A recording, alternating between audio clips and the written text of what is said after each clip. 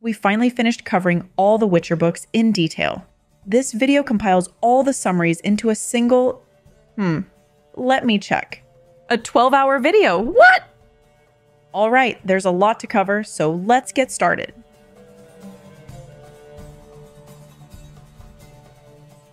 In this video, we'll be embarking in an in-depth summary of the first book in the series, The Last Wish. This book sets up the world of The Witcher through a series of epic and entertaining short stories. So, let's dive in. The Witcher. Alright, there's this sketchy dude who comes striding into town leading his horse. He heads to a tavern called The Fox, still wearing a big black coat despite the heat. The innkeeper gives this guy the side-eye, but serves him a beer in a chipped tankard. Turns out stranger danger is a Rivian, so you just know he's bad news. He's also got prematurely white hair and a sword strapped to his back. Well, surprise, surprise. Some local guys start beefing with Mr. Rivian, talking trash about how all the Rivians are thieves. But our guy just wants to quietly finish his beer in peace. Of course, the jerks won't let up, and eventually knock the tankard right out of his hand.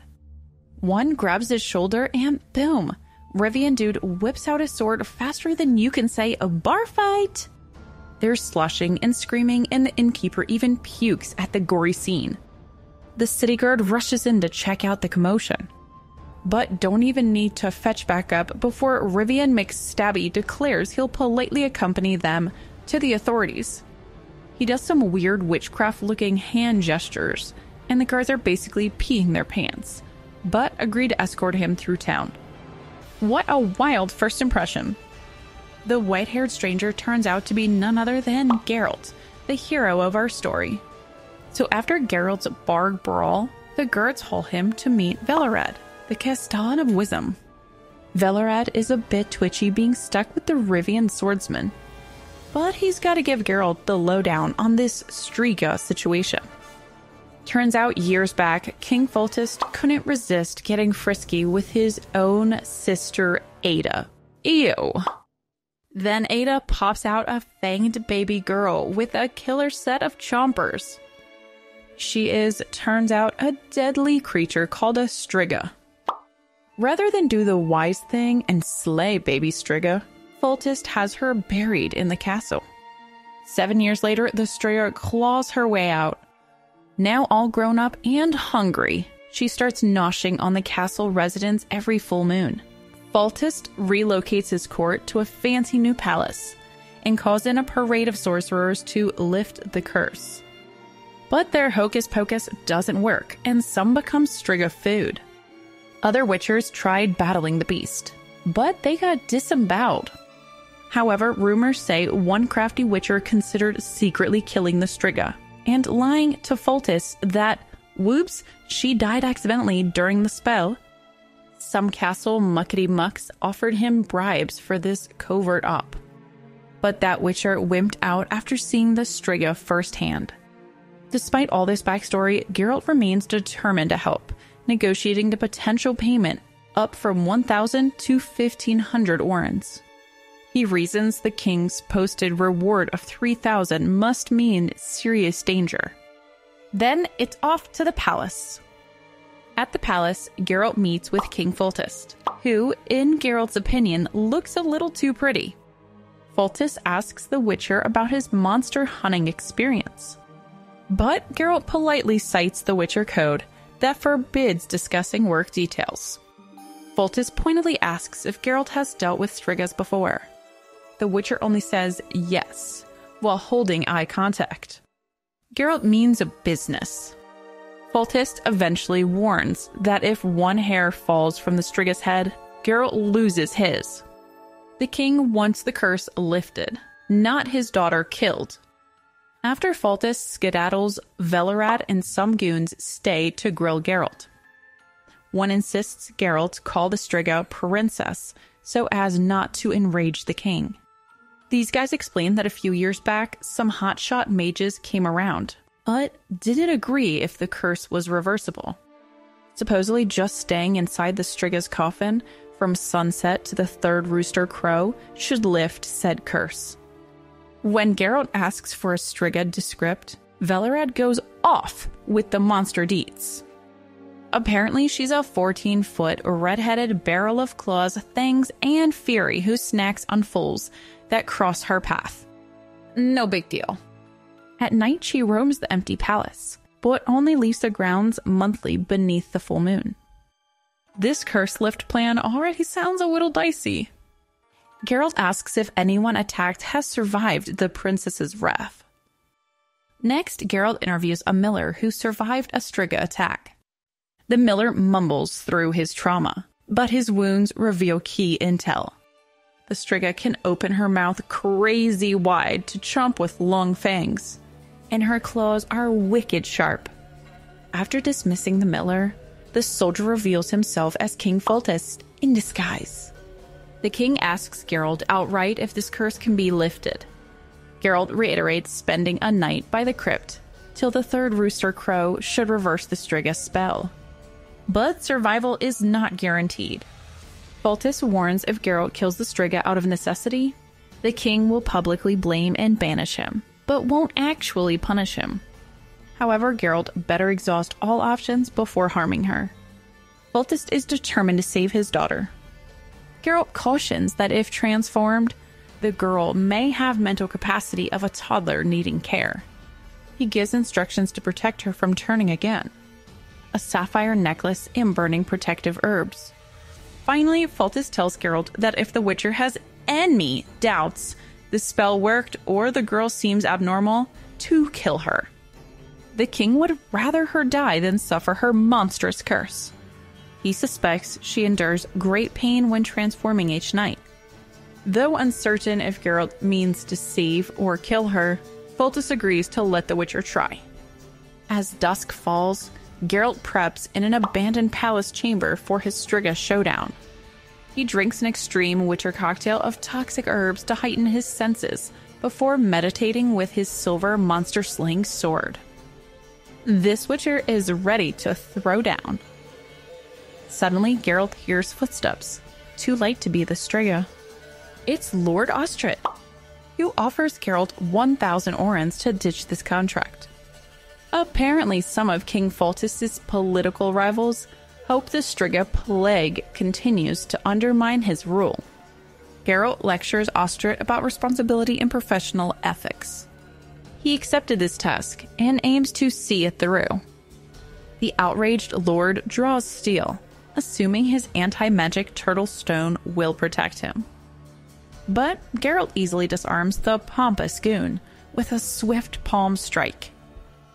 He's got an appointment with a deadly princess. Geralt ties up a revive Ostrit in the darkness as midnight monster bait. The panicking lord confirms his romantic love for King Foltest's sister Ada, and that, in rage, he once cursed the incestuous couple.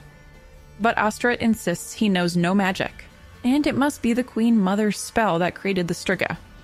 Geralt sets Ostrit free just as the crypt opens.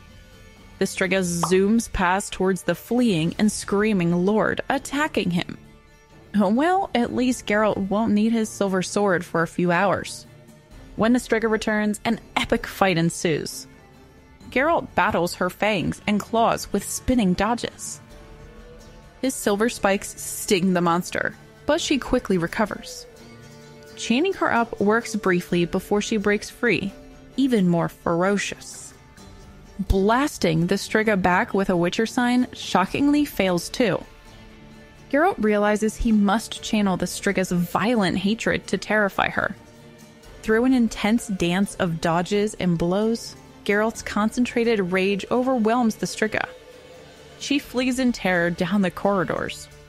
In the crypt, Geralt sets a magical trap, climbs into Ada's tomb, swallows more elixirs, and crosses his arms over his silver sword to wait out the night. He can no longer hear the Striga's screams, as the herbs take effect and he passes out. Just a few more hours until dawn. Geralt awakens at dawn, lying in a pool of blood, his and the naked girl's. Her gnashing teeth are back to normal size, but as he checks her nails, the girl awakens and rakes Geralt's neck. He subdues her until she starts sobbing. Bleeding heavily, Geralt confirms her humanity before passing out. His work is done. The Striga is a girl once more. 2 days later, Geralt awakens in town, neck-wrapped. He and the girl had both been found at dawn after much noisy struggle. Velerad reports that while the dull-witted princess weeps and wets herself now, King Foltest expects improvement with care. Before Geralt passes out, he confirms to Velerad that biting was the only way to force the Striga back into human form. The Witcher succeeded. His payments and weapons await, along with a hard-earned recovery. Monster Hunter's work is never done, but for now, Geralt can rest. Well, that's a wrap on the first story, The Witcher. The Voice of Reason. After his Striga scrape, Geralt is recovering at Melitele's temple, tended by High Priestess Nenneke. She ruses the sleepy Witcher late in the morning, shooing out a silent young acolyte named Iola, who was snuggled up with Geralt. He realizes dreamy Iola is now just an average-looking girl, no longer resembling his lost love. When Geralt tries to speak to Lova, Nenneke stops him. Turns out she's taken a vow of silence. No chit-chat allowed here. Nenneke unwraps Geralt's bandaged neck to treat the nasty Striga claw marks. She berates him for letting his reflexes dull and getting injured by a common monster. Geralt jokes that he may meet a new career running a brothel cart if he can't fight. The priestess warns the Witcher it'll be months before he regains mobility to battle agile foes. For now, Geralt better stick to breakfast in the temple, rather than loitering in the sanctuary. Nenneke will track Geralt down later for more treatments. Gotta heal up before his next witchering adventure. While walking the temple grounds, Geralt runs into Nenneke, who teases him about seeking out acolyte Iola. Nenneke says Iola has psychic gifts and can induce a revelatory trance about Geralt's fate. But he refuses. Witchers cannot be hypnotized. Nenneke argues they should still try. Perhaps Iola can glimpse the trouble swirling around Geralt that she senses plague him. But Geralt distrusts mysticism, believing nature and magic are really natural forces beyond good and evil. Still, Nenneke points out this trance could harm nothing, and if a lack of faith makes it ineffective, it would prove lack of faith has no power. Though doubting it will reveal fate's great plan, Geralt reluctantly agrees to humor Nenneke and subject himself to Iola's psychic probing. While Geralt recovers, Sir Falwick and Sir Talus of the White Rose Order stroll into Melitele's temple demanding Geralt the Witcher leave town ASAP by order of Prince Hereward. Priestess Nenneke is not having it, however. Geralt's her guest and can stay as long as he likes. When young Talus becomes aggressive, Nenneke threatens to magic his lungs inside out. Despite Falwick's more reasonable lies that Geralt attracts trouble, the priestess holds her ground, even mentioning ending Hereward's wife Amelia's personal treatments if the prince pursues this. But Geralt agrees to leave in 3 days to avoid causing Nenneke problems. He realizes Falwick himself bitterly hates Witchers. Just then, Talus insults Nenneke's honor and demands justice. Geralt promises to spank disrespectful Talus with his own sword and kick his butt right out that door. When Talus challenges Geralt to a duel, Nenneke sends the fuming White Roses packing. But Falwick vows ominous consequences for Nenneke protecting Geralt. Phew, that was a tense exchange. But sometime later, Geralt gets ambushed by the Knightly Gang again, who is looking to teach him a lesson for dissing their noble buddy. Either let this punk Talus hit him, or it's off to the gallows. Harsh. Luckily, the prince's dwarf, Captain Cranmer, shows a bit more honor. He tells Geralt to just take it. But our Witcher doesn't play that game. When Talus attacks, Geralt sends his sword flying back into the jerk's own smug face. Ouch. No rule against self-inflicted wounds. Of course, this angers Sir Falwick, who wants Geralt arrested. But Captain Cranmer stands firm. The Witcher followed the rules. End of story. Looks like Falwick should think twice next time. In the end, Falwick storms off while vainglorious Talus bawls over his new battle scar. But Captain Cranmer knows that publicity will simply inflate Talus's ego more. All in all, the Witcher escapes with his hide and dignity fully intact. Well played, Geralt. But Sir Falwick is furious Geralt didn't just take a dive as ordered. He threatens to hunt down our hero. But the dwarf Captain Cranmer tells Falwick to stiff it. With tensions high, the Witcher decides it's time to leave. But as Geralt says his goodbyes at the temple, tragedy strikes when he touches young apprentice Iola. She has a shocking vision of Geralt's grim fate, blood, death, and the whole shebang. Yikes! Poor Iola faints. Though Nenneca urges Geralt to stay, he knows he must move on. A Witcher can't worry about future doom and gloom. Still, as Geralt rides off into the sunset, he can't help but wonder, what dark destiny awaits on the path ahead? This concludes the voice of reason. A grain of truth. Geralt spots some birds circling and gets a Witcher tingling feeling. He takes a detour, finding a ravine where Roach, his horse, crosses easily. In a glade beyond, the birds scatter to reveal a partially devoured woman in blue and a bloodied man. The circling scavenger's handiwork. The man wears an Armor's Guild ring. But what killed him bashed his neck. No wolf bite. The woman's neck shows mystery monster bites as well. Geralt investigates further, deducing the couple were riding through the woods when something savage attacked. Their horses bolted as the pair met their gory ends. Witcher and horse circle for clues. But the slayer left no tracks. Geralt rules out werewolves and other beasties, uncertain what sort of creepy crawlies lurk in these woods. Geralt's spidey senses start tingling, so he dismounts to lead his antsy horse onwards. He spots a creepy girl in white watching them from a hill, but she zooms away when he gets closer. Weird. At a rundown manor, his horse startles again as the gates creak open, all by themselves. Inside the overgrown courtyard, Geralt peeps a freaky blue rosebush. Then, bang! The doors fly open to reveal a fury monster roaring, "I'll devour you!" Geralt's sword is out in a splashy flash against the slobbering beast. A hairy standoff ensues between Geralt and monster. The atmosphere is tense, the monster and the Witcher eyeing each other, waiting to see who will make the first move. Finally, Nivellen breaks the tension and invites Geralt inside, since he admires that the Witcher does not fear him.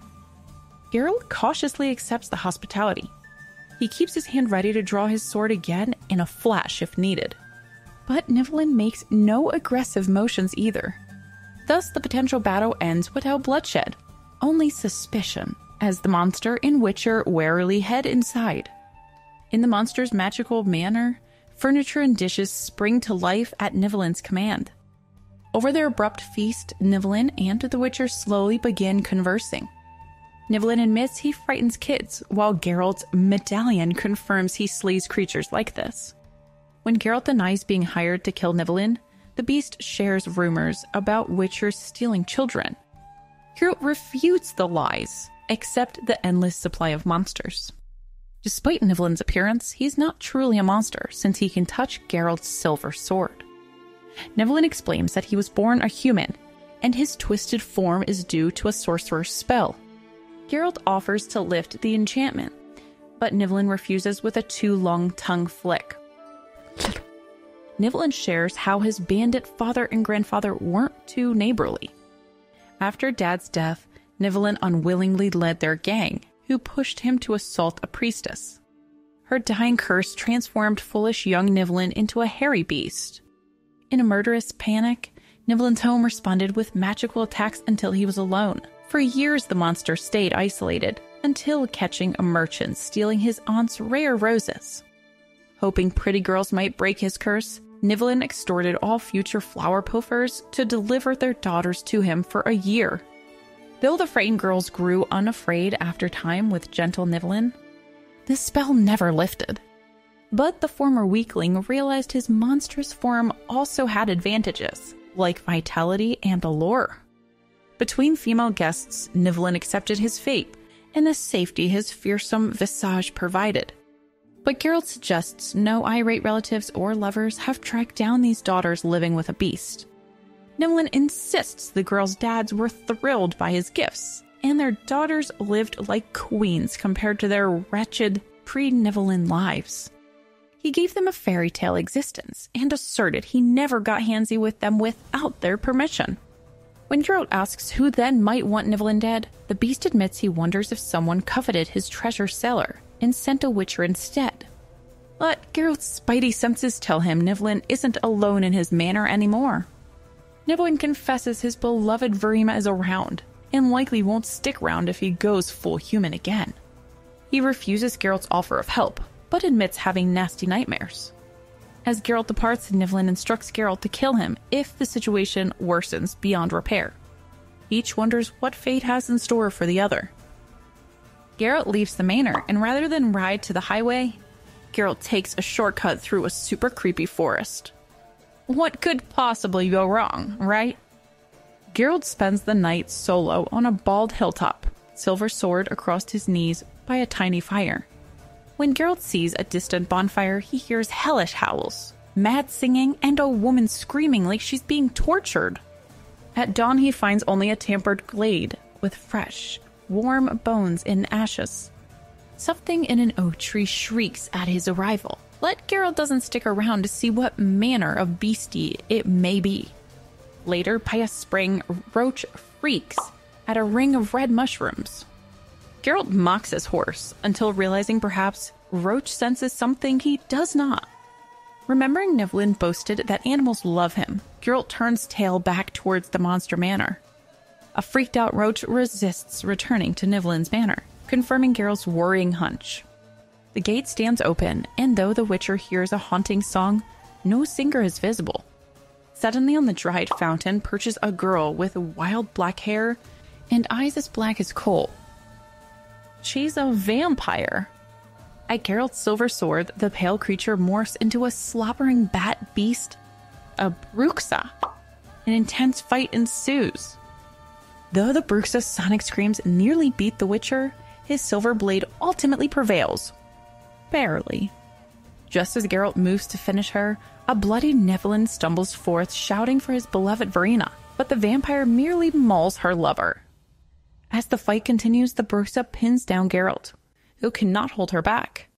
Suddenly, Nivellen impales his lady love to save Geralt. The Bruxa slides down the stake toward Nivellen. Finally, Geralt's sword severs her, ending her life.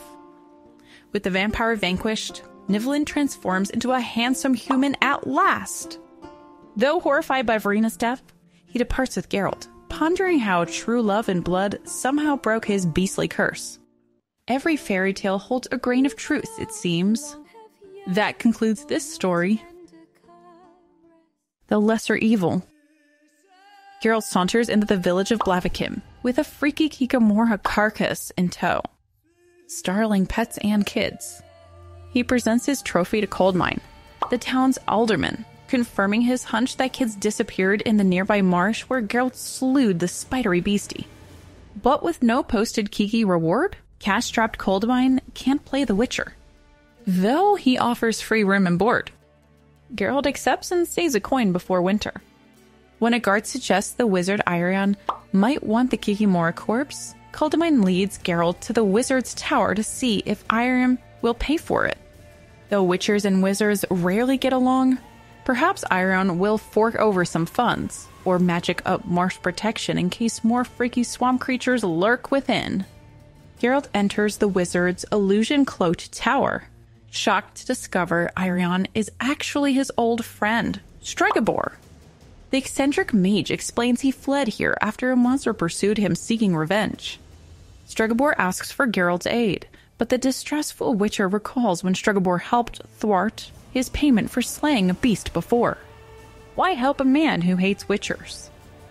Stregobor then speaks of a past magical eclipse that supposedly signaled human extinction. He and fellow mages took the chance to imprison or kill cursed girls with eclipse mutations. But Geralt argues they only politicked and falsely labeled the victims as crazy creatures. Though Stregobor claims the eclipsed girls had extreme internal abnormalities, Geralt counters that mages' botched attempts likely killed them, not innate wickedness. He doubts the self-proclamation virtuous wizards vivisecting innocents have any right to criticize witchers slaying genuine monsters. Stregobor proceeds to share some sob stories of mutants like vicious Renfri who escaped, pursued bloody vengeance upon their oppressors, and evaded assassination attempts. Now the relentless Renfri has tracked the wizard once more. Stregobor begs the visiting witcher to slay Renfri, claiming Geralt's timely arrival must be destiny. But Geralt refuses to kill a wronged woman, mutant or not. He advises the wizard to stay safely in his tower and let the town authorities handle this matter. When Stregobor balks at involving the rabble, Geralt contrasts the mage's former willingness to accept necessary evils with the witcher's own principled neutrality. Geralt refuses to choose between the two evils of Renfri's revenge and Stregobor's death. He will confront the trouble soon on his own terms. After leaving Stregobor's illusion tower, Geralt returns to the modest lodgings provided by the alderman. At the rowdy Golden Court Inn, Culdmine confirms to Geralt that Renfri and her thuggish crew have rolled into town. When Geralt enters their private rooms seeking Shrike, her menacing band taunts the Witcher instead. Though they insult him as a devious spellcaster and freak, Geralt keeps calm until a goon named 15 gets in his face. But before blades are drawn, Renfri arrives and scolds her crony's behavior. At her harsh command, the gang shuts up real quick. Renfri agrees to speak with Geralt and Culdmine, but when the alderman threatens her, she reveals a safe passage document from King Audit. None may legally bother the exiled princess in the realm, including here. Privately, Renfri tells Geralt that Stregobor will die tomorrow no matter what. Deaths are inevitable when she takes revenge, apparently.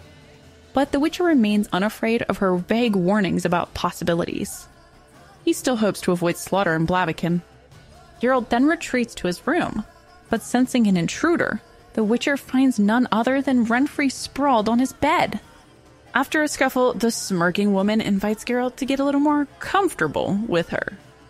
Instead, they verbally spar. Renfri claims she sneaked in to spare Blaviken violence between her gang and the town guard. She tries persuading Geralt to either convince Stregobor to leave his tower or kill the wizard himself. But the Witcher refuses to be her hired assassin. He doubts Renfri will attack Stregobor without consequence. When Geralt suggests Renfri prove herself not the vengeful monster Stregobor claims, she shares her tragic past. Despite becoming hardened, Renfri wonders if she bleeds the same as any woman, or is cursed as the mage insists. Ultimately, Geralt convinces Renfri to leave town with her life. As she asks to stay the night to avoid another rooftop climb, flirtation gives way to fiery passion. Typical Geralt. The next morning, as Geralt and Culdmine eat breakfast, the alderman's daughter begs to go to the market. But talk turns grave when Culdmine confirms Renfri's men are vile criminals, which may be there. When Geralt reveals Renfri's true ultimatum, the Witcher knows she plans to force concessions by murdering innocents at the market. Though Culdmine sees only a peaceful day ahead, Geralt recognizes the lesser evil is stopping Renfri's gang immediately using any means necessary. But lawman Culdmine refuses, fearing repercussions and unwilling to act before a crime occurs. As argument turns to shouts, Geralt declares he cannot stand by while Renfri enacts slaughter. The alderman forbids the Witcher from drawing his sword, but Geralt ignores him. He must halt true evil before it flows. So Geralt heads to the market. As the Blaviken market hums awake, Renfri's gang arms themselves, ready to force concessions from the arriving crowds. When Geralt approaches alone, sword drawn, Cyril reveals Renfri went to make Stregobor an offer he can't refuse.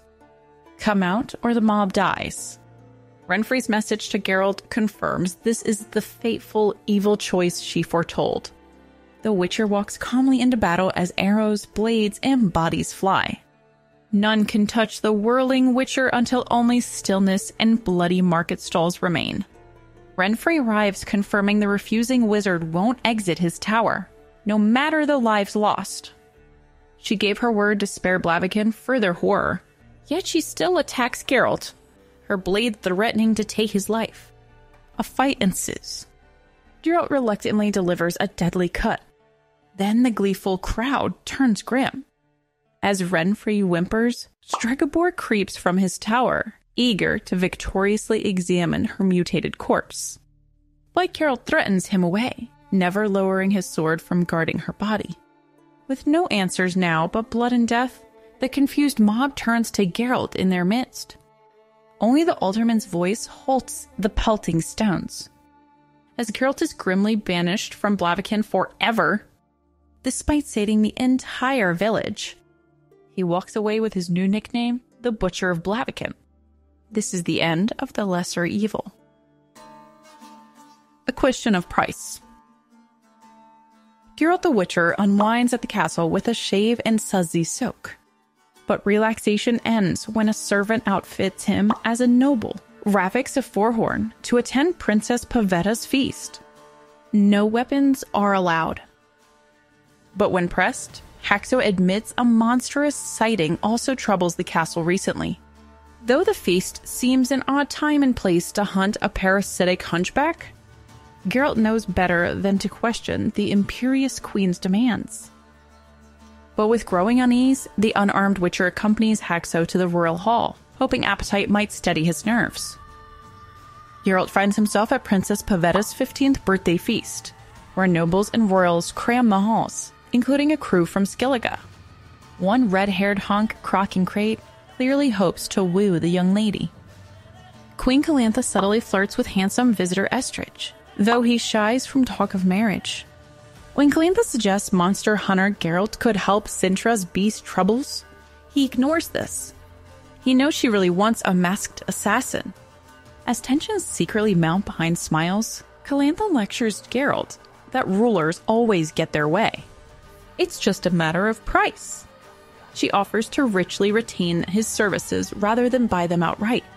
Rather than react to these threats, Geralt flatters her ego in looks. A Witcher knows which battles to fight. But he reminds that other rulers try hiring him as a common killer too, which his pride forbids. Geralt's sarcastic defenses impresses fiery Calantha more than defiance. She offers to lavishly hire the Witcher to guarantee Pavetta marries as strategically planned. Though details remain vague, the pay will match achieving the impossible. Geralt notices the druid Mousak subtly communicating with him using magical crumbs. The Witcher nods almost imperceptibly. Has Mousak guessed Calantha's true designs? But before schemes advance further, lovely Princess Pavetta finally arrives. Every male eye admires the blonde beauty in blue as she takes her place with grace. Calantha gloats that Pavetta has blossomed into the image of her mother. But Geralt wonders if the girl possesses the Queen's iron will, or if destiny has other plans for her. Calantha suggests that while lovely Pavetta resembles her mother now, perhaps one day she'll wed a fine fellow like Crach or Estridge, securing a strategic alliance.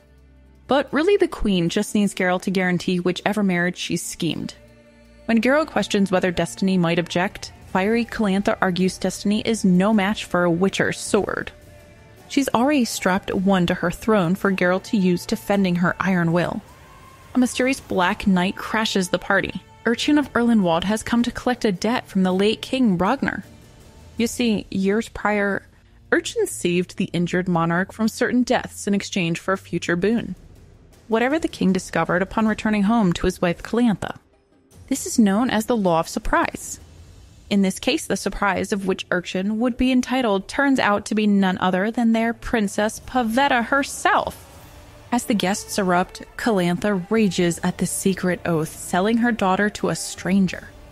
Warrior suitors grab weapons, but Estridge reprimands their actions. Calantha must address her dilemma for all to see, including birthday girl Pavetta.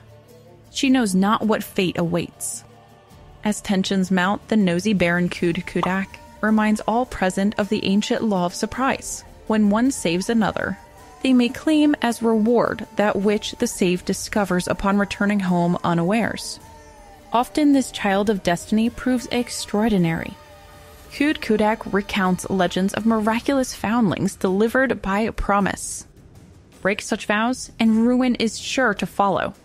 Thus, Princess Pavetta, though unplanned, belongs with the man who rescued King Ragnar. As Calantha rages, Geralt makes his own startling declaration. Per tradition, the child yet may refuse their fate. Only Pavetta can confirm the claim by agreeing to depart with Urchin. When the clock ominously strikes midnight, there is another major revelation. Urchin sways unsteadily. At Calantha's command, Urchin reveals his monstrous visage, blade-like snout, beady eyes, and bristly mane beneath his helmet. He's a hedgehog. Though the guests erupt, the queen forces Pavetta to accept or reject her destiny with this beast. When Pavetta whispers that she wants to be with Urchin, tensions explode.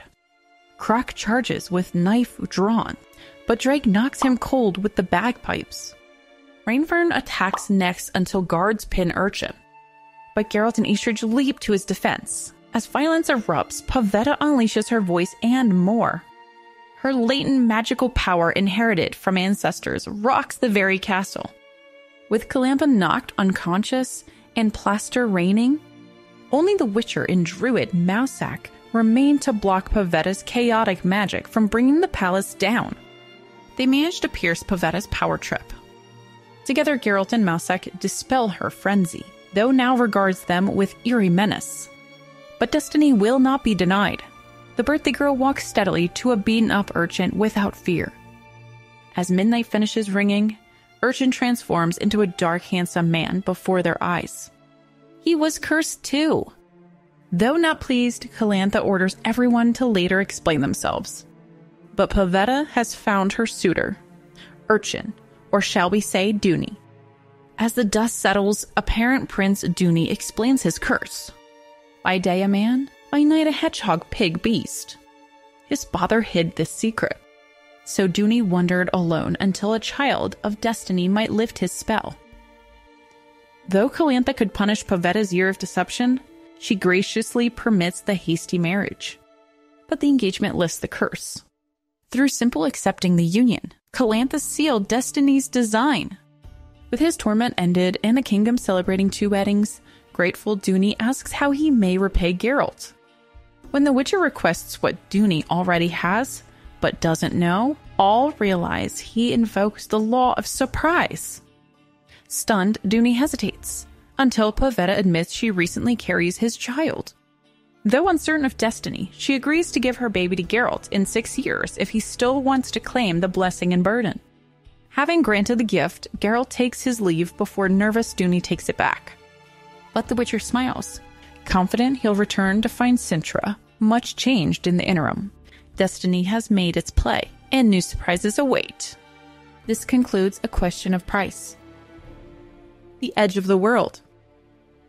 As Geralt and Dandelion pass peaceful farmlands, a peasant named Netley offers the Witcher work solving a real monster problem, not chasing old wives' tales. Curious, the pair climb into Netley's cart. Dandelion rambles poetically about agriculture, though he confuses crops. When Netley mentions the valley's former elven name, Dol Blathana, Dandelion recalls the remaining non-humans still dwelling in the mountains. But Netley says that they keep to themselves now. As the cart bumps along, Geralt wonders what real trouble needs a Witcher in this seeming paradise.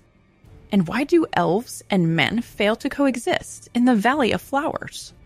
After a tasty feast with the village's elders, Geralt asks how he might help with the village's devil in the fields.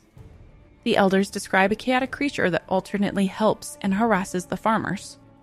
Though they want the evil gone without killing it, the men offer to house and pay Geralt for this service. A confused Dandelion protests that devils are mythical. So why would Geralt accept this bizarre job?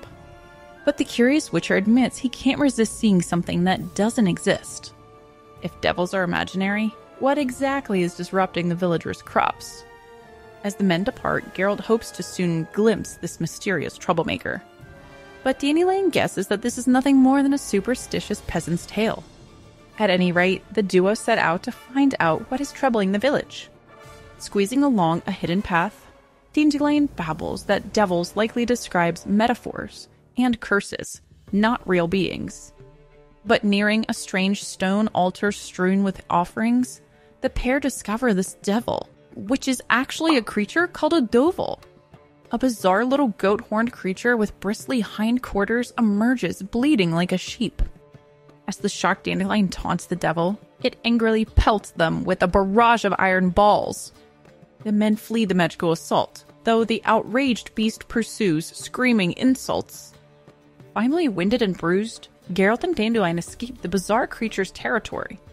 Though bested in this first round, the Witcher realizes spells can't touch the beast in its domain. To triumph, Geralt must meet this devilish goat thing on its own terms. After escaping, Geralt and Dandelion return to the village. There, Geralt learns the silent village girl named Lila is secret prophetess who cryptic visions guide the people, though local lords frown on such superstition. When Lila forbids killing the goat-horned creature, the men obey. With witchers now scarce, the elders saw Geralt's arrival as destiny. Lila's presence urged them to plead for help evicting, not slaying, their pesterous devil. But knowing the intelligent creature is likely a rare Sylvan, Geralt's Witcher code forbids killing it. However, he agrees to see if the beast can be reasoned with. Geralt sets out and finds the Sylvan devil in the hemp and asks it to leave peacefully. The creature refuses unless Geralt defeats him in a silly game. After refusing to participate in a race and riddle challenge, Geralt strikes the Sylvan with an iron ball snatched from its stash. A furious brawl erupts as Geralt grapples with the spitting beast. He tries wrestling the devil into the open field where Dandelion awaits with their horses. But suddenly, riders appear from out of nowhere, knocking Geralt down repeatedly. In the chaos, he is struck from behind and loses consciousness. Geralt awakens tied up with Dandelion before a band of mountain elves led by an elf called Filavandrel. The devil, named Torque, who turns out to be friends of the elves, was stealing village seeds for the starving elves when the Witchers spoiled their scheme. An aggressive elf named Taruvel kicks and threatens the captive Geralt.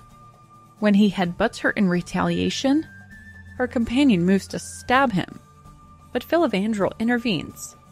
Sensing Taruvel provoked the fight, he stays on the other elf's blade. Filavandrel explains the elves mean the farmers no harm, though it would be simple to slaughter the unwary villagers. But Geralt hunted their ally Torque, so now the elves debate the captive's fate for witnessing elven affairs. Geralt accuses Filavandrel of unloading hatred on random innocents. But the elf argues mankind's fear of difference drove the elves into the savage mountains, and man's spreads footprint leaves less and less space for non-humans in the world. Filavandrel argues the elves can't peacefully coexist as subjects or outcasts in human society, and men continue remaking the world with no thought to what they displace. How can elves accept such terms? Geralt contends civilization is like a tide. The elves must adapt or be swept aside. And prolonging the inevitable with tiny thefts gains nothing. Filavandrel vows his people will never surrender. But the Witcher predicts they'll eventually quit isolation to die honorably in battle.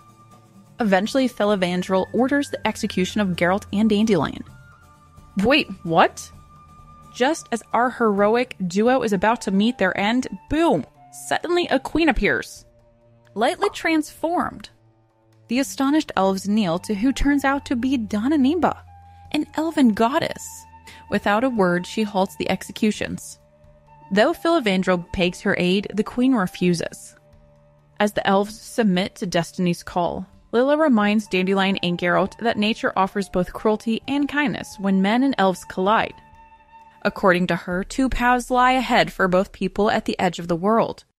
And with that, Geralt and Dandelion are safe. Sometime later, safe after their ordeal, our Witcher gang sits around a fire. Dandelion strums his new elven flute while Geralt reads folk tales of Lila's radiant alter ego, the immortal Lady of the Fields, who brings bounty each summer. If people treat her land right, she might stay forever. But the travelers debate whether to mention the starving mountain elves in Dandelion's next ballad. Maybe some mysteries are better left alone, Geralt muses. like how to make human and elves peacefully share the world as it shrinks. As the campfire dies down, Dandelion tries rhyming poetic titles about their adventures out on the edge of the world. But who knows what surprises tomorrow brings. Anyways, that concludes The Edge of the World. The Last Wish. Geralt and his friend Dandelion are fishing, bickering over who landed the monster catfish that eventually escaped. As they packed up, Dandelion spots and picks up a funky-looking jar, sealed with a wizard's mark. Ignoring the warnings, the poet breaks the seal, and suddenly they're attacked by a colossal smoke demon? As Geralt battles the magical beast, Dandelion squeaks out demands. May his rival poet die, and make a snooty lady succumb to Dandelion's charms. But before hearing his third wish, the monster chokes Dandelion silent. Though the Witcher's silver sword proves useless, an exorcism spell from Geralt sends the angry apparition screeching away. But now injured Dandelion can scarcely whisper. As he vomits blood by the riverside, Geralt realizes major magic is afoot, and this is no laughing matter. Geralt races the fading Dandelion towards the city gates after dusk, but the guards won't let them pass without proper night letters. As Dandelion vomits more blood, Geralt begs the men to make an exception. But rules are rules. Instead, the kind guards allow the Witcher to rest in their guard post room, already occupied by 2 elves and a half-breed knight also awaiting dawn. One elf tries treating croaking Dandelion's damaged throat with some medicine, but the injury is magical, and only a sorceress's spell can cure the poet now. The outcasts explain that while wizards are scarce since King Herbert's magic taxes, one sorceress, none other than Yennefer of Vengerberg, brazenly practices in town under a rich merchant's protection. Though the council seethes, aristocrats can't get enough of her. With few options, Geralt sets out to meet Yennefer. To save croaking Dandelion, Geralt barges right past a burly doorman into the merchant Weberant's manor, seeking help from the sorceress Yennefer, said to secretly reside there. But they are passed out drunk. Ignoring the messy remains of a drunken feast, Geralt creeps up to ruse a sleeping, naked Yennefer. Even semi-conscious, her spells nearly flatten the intruding Witcher. After recognizing the famous White Wolf, Yennefer agrees to listen to Geralt's plight. Yennefer agrees healing magic may mend Dandelion's damaged throat, but she insists on a bath and breakfast first. Geralt's road odors offend her nose. Down they go to the cellar washroom so the Witcher can explain over a bath. I'm sure she had to twist his arm. While Yennefer pretties up for the day, unseen in her sudsy bath, Geralt explains how Dandelion's voice got magically damaged. Though skeptical, it was a genie. Yennefer argues semantics. She dubs the beast a djinn. The sorceress laughs at the secret temple spell Geralt used, which was just a curse, meaning to F off. Yennefer stresses its importance for binding such creatures. After getting ready, Yennefer portals them instantly across town to the hidden room where Geralt left injured Dandelion. Though wary of magical travel, the Witcher braces for the nauseating teleportation. As darkness envelops him, Geralt regrets getting embroiled in spellcraft shenanigans. Without sword or medallion, how can a simple Witcher manage mages and magic and the mess that always follows? Once reunited with Dandelion, the group comes up with a plan. Yennefer's magic ritual will draw in the djinn to take its revenge on blabbermouth Dandelion. Though Geralt offers his own life in payment for healing his friend, the cold sorceress means to use both men for her schemes. When Geralt moves to protect snoring Dandelion, Yennefer immobilizes him with a sneak spell. She mocks his claims of manly defiance. Geralt would lick her boots to save his pal. Turns out the Witcher is just another conduit to fuel Yennefer's ambition. Sneaky, sneaky Yennefer. As punishment for judging her, Yennefer means to control Geralt like her other local lovers. Her kiss plunges him into darkness, and suddenly he's a puppet on strings. Geralt can only witness helplessly as her scent and commands overwhelm his thoughts. As seemingly a long time, with zero recollection of what just transpired, Geralt awakens in a prison cell with a wizard elf named Círdan, who was imprisoned for defending him during Yennefer's magical rampage. Town guards cruelly beat Geralt under Counselor's orders until he sarcastically wishes one would burst. Suddenly, out of nowhere, the guard screams and explodes. As guts and gore spray the cell, the shocked thieves cower while Círdan gapes. Has the djinn somehow granted Geralt's bitter wish?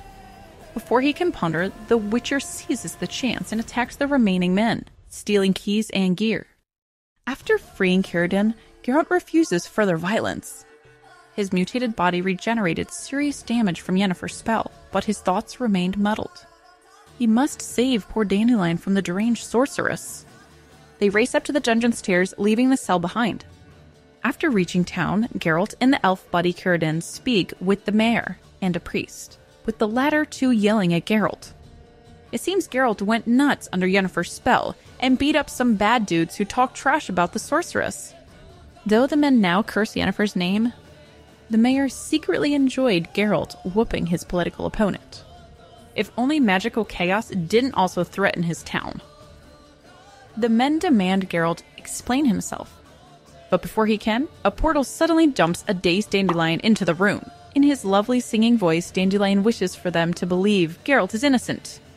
He then explains that Yennefer threw him into this portal and commanded him to wish that everyone believed Geralt was innocent.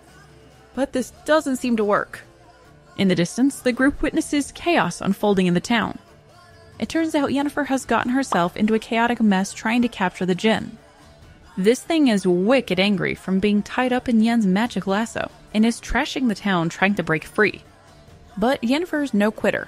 She is clinging on tight to try and claim her prize. Now, Geralt knows this likely won't end well for Yennefer.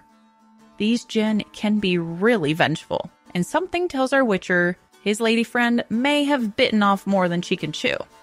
So it's White Wolf to the rescue!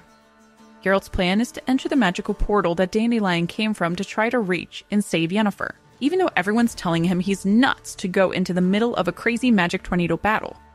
But our heroic Witcher doesn't care. He laughs in the face of danger. He jumps into the portal, which spits him out next to Yennefer. Initially, Yennefer refuses Geralt's help. Typical Yen. But eventually he convinces her that the djinn is too much to take on alone.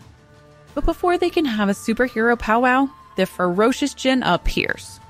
So Yennefer opens up a portal to help Geralt escape, but Geralt grabs her and jumps in to get away from their creature.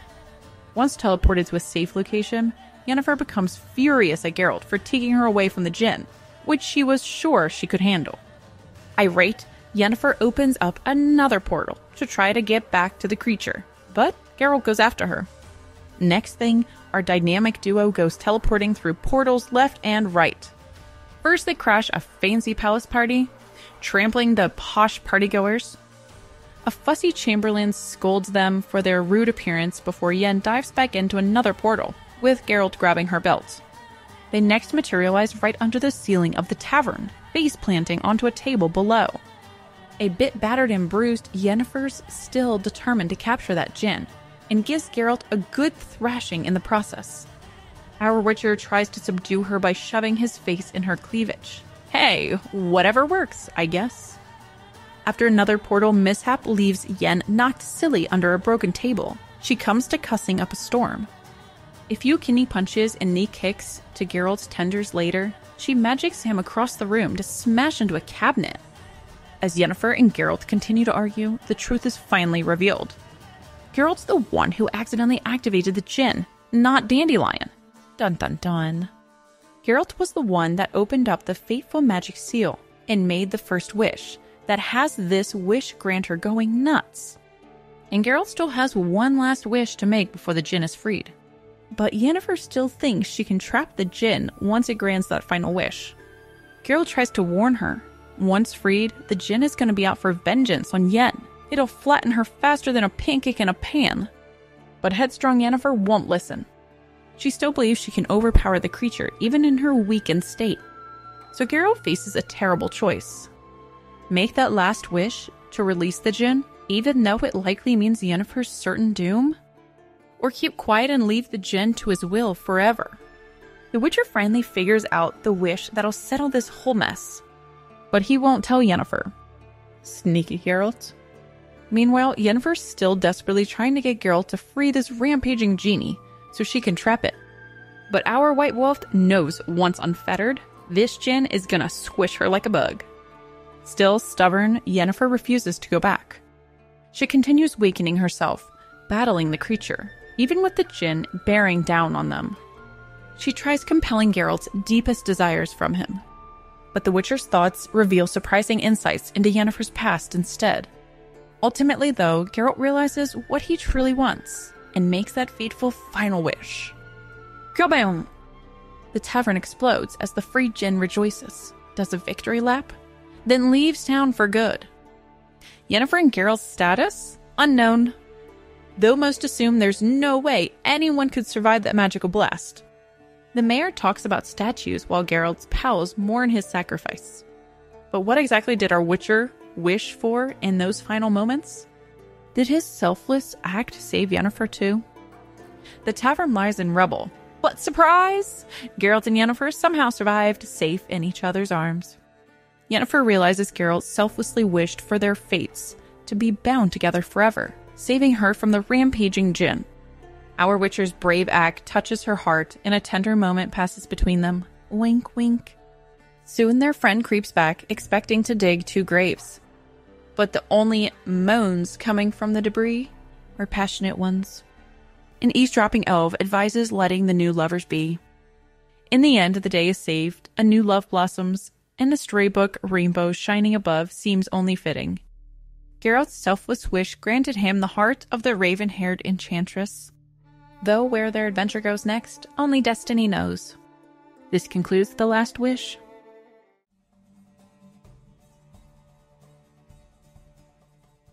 In this video, we'll cover the relatively recently published prequel for the Witcher series, The Seasons of Storms. This book is kind of random because it is set before the events of the short story, The Last Wish, but after all the other stories in that book. While a lot of people end up skipping this book, I think it's worth a read, so let's dive in. Chapter 1.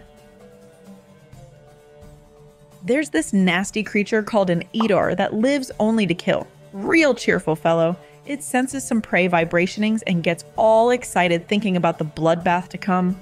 This monster doesn't kill to eat like a normal predator. Nope, it just straight up murders for fun. Pretty psycho. The creature springs into action, leaping stealthily through the forest towards its victims. Turns out there's a few of them. Maybe 3 or 4 helpless souls about to meet a grisly end. It zeroes in on the smallest of the bunch, separated from the others. The creature then goes to pounce, and then, plot twist, it's our hero Witcher Geralt. Geralt hacks this psycho bug into pieces, getting all splattered in gooey green blood. So pleasant. He's breathing hard from the effort while a storm starts rumbling in. Afterwards, Geralt meets with this grubby man named Albert Smolka, the new town official. He's as dull as a sack of potatoes, but hey, he's impressed that Geralt actually killed the monster instead of just flapjacking around. Smolka wants all the details about the freaky beast, but Geralt plays it cool, even though he doesn't have a clue what that thing was exactly. An arachno what's it? Sure, let's go with that. Smolka gets out his paperwork to pay Geralt, but tries to slip him some extra cash on the down low as a gratitude token. Nice try, buddy. Geralt catches the inflated bill and calls him out. Turns out the last guy in charge used to scam the crown by beefing up monster slayer fees and splitting the extra with the Witchers. But Geralt is not having any of that. No sir, he wants his honest pay of 50 crowns. Way to stick to his principles. Meanwhile, outside, the rain is still coming down hard. But elsewhere, the storm has moved on, and we switch perspectives to peek in on some King Belohan eyeing up a fancy sorceress all decked out in rubies. The sorceress's name is Coral, and she is wearing lots of rubies and a scandalously low-cut gown. Turns out Belohan is new money. His father got rich from piracy, and trade then named himself king once he bullied all the competition. And then presto, instant monarchy. But Belohan has been ruling Karak for over 20 years now. He thinks he cuts an impressive figure on his throne, but he looks about as regal as a beetle. Belohyn reminds Coral that her magical womanly services that allow ladies to control their fertility are considered immoral in his realm, but Coral couldn't care less. Belohyn rants about how women folk should be baby-making machines chained to the home by pregnancy and brats. He says it keeps them out of trouble, and the men working hard to fund his prospering kingdom forgive me while I give the biggest eye roll. His sons chime in agreeing. Desperate for Daddy's approval, Coral could torch his stupid arguments in a hot second, but she goes for a more diplomatic approach. She questions why he harps on about prosperity when his subjects live in filth under an incompetent tyrant. Ooh, sick burn. Coral basically tells King Bonehead she'll keep providing her services to the ladies whether he likes it or not, and if he tries to interfere with her income, her wizard friends will be very displeased. She advises Belohyn to keep on exploiting his people as much as he wants. Just leave her coin alone. Belohyn then announces he's taking a new 17-year-old child bride to secure the succession. Gross. His sons are pissed. Hasn't he already spawned enough heirs? But Belohyn doesn't care. However, Coral seizes the opportunity for more schemes. She promises not to provide any magical family planning to the young queen. Belohyn's delighted they've come to an understanding, but Coral's just lulling him into complacency before she drops some tea. She's got a juicy tip for him about some fraudsters trying to rob him blind in his kingdom. Ooh, how will the corruption-loving king respond to that news? Chapter 2. As Geralt rides into the bustling port city of Carrick, a mix of funky smells assault his nose. Fish, dirty laundry, and tasty street food all mingled together. Carrick is divided into 3 distinct hoods. We got the gritty working-class slums of Palmyra, where the laborers and poor folks live. It's also party central once the sun goes down. Then there's posh Carrick proper, with its fancy merchant houses and upscale shops safely tucked behind a big wooden wall. And up on the hill sits the royal castle, converted from an old temple. King Belohyn still has the temple bell rung daily just to annoy his subjects. What a delightful ruler. After braving the chaotic crowds, Geralt finally makes it to the entrance gate. But to get inside Carrick, you gotta pass through the guardhouse first. And whoa, what a guardhouse it is. This isn't your average bunch of burly dudes. Nope. It's an all-woman crew with muscles on their muscles. These girls could snap Geralt like a dry twig. Their boss lady, as hairy and ripped as a guard dog, barks at Geralt to drop his weapons. And then one of the guards lets out the mother of all gases. Very feminine? The whole guardhouse now reeks like the back end of a wyvern. Geralt contemplates making a break for it, but he knows not to tangle with these terrifying women. A witcher's gotta choose his battles. After surviving that gassy guardhouse, Geralt heads into the city, looking for some food. He spots a delightful little inn called Natura Rerum that looks like an oasis serving up hot, juicy meats. Geralt's stomach is growling, but to enter, Geralt has to get past the tavern's bouncer, a beefy man who is in the process of giving the boot to some scrawny young punk for breaking the rules. Even the fancily dressed teen can't sweet-talk his way inside. Uh-oh, Geralt worries he might not make the cut either in his rugged witcher gear. Sure enough, the bouncer gets all up in Geralt's grill about his lack of class and warns him to shove off. This joint is exclusive, but just when Geralt resigns himself to scrounging around for street food, the owner pops out and recognizes him. It's Geralt's old friend Schnozimus Maximus. What a coinkydink! He informs the bouncer just who this raggedy witcher is, a renowned hero known for protecting common folk. You can't judge a book by its cover after all. Sufficiently chastised, the bouncer reluctantly lets Geralt pass into the inn. Yay, food! But just when Geralt is about to dive into some succulent seafood, a flashy redhead catches his eye, and not in a good way. She's staring him down fiercely, with a smile that says, "I know something you don't." His witcher senses tell him this is no ordinary lady.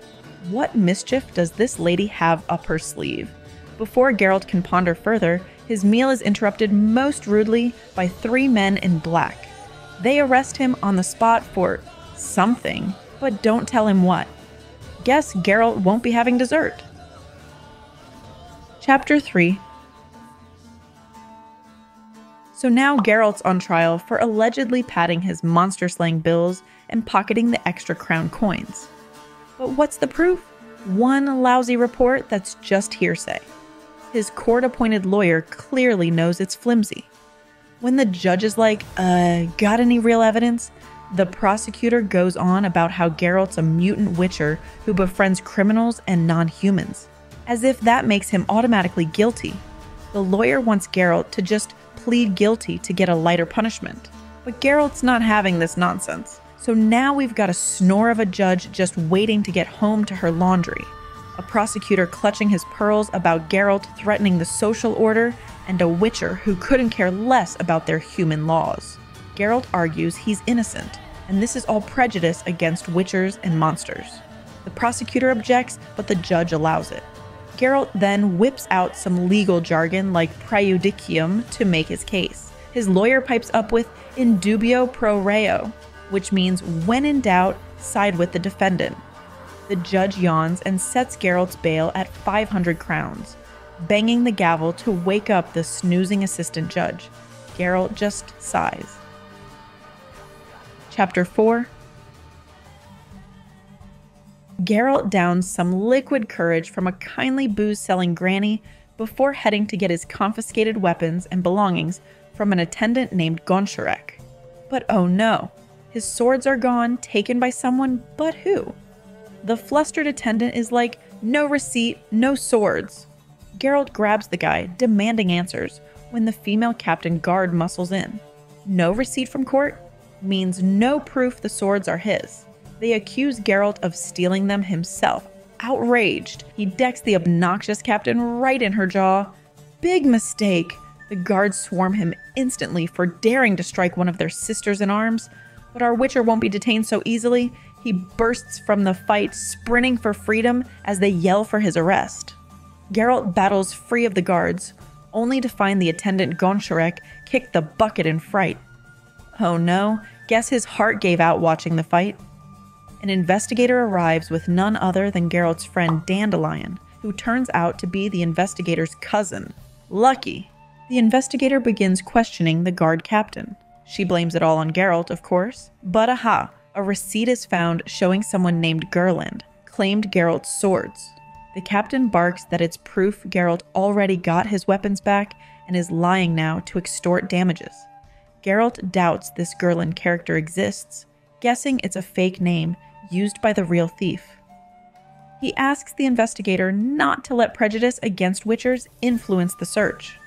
But the lawman just vaguely promises justice will prevail. Sure. But none can confirm actually seeing Geralt get his swords. Geralt then spins a fanciful tale, warning his witcher blades will curse any thieves with magical impotence.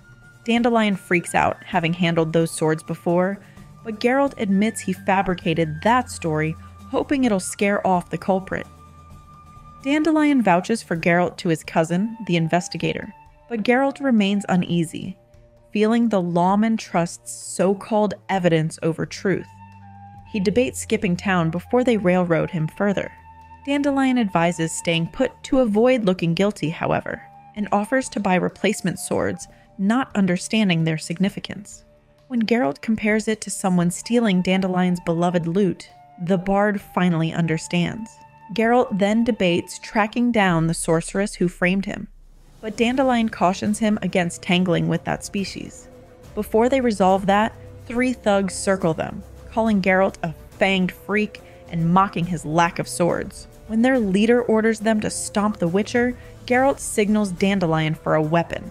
The bard tosses a wooden staff and the brawl is on. Geralt parries their blows and returns some wicked strikes with the staff. He smashes their hands, knees their guts, and pounds their heads.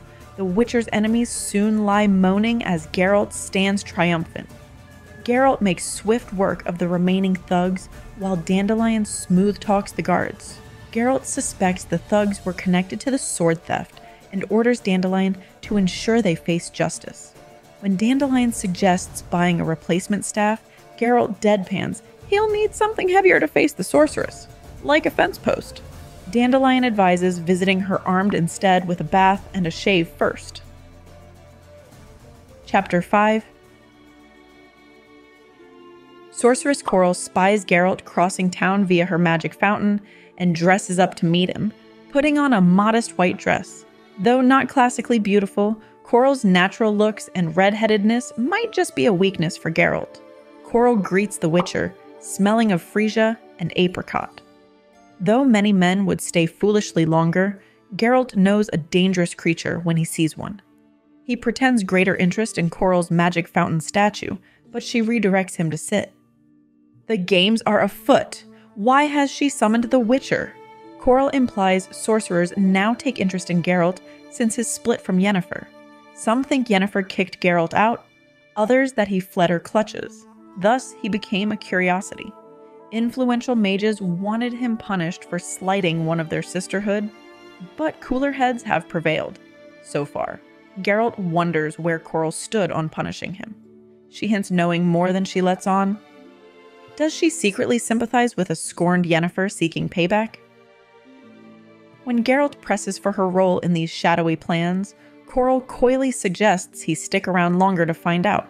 But Geralt knows better than to play games with an enchantress offering wine and showing some skin. Her sorcerer friends already imprisoned him once. Coral admits she won big betting on when Geralt would split from Yennefer.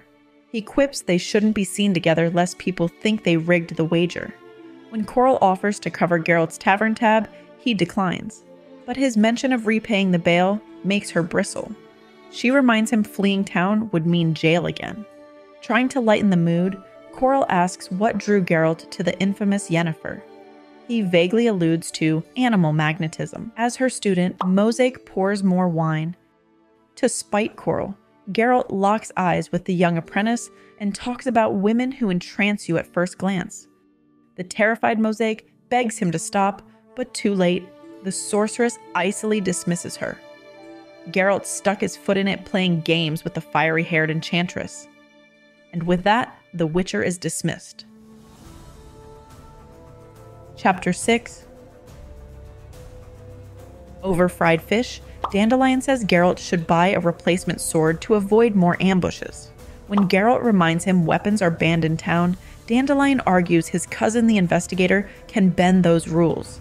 Geralt blames his greed for fine dining for losing the blades that were his livelihood. As Dandelion lists other famous eateries, the investigator suddenly appears. The thugs Geralt trounced claim no knowledge of the stolen swords, and Geralt beating them silly while helpless has complicated things legally. Plus, the investigator warns of possible attacks on the unarmed Witcher. Dandelion just awkwardly offers the grim investigator a sardine. Later, neither the armory nor Weapons Bazaar offers anything worthwhile to replace Geralt's stolen swords. But admitting defeat and getting one from the Witcher's stronghold is too humiliating. While Dandelion assesses vegetables, Geralt spots Mosaic from the sorceress's house. When she hides her bandaged hand, he forces her to show him it's been violently twisted backwards. Geralt unleashes furious curses over the gruesome injury. Who mangled the poor girl's hand? Mosaic reveals it was the sorceress Coral who violently twisted her hand backwards as payback for Geralt's taunts by flirting with Hurl. Such cruelty over such pettiness. Mosaic shockingly explains it could have been worse. Reversed feet or hands are also in Coral's punishment repertoire. Goodness gracious! When a trident-wielding goon in a gladiator getup challenges Geralt, the Witcher blasts him away with a telekinetic sign. But he refrains from further pummeling at Mosaic's pleading. Geralt decides he must confront the sorceress about her over-the-top discipline. Mosaic warns of consequences, but not for her. For Geralt. He's aware Coral is dangerous, yet something compels him to face her. Chapter 7. Geralt comes to confront Coral about twisting Mosaic's hand, bearing a peace offering, freesia, which matches the sorceress's scent. But, smitten by her revealing black dress, Geralt's righteous anger evaporates. Oh, silly little Geralt. And just like that, a steamy affair begins between our Witcher Geralt and the fox-haired enchantress Coral. So much for confronting her over Mosaic's mangled hand. After many sessions of cuddles, Geralt wonders if Coral's supernatural allure overpowered his will. But she jokes he courted her, not the other way around. She also mentions her birth name, which is that. Yeah, I'm not even going to try pronouncing it. Anyways, she also goes by Litanide, which I'm probably also mispronouncing. Later at the terrace, Coral talks about distant ships, keen to teach Geralt about them despite his Witcher night vision. As she identifies various ships, Geralt nuzzles behind her, enjoying her scent and banter. Later, Coral shares her longing to sail alone with just the elements, but being alone in the middle of nothing is just Geralt's regular life. When Coral is busy, her student Mosaic warns Geralt he's living dangerously, just looking for desire to take the place for the absent Yennefer. Dandelion also advises Geralt that Coral's a rattlesnake not to be touched. Geralt knows this but can't stop. When Geralt shares the story of his stolen swords with Coral, she summons a divination spell. As they gaze into a rippling fountain, visions emerge. First, a raven-haired, violet-eyed Yennefer. Coral reminds Geralt to focus on the swords, not his ex-lover. He sees his weapons and the thief's bejeweled hands. Then a black forest and carved monolith. An auctioneer hawks the Witcher blades before a cat appears. Next, a woman stands eerily in a tree by a river. Finally, they glimpse a grim parade of specters descending onto a hill. Then, suddenly, a wave erupts from the fountain. Coral stops the spell. She is unnerved by the grim vision of specters, but dismisses the visions as fake. Yet when Geralt describes a landmark rock, Dandelion recognizes it and the nearby place it signifies, Ravelin. Dandelion will get Geralt passage to legally exit the city and investigate this lead. Perhaps the swords will turn up at last. Dandelion praises Coral's visionary talents. For a charlatan, she's uncannily accurate. Chapter 8. Geralt and his friend Dandelion are on a little road trip, chatting it up about Witcher swords and space rocks. Dandelion's convinced the steel comes from shooting stars, giving the blades magic monster-slaying properties. But Geralt sets him straight. It's mostly just magnetic ore that gets the job done. Nothing cosmic required. Still, Geralt asks Dandelion to keep it secret, so everyone still thinks Witchers are supernatural and hardcore. The duo eventually rolls up to a crazy crater called the Elven Fortress, with a tall griffin-shaped rock jutting up from it. Below that sits their destination, Ravelin Fortress, a strange triangle-shaped structure rumored to house quite the mysterious character. After being questioned intensely and searched thoroughly by the armed guards at the entrance, Geralt and Dandelion finally get an audience, and have to follow a winding path around back where a party seems to be happening. They even have to step over some passed-out drunk guy by the drawbridge on their way in. Hello, college days.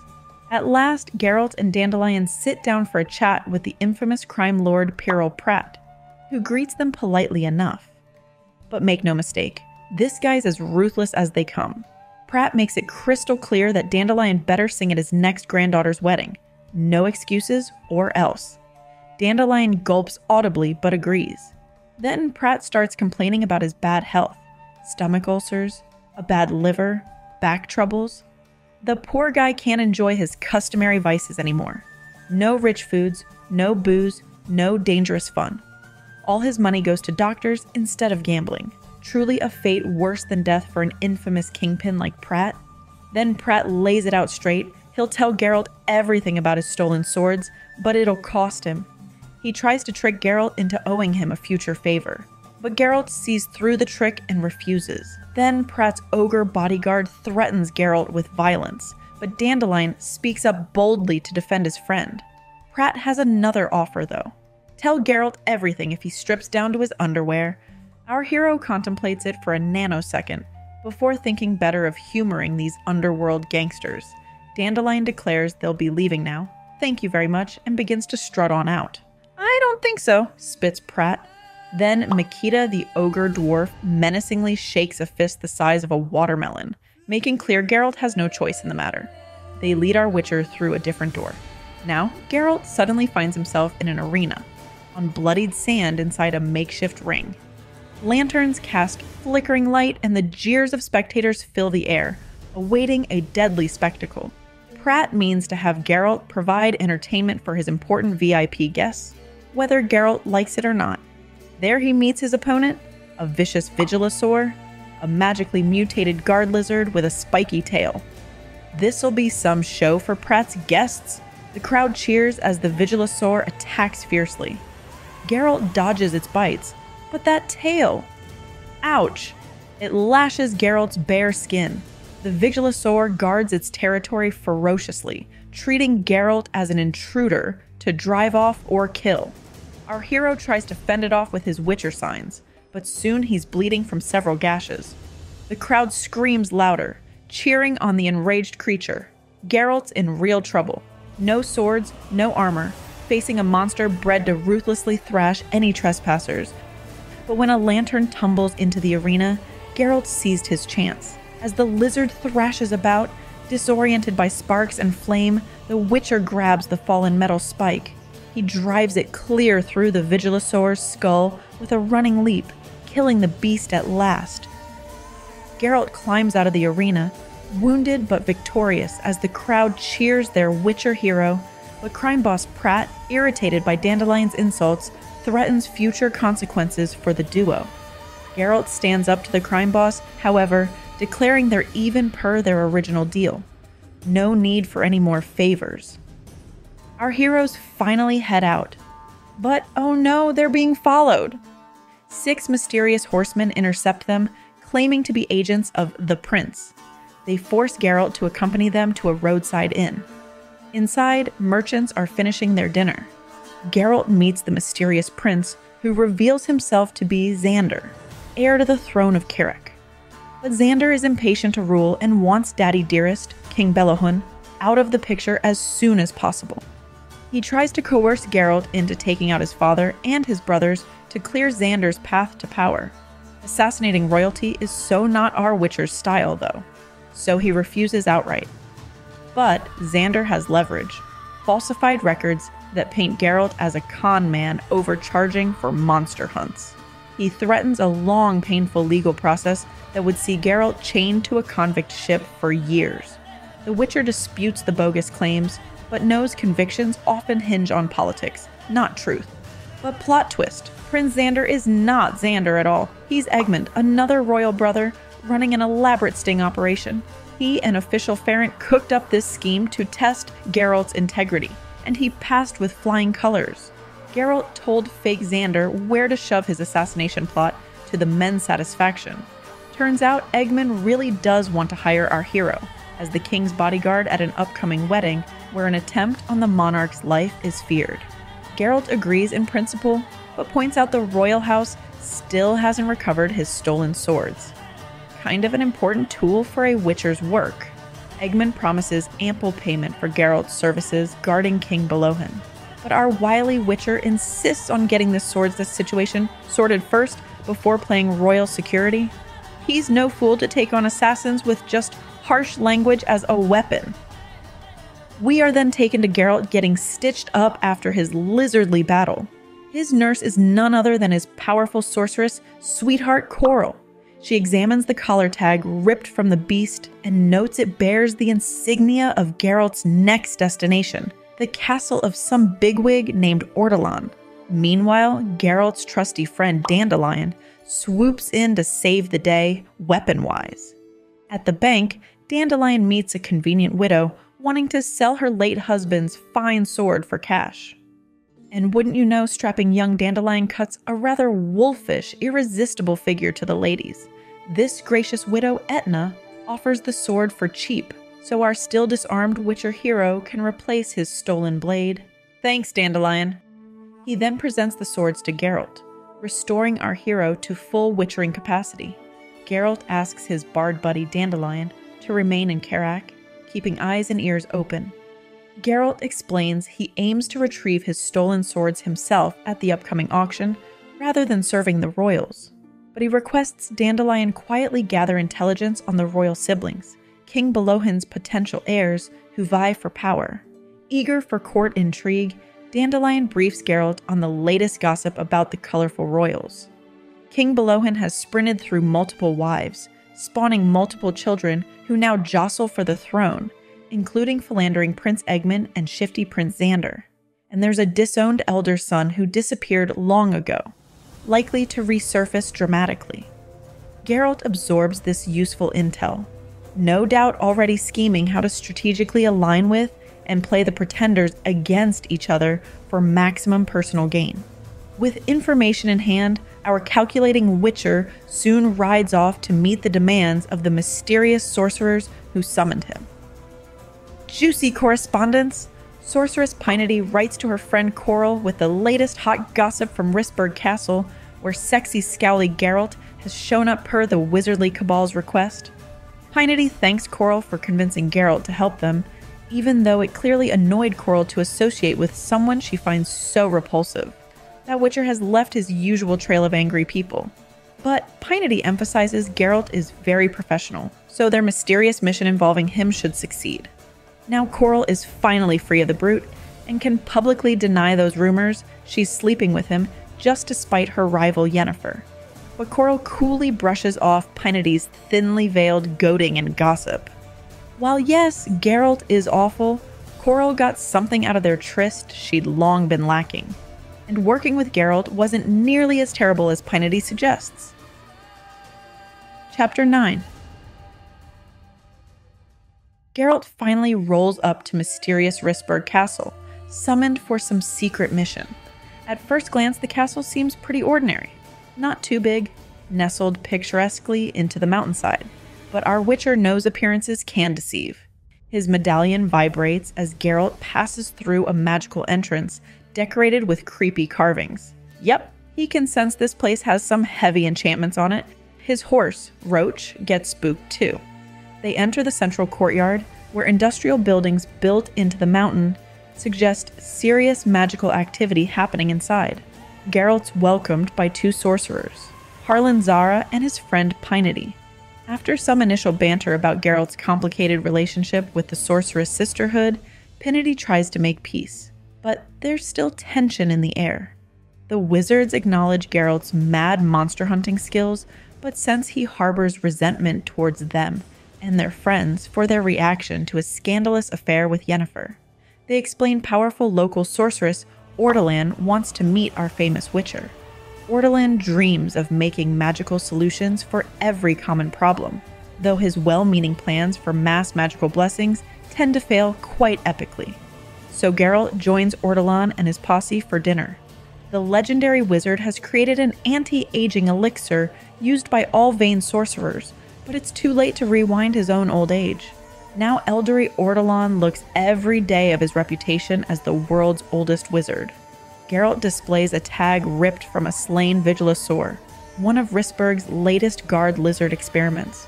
The wizards confirm it's their creation before casually asking if Geralt has a receipt for refund or repair. Ha! Sorcerers and their fine print. But when Geralt produces another tag from an ancient monster's carcass, the wizards shift in discomfort. This creature was crafted by an infamous early mage named Idarin in his dodgy days. It's an experimental killing machine. What? The sorcerers distance themselves from the bloodthirsty prototype, but Geralt demands answers. How many of these things were unleashed and still roam free, slaughtering innocents? At Geralt's challenge, Ortolan flies into a rage over our Witcher, irreverently slaying an ancient killing machine. Doesn't Geralt appreciate the genius of those who bred Witchers like him? Geralt laughs in their offended faces. The wizards storm out in a huff, but Harlan and Pinety stay behind. This isn't over. Geralt still doesn't know the real reason he's been summoned to this crazy castle. The sorcerers lead him to Pinety's private chambers, full of cheeky art, painstakingly detailed ship models, and a giant stuffed trout. He urges Geralt to focus on the real reason for this visit. The wizards want intel on his demon-fighting experience. Then Pinety drills Geralt on the details of his past cases confronting hellish beings summoned from other dimensions. Our Witcher has indeed battled possessed beasts twice before. He dispatched the wicked creatures, though the demons themselves escaped back to their infernal planes. The wizards imply killing the possessed victims is the best solution for utterly destroying the demons within. But Geralt argues he only slew the demoniacs under legal dispensation when lives were at risk. His duty was to end the threat and save innocents. Still, the sorcerers seem very interested in the practical methods for confronting demons face to face. As experts on magical theory, perhaps they have struggled to defeat demons in painful practice. Geralt suggests sorcerers, like his old friend Alzur, get their demonic jollies by sicking the vile creatures on innocents. Hey now, no need to drag up the misdeeds of renegade witchers, counters Harlan. People aren't perfect. Pinety admits unchecked magical experiments happen at Rissberg. Progress justifies risky means, blah blah. But creating demons is banned for good reason. No talent is required. But controlling the summoned nasties is super hard. Amateur warlocks often end up as demon food. However, Rissberg is exempt from regulations on summoning denizens of the demonic planes. The methods of control were invented here after all, so apprentices have space for dangerous extracurriculars. And something has indeed escaped the wizard's control, leaving a trail of carnage. Multiple remote forest villages were recently annihilated. The grisly handiwork of a demonically possessed killer. Perhaps a dabbling student's pet project gone wrong. Pinety asks the demon-fighting pro-Geralt to solve their little hellspawn problem. Our Witcher has experience after all. Chapter 10. Geralt reluctantly resumes his daily teleportation tours, scouting remote forest villages for signs of the demonic killer conjured up by some amateur Rissberg warlock.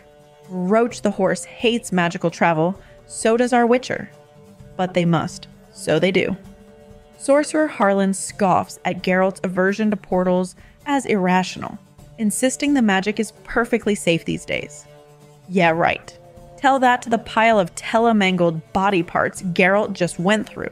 After the gut-twisting teleport, Geralt patrols Dry Rocks, a wilderness region covered in small quarrying settlements. Geralt's daily patrols to safeguard remote forest villages settle into dull routine. Roaming between quarries, timber yards, and potash works, our Witcher wonders if he's actually protecting anyone or just putting in the hours. The inhabitants seem more concerned about petty theft than a murderous demon on the loose. Beneath those huge old oaks, Geralt previously met Constable Torkel, leader of a squad of soldiers apparently also guarding the settlements. But different masters often mean different motives. Why is a troop up here and who commands them? Torquil reveals gory details about attacks on remote forest villages that align with the Rissberg demon. Settlements have suffered total annihilation. All residents have been savagely butchered. The killings have a ritualistic brutality that suggests a calculated cruelty. The attacks occurred just after Beltane, the pagan May Day festival, 3 bloodbaths spaced weeks apart. This is no accident, realizes Geralt. Some warped soul at Rissberg repeatedly imprisoned, then unleashed a murderous hellspawn. Torquil confirms a demon is likely behind the literally gut-wrenching slayings, but he doubts the sorcerers have been fully honest with the Witcher. What's their real motive for hiring Geralt? Our Witcher wonders too.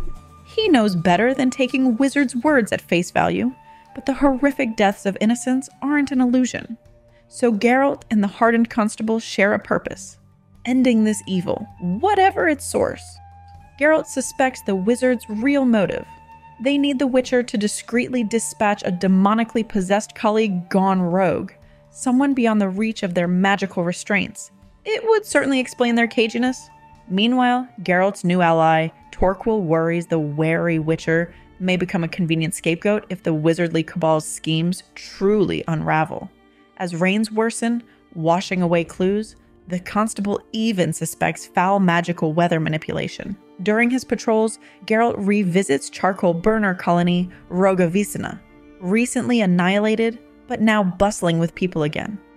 Turns out the furnace's insatiable demand for fuel charcoal makes it a lucrative living, the carnage already forgotten.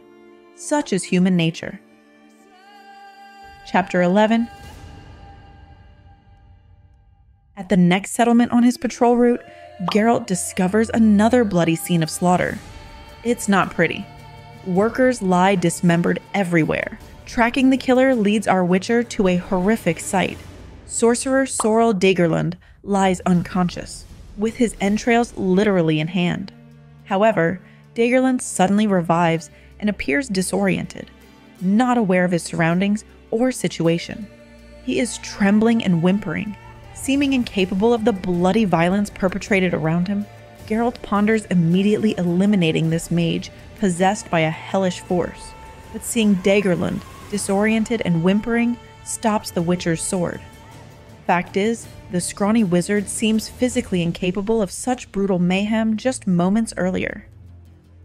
Strange. Daggerland vaguely recalls a magical ritual gone wrong, and a demon entering him again? He swears he's innocent, but Geralt isn't completely buying it. Either way, better let his shadowy employers handle this. At sword point, Daggerland summons a teleportation trinket to whisk them back to Rissburg, but Geralt distrusts the sorcerer's motives. Daggerland insists on close contact for the portal to work. Daggerland's tattooed chest turns out to conceal a teleportation sigil. Our Witcher hesitantly hugs the creepy sorcerer to activate the magic. But plot twist! Before he knows it, Geralt's in an unknown smelly hideout, immobilized by a pair of repulsive ogre-like brutes. The sadistic Daggerland villainously reveals his true colors. Geralt fell right into his trap. Oh no, this secret sanctuary is where the deranged mage performs his evil experiments like the recent Savage Village massacres. Now the Witcher will suffer horribly for his naive mercy. After an agonizing injection, Geralt's dragged down a gore-spattered hallway by his laughing captors, two ogre dwarf mutants named Boo and Bang. A demented hunchback wielding a wicked crossbow leads the way. Daggerland has paralyzed Geralt using lethal scorpion venom. Before Geralt suffocates, Daggerland launches into a villainous monologue explaining his evil plans. What a classic villain move. Daggerland became the assistant to Ortolan, the old wizard who runs the magical experiments at Rissburg Castle.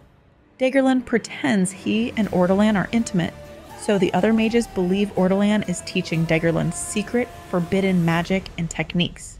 This has raised Daggerland's status and has advanced his career, while Ortolan is too old to be a demanding lover. Good to know. In truth, Daggerland does not understand Ortolan's complex magical studies, but the mages think Daggerland is following in the footsteps of pioneers like Alzur, learning to create superior magical hybrid creatures. In reality, Daggerland is breeding violent monsters like the ogre troll Crosses Boo and Bang, which he uses to massacre villages. Daggerland has awakened a shocking capacity for cruelty and bloodlust. Geralt struggles against the paralytic venom, buying time while the arrogant Daggerland continues his chatter. Daggerland explains he lacks the magical skill of famous sorcerers, like Alzur. He also felt dismissed by his superior Ortolan. To prove himself, Daggerland pretended to have mastered summoning demons, a forbidden art that impressed the other mages. It was a total fraud, but they believed it. Unable to actually summon demons, Daggerland instead staged violent attacks on villages, sending his ogre troll mutants to gruesomely massacre the settlers. Daggerland discovered he enjoyed brutally killing with his own hands too. When the Rissburg mages decided to stop the killings by a demon they blamed for the deaths, they planned to secretly send Geralt to kill the murderous mage Daggerland. But Daggerland found out about the scheme. As Geralt regains strength fighting the venom paralyzing him, Daggerland gloatingly reveals more threats. The ancient Ortolan plans to steal Geralt's eyes for experiments before releasing him helpless and blind.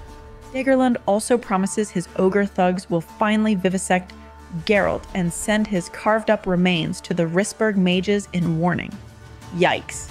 As Daggerland leans in close, gloating about his plans to mutilate Geralt, the Witcher suddenly places his fingers in a magical sign and touches Daggerland's face, using the Sumna sign to make the sorcerer choke and slump unconscious.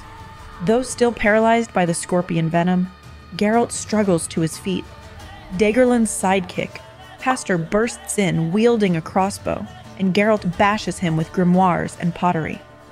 As the sorcerer starts to revive and his ogre mutants begin to approach, Geralt grabs his own sword from the table and puts the blade to Daggerlund's throat. "You go, Geralt!" He screams at Daggerlund to activate the magical teleportation sigil tattooed on his chest and get them out. With ogres entering and the hunchback's crossbow raised, Daggerlund shrieks a spell just as Geralt tries to hold on. They vanish into the portal's darkness. When Geralt lands hard on his back and regains his senses, it's night, and he fears losing his vision. But his Witcher night vision soon kicks in. We are then transported to Redania's Riverside province. There, a gang called Shevlov's Free Company expands the kingdom's borders using clever pile-driving machines. Laborers assemble and operate the pile drivers, hammering border posts firmly into the ground. Then they nail up Redanian emblems to claim the territory. Their boss Shevlov directs where to place the next post as they grab land. Shevlov accepts payment from a creep called Fish for capturing some freak. Business as usual for his Free Company, expanding Redanian borders using force, intimidation, and clever pile drivers. The helpless locals cry robbery, but no one heeds their protests. Former army mate Fish seems to disdain Shevlov's current mercenary work, but Fish still pays for the freak and oversees the exchange. Then a rider brings out the captive woman wrapped in a hood. This freak was not easily caught, apparently. Fish remains suspicious about this bizarre purchase, but accepts Shevlov's vague warnings. Don't unwrap the freak or she'll bite. As the captive struggles, the mercenaries ponder what a creep like Fish might want with her. Nothing good to be sure, but Shevlov doesn't ask what they plan to do with captives. Gold is all that matters to this hardened soldier. His gang returns to driving more border posts, while the poor captive's fate hangs in the balance. Chapter 12. After his traumatizing teleportation mishap, Geralt awakens in a marsh, having escaped the vile Daggerlund's clutches. He rests and recovers with the aid of a Witcher healing elixir, though it makes him puke. Once the nausea and disorientation fade, Geralt sets off briskly so any magical tracking goes cold. Losing his borrowed horse stings. What's next? His swords? Oh, right, he already lost those. He happens upon a signpost indicating he's been spat out in former kingdom Emblonia. Its monarch fell decades before Geralt's time. Turns out they couldn't govern a privy, let alone a province. But, seeking civilization after his magical mishaps, Geralt instead wanders into a war zone. Some soldiers are hassling peasants at an isolated homestead. Ever the protector, our Witcher intervenes, ordering the brute beating the poor farmer to beat it. But the gang's fierce female leader, Frigga, mocks the outnumbered Geralt. More mounted troops suddenly ride up. Outnumbered 12-1, Geralt surrenders his sword. But the mercs mock him as no lone Witcher can defeat so many. Their leader Shevlov reckons he'll collect a bounty on the Temerian spy from some nearby outpost. Grabbing Geralt's sword, Shevlov tries to prove the superiority of Witcher steel. But the sword snaps? Awkward. Suddenly a portal materializes Geralt's enemies, crazy sorcerer Daggerlund, his ugly ogre mutants, and his freakish hunchback sidekick. Before the mercenaries can react, the hunchback shoots heavy bolts from his bizarre crossbow, instantly killing Shevlov and his lieutenant. Chaos erupts. Amidst the confusion, Geralt burns through his bonds using magic, grabs a horse, and flees for his life. It seems the captors have become victims. Chapter 13. A weary Geralt arrives at an isolated post station, having galloped his stolen horse half to death after fleeing. The station manager and stable hand give him a judgmental look, and rightly so. Our hero knows he mistreated the poor horse in his desperate haste. Not very Witcherly. The empty station offers no fresh mounts, however, but a friendly dwarf named Adario Bach invites Geralt to share his table and some excellent potato soup. They trade customs and witty toasts. Glad for the company, Geralt hopes for a peaceful meal before the next leg of his journey. but trouble walks through the door as usual. In storms Frigga, a vengeful survivor of Geralt's slain captors, now demanding new horses at sword point. Two nasty comrades back her up. Frigga itches to punish Geralt for knocking her from the saddle amidst the earlier carnage. Though small, she seethes pure menace.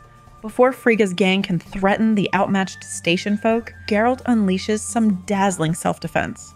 He uses a broom as his weapon, as he swiftly disarms and disables the thugs without drawing blood. Their blades end up in the rafters, hilariously out of reach. But just as the humbled mercenaries contemplate their pitiful state, a troop of soldiers bursts in on the Witcher. Seems a gang of Redanian marauders raids across the border, and a hefty bounty is offered for their capture. The patrol's sergeant notices Geralt and remembers him from a previous monster hunt. This sharp-eyed fellow knows a Witcher when he sees one. As the grunts search for clues to the raiders' whereabouts, tensions begin to rise. The sergeant eyes Geralt and Addario as being above suspicion, but grills Frigga's trio. But friendly Addario spins a hilarious tale, painting them as his servants, a dimwit, an evolutionary throwback, and a traveling prostitute. When Frigga snarls at being called a lady of the night, the dwarf slyly smooths tensions. But his ruse convinces the patrol, who soon gallop off having picked up the gang's trail. Addario apologizes for the crude facade as the trio fumes. But his theater spared their necks, so they can't be too angry now. Our Witcher certainly showed less mercy earlier, and he banishes the humiliated thugs, keeping their blades as trophies stashed in the rafters. Addario suggests accompanying Geralt on his travels, though. So at least the Witcher's got a friend now. On their walk, Addario explains he's from a big dwarf family that demands members attend constant celebrations or provide death certificates. That's some serious dedication. Now headed on business to Novigrad, Addario suggests stopping at the port town of Wieterna. Boats there could sail Geralt to his important Novigrad meeting by July 15th. Energetic Addario easily outpaces Geralt, who struggles to match his brisk pace. Addario merrily sings a song about haymaking to meadow workers they pass. But Geralt simply focuses on not collapsing from exhaustion.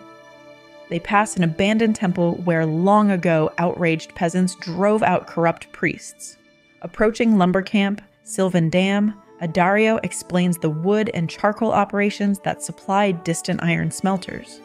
This reminds Geralt of a preachy sorcerer he met recently. At a humble lumber camp tavern over supper, Addario reveals magic isn't as selfless as wizards claim. It's profitable industry.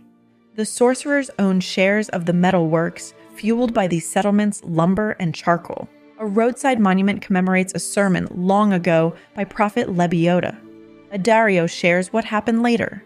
A dragon swallowed the preacher whole. His devoted followers sifted through the dragon's poop for grisly leftovers to memorialize their eaten master. Geralt wonders if Addario embellishes like his bard friend Dandelion. Poets sure do choose dramatic tales over mundane facts. The Witcher and dwarf chuckle over beers, bonding through travel and wisecracks. Good company makes the long miles easier. Addario later suggests skipping kissed relics of the munched Lebioda if one visits Novigrad. Speaking of his destination, Geralt worries about arriving on time. His dwarf buddy assures him that they'll find quick boat passage ahead on the river, onwards to the port of Wieterna. Chapter 14. After the storm, Geralt and Addario resume their journey, admiring a graceful little ship sailing on the river. Addario says it is among the world's most beautiful sights. The vessel's owner stops by, merchant Kevinard van Vliet. He proudly details the swift modern ship, named the prophet Lebioda. But why is this fine ship in remote Wieterna instead of larger waters? Before Van Vliet explains, a strange group arrives.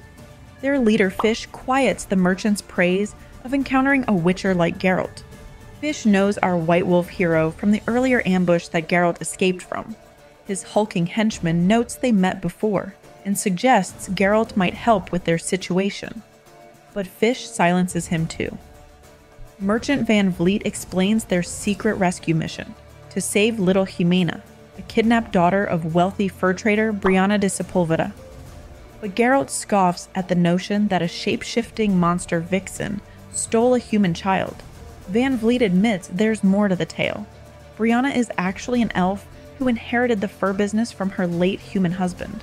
Though she hides her grief as elven custom dictates, Van Vliet believes she secretly longs for little hybrid Ximena.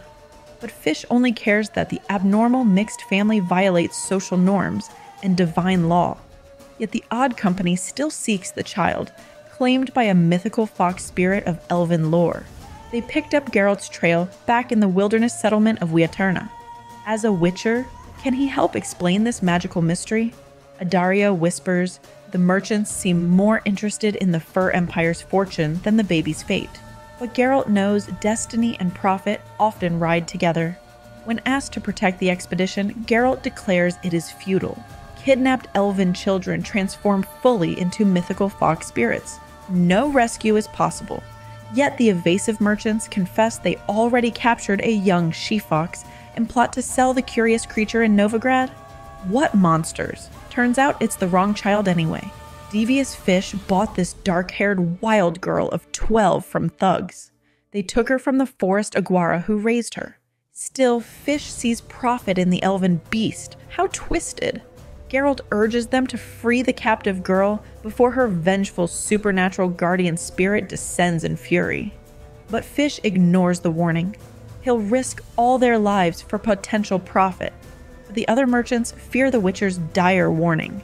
Below deck, they discover that a whiskey-soaked man named Parlahi has accidentally strangled the captive she-fox child. What? The merchants shriek at their foolishness as the Witcher and dwarf confirm the expedition's now doomed. A vengeful Mama Aguara must certainly be stalking them now. As they continue to sail, Geralt promises to protect the crew as his code forbids abandoning those facing death, even if they are total idiots. Adaria would ditch the fools to their own fate, but a Witcher's got a Witcher. The ship glides over swells and whitecaps as tensions mount. Fish and the merchants argue, refusing responsibility for hiring vicious thugs to kidnap and then kill a little forest girl. Adaria wonders if the enraged Aguara will pursue them by land in woman's form or water as a beast. If she transforms into an unassuming swimmer, the fox spirit might sneak aboard unseen before revealing her fury. A hellish storm suddenly strikes, nearly capsizing the helpless ship. Captain Pudlerac somehow steers them into a sheltered inlet wrapped in fog, but the troubled crew soon realize these swampy backwaters make a poor resting spot. The canals twist through rotted woodland, untouched by civilization. And was that a woman watching them from the branches? As the Witcher glimpses a fox fleeing into the thicket, Pudlerac confirms his compass is spinning strangely. The current begins to carry them backwards. Then Geralt spies the woman again on a tree limb, shrouded by vines and flowers. But in a blink, the illusion vanishes. Only a red fox remains leaping away. The Witcher urges Pudlerac towards the opposite side, but it's too late. The Aguara has appeared. It's showdown time for the Witcher and crew. Chapter 15. The ship's captain, Pudlerac, and Fish argue over navigation as the vessel wanders lost among river channels. Suddenly, Kevanard Van Vliet yells, "Snakes are crawling all over the banks!" The men panic at the hissing reptiles, but Geralt realizes it's an illusion conjured by the vengeful Aguara pursuing them. Though some still doubt him, the snakes vanish as quickly as they appeared. Yet, when another sailor is bitten by a viper and dies, the Witcher warns more attacks may be real. They spot a whirlpool ahead and steer clear, but soon see a wrecked ship in the muck, evidence of the swamp's victims. The captain informs Geralt the compass is malfunctioning again. They could be sailing backwards into peril. The crew bickers over whether the dangers are illusions or real, as the Witcher tries to guide them. The ship continues drifting through the eerie swamp with everyone on edge. Geralt and Adario try to reassure the crew, but tensions are running high. Fish cruelly suggests strapping the dead fox girl's body to a barrel as a distraction for the pursuing fox creature. Wow, seriously? But Captain Puddlerack refuses, showing some humanity. The Aguara monster soon reappears, barking angrily. Geralt interprets this as a demand to return her child. The frightened merchant Kevinard moans over their terrible situation. As the crew argues bitterly, they realize with dread that they're traveling in circles. The vengeful creatures has trapped them. Geralt believes their only hope is to sail through a raging whirlpool ahead, hoping it's another illusion. The terrified men prepare to shoot the treacherous straits. Miraculously, however, they pass through unharmed, proving it was a fake vortex. Phew. But Captain Puddlerack finds no relief in this, thinking of his urging wife waiting at home. The Witcher guides them onward through the spectral swamp as the Aguara continues following them. Captain Puddlerack questions if they have truly escaped the spectral swamp as strange creatures appear. Frogs, turtles, and egrets. Then the creature materializes again, barking fiercely. To the crew's horror, she has taken control of a Vodyanoi, an aquatic monster, and sends it to attack the ship. As the beast savages the ship, Puddlerack cries out, asking what calamity will strike them next. Kevinard sobs prayers for forgiveness over the slain fox girl, while the conniving fish tries fleeing alone by boat, but a crocodile and bizarre turtle brutally slaughter fish before the shocked crew. Good riddance. At last, the swamp seems to open onto a wide river. Is it really an escape? But Captain Puddlerack steers them into yet another channel, insisting it's too shallow ahead. The vengeful Aguara suddenly leaps aboard the ship in fox form, then transforms into a strange hybrid woman fox. She snarls over her dead child as the crew recoils in terror. Geralt kneels solemnly before the monster, admitting their guilt, but refusing to let her attack the sailors. The foxwoman warns she will return one day to avenge this defiance. Then she grabs her child's body and vanishes into the murky swamp. Believing they've escaped at last, the excited crew spot a sunny beach and river ahead, but it's only an illusion. The captain despairs that they're drifting back into the spectral marsh. The panicked men leap overboard towards the false refuge, only to be attacked by monstrous leeches. They sadly drown. Only Geralt and the dwarf Adario keep their heads. Realizing everything is lost, they commandeer the ship's small boat, rescuing the horrified merchant Kevinard. The three watch the old ship fade into the mist-shrouded bog as they chart a course back to civilization. Having narrowly escaped the haunted swamp, Geralt and his two companions row towards the broad waters of the Pontar River. Adario's strong strokes carry them swiftly as the first rumbles of a storm sound. They pass Captain Puddlerack on his doomed ship. He waves a proud farewell rather than abandon his vessel to the marsh's curse. What a captain! The three leave him to his fate. 4 days later, in the city of Novigrad, an auction takes place at the Borsody Brothers Hall. The elegant auctioneer de Navarrete charms the crowd as various antique lots come up for bid, including some dwarf-crafted items. Then de Navarrete introduces Geralt's stolen Witcher swords, a rare matching steel and silver set. However, the opening 1,000 crown offer seems underwhelming for such famed weapons, disappointing a clerk named Nikifor Moose. As the bids slowly rise, one numbered bidder is arrested, disqualifying him. Finally, nobleman Molnar Giancardi wins the swords for 4,000 crowns. Moose is elated at the profit as he plots with his female associate Antea Daris to retrieve the cash. After the formalities at the bank, Antea demands her 10% cut, 400 crowns. Moose angrily refuses, but cowers when she glares sharply at him. The subdued clerk Moose reluctantly agrees to pay her 10% fee. Meanwhile, the sorceress Yennefer is revealed to have used magic to ensure only she can safely take Geralt's swords from the auction. She plans to reunite them with him one day. Later, when the greedy clerk Moose tries spending his coin from the auction at an inn, it turns to dung in his hands. More of Yennefer's trickery. The furious owner, Phoebus Ravenga, has Moose tossed into the latrine as punishment. He leaves the clerk struggling in the muck, promising an unpleasant ordeal ahead. Ha! Chapter 16. Geralt returns to the town of Carrick after some time away. He sees a swift ship called the Pandora Parvi that makes him regret not taking a faster boat himself, but he dismisses regrets over what cannot be changed and heads into town.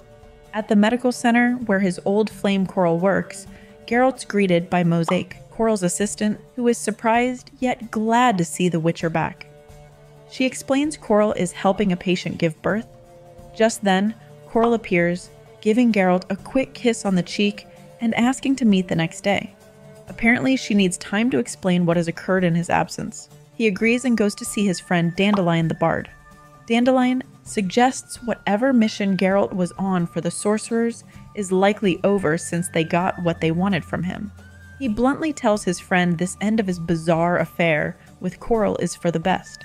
But seeing Geralt's sour mood, Dandelion wonders if his friend was hoping to ride off into the sunset with his ladylove. Maybe Geralt's angry that his bard buddy didn't serenade a more dramatic farewell scene. Dandelion tries lightening the mood by comparing romance to war. He jokes the sorceress launched a preemptive strike to avoid getting entangled with a grumpy witcher. But his comments about getting jilted before you can jilt just make Geralt even grumpier. Geralt explains how he arrived too late, with the auction already being over. The auction house refused any information due to confidentiality, so the fate of his treasured weapons remains a mystery. As they head to dinner, they encounter the sorcerer Pinety, who has brought Geralt's horse Roach to him. Pinety asks to speak privately. He reveals he visited the massacre site in Pinetops on the constable's invitation. Shocked that Geralt let the perpetrator Daggerlund live, Pinety cannot understand why he didn't kill the man who murdered the Dryads on the spot. Geralt silently acknowledges the sorcerer's point. He should have acted more decisively. But what's done is done. Geralt silently berates himself for not killing the murderer Daggerlund when he had the chance. He should have overcome his distaste and done what was necessary. Pinety reveals he and fellow sorcerer Harlan had tried assisting Geralt and later captured Daggerlund themselves. But at the Academy of Rissberg, the other mages shockingly defended Daggerlund. They accused Geralt of being hired for petty, envious reasons against their talented peer. Daggerlund lied that he'd lost control of a powerful demon, pretending the killings weren't his doing. Gullible Archmage Ortolan vouched for him, getting his punishment reduced to house arrest in an inaccessible mountain fortress laboratory called the Citadel. Pinety then explains the sham was upheld to avoid embarrassing Rissberg's mages, and due to their fear, Geralt would ignorantly storm the well-guarded citadel seeking vengeance.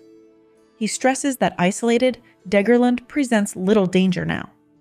Though Geralt knows there never was a demon, only Daggerlund's psychopathic nonsense, he holds his tongue.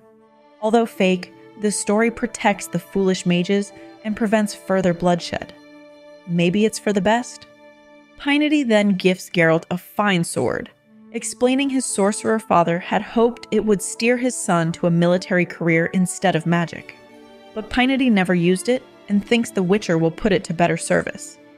Examining the blade, Geralt recognizes Master Swordsmith Virolita's trademark. He hesitates to accept such a fine weapon, but the sorcerer insists, hinting cryptically, it may serve a purpose before he departs the land for good. Indeed, he then reveals he's been dismissed from Rissberg and is sailing to Nilfgaard. Geralt informs Dandelion he must suddenly leave on urgent business. The bard worries what excuse to give Coral, but Geralt says she'll be too busy with her own farewells to wonder. We are then presented with an intercepted confidential letter from Rissberg, then attempts to justify Daggerlund's innocence in the killings. It stresses the importance of the dangerous human enhancement research he now leads unsupervised, and says the lowly victims essentially deserved their fate. It warns that meddling might impair scientific progress. Yeah, sure, science. The letter warns that Constable Torquil is investigating the killings too vigorously and may expose Daggerlund. It advised pressuring his superiors to restrain him, or digging up blackmail in his private affairs. It also names Geralt of Rivia as a threat for his knowledge and interest in the case. It calls him emotionally unstable and chaotic, suggesting the magical authorities intimidate or eliminate him if he pries too deeply.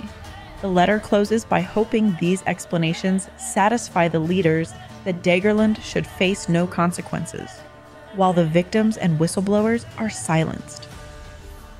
It argues the unhinged sorcerer's work genetically enhancing humans is too vital to impede over a few dozen lowly peasant deaths, so in cold bureaucratic euphemisms, the letter justifies a cover-up, proposes squashing an honest investigation, and marks innocence for harassment or worse, all to shield the insecure reputations and ambitions of the powerful wizards. Chapter 17. Geralt finds Constable Torquil grievously wounded after a failed effort to apprehend the killers stalking the forests.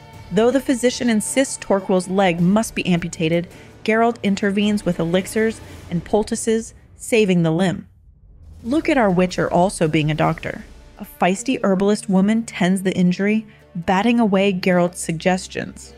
As she works, the semi-conscious Torquil implores the Witcher to catch the murderers he failed to stop.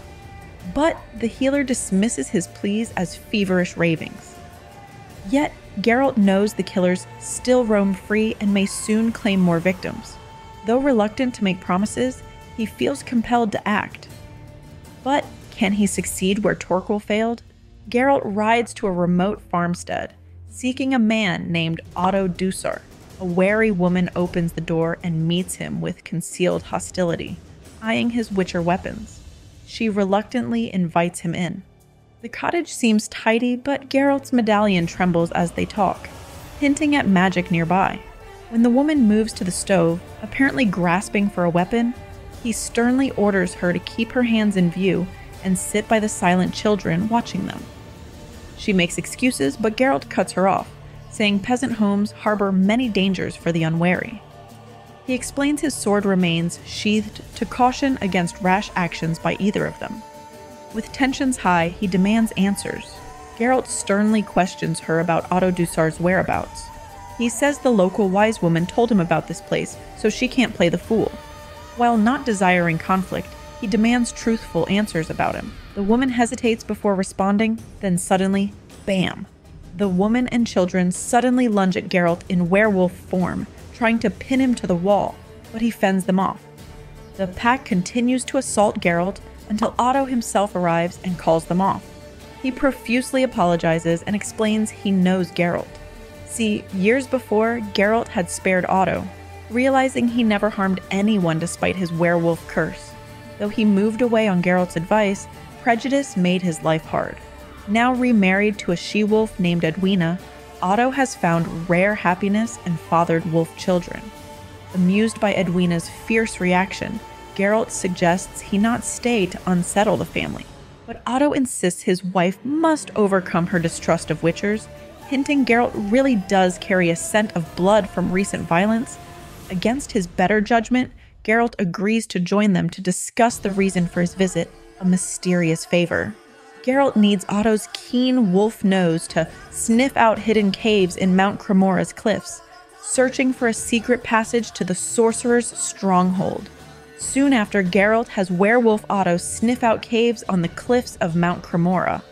At first, only animal dens and monster lairs are discovered. But then Otto detects a peculiar smell wafting from one cave, the odor of a house cat, hinting at a tunnel to the citadel used by its inhabitants. Geralt prepares to explore it alone, downing elixirs as Otto watches anxiously.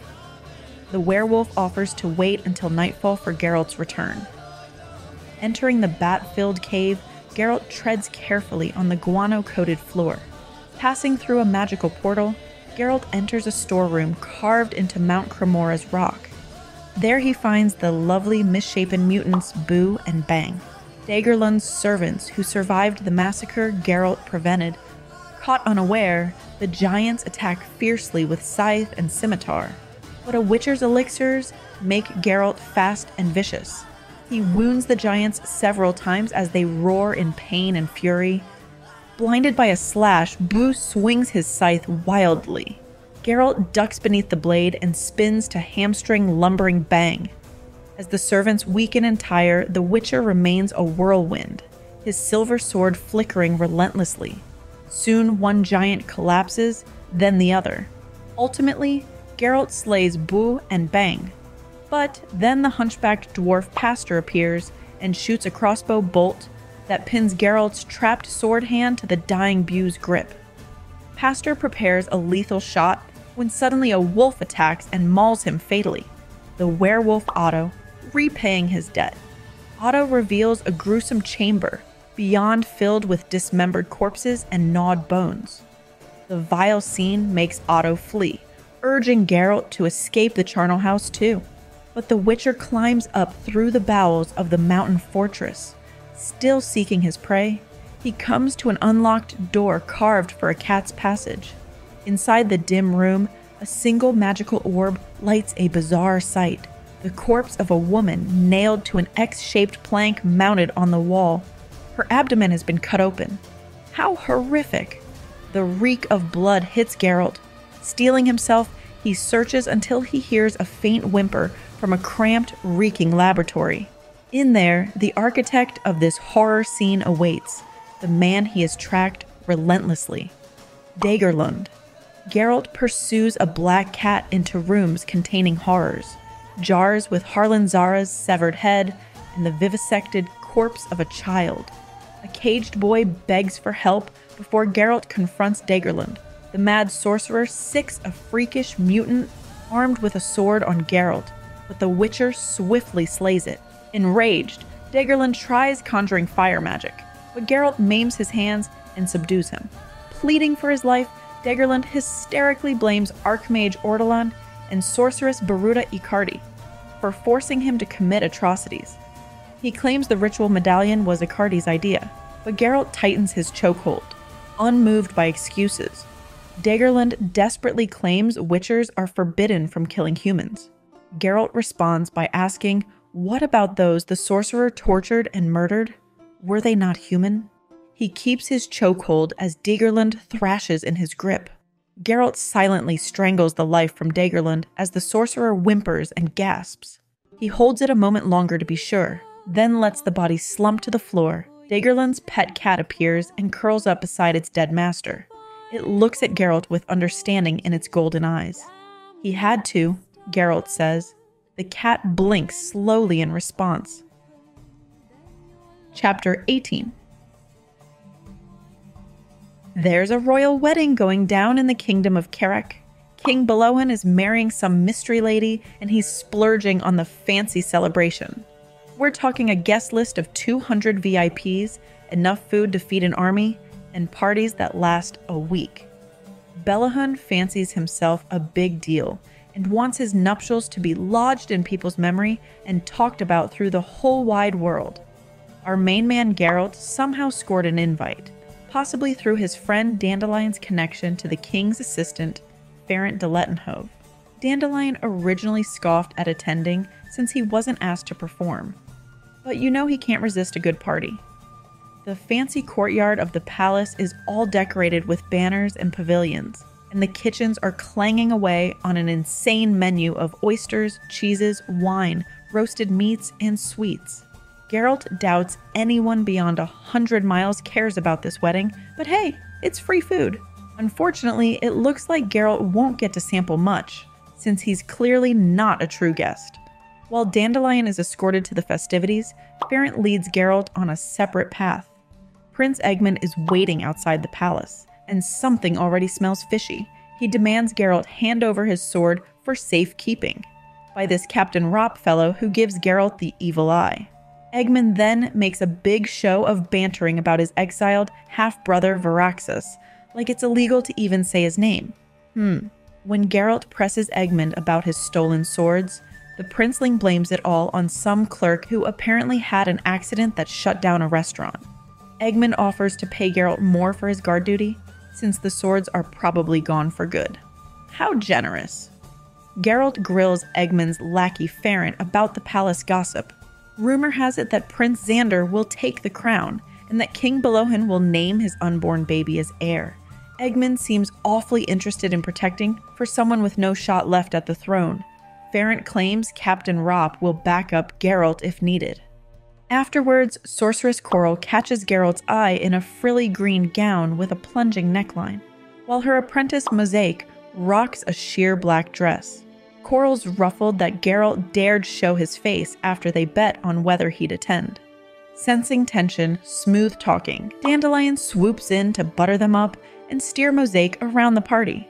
Coral then spots swindler Antea Darius cozying up to crime boss Pyrrol Pratt, though they supposedly don't get along. She instructs Dandelion to show Mosaic the ropes and pulls Geralt away for a private chat, hinting at hot gossip from the magic circles. But Geralt could care less. He wants to know Coral's motives. As they admire the view, Coral says that Mage Ortolan died. The official story is fertilizer poisoning, but Coral implies it was no accident. She waits for Geralt's reaction, but he's poker-faced. Coral then implies Daggerlin died in a shady experiment, causing Ortolan to die from high blood pressure. This scandal triggered a shakeup, and the Magic Council sold each other out to keep their jobs. Coral hints Geralt's earlier visit lit the powder keg, but he denies being involved. She point-blank asks him to come visit her one last time for a pleasant memory before they part permanently. But just as Geralt awkwardly scrambles for a response, trumpets blare to announce the arrival of King Belohan and his bride-to-be, a young blonde woman dripping in diamonds. The royal family follows behind amidst a flurry of cheers and toasts from the buttoned-up guests. Belohan's sons, Eggman and Prince Xander, bring up the rear, both no doubt simmering that their daddy's new baby will beat them to the crown. As the king and his bride preen atop their throne platform, Coral waits expectantly while Geralt scans for threats. The fireworks are only just starting. The bride turns out to be an ex-sorceress in training named Ildiko Breckle. Coral spills the tea that Ildiko got kicked out of magic school for petty theft and is infamous for causing trouble. When she spots Coral, Ildiko's eyes blaze with hatred. Uh-oh. Coral also points out the ominous black-sailed ship in the harbor called the Acherontia, captained by a crew of armed mercenaries. Wherever it shows up, chaos is sure to follow. Meanwhile, Dandelion gets summoned away to play privately for the Queen, escorted by a creepy fellow who Geralt suspects serves the exiled Prince Varaxas. He tries getting the scoop from Farron, but is stonewalled by guards. When Farron appears, he scolds Geralt for always arguing with sentries doing their job. Just then, King Belohan intercepts Geralt and Farron trying to sneak into the palace. He forces them to submit to a search. Farron's in a tizzy, wondering about the ominous mercenary ship the Acherontia is sailing in. Belohan chastises Farron for not declaring his loyalty when summoned. He then spots Geralt and recalls the fake allegations that Geralt is a crooked witcher. Belohan doesn't take kindly to frauds on his wedding day, but he decides banishment, not the dungeon, is a better punishment. But then the king changes his tune and invites, or more like demands, they follow him. And plot twist, Princes Eggman and Prince Xander are now prisoners. King Belohan cackles with glee at capturing his treasonous sons red-handed.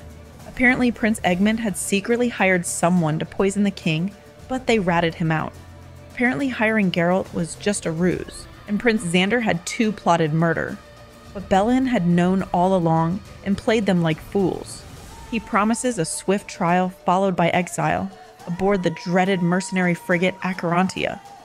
They'll disembark at the edge of the world, never to return, or else be beheaded. Yikes, Prince Xander squawks indignantly about due process. But Belohan counters, he's got the judges in his royal pocket. Check and mate. Eggman remains chillingly unafraid, however. His parting words suggest Belohan ought not underestimate him. The old king brushes it off and charges his lackey Farron with guarding the prisoners. He then demands Geralt be tossed out with the trash for his naive stupidity. But Geralt predicts this ain't over, and creepy Captain Rop proves him right. Rop hijacks Geralt's escort and leads him to an ominous room. There, Geralt finds his Bardley friend Dandelion in a dire situation. A henchman called Samsa is pressing a dagger to his throat.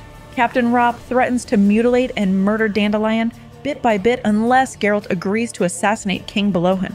Apparently, it's a nefarious scheme cooked up by Prince Eggman to seize the crown before his exile. But with lightning-fast reflexes, Geralt turns the tables on the traitors in a blood-splattered Witcher whirlwind. He lops off Samsa's hand mid-attack, then lops off the heads of Rop's goons, and with a final sword slash, the ringleader Rop stumbles on the floor. The Witcher prevails. Dandelion empties his guts with anxiety, while investigator Ferrant surveys the gory scene.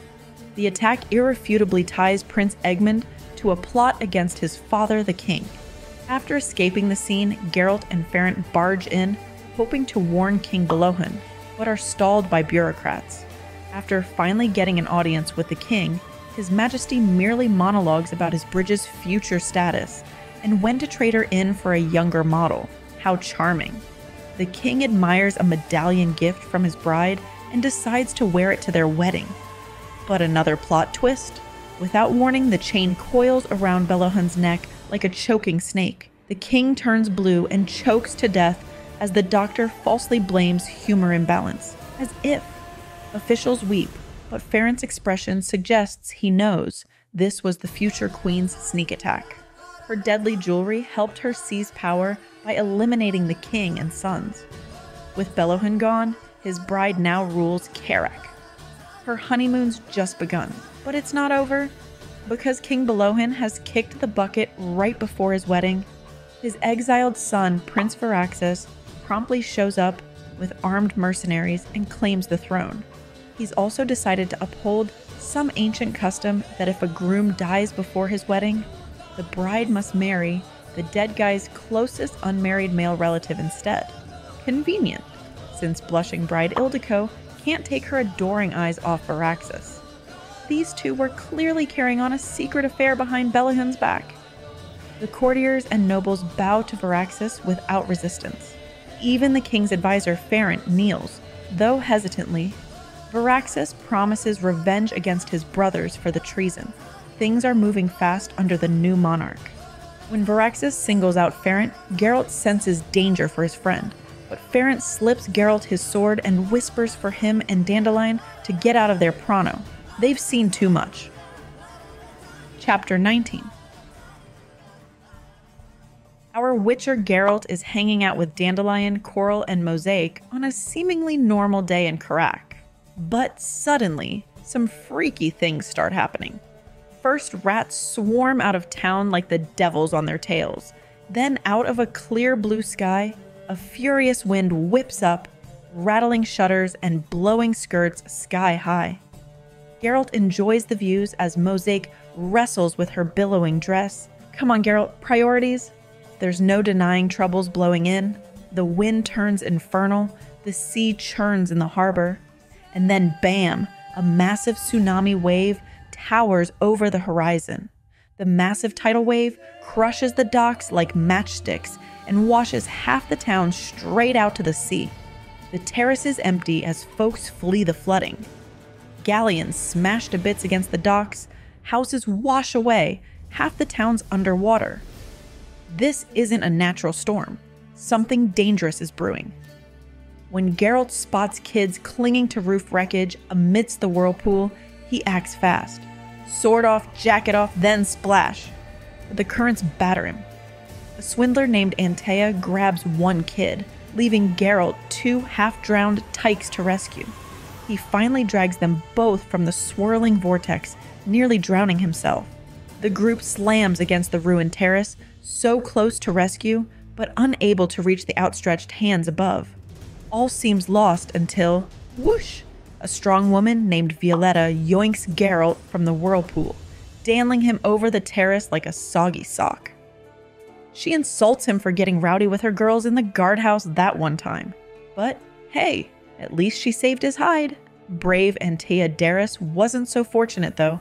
The wave snuffed out her candle just as rescue was in reach. Geralt laments how they never got the chance to know each other better. Mosaic cries into his shoulder. Sorceress Coral magically reappears with her medbag to help the injured and gives Geralt an icy goodbye for good measure. Councilman Ravenga also arrives, drenched from helping out amid the destruction. When asked what's next, he dons his battered hat and says to bury the dead and care for the living. It's a very sad moment. Later, we are taken to Coral's home. Crafty Coral was fortunate, though. With the magical protection of spiritual forces, her seaside villa barely suffered a scratch in that heck of a storm. Friend and fellow sorceress Yennefer stops by for some girl talk. She dons mourning colors to lament King Varaxes's new edict, exiling non-humans and restricting magic without a permit. Coral must abandon her home or buy an expensive license. It's not a good time to be a sorceress in Carrick. Just then, Coral calls Mosaic to serve more wine, and then Coral interrogates her pupil about running off with the Witcher. The poor girl becomes pale as a ghost and begs Coral not to punish her again. Yennefer curtly tells Coral to stop. Besides, Yennefer already knows Geralt left the girl some flowers and a letter ordering her return to Coral for her studies. Letter? What letter? Coral had no idea. She knew the girl came back, but did not know the Witcher was the cause. Geralt knew Mosaic would face Coral's wrath, but he insisted she go back anyway, proving he's not as careless as the sorceress thought.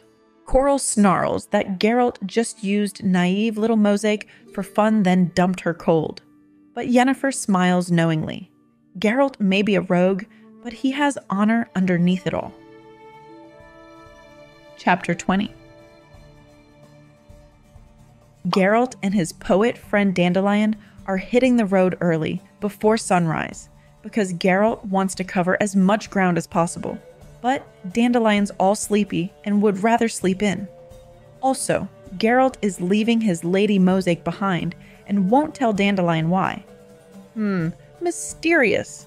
Anyway, after a long day's ride, the duo rolls up to an inn called the Wild Boar and Stag. Turns out the name is just for show. There is no wild game on the menu here. Just pork and kasha, which fancy Dandelion turns his nose up at. But Geralt doesn't complain. A Witcher can't be too picky. They aren't the only guests at this humble inn, though. Some merchants are there with their servants, sitting at the same table but clearly separated. The merchants enjoy roast chicken and wine, while the servants get the pork and ale. Class division is alive and well, it seems. There's also a young girl dressed very fancily, batting her eyelashes at an older clerk. An odd couple, to say the least. And in the corner are 4 healing priestesses in humble gray gowns, sipping broth because they don't get paid for their good deeds. Finally, at another table are 3 rowdy drunk guys who start harassing the poor priestesses. Not cool. The priestesses stoically endure the abuse, as if accustomed to it. Poor things. Geralt notices all this while steadily working through his pork and kasha. Okay, things just got real intense. That creepy dude sitting alone turns out to be Brian, another Witcher gone rogue. He and Geralt clearly have some history. Brian's also after the reward for lifting a curse from Foltest's daughter. He tries to taunt Geralt into a fight, but Geralt refuses. So then Brian grabs one of the priestesses and puts a sword to her throat, threatening to kill them all if Geralt doesn't fight him. Wow, that escalated quickly, but our heroic Geralt keeps his cool. Just then, the fancy young girl who's been flirting with the clerk stands up. Plot twist. She's got a package for Geralt containing his old swords. Where did she get those? Now armed, Geralt calmly repeats his refusal to fight Brehon, but he also promises Brehon's death if any harm comes to the priestess. After a tense moment, Brehon backs down and shoves the woman away. Phew. As Brehon leaves, he and Geralt exchange some cryptic words about Witchers not fighting Witchers, and Brehon claims Kaer Morhen and the other Witchers are hypocrites, just as guilty of murder. But Geralt stands firm in exiling Brehon from their order. After scary Brehon leaves, Geralt has a pleasant chat over wine and snacks with Tiziana Frevi, the mysterious girl who returned his swords. Turns out she's a Dwimvandra, a journeywoman sorceress sent by none other than Geralt's old flame Yennefer. Yennefer wanted to secretly get the swords back to Geralt, but Tiziana had to blow her cover when stuff hit the fan with Brehon. Geralt buys the fanciest wine to celebrate getting his swords back, thanks to Yennefer's thoughtfulness. Tiziana is lovely company, though it's clear she's had some magical improvements, as sorceresses do. The telltale sign, faint childhood pockmarks on her forehead. Still, Geralt finds her very pretty. Of course, Motormouth Dandelion has to chatter on about the notorious cat witchers like Brian, renegades, and psychopaths.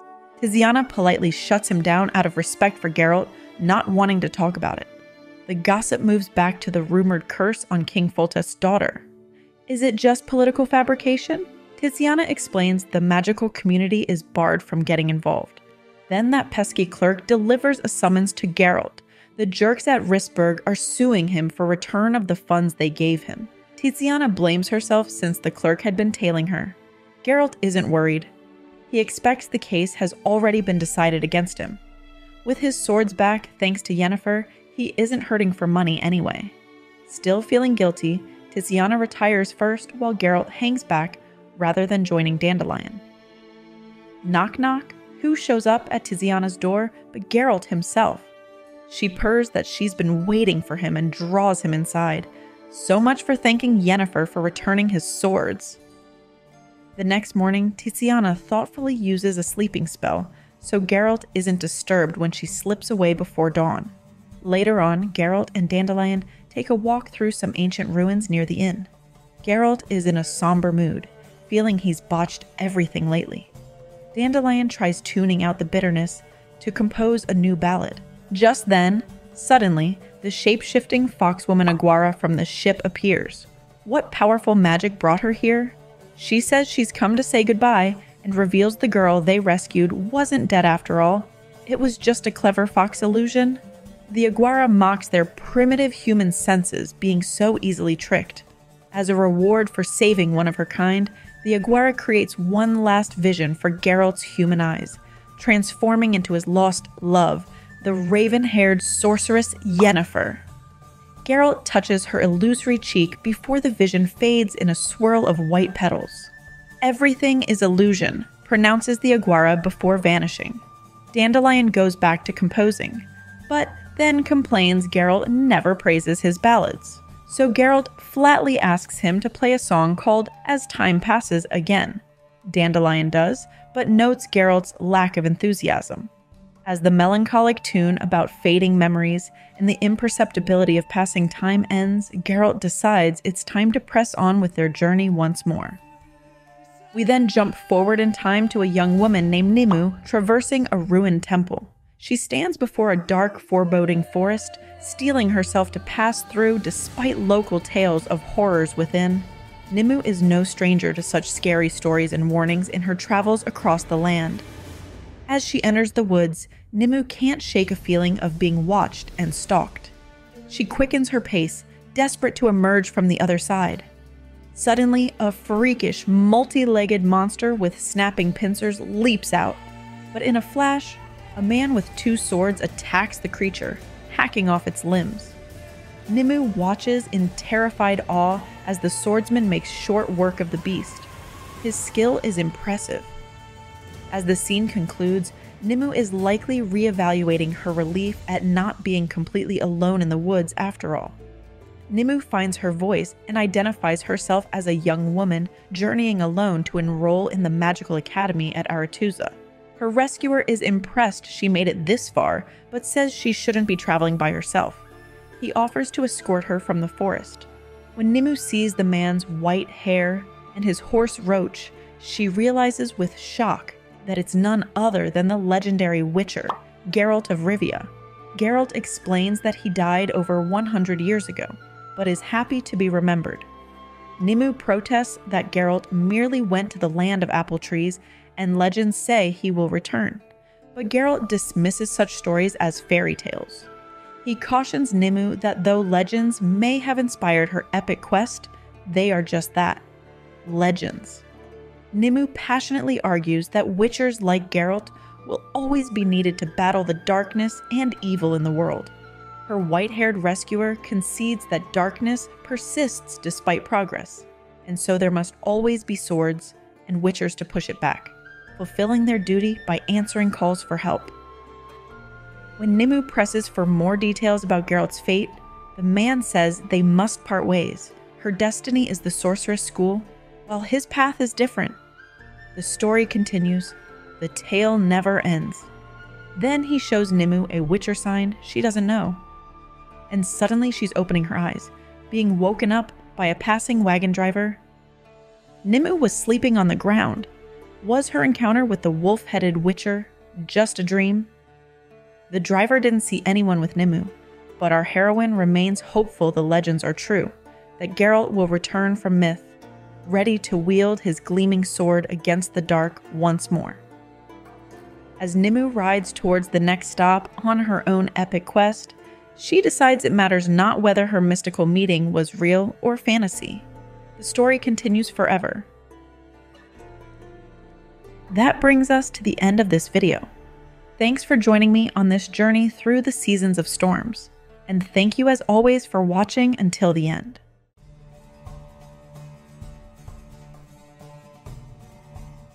Welcome back, friends. Now that we have covered The Last Wish, let's dive into the second book in the series, Sword of Destiny.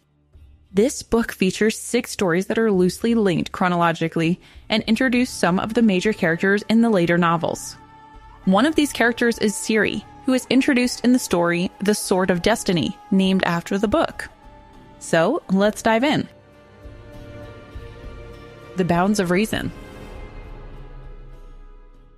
So our favorite witcher, Geralt, has been hired to take out a basilisk that's apparently hanging out in the basement of some ruins and snacking on anyone foolish enough to go down there. Geralt, armed with just a sword, heads down into the dungeon to handle the beast.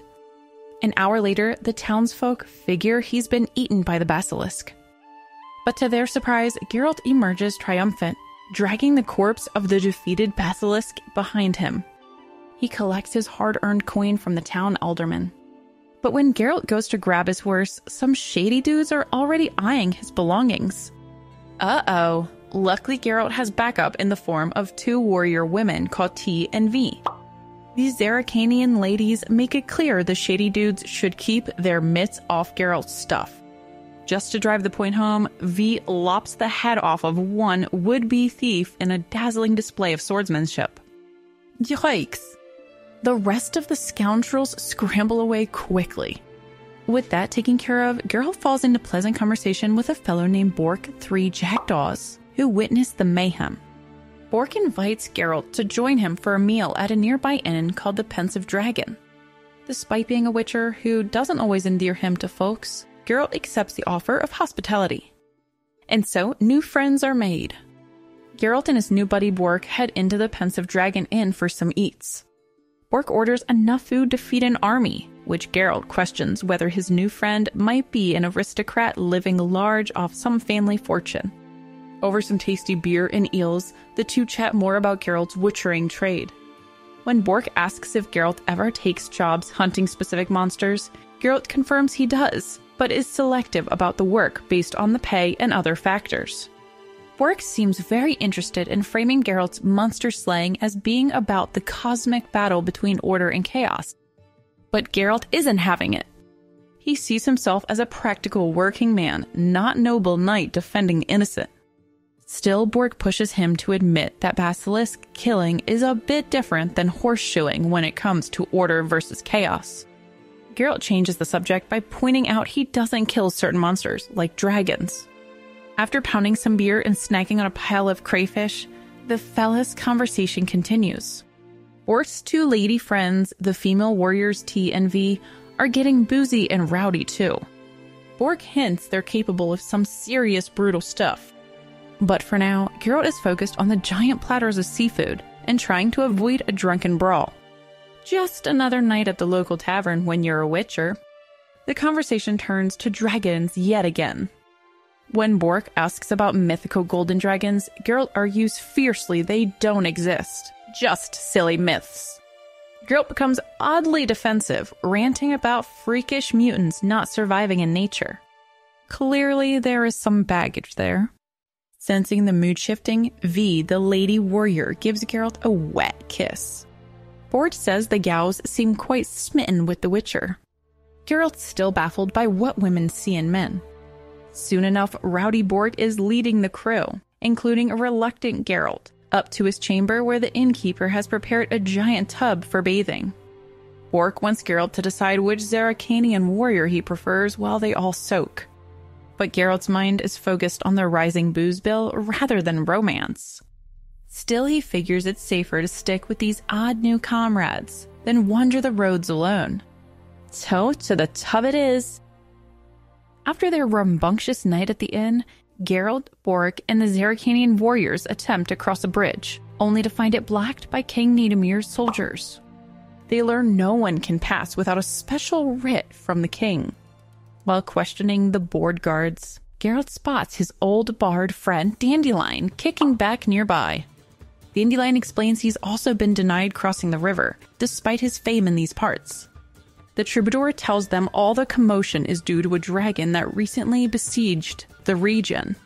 Intrigued, Bork presses the poet for the full story. Dandelion then launches into the dramatic tale of how a fierce dragon has descended on the village of Bearfield just a week prior. After initially doubting the herder's claims, the villagers had witnessed the winged beast themselves as it gobbled up flocks of sheep.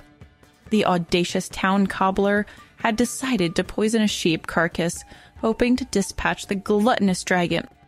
And astonishingly, the dragon had fallen for it and chowed it down. But the tainted snack had only managed to sicken the creature, not kill it. As the wobbly dragon had attempted to fly off, a couple of brave peasants had tried to check if it had died. Big mistake. The weakened dragon had simply lapped up their blood, but lacked the vigor to fully feast on them. Flapping feebly, the beast had departed. So now, the king has shut the bridge to raise an army capable of slaying the invasive creature. But the village of Bearfield also wants a crack at the dragon and its fabled treasure hoard located in nearby caves. Tensions rise between the king and villagers over who claims the legendary prize. Just then, two Zerrikanian warriors trot up to the gathering with refreshments. And with them is an imposing fellow who introduces himself as Doro Garay the sorcerer. He hints his purpose here matches Geralt and company's. Over ale, the witchers, poet, and fighters size up the arrogant magic man. But open confrontation is put aside when travelers emerging from the woods catch their attention. It seems reinforcements have arrived to try their hand against the menacing dragon as well. Among the new arrivals is the famous knight, Ike of Denzel, as pure and virtuous as his shining armor. Ike slashes monsters not for profit, but for principle. Also marching to battle are the ruthless Crinfrid Reavers, a trio famed for their skill at killing Draco lizards, and a band of dwarves led by one Yarpen Zigrin, slayers of the mighty dragon Ockfist.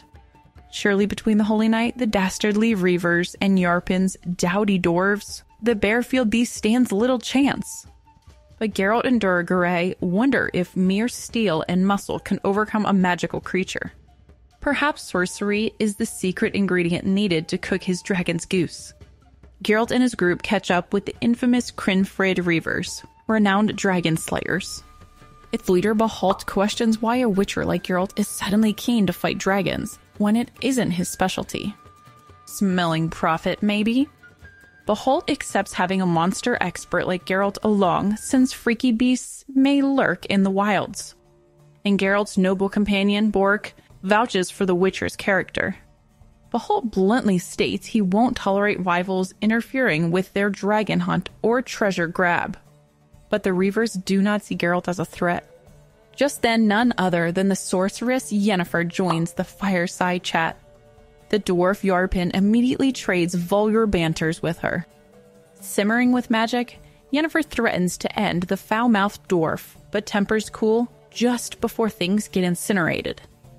Yennefer argues she could easily blast the dragon with her spells instead of the warriors risking their necks in sketchy agreements. But the Reavers want the glory and coin for themselves. They dismissively tell her to collect the dragon's corpse once they've severed the valuable tail and teeth. Yennefer storms to update the king. Sometime later, she returns fuming to report the king has shockingly already consented to the Reavers' terms, despite her protests. The emboldened Reavers taunt the sorceress, telling her to come begging for their steel when her hocus-pocus fails against the dragon. As the laughing warriors celebrate their lucrative deal, Geralt oddly wanders off without a word into the darkness. Geralt follows after the departed Yennefer, confronting his former lover in private. Though years have passed, the raven-haired enchantress remains as stunning as ever. But the chilly sorceress makes clear time has not healed old wounds. Yennefer mocks Geralt for seeking her out to rekindle some flames of passion, as if he could reclaim her when desired.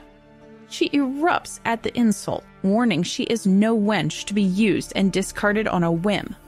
Seething with magic, the furious Yennefer threatens to barbecue his eyeballs if he dares to touch her. Whoa! Geralt swiftly backs off. He knows not to trifle with Yennefer's fury. Yennefer demands they fake civility with their traveling companions, but coldly swears she will never forgive nor forget Geralt's past wrongs. The brooding Witcher struggles to understand her lingering wrath, but he accepts closing this chapter forever. As Yennefer storms off, Geralt returns to the others, bewildered by her lingering anger. The bard's songs chime obviously through the camp while Geralt gazes at the stars, shaken by memories stirred back to life, yet feeling oddly like laughing out loud. The next day, as the expedition winds along treacherous mountain passes, tensions simmer between the sorcerers over monsters and men. Yennefer argues dragons threaten mankind's very survival and must be utterly eliminated. After all, only dragons can raise entire settlements. But de Rigueur counters that balance should be maintained in nature without wiping out any species. He argues that human involvement upsets equilibrium and harmony. Geralt contends equivalence matters little to grieving mothers of Basilic's victims. Lives matter more than lofty ideals. Yennefer coldly asserts it is humanity's role to crush foes and secure dominance. Idealistic witchers and druids should not judge, but simply serve their duty. The unconvinced Geralt compares that to being an unthinking golem, an icy metaphor Yennefer accepts. Next, the expedition reaches a precious rope bridge spanning a deep gorge. Sheepbagger, a sheep shearer turned dragon slayer, vouches it's the fastest route. He claims that he once herded sheep through these peaks and recalls the sturdy bridge was built long ago by toll-collecting trolls. As the party debates crossing the bridge spanning the misty gorge versus the safer but longer route around, Geralt grows uneasy. Perhaps sensing danger ahead, the protective Warg hints the Witcher would do well not to linger up front. Suddenly, a thunderous rumble shakes the peaks as an avalanche of stone rains down, cutting off retreat. Desperate shouts and neighing horses fill the air as the party scrambles for the dubious refuge of the swinging rope bridge spanning the misty abyss. Springing into action, the sorcerers blast boulders to dust through spells, while Geralt risks all pulling Yennefer from the falling stones. The dwarf wagon plunges into the abyss amidst the chaos, but the heroes make it onto the bridge. But their rest is brief as the quaking structure snaps, setting them over the edge. Geralt musters to cling to the wall using a dagger, with Yennefer suspended precariously from his back. The Witcher's strength is rapidly fading, however. But the Aenelian demands the brute reavers pull the gangling duo to safety. As Geralt's grip fails, Yennefer strangely makes her peace with perishing. But magical ropes manifest to loop around the pair. With a heave, up the Witcher and sorceress are hauled just as the remainder of the bridge collapses into the current. Phew! Once safely up top, Yennefer immediately begins yelling at their hesitant rescuers for nearly sealing their doom. Though she won't admit it, Geralt's selfless actions have perhaps thawed her frozen fury. After the harrowing escape from the bridge, the disgruntled Geralt makes to abandon the crusade. He is done with this adventure. But as he gives his departing words, a lookout comes back racing with astonishing news. The dragon has been spotted resting on a nearby hill. With their horses, the group races to witness the incredible sight. There upon a gentle slope sits the mythical creature, gleaming golden as the sun. Wings unfurl to reveal a golden dragon. The spellcasters confirm the fantastic beast casting before them is genuine. The living legend of a golden dragon is real. While awed by the majestic monster, young King Medimir surely envisions the golden head elevating his royal rule to mythical status. The Reavers lick their lips at the golden horde soon to be theirs. But the Witcher stands silent. The golden dragon introduces itself as villain Trettenmirth and changes any doubters to single combat without fire or magic, just tooth and claw versus steel. Ike, with this greed for glory, volunteers to duel the beast to uphold knightly codes of honor. The grandiose Ike charges the waiting dragon. The spectators roar. But quick and gracefully as a cat, villain Trettenmirth dodges the lancing knight with ease. The golden serpent trips Ike's horse, then bats the armored hero, tumbling like a tin can. The watching warriors gasp as the humbled knight is reduced to a groaning lump. Unscathed, the beast batters Ike's hapless horse, then bellows for the next foolish challenger to face it. The dumbfounded dwarf Yarpen summarizes the shocking spectacle. Oh, As the king rides for home, the Reavers, ready to confront the golden dragons themselves, tossing aside all contracts and agreements. But the Witcher Geralt studies the graceful golden dragon peacefully nurturing its fledgling babe. Rather than confront the glorious creature, Geralt wonders whether to protect it.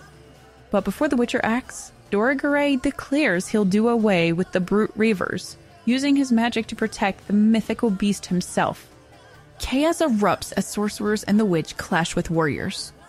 Amidst the mayhem, level-headed Geralt tries safeguarding all from harm, but is soon hexed himself by devious Yennefer. The Spellbinders plot to seize the prize alone, and she plans to use Geralt to do it? Sneaky Yennefer. But out of nowhere, sly Yarpen manages to hit Yennefer with a steel ball to her head. The furious sorceress is tied up and tethered crudely to a wagon wheel by the laughing dwarves. With their victims vanquished, the emboldened Reavers set forth to confront the golden dragon once again, arrogantly assured its golden grace will soon adorn their mantelpieces. Geralt vows ominously that they will regret their actions. The golden dragon's baby waddles over and snuggles against the bound Yennefer, to the sorceress's dismay and Dandelion's envy.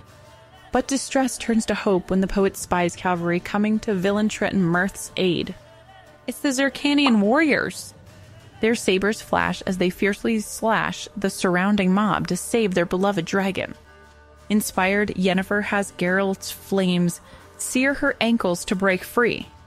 Wincing in pain, she sends the charging wagons cartwheeling with mad magic. Dandelion whoops at the chaos, composing rhymes celebrating the sorceress's wrath. She effortlessly morphs men into beasts and debris into butterflies with each furious flick of her fingers. The bewildered survivors flee Yennefer and her liberators. Yay, our heroes have won! Freed from ropes and pursuers, the grateful golden dragon approaches its rescuers. At last the true dragon is revealed. Bork was the legendary golden dragon Villa Trettenmirth all along? I am shocked. He explains that his shape-shifting ruse was aimed to defend the mother dragon poisoned earlier near Bearfield. As the group makes their farewells, the giggly Zircanians hint at previous bubbly bath times with Geralt. Villain Trettenmirth crushes Geralt and Yennefer's hopes, stating that Geralt and Yennefer were made for each other, but nothing will come of it. Yennefer replies that she knows, but she also likes to believe there are no limits of possibility. The dragon explains men repulse his kind instinctively, except odd mutants like the sympathetic Witcher. Perhaps outcasts recognize one of their own? But now duty calls Bork to shepherd his orphaned ward to safety. With a sorceress, Shimmer, he becomes a dragon once more. And with that, the band of strangers now turned friends go their separate ways. And that is a wrap on the first story, The Bounds of Reason. A Shard of Ice. Well, well, well, what do we have here? Looks like our brooding hero Geralt has found himself knee-deep in a pile of trouble. Literally. He was just minding his own business next to this trash heap by the town walls when, bam! Freaky tentacle shoots out from under the garbage.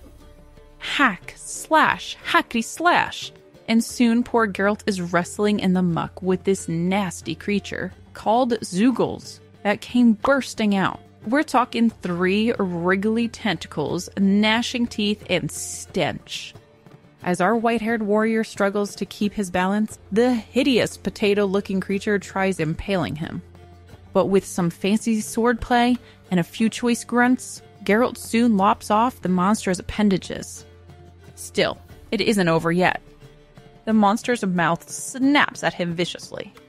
More hacking and slashing and foul liquids flying everywhere. Finally, the thing deflates, with the tentacles giving a few last sloppy twitches in the debris surrounding them.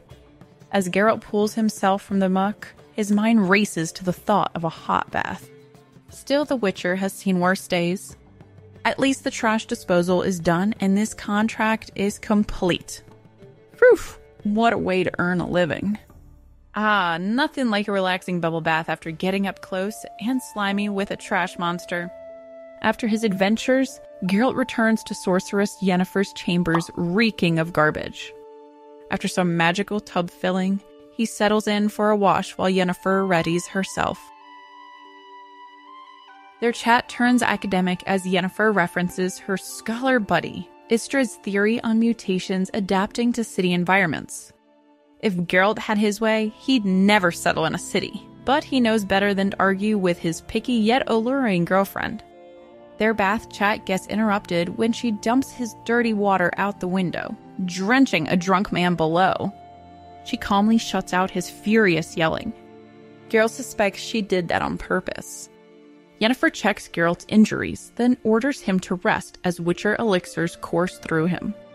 They exhaust and destroy the body, but Geralt finds them necessary to battle monsters. It's the hazard of his work. Though tired, Geralt still has a vigor for their accustomed cuddles, if you catch my drift. But his stamina is depleted, sabotaged by elixirs, until Yennefer remedies things with her sorceress skills. Yennefer always has tricks up her sleeve. Afterwards, they find some fleeting comfort in each other's arms before dreams take them. After their night together, Geralt awakens to find Yennefer has vanished without a trace. All that remains are the scattered tools of her beauty rituals. Only her scent of a lilac gooseberry lingers. Our Witcher's mood sours. Everything in this dreary town annoys him, from the cold breakfast to the disgusting cook. Venturing out, Geralt hopes the spring cheer will lift his spirits, but no dice. The filthy streets, beggars, and racist graffiti repulse him. The very air carries whiffs of yesterday's trash battle. He decides to scrub off at the bathhouse, but a bath cannot wash away Geralt's disgust with the city. He particularly hates the slurs calling for elves to be put in reservations. An elven leader eyes Geralt with disdain before sending him off to meet with the town's mayor, Herbolth.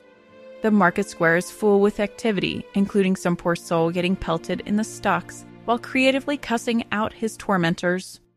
At last, Geralt locates Mayor Herbolth, holding court under a grimy canopy, but a sentry named Cicada halts our Witcher, demanding he hand over weapons before approaching. Cicada's a notorious thug Geralt's heard of. After cautiously disarming, he passes. Mayor Herbolth greets Geralt with joy, but it's just an act to stress out the merchant petitioners. He explains Cicada's just for show. His fierce representative helps keep order so trade flows smoothly. Not that Geralt believes the assurance he's truly in control of the brute he's hired. Herbolth complains their town's government is chaos, since the Alvin viceroys never last long in office. Of course he blames their mixed heritage rather than admitting his own poor leadership, or the bribes merchants pay him. Welcome to corrupt city politics, Geralt. Mayor Herbolth tries a hard bargain to pay Geralt a measly 95 coins for slaying the deadly Zeugl. He argues the lives lost were just town drunks, and Ferryman's pupil, hardly worth 100 marks. Geralt has to school Herbolth, as the monster would have soon eaten someone more vital. Amused at fleecing our hero, the mayor wonders if anything else might spawn in the muck. Geralt explains Zeugles can self-replicate without mating pairs, but his snail biology lesson goes over Herbolth's head.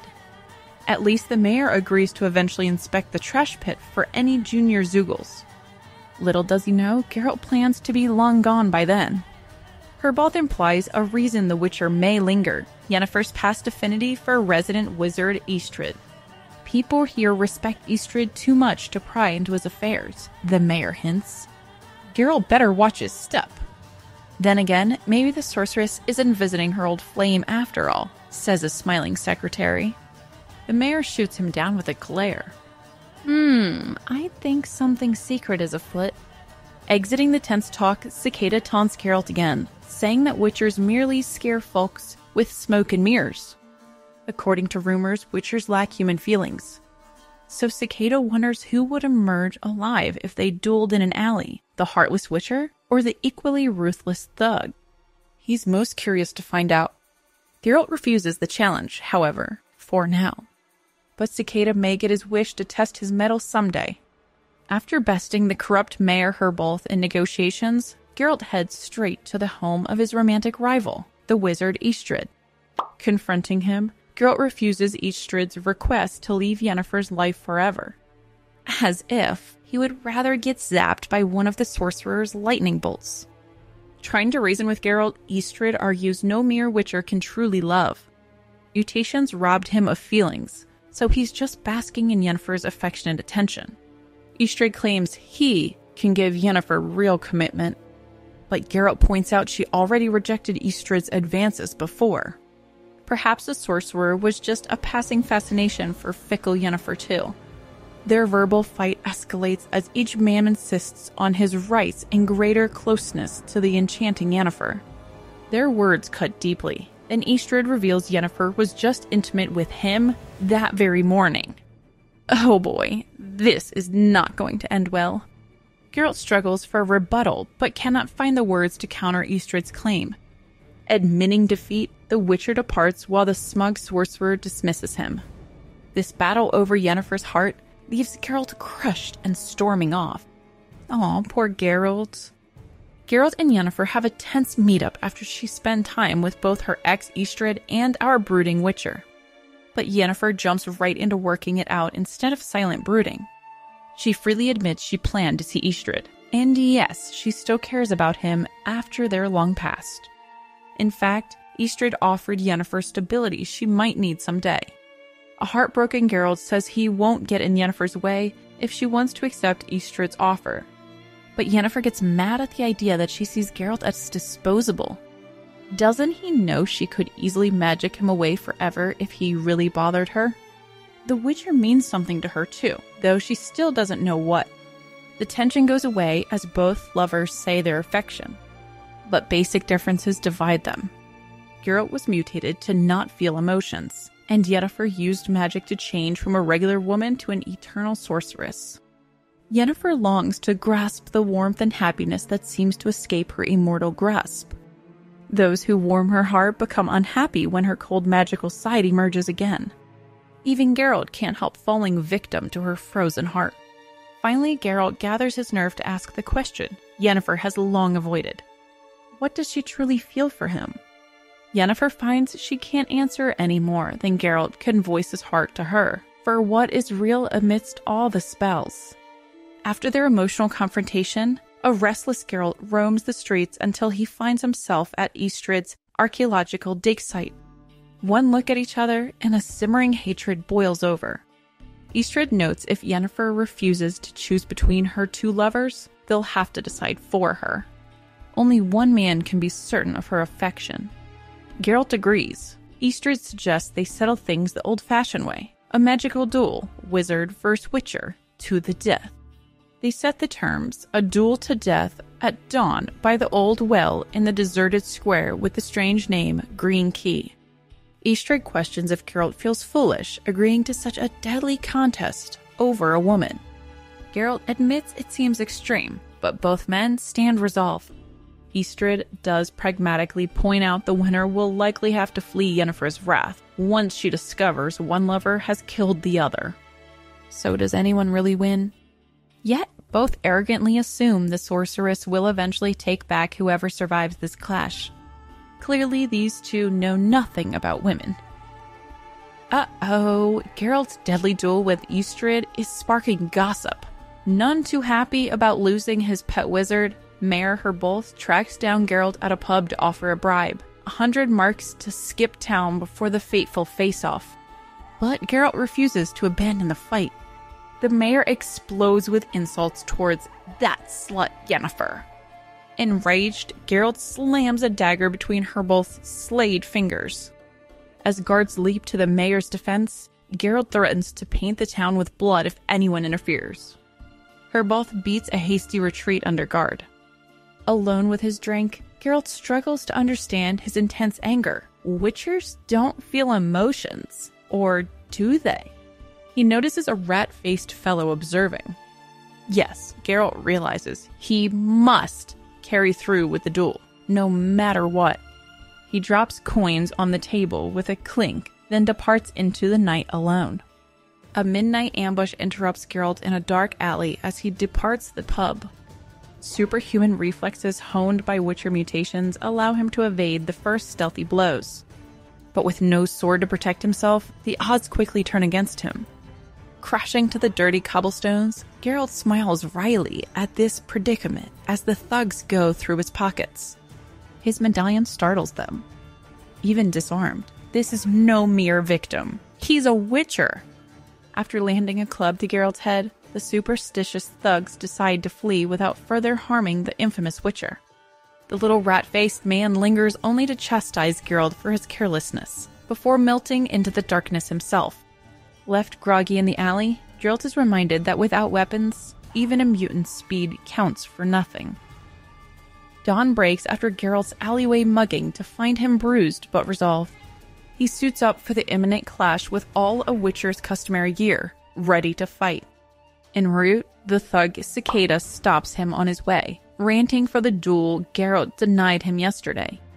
But eager to face Istredd, our hero brushes past until Cicada's crude taunts push him over the edge. Geralt unleashes his fury in a flurry of spiked fists, smashing Cicada's sneering face to pulp. Cicada's crones start to draw steel, then stop and retreat before the Witcher's lethal wrath. None will stop his duel with Istredd now. At the Green Key Well, Geralt finds Istredd waiting with sword drawn and a black kestrel on his shoulder. Turns out the bird brought a farewell letter from Yennefer that morning, but Istredd clings bitterly to his need for her.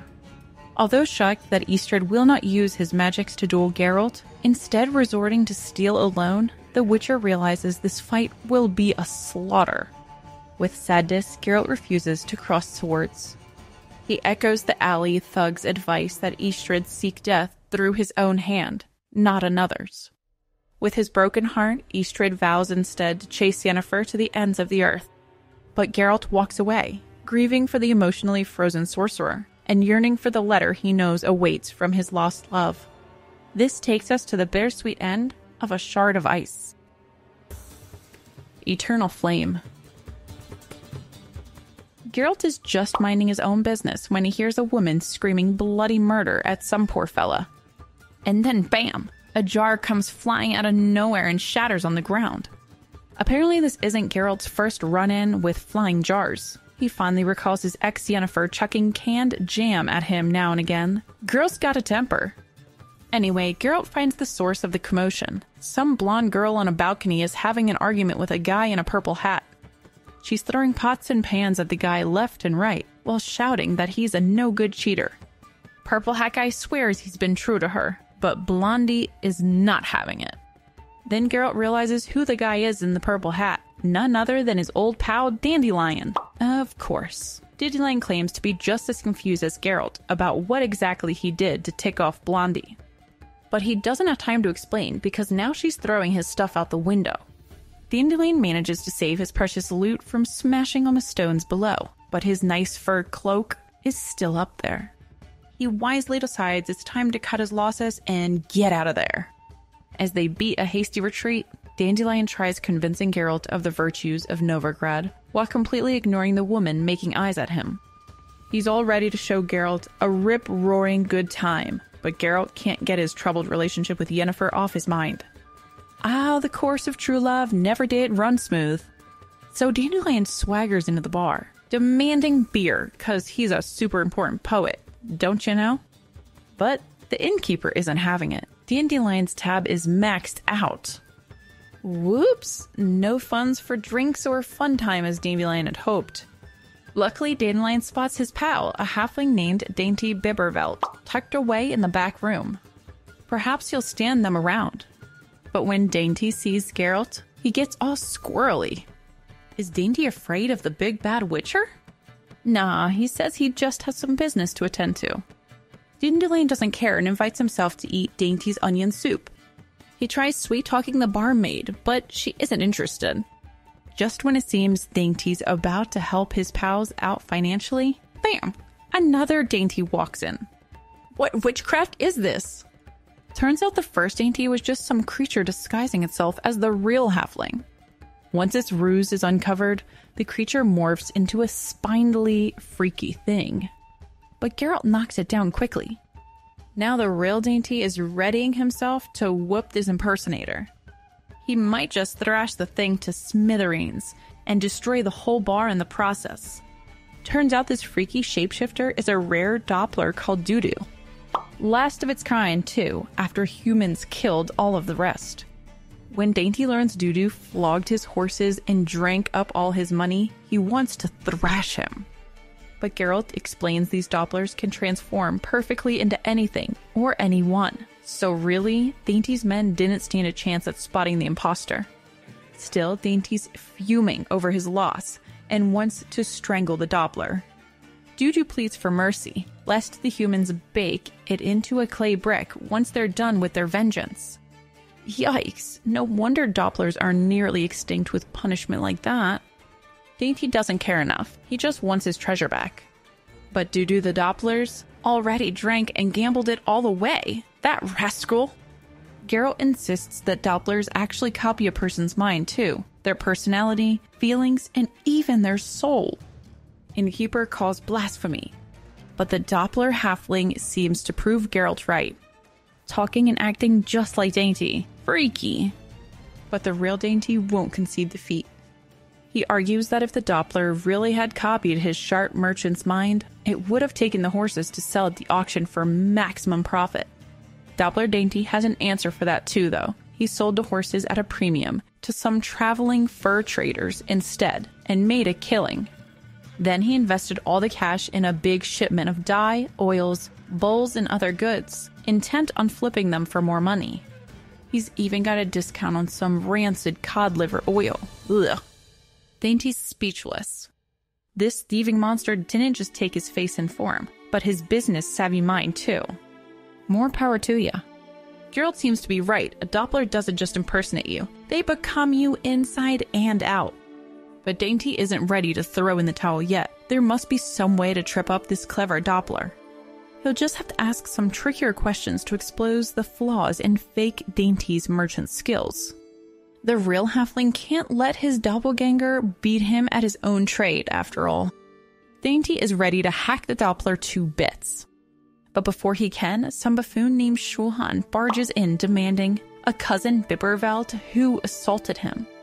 Luckily, quick-witted Dandelion spins a tale that it was just Dainty's crazy cousin, Nutcase, who had a violent aversion to the color purple. Schwan almost calls the guard anyway, but then reveals he's actually here to collect taxes from Dainty, based on his presumed profits. Poor Dainty's flabbergasted. Profits? After that thieving Doppler fittered away all his cash? But the Witcher warns Dainty to play along for now.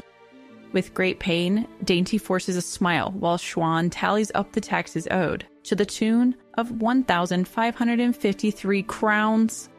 Dainty can only sigh and bid the lads farewell as he imagines his fate rotting away, unable to pay this outrageous tax bill. Sometime later, while Dainty's still fretting over how to get 1,500 crowns by tomorrow to pay his tax bill and stay out of the dungeon, Dandelion jokes they should disguise Dainty as a sheep to sneak him out of town.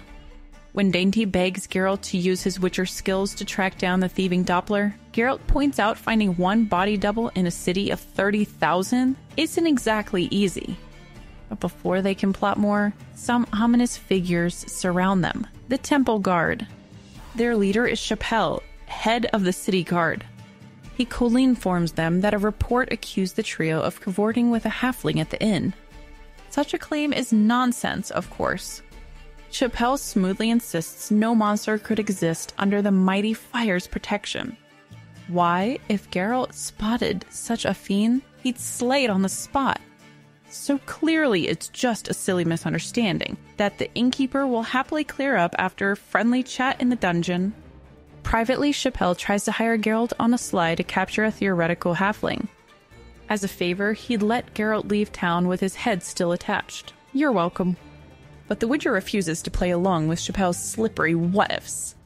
Still, no need for conflict, so long as they respect the fire, right? Dandelion states that they've made a dangerous enemy. Everybody knows Chappelle's a ruthless tyrant who makes problems vanish. But Dainty's more distracted by a merchant revealing he somehow made a huge profit on his shipment. Someone's been using his name and face for illicit business. There is only one scoundrel around with both access and incentive. The halfling knows just who to grill for answers, his banker friend Vivaldi. Dandelion expects a big fancy bank, but Vivaldi's office is pretty nondescript. Where do they keep all the money? No vaults or cellars to be found. Vivaldi accuses Dandelion of writing silly songs he most certainly did not compose. Rude. Anyway, Vivaldi assumes Dainty's back to close a deal on the mimosa bark shipment. What deal? The halfling's totally lost. Suddenly, some young gnomes run in yelling conflicting orders. Sell the shipment now! Wait for a higher price! Two Dainties barking orders at the same time? Vivaldi sighs and recaps the last crazy days. A Dainty lookalike rushed in, taking out huge loans, buying goods, making profitable trades. Meanwhile, the real Dainty knows none of this. Now there's over 6,000 crowns being held in Dainty's name at the bank. The tax bill's been paid too, the dwarf assures. And Witcher's Doppler is still gallivanting around as Dainty, getting tangled up in all sorts of schemes. Just then, the gnomes zip back in with even higher bids for the bark. Cha-ching! Fake Dainty's deals are paying off big time. No wonder the city officials assumed Dainty was raking it in. This identity thief has quite the business-savvy mind. But Vivaldi wonders if Geralt and Dandelion are secretly in cahoots, feeding insider intel to Dainty. After all, a Witcher and Troubadour make curious companions for a merchant. Dandelion is most offended at the accusation he's some kind of spy. Surely Vivaldi knows poems and songs are his only concern. Just then, more confusing messages arrive. Buy more pots? Pay some bribes and grab some beers? What is this imposter Doppel Dainty up to now? Dainty decides it's time to track down this identity thief in person, with a nice sturdy stick for insurance. But then a gnome bursts in saying Sorel is ready to start pouring something at Dainty's command. Pour what? Into what? The real halfling hasn't a clue. But hey, business calls. Even if it's not his business, exactly. While the duped halfling struggles to unravel the web of deals tangled around him, Geralt catches up to the shapeshifter back at the bustling marketplace, only to find him disguised once more as Dandelion, merrily playing songs for coins. When confronted, the Doppler disguised as Dandelion tells Geralt he plans to quietly blend into the crowds of Novigrad rather than live as an outcast in the wilds. He argues that other monsters like elves have been allowed to assimilate in the city. Why shouldn't he get that chance too? Geralt reluctantly agrees not to stop the Doppler. Sensing this, the Doppler Dudu thanks Geralt and sets off, singing a tune about hope and new beginnings. Do-do-do-do-do. Just then, Dandelion's former flame Vespula spots quote-unquote Dandelion and angrily confronts him for his cheating ways. She smashes the heavy frying pan down on the Doppler's head, causing him to lose hold of his disguise and start morphing grotesquely. Geralt swiftly wraps the semi-conscious Doppler in a rug. When Chappelle appears, Geralt cautions him not to come closer and see what's inside. But the cold-eyed official moves in anyway to check out Geralt's suspicious bundle. Chappelle easily sees through Geralt's bundle and guesses it's the Doppler Dudu. He instructs the shapeshifter to take Dainty's form again, so as not to draw attention.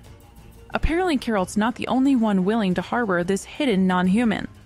Next, there's a huge revelation. Chappelle himself died months ago. The new Chappelle is actually another compassionate Doppler who quietly took over the feared man's identity. What a twist! He hopes Geralt will let their harmless secret be. Then a gnome arrives with news of some mysterious lucrative deal Cousin Dudu orchestrated. The resourceful Doppler swiftly calculates a tidy 2,400 crown profit from selling sacred vigil lights to the temples, made cleverly from rancid oils. And tax-free since it's for religious purposes. Clever. Doppler Dudu's business savviness strikes again. As Dandelion bemoans this monster earning more than him through song, Geralt suggests he quits the ballads and takes up commerce instead. The Doppler kindly offers to buy Geralt a replacement jacket.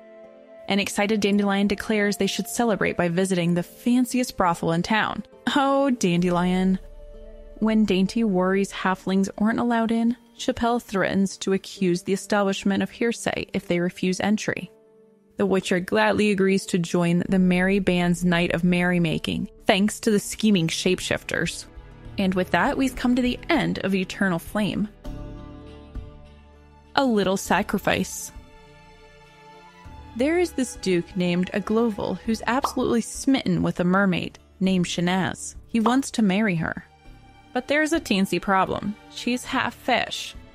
Agloval tries convincing Shanaz to drink a special potion he bought that'll give her legs for 3 painful days, but she's not having it.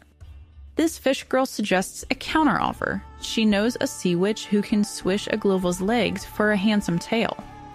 As if, no can do, says the Duke. Shanaz demands proof of Agloval's devotion through sacrifice.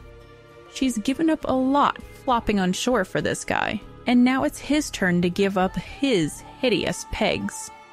She's also feeling her biological clock ticking, and needs a merman who can fertilize her eggs. But when Geralt the Witcher translates this vulgar mermaid language, Agloval freaks. He calls Shanaz a brazen hussy and frigid mackerel.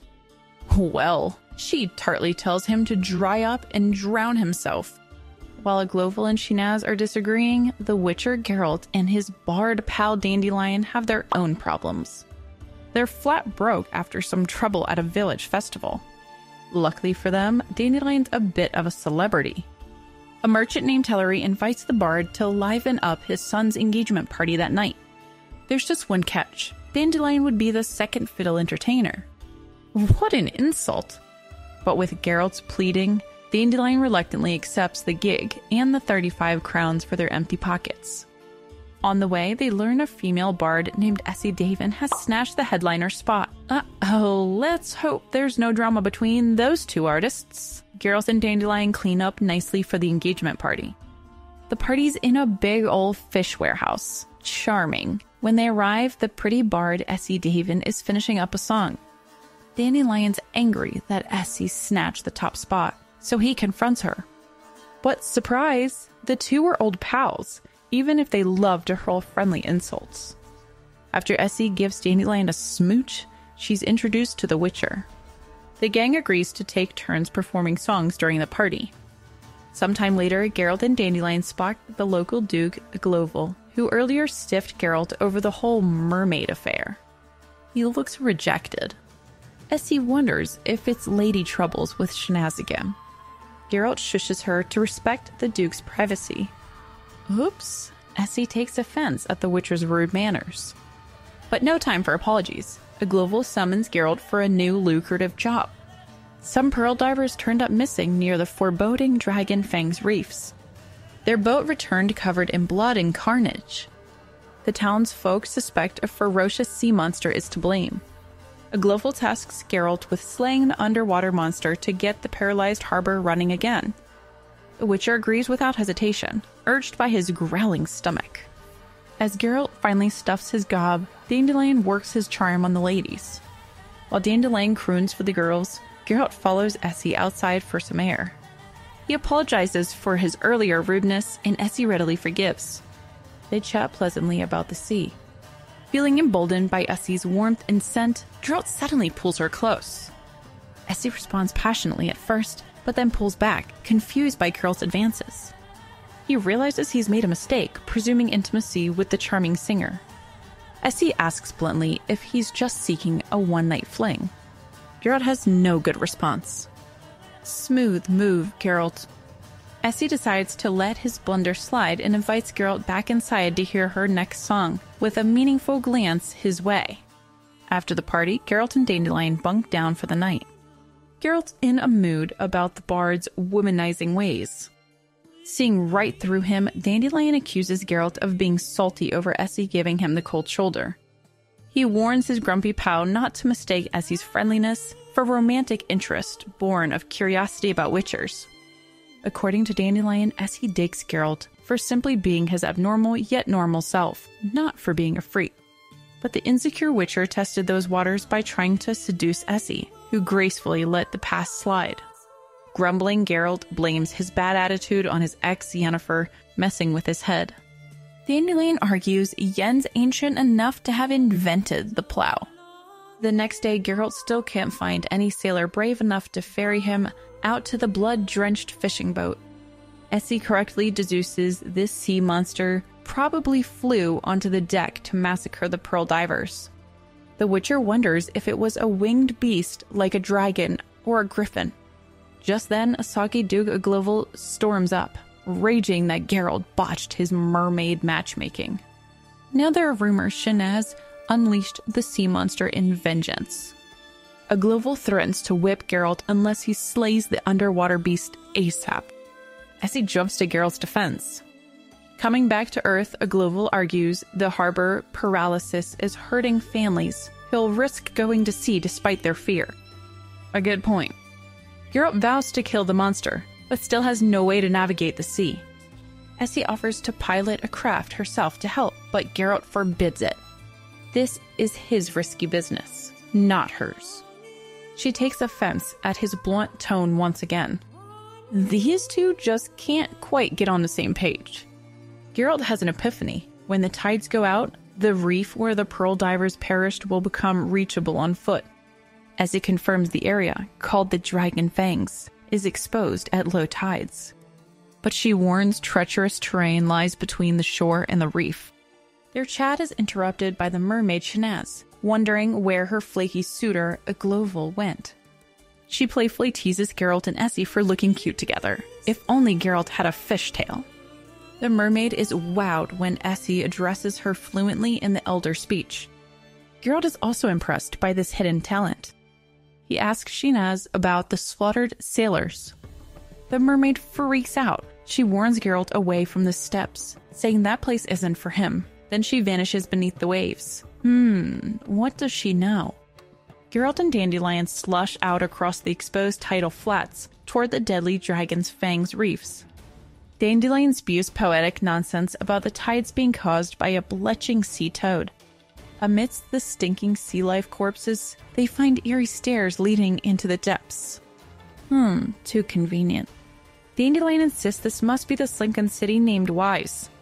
Despite Geralt's protests, the excited bard descends the steps to examine glyphs carved into the marble. He slips, but luckily doesn't plunge into the depths. Then from below echoes the sound of a bell. To Dandelion, it's a ghostly sound from the abyss, but to the Witcher, it likely signals the approach of the murderous sea beast, music to his ears.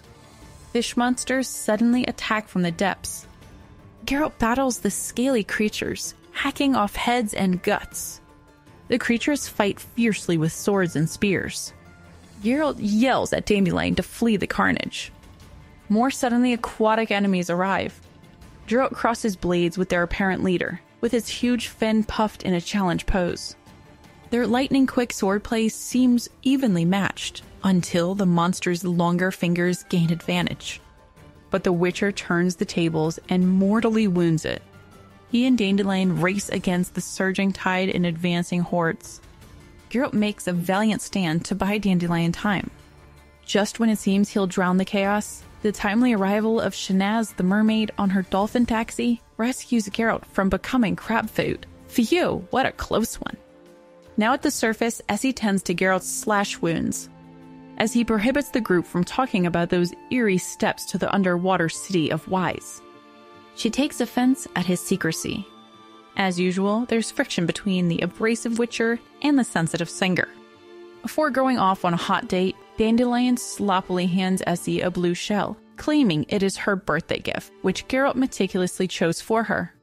Although seemingly insignificant looking at first, the shell turns out to hold a surprise inside, a precious pearl. Though touched, Essie tries refusing this fortune, but Geralt insists she keep it. Alone, Essie then professes her love to the stunned Witcher. She had hoped it was his magic that made her care so deeply, but the bitter reality is she simply needs no enchantment to fall for the monster hunter. Geralt sympathizes at last with his ex Yennefer's inability to meet his emotional needs. How to kindly rebuff Essie's affection without hurting her? Essie sobs that her love for Geralt makes her feel sick and powerless, like she's poisoned. She hates him for not returning her feelings and hates Yennefer for having his heart. Essie even threatens to bed the first random guy at a tavern for spiteful revenge.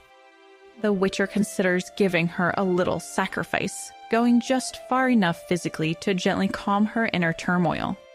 But he realizes even such casual intimacy is impossible when feelings aren't truly shared.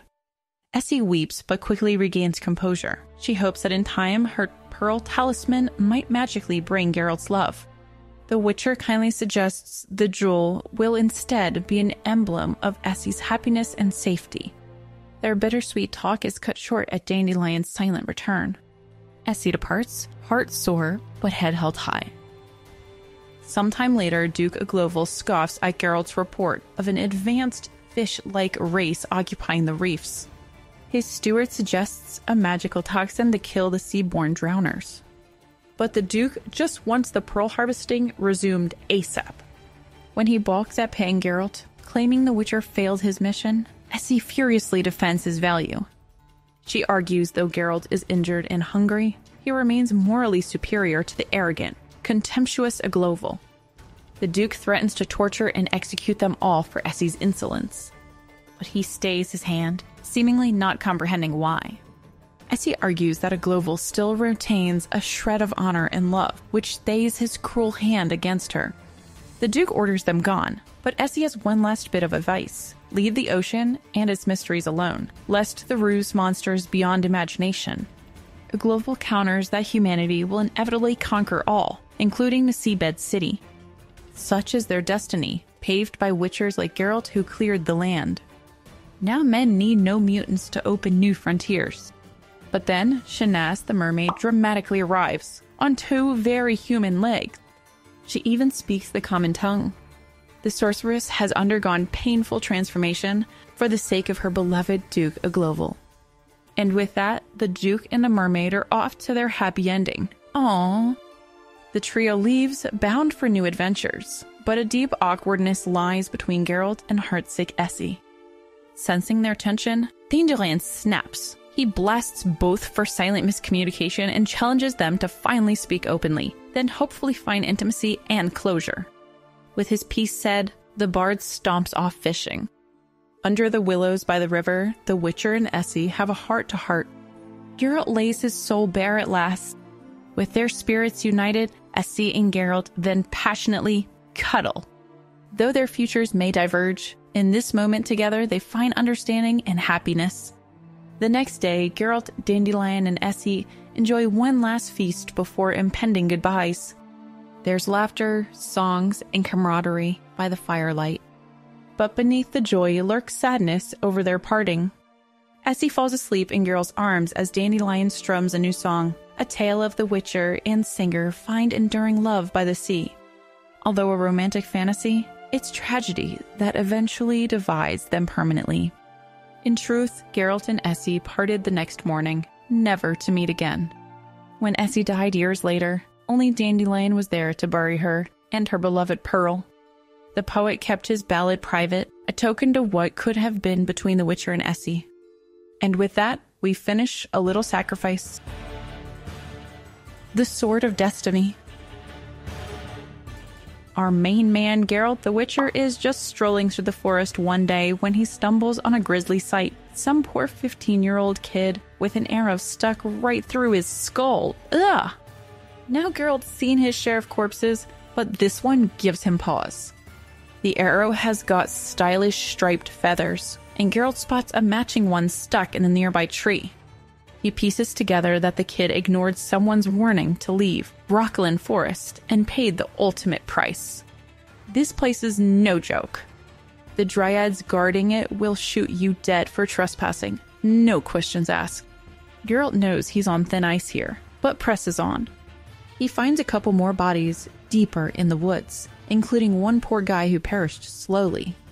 But then he hears a groan. Someone's still kicking?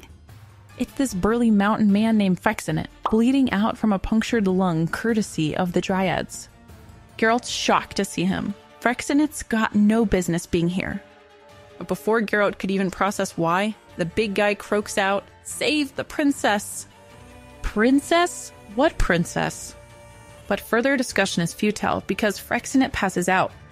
Geralt attempts to makeshift a stretcher to get him out, but he doesn't even get 2 steps before, bam! A warning shot from the dryads zips past his ear.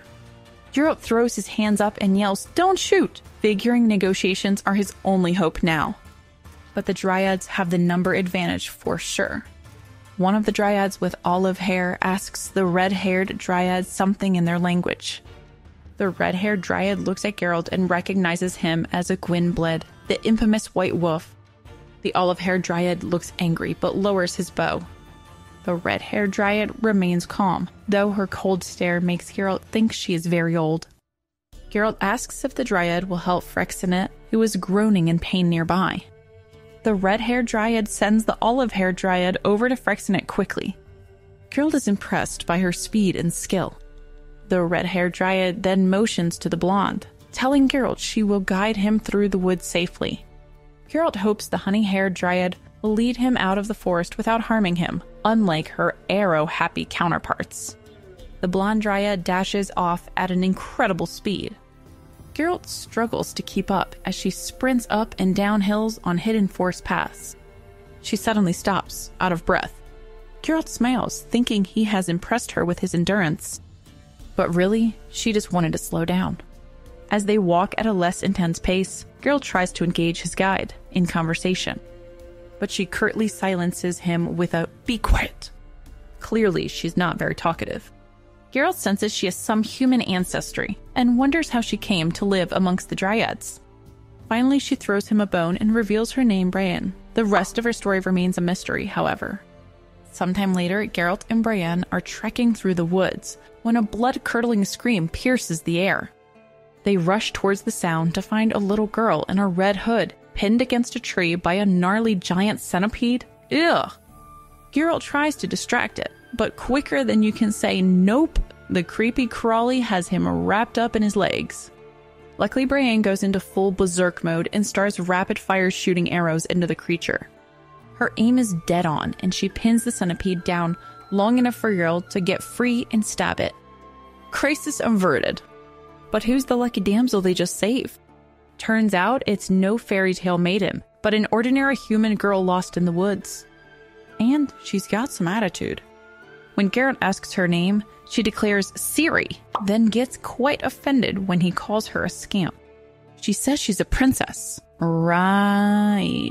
A princess with a dirty face covered in snot. I'm sure. Still, something twigs Geralt's memory about this Ciri girl. Where has he seen her before? He decides she must be the princess that Freixenet was talking about. He questions her more, but the girl makes a break for it, zigzagging through the trees.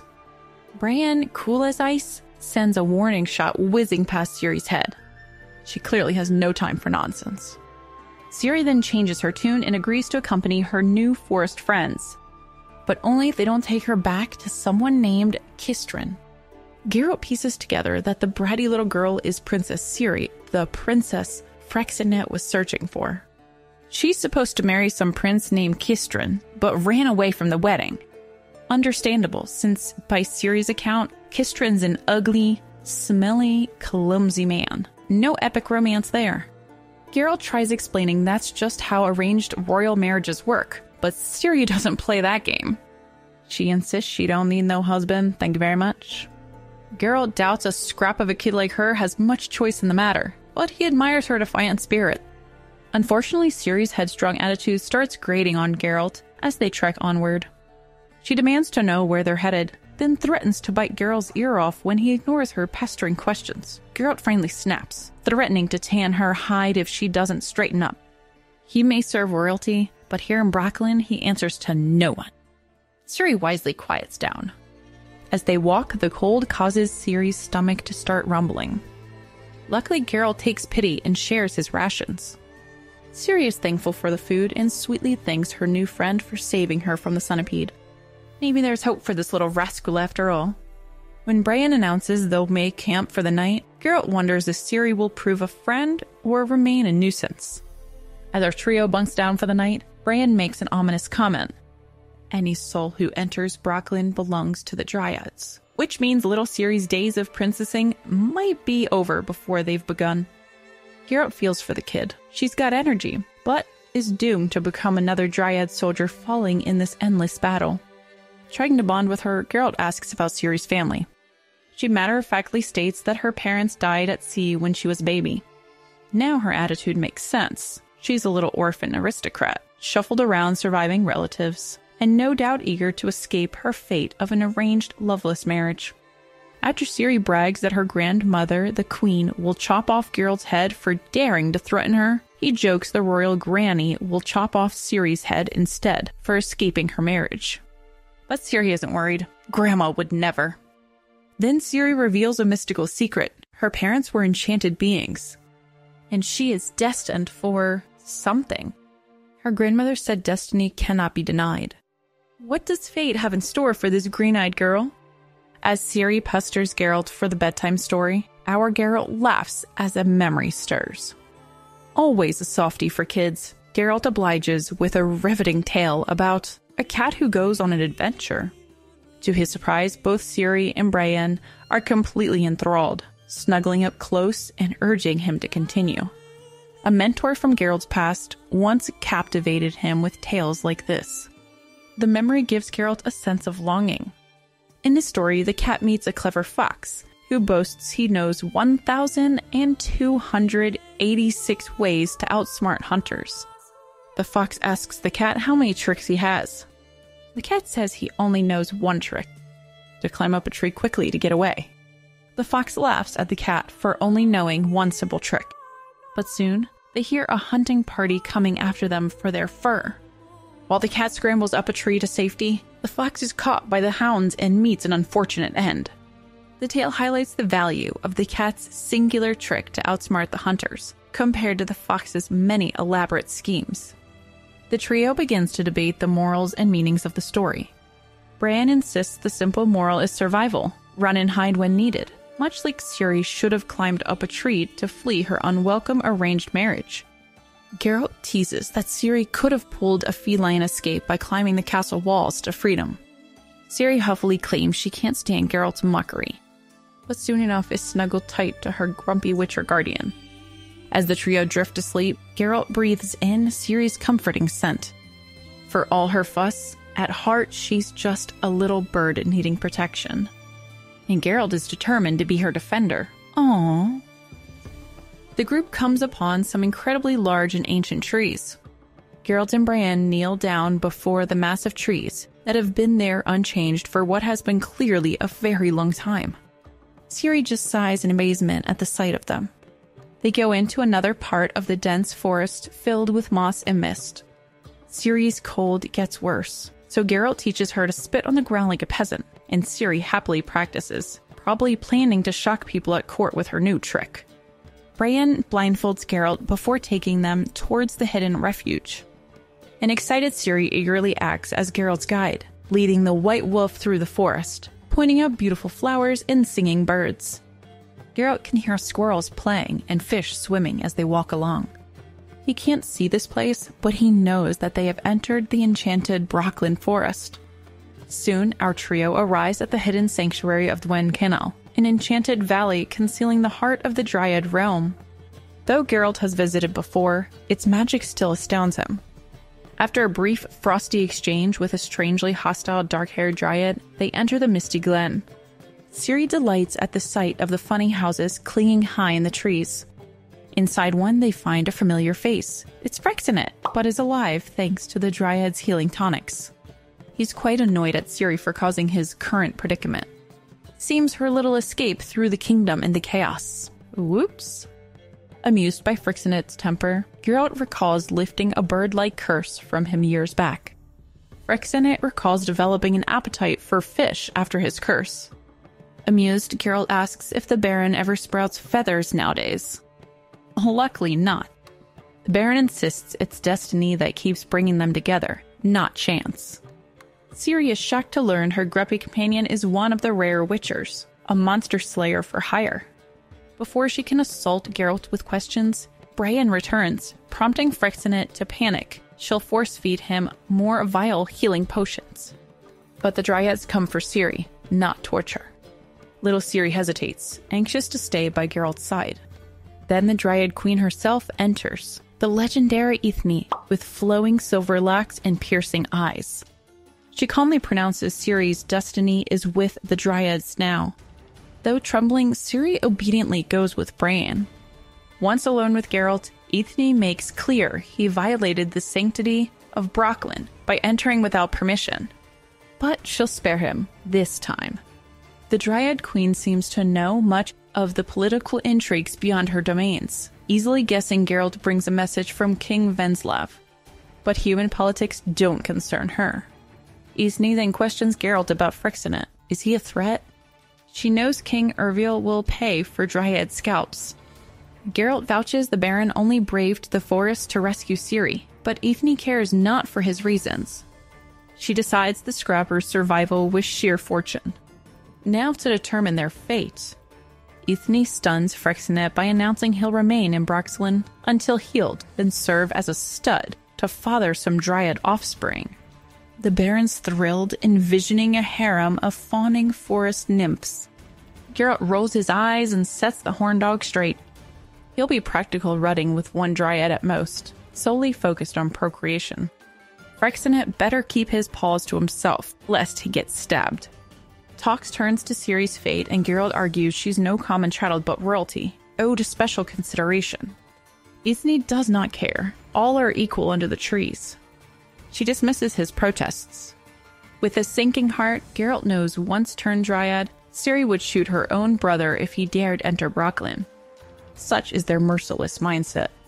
Freixenet wonders if he could sneak the little princess out, but Geralt cuts that suicidal plan short. The Baron will escape this place, but Ciri is lost to the outside world. She now belongs to the forest. Inside 3 ancient oaks that have grown together lies Ithne's treehouse chamber. The Dryad Queen softly combs the hair of a quiet Ciri, who seems enthralled. Ithne states she will send Geralt back to King Venslav in the morning. Geralt stiffens at the blunt, swift dismissal.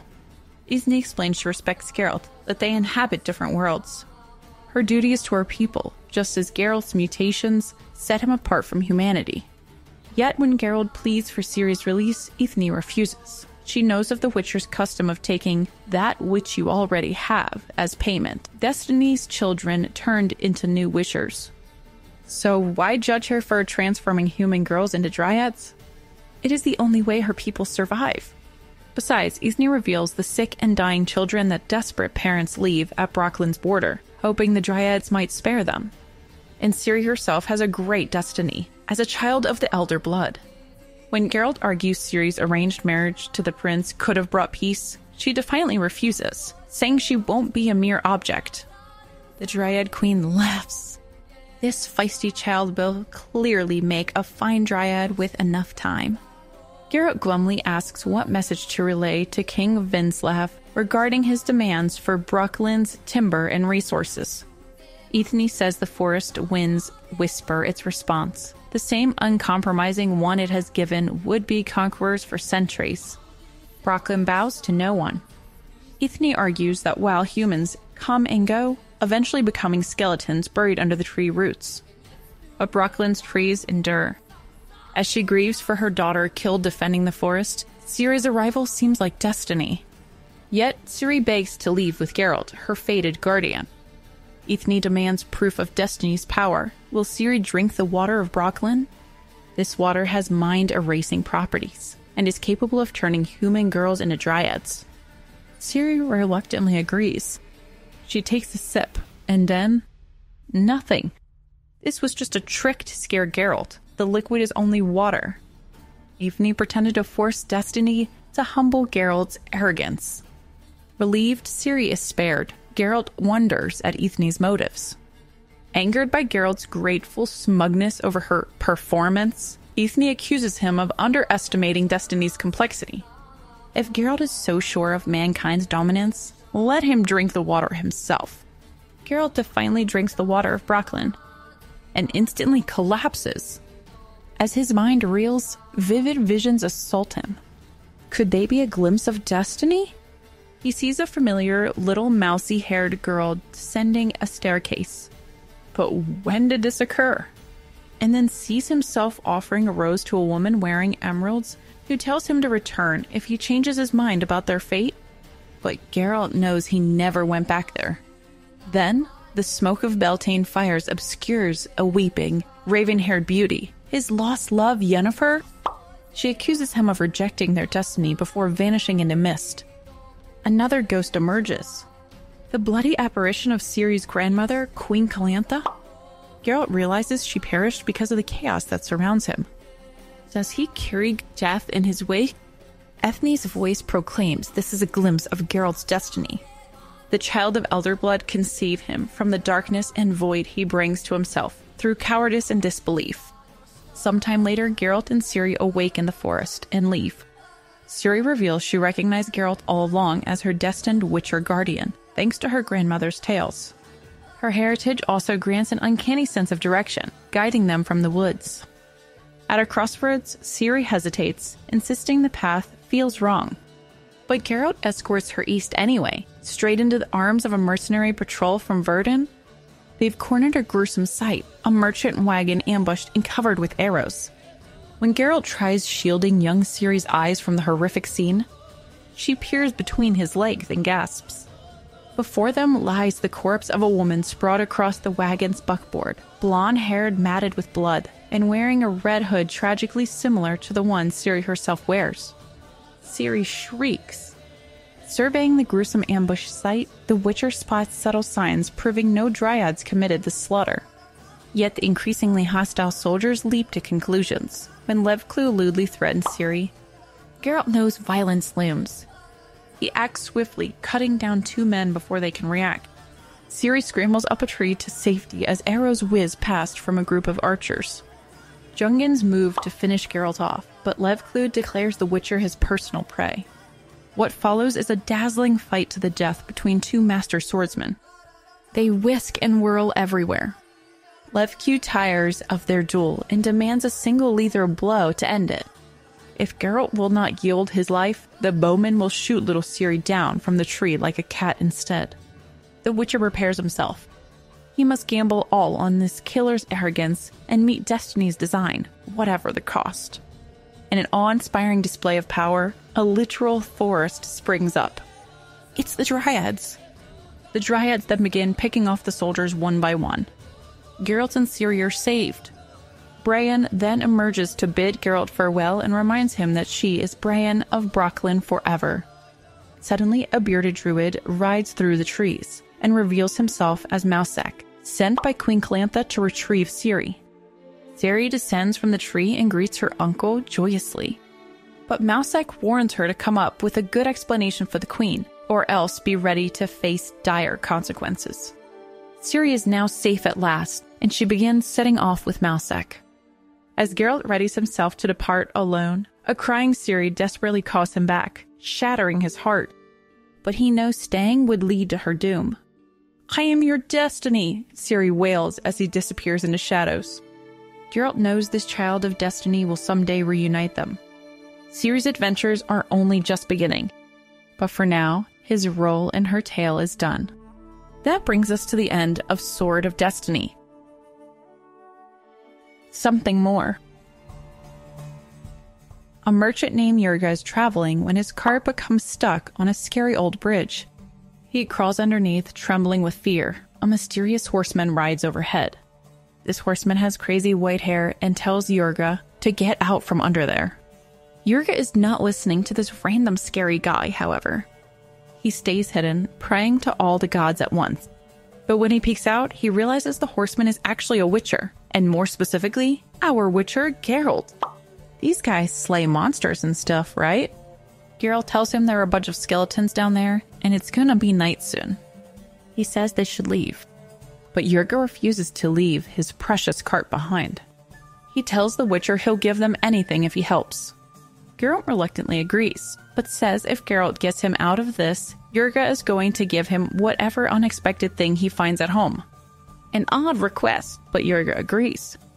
And with those words, Geralt has invoked the law of surprise once again. When Geralt removes his cloak, Yurga confirms he is indeed a monster hunter from the wolf, medallion, and fancy swords. Well, now it's dark, and a bunch of freaky skeletal monsters with yellow eyes and frog mouths show up at the sketchy bridge where Yurga's cart was stuck. They creep towards Geralt, who's still trying to help Yurga. The Witcher makes a weird sign with his hand to ward them off, but it doesn't really work. More beasts crawl out from under the bridge. One loses its head to Geralt's flashing sword, but the others just keep coming. These things are fearless. Yurga cowers by his cart as monsters fall dead around him. One jumps on his neck, digging its claws in. The Witcher knocks it off, but now the swarm pushes him right over the edge of the bridge. Yurga listens in horror to the battle raging below. Finally, everything goes silent. Geralt climbs back up, victorious but bleeding badly. He staggers over to Yurga's cart and collapses against it, looking into the merchant's eyes before passing out on the bridge. Sometime later, Yurga and his servants load the mangled Witcher onto the cart. Yurga's cursing them out for abandoning him on the creepy bridge. But now they gotta focus on getting this Witcher some help before he bleeds out. They wrap him in sheepskin to warm his shivering body and keep pressure on his wounds. The Witcher slips in and out of consciousness, mumbling some woman's name. Whoa, major flashback time. We get whisked away to a steamy festival where Geralt encounters none other than his ex-lover, the power sorceress, Yennefer. She's got her claws in some village guy, but ditches him quickly when she spots Geralt in the crowd. Yennefer seems hesitant at first, wary of falling into old patterns with Geralt that led to heartbreak before. But the Geralt smoothly reminds her that sometimes things don't need to make sense, and it's been over a year since they were last together. Well, Geralt and Yennefer's fiery reunion becomes steamy. Under the moon, they indulge in some cuddles. But afterwards, Yennefer gets all moody about how their kind can never reproduce or be reborn. Still, they take comfort in each other's arms as dawn approaches. Yennefer says they have to part ways again, so as not to keep hurting one another with their doomed romance. But she urges Geralt to ride Cintra, saying dark times are ahead. She even mentions his past failure there, somehow knowing details she shouldn't. Whoosh, it's flashback time again. Now we see Geralt has come to claim the Child of Destiny from Queen Calantha 6 years after her daughter Pavetta's fateful betrothal feast. But Calantha is as stubborn as ever about giving up the kid. Her druid friend Mousesack implies she actually ordered him to kill the baby before, but then changed her mind. Yikes! He also reveals that Pavetta and her husband Duny mysteriously died at sea, even though they were supposed to bring the child with them. Weird. Geralt observes a pack of castle kids playing, including a little blonde girl who seems strangely nurturing. But before he can inquire further, Calantha grants him an audience. She complains he's horrifyingly punctual to collect on their bargain, made on Pavetta's betrothal night as a result of Geralt invoking the law of surprise after saving Duny. The pieces are falling together. Turns out Pavetta was pregnant with none other than Ciri. Geralt and Calantha face off in a battle of wits and wills. When she tries to force Geralt to take one of the children as his reward, he refuses, saying destiny doesn't really choose the kids who survive the dangerous trial of the grasses anyway. Calantha becomes mad that he dares challenge her authority, but Geralt stands firm, proving some things are more powerful than a queen's command. He came to see Pavetta's child, not take it. Just when it seems Geralt's getting thrown into the dungeon, Calantha suddenly invites him for a friendly chat and drink instead. She asks how he knew none of the boys was the right kid. Geralt admits he bluffed. Apparently the whole destiny thing is just a dangerous game of chance, not some mystical legend. Next, Geralt and Calantha have a real heart-to-heart. He reveals how he became a Witcher. Not through some destiny, but by being an unwanted child sold off and put through brutal trials. Now he can't have kids himself. Calantha said she'd happily give Pavetta's child to Geralt to raise as a Witcher, but Geralt refuses. It's too dangerous and he couldn't handle the responsibility if the kid died. Yet Calantha hints Geralt's destiny was to reject the child of Surprise after all. If he had chosen the right kid, destiny would be mocking him. They part with mutual understanding. Geralt wonders if he'll see the strong-willed queen again. She suddenly forebodes that this is their last meeting, but says Geralt can still claim the child if he returns to Cintra. Whoa, another flashback. The healer tending to Geralt's infected monster bite is none other than his own mother, Vicenna, the sorceress. She doesn't recognize him, of course, but the sight of her red hair sets his medallion vibrating. Vicenna clinically treats Geralt's wounds, impressed he survived due to his slow Witcher metabolism.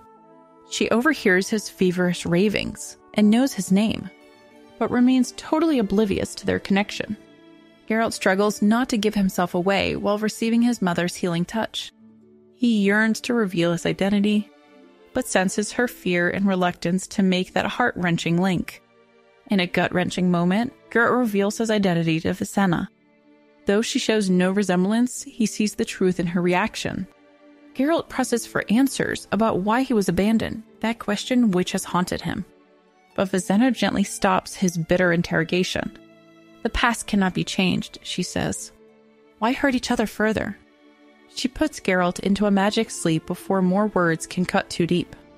In his dreams, Geralt begs her not to go. He still craves closure. But Vicenna insists this painful reunion can only bring them harm. With a sad farewell, she vanishes, leaving Geralt heartbroken.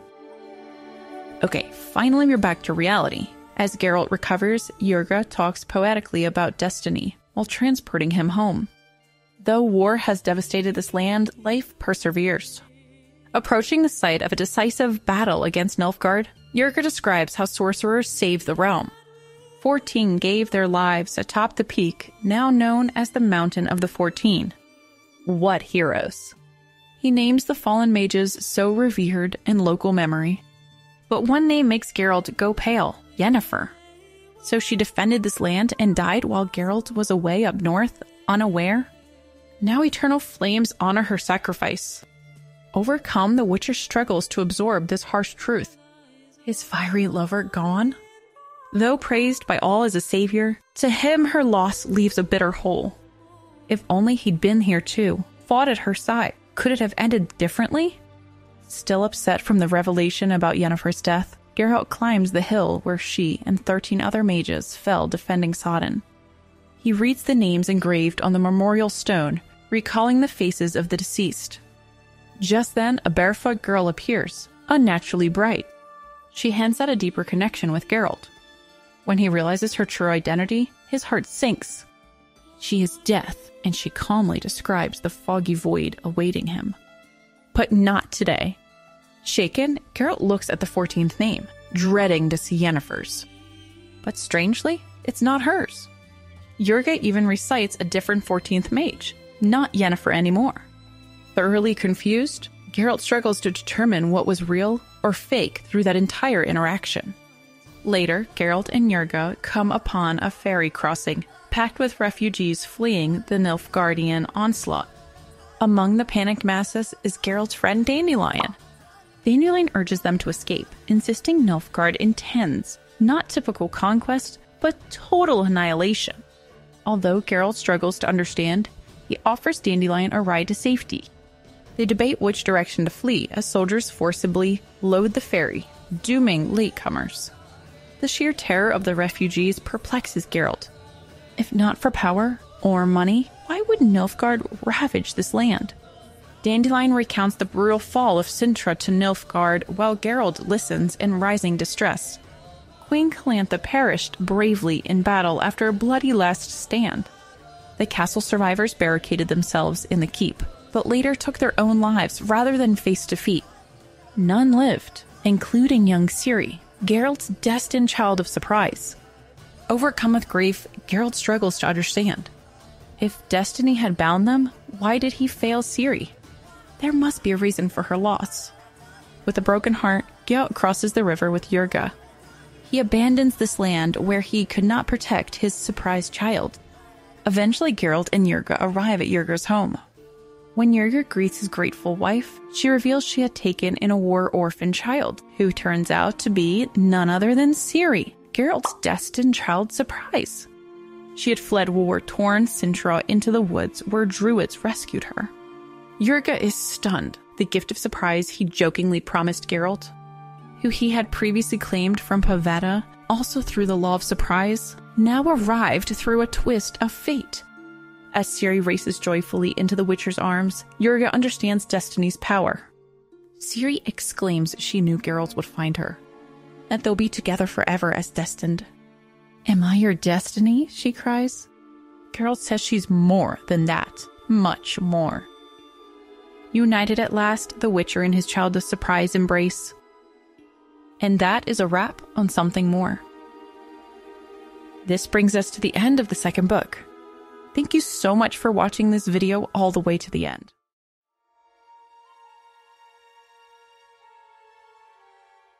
Welcome back, friends.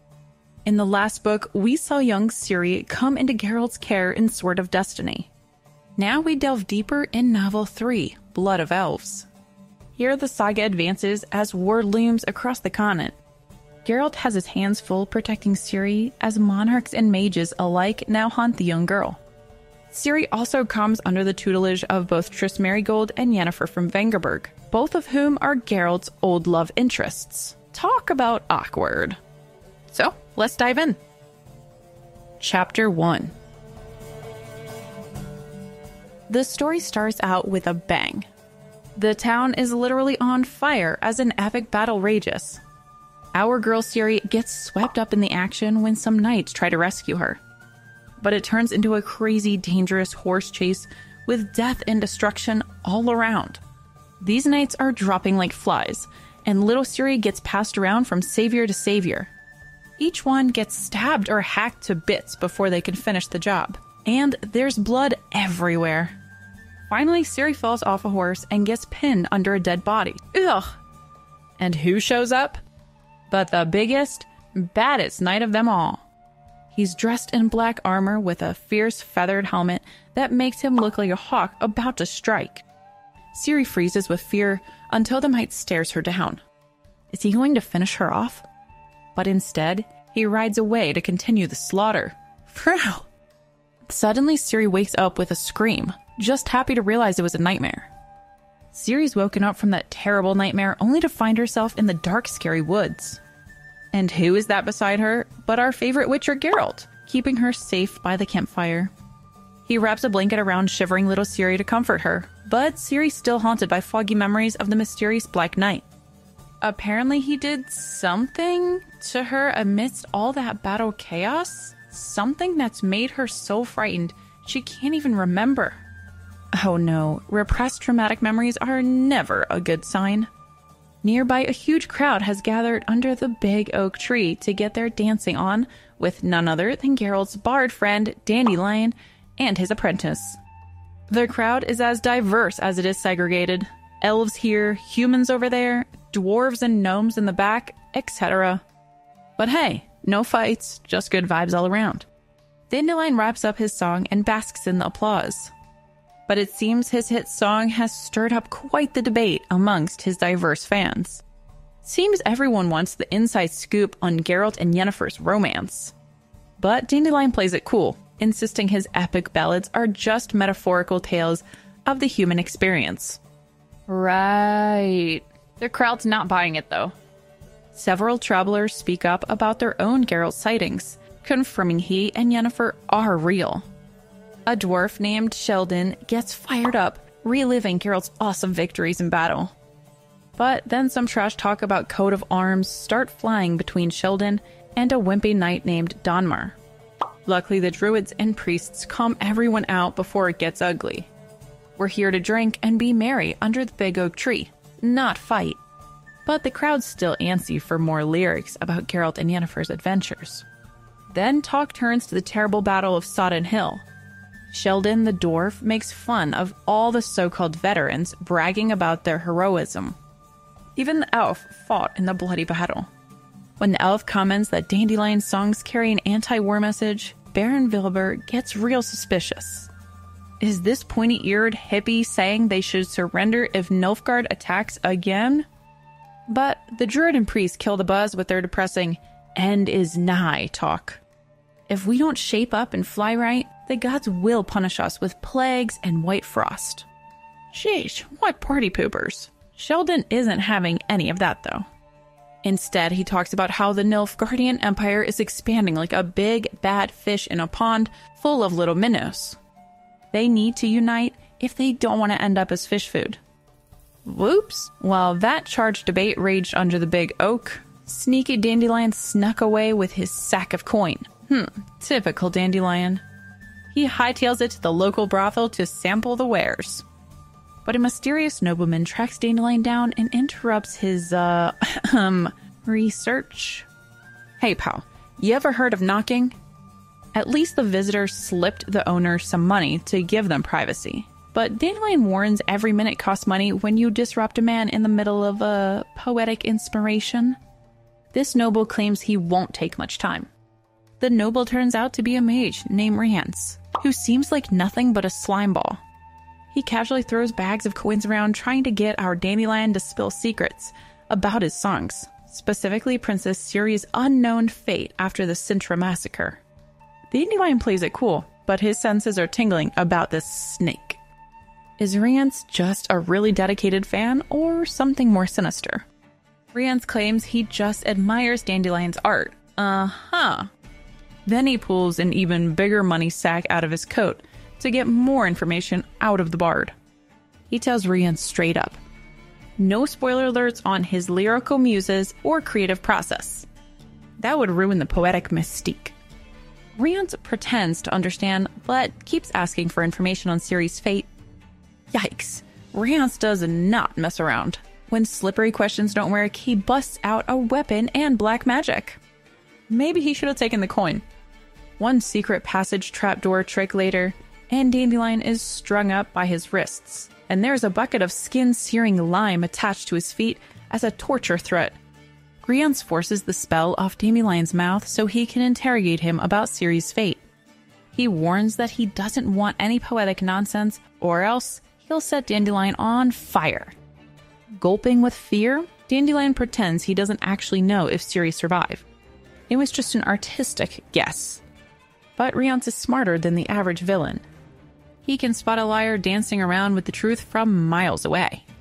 Dandelion better give him something tangible on Cintra, or this situation's about to get even messier.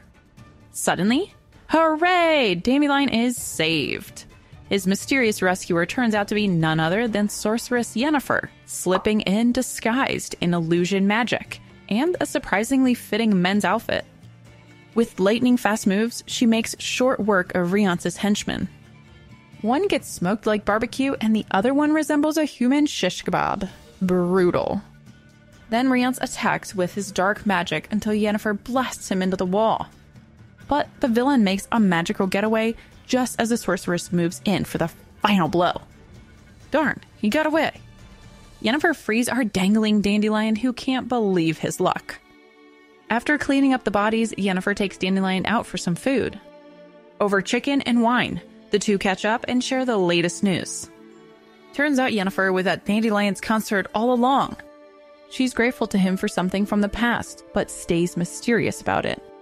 Dandelion swears he hasn't seen Geralt since the war ended. But Yennefer heard Geralt survived. Yennefer warns Dandelion to cut the song he was just playing from his set.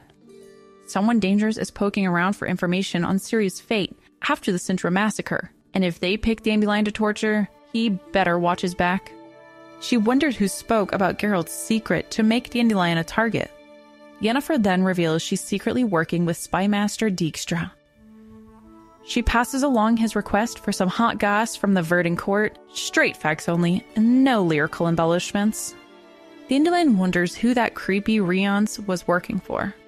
but Yennefer just cautions him to keep his nose out of it for his own safety. Still, the nosy poet suspects Geralt has reunited with Ciri and worries they may be in danger too.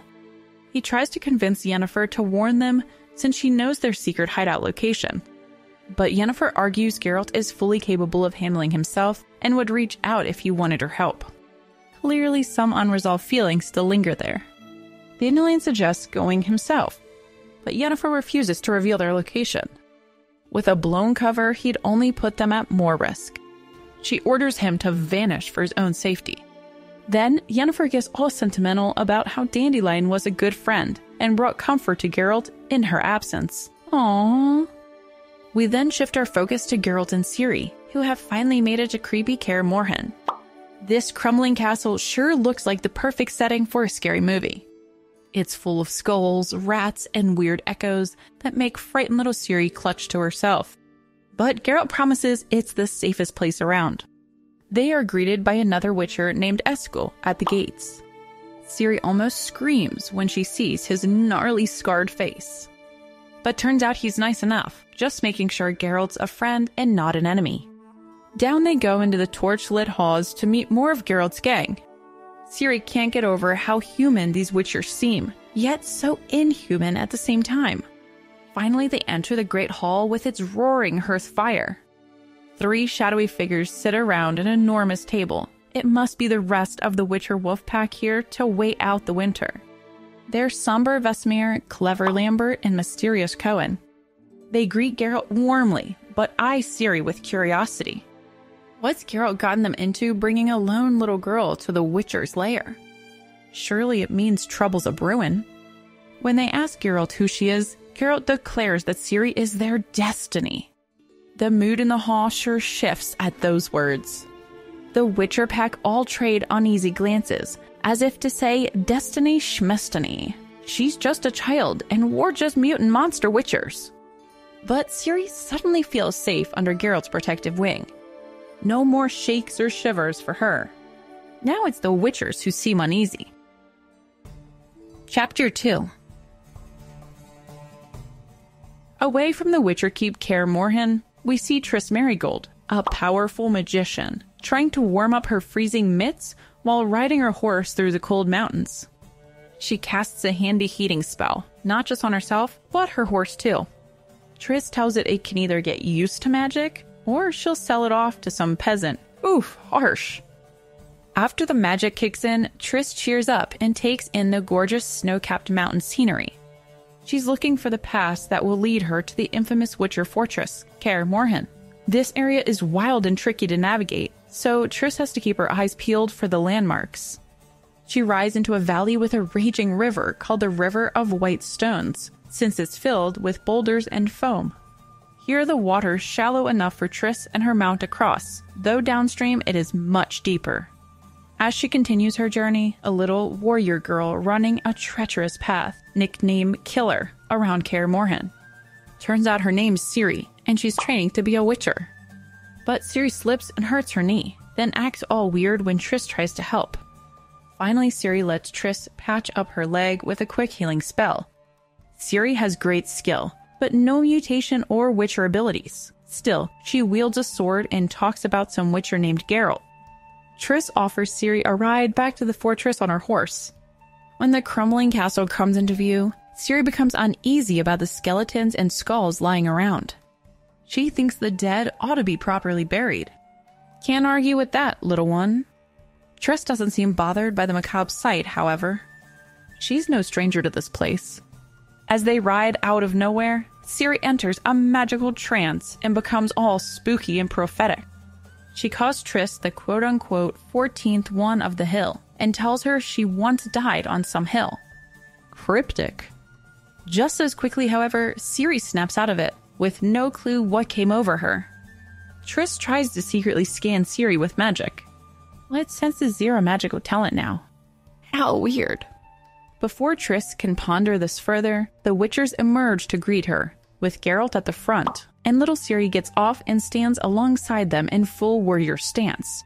What an odd yet endearing sight. The Witchers welcome Triss except for grouchy Lambert. Meanwhile, Ciri gets shooed off to train instead of listening in on the adult conversation. I guess roles are roles at the Witcher boot camp. So Triss puts two and two together. Little Ciri must be the child of surprise from the legends, now training to become a Witcher. Triss can't resist teasing the Witcher about their unconventional approach. Ciri the princess turned Witcher in training? What a twist. Lambert yells at Ciri as she hacks away at a training dummy, telling her to aim for the carotid artery instead of flailing around. Geez, Lambert, give the kid a break. She's still learning. When Triss suggests Ciri ought to be with her noble kin in other lands instead of learning swordsmanship at creepy old Kaer Morhen, Geralt gives her the cold shoulder.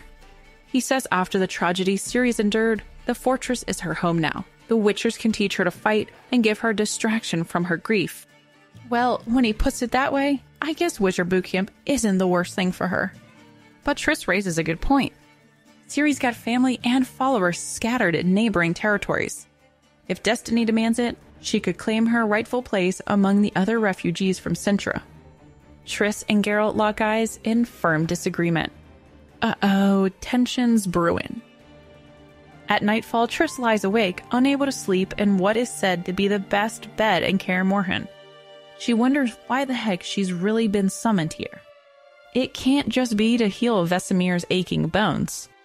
Triss gets a bit hot and bothered, thinking maybe Geralt called her here. But then she remembers how weird he acted around her earlier. Oh no, thinking about their romantic past is getting Triss all worked up and angry. We get a whole history of Triss's love life. She's been around the block a few times, from forbidden affairs to a whole experimental phase.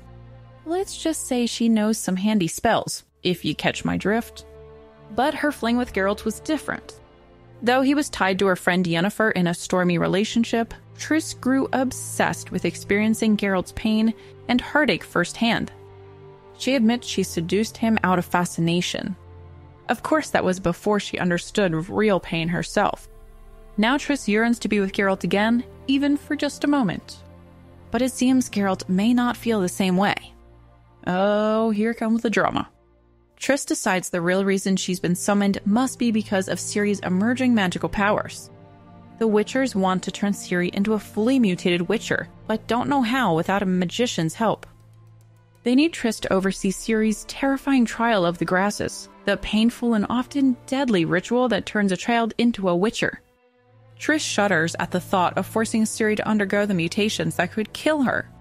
No way, that's not happening under her watch. She wonders if the Witchers have already tried careless experiments on other kids. But she bets they'd love to get their hands on the secrets of magic potions that could turn Ciri into a deadly witcheress. Triss fumes that the Witchers are so secretive, not even showing their secret medicinal mushrooms they feed Ciri. She vows to steal some samples to take back with her. Trusts be damned. Girls ought to have some secrets too. Then Triss realizes maybe Ciri started exhibiting uncontrolled magical talent that spooked the Witchers. They need a magician's help managing a gifted source child of surprise, and Triss was their first choice, not her frenemy Yennefer. She squeals happily thinking about it. Does this mean Geralt prefers her over Yennefer? But if so, why hasn't he visited Triss yet? Next morning, Triss comes downstairs plotting her next move, looking sharp in her makeup and perfume. When Ciri complains about her ill-fitting Witcher costume, Triss suggests she could magic up some better outfits. But when she sees Ciri's bruised body, her schemes turn to outrage. Ciri shyly explains her injuries come from dodging the swinging paws and the whacking pendulum she practices fencing on, and falling off the ominous comb. Ah, yes, just some standard Witcher training torture. Triss sees as she hears that these methods came from Geralt. How dare he put Ciri through such trauma? However, Ciri takes pride in facing her fears. She can't show weakness if she's to become a Witcher. Privately, though, the girl admits she is scared of some things, but makes Triss swear not to tell, or Ciri will never live it down. Triss vows right then and there to get Ciri out of this wretched place. She'll take her away and give her a proper childhood. No more pendulums or combs or windmills. Well, maybe some magic defense windmills. Look, the point is, Ciri will learn magic with Triss, not get beaten into a tiny witcher. We gotta pick our battles here. Triss lectures the witchers endlessly for putting delicate little Ciri through such grueling and dangerous trials. Vesemir claims Ciri's a tough cookie, thanks to her unconventional upbringing. But Geralt argues the hardships she endured after the fall of Cintra seasoned her even more than the witcher's wretched childhoods did. Still, Triss drops a bomb. Ciri is having her monthly cycles and she is in agony. The clueless witchers clearly never considered this. Those idiots. No wonder Ciri was scared to tell them. The witchers hang their heads in shame at their ignorance. Eskel even humbly begs for Triss's help with Ciri. But Triss decides these dummies need some education first. Enter Ciri, now cleaned up in a pretty dress and haircut courtesy of Triss. She blankly recites, "I cannot train today, for I am," Triss prompts her with a wink. With a curtsy, Ciri declares, "I am indisposed," referring to her monthly cycle. The witchers are flabbergasted, while Triss giggles to herself. Eskel recovers quickly and politely reassures Ciri her training will be adjusted for her indisposition. But Vesemir still wheezes in shock. Ciri then graciously invites Triss to stay indefinitely. The witchers trip over themselves to enthusiastically agree. Triss beams, already pulling the strings of her new witcher puppets. After Ciri steps out, Triss lays down the law. No more mystery herbs or mushrooms for that growing girl. Vesemir and the gang shift awkwardly. Busted keeping secrets. Triss warns them not to inhibit Ciri's feminine attributes either. Her second rule, Ciri must be properly educated at the temple school come spring. Ciri will learn to manage her abilities under the priestess' watch. Finally, Triss reveals Ciri is a source, possessing exceptional magical talent. The witchers reject this revelation. Oh boy, she'll have to convince them just how special this child of surprise really is. Later, Geralt disappears on a hunting trip, returning with a dead goat for dinner. Triss helps skin it, getting gory despite hating blood. She's determined to get close to the witcher, if you catch my drift. Before she can work her magic, however, Ciri begs to bunk with Triss tonight. The little scamp ruins Triss's plans. Chapter 3. The next day, Geralt and his witcher friends are hanging out with their sorcerer's friend Triss, and they're having a bit of a debate. It seems the witchers are worried Triss wants to take Ciri away, since the girl has some intense magical skills. But Triss denies this. The witchers aren't fully convinced, though. They know all magician types have a duty to report special kids to their chapter, and Triss admits she does too, but promises she won't say anything about Ciri. Bold move going against her chapter like that. Geralt's especially skeptical about her double loyalty. Rarely works out well, he says. But Triss makes her case. If Destiny wants Ciri to be a sorceress, she'll become one no matter what. The chapter doesn't need to get involved, but she drops a truth bomb. Ciri has wild, uncontrolled power that could threaten herself and others if left untamed. The witchers are in shock. Turns out Ciri has gotten her hands on the witcher's special brew a couple times now. The first time she drank their magical white seagull potion, she became totally intoxicated and started rambling nonsense. But the second and third times, after getting knocked out during training, she woke up in a trance, speaking with someone else's creepy voice, and the words she said were no random gibberish.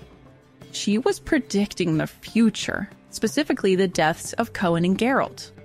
How morbid. The witchers swear it was all accidental and they don't want to push Ciri for details. But Triss knows something weird is up with this girl's magical abilities.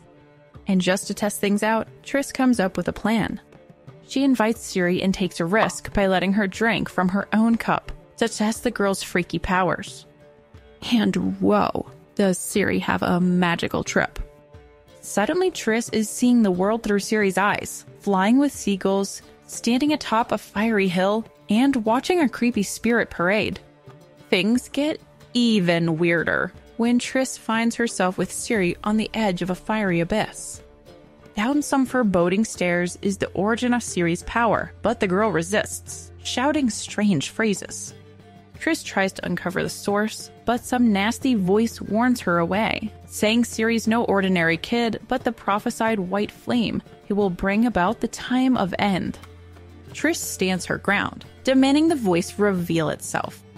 But her magic is useless against its intense power. The voice continues taunting her, claiming Ciri will set light to the world when the time comes. Triss shouts that all it can do is predict death, but the voice laughs, saying Triss is already dead inside. Unable to withstand the voice's dark warnings about Ciri's role in the impending apocalypse, Triss finally breaks the spell. The visions fade, leaving Ciri once more an innocent young girl. But Triss knows this child is not ordinary, and her future may be darker than a witcher's wildest dreams. After her magical mind meld, Triss decides to stick around and watch over Ciri, surrounding her with protective spells. For the next 10 days and nights, Ciri thrashes in feverish nightmares, crying out in pain, shouting strange phrases. Triss tries to soothe her, but feels powerless against the dark force possessing the girl. Finally, Ciri's nightmares cease, and she regains peaceful sleep. But Triss keeps up her watch, not letting Ciri out of sight. She even watches the girl's weapons training, yelling encouragement and advice as Ciri lunges. Gotta protect those womanly attributes. After things have calmed down, Ciri excitedly shows Triss her new Steel Witcher's sword, swinging it around the room. Triss tries to teach the girl elder speech, between dodging and slashing. Ciri's not into book learning, however, wanting to go slaying instead on this sunny winter day. Eventually Triss agrees, but first she lets Ciri put on some makeup just like her. It's girl time. Ciri gets a bit overzealous with the eyeshadow at first, ending up looking like a raccoon. But eventually the two are satisfied with their beauty makeovers. Triss threatens to stun the Witchers with their good looks before they head out to play in the snow. On their way, Triss promises Ciri they still have a lot of time for more studying and fun before spring comes. The next day, Ciri struggles with pendulum training, unable to dodge the swinging logs. Geralt explains she must strike the pendulum itself to gain momentum for attacking the target's sacks. Ciri worries she's too weak since she's a girl, but Geralt says speed and agility matter more than the brute strength. After a few tries, success! Ciri barrels through the course, batting aside pendulums and striking the sacks. She swoops triumphantly. She might still think she's playing an adventure, but her skills sharpen each day. As February ends, the mountain snow melts away, opening the passes out of Kaer Morhen Valley. But the Witchers pay little mind to the changing seasons, or the outside world and its ongoing war. Shut away in their hall, only their home and family matter. Triss grows irritated as the Witchers excitedly discuss the coming spring monster hunts, indifferent to her news of brewing war. She accuses them of only caring about the effects of conflict, refugee children needing saving, not the causes. Geralt argues Witchers cannot change politics or fight wars. They exist only to kill monsters for coin. Triss counters that she stood with him battling Nilfgaard at Sodden Hill before, and would probably fight at his side again should war come. But Geralt claims he lacks heroic motivation. He knows his fate: to someday die fighting monsters, not soldiers. Triss protests that after what they endured at Sodden Hill and Cintra, and seeing Ciri's nightmares, Geralt must try to stop further atrocities. Triss and Geralt debate over Witcher's duty in times of war, awaken traumatic memories in Triss of the Battle of Sodden Hill. Though she nearly fled in terror, in the end she found motivation to stand with her sorceress sisters and fight the invading Nilfgaardians. Little Ciri then bursts in, vowing to train hard and kill the Nilfgaardians for vengeance over what they did to her family. But Geralt forbids her sword lessons, saying she must learn to fight to protect lives, not for hatred. Their clash leaves Ciri in tears and Geralt full of turmoil. As spring comes and snow clears off the mountain paths, he decides Ciri must leave Kaer Morhen before her dangerous powers or lust for vengeance overwhelm her. When Ciri later falls from the fort walls during an angry standoff, Geralt leaps to catch her. And though it seems impossible, his reflexes save her. Triss sees in this the motivation Geralt claimed he lacked: his capacity for love and fear. Chapter 4. Oh dear, it seems our friends Geralt, Ciri, and Triss have run into bad luck on their travels. Out of nowhere, Triss becomes violently ill. The poor thing is sweating, moaning, and can barely stay on her horse. Not an ideal traveling companion. They try to dose her up with some magical elixirs from Geralt's stash, but turns out Triss is allergic to them. How strange. She wriggles on the ground without her protective amulet, while Geralt and Ciri exchange concerned glances. When they finally reach a nearby fort hoping to find help, the place is swarming with soldiers who have just fought off an attack. The timing could not be worse. Triss could have easily healed the wounded men, but instead, she's the one who needs healing. Things are getting heated in this little fort. Turns out some elf rebels, Kotsquaizhel, or more commonly squirrels, have been attacking humans in the area. A knight begins raging about the uprising, convinced it's all the non-humans' fault. The merchants and toll collector kind of disagree though. Maybe the humans had it coming after oppressing the elves for so long. Then a noble-looking merchant speaks up about how most non-humans actually condemn the terrorist squirrels. Triss is looking greener, and none of the soldiers' home remedies are helping. The knight commanding the fort isn't thrilled about a potential plague outbreak amongst his men either. He makes it pretty clear Geralt and his sick companion aren't welcome to hang around. The Scoia'tael ambushes in one direction and nowhere to stay behind the force walls, our Witcher group is in a tight spot. But the noble knight references a caravan camped down the river that might be their ticket out of this mess. Surely the mystery convoy is better than dodging elves in the wilderness, right? As they ride up on the wagons, Geralt announces their presence with a hoarse whinny so as not to catch the camp off guard. It's Geralt's old dwarf friend, Yarpen! What a stroke of luck! Yarpen even recognizes Triss is in bad shape right away and orders up a makeshift litter to transport her.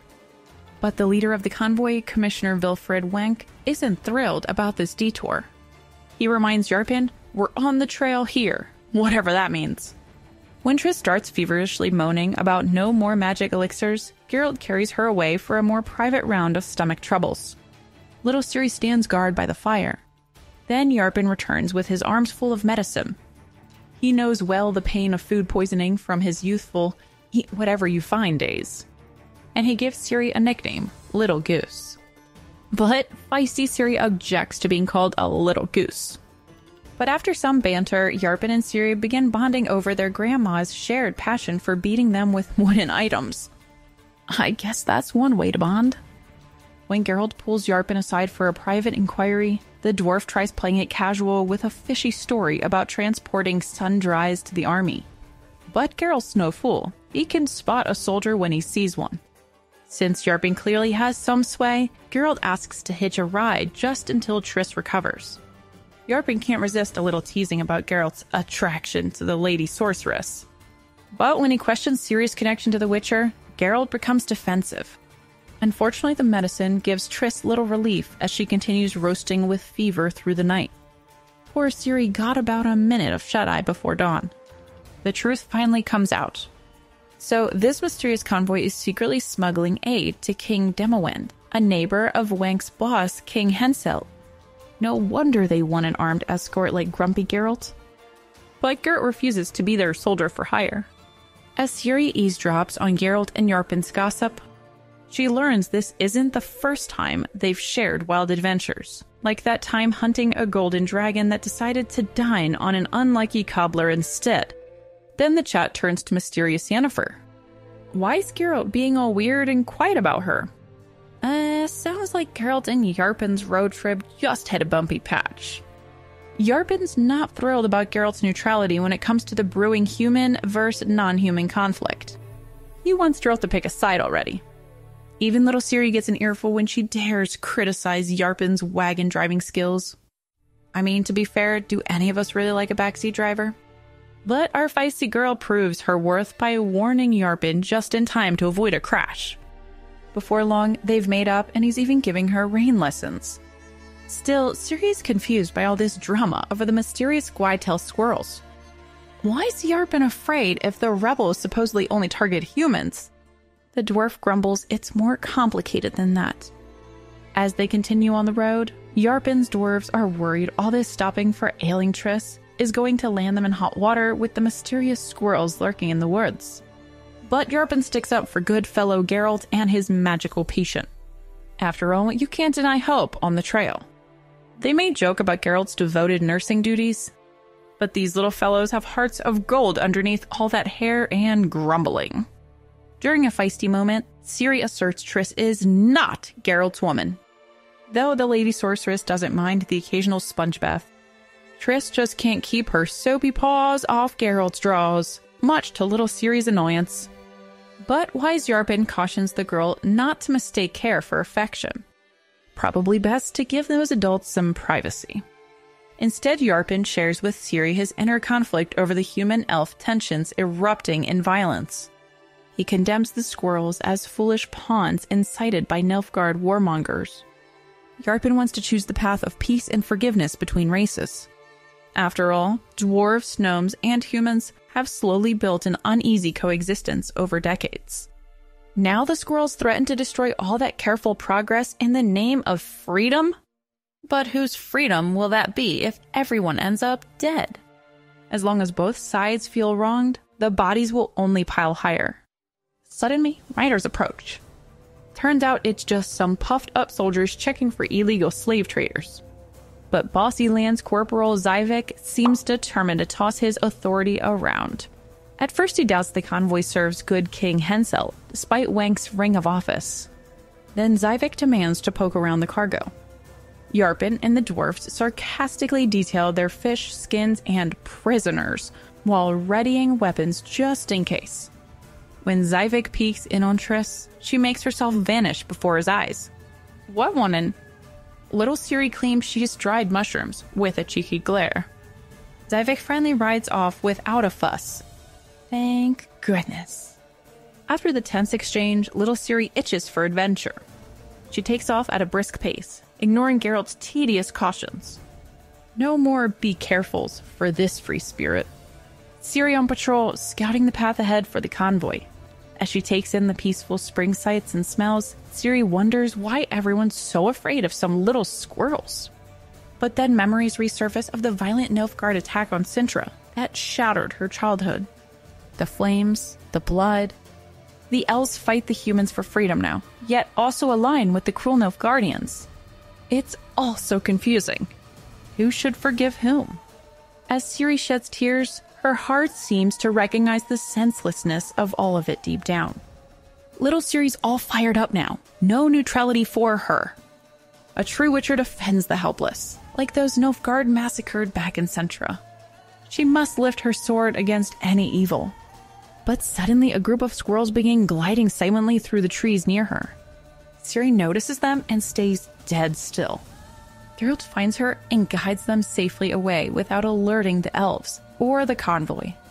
But when she questions why, Geralt leads Ciri to a crumbling ruin, an ancient elven palace raised by its builders long ago before they abandoned the land. At the ruins, Geralt teaches Ciri why they must remain neutral in the brewing race war. The Elder Elves wanted to safely retreat and outlast the human conquerors. But their proud leaders rallied the youth who were then slaughtered, and with the fertile young dying out, their race is fading. Both human and elf hotheads continue the cycle of vengeance, one killing the other. Only peace can stop the mutual self-destruction. When Ciri pricks her finger on a thorn, she senses a vision. Oh no, the convoy's under attack! Ciri's vision comes horribly true. The squirrels ambush the convoy in a blaze of arrows and screams. She charges heedlessly into the chaos, desperate to rescue Triss. Brave Yarpen holds off attackers while another struggles to control the panicked horses. Our hero Geralt dashes in, with his sword swirling to scatter the elves. He and Wank battle fiercely despite mounting injuries. But even bold Yarpen freezes when the enemies turn out to be a black-bearded dwarf like himself. Is this an enemy or a friend? Poor Yarpen voices what all must feel. What has this endless cycle of violence and suspicion done to both human and non-human? The squirrels scream for long-lost kings and palaces, while men like Wenk give their lives to protect unworthy kings. Each side blindly harms the other, while failing to see the true villains pulling their strings. Ciri leaves a rose asking for forgiveness on the body of a misguided elf warrior. We can only hope Ciri's tender heart can endure the harsh truths of the world without losing empathy. Chapter 5.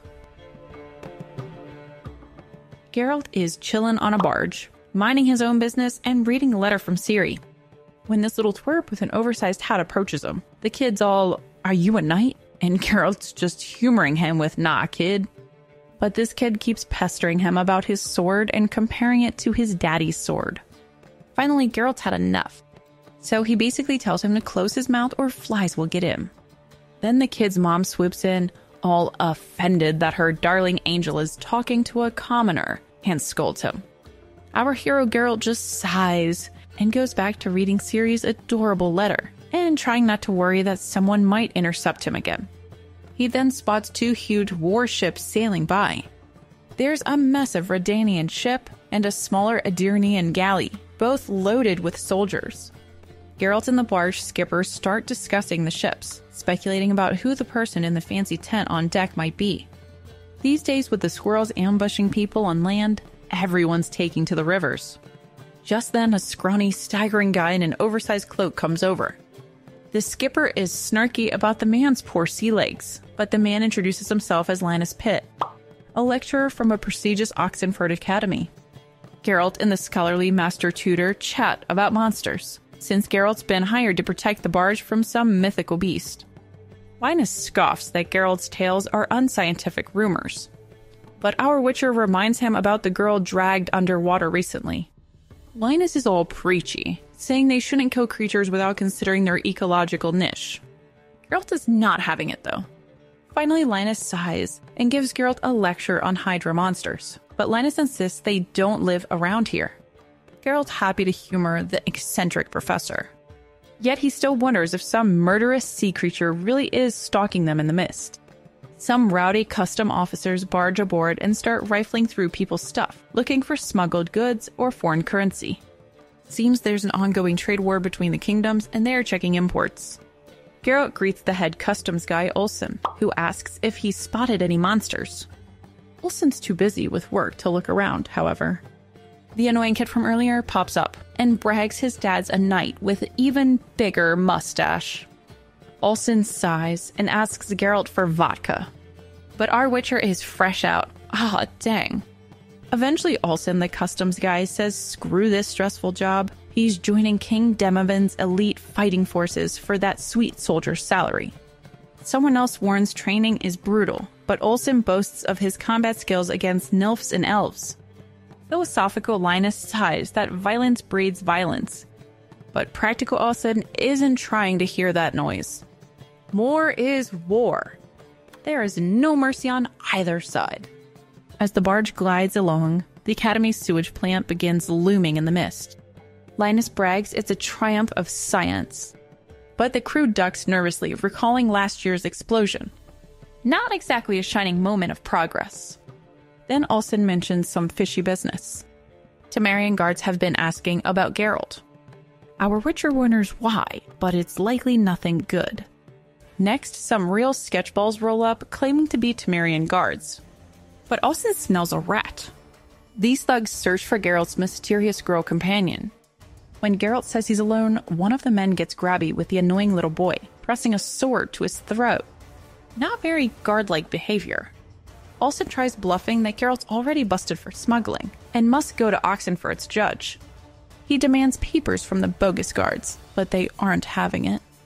Our Witcher stays icy cool, saying these goons clearly aren't real officers. Just then, a creature erupts out of the water and pulls the bratty kid underwater. Just as quickly, our Witcher dives in and rescues the kid from the creature's jaws. But just as they surface, one of the fake guards push Geralt back underwater. A furious water wrestling match ensues until the creature, which turns out to be an Eshna, grabs Geralt's leg. But Geralt fights free, though losing his boot leather and some skin.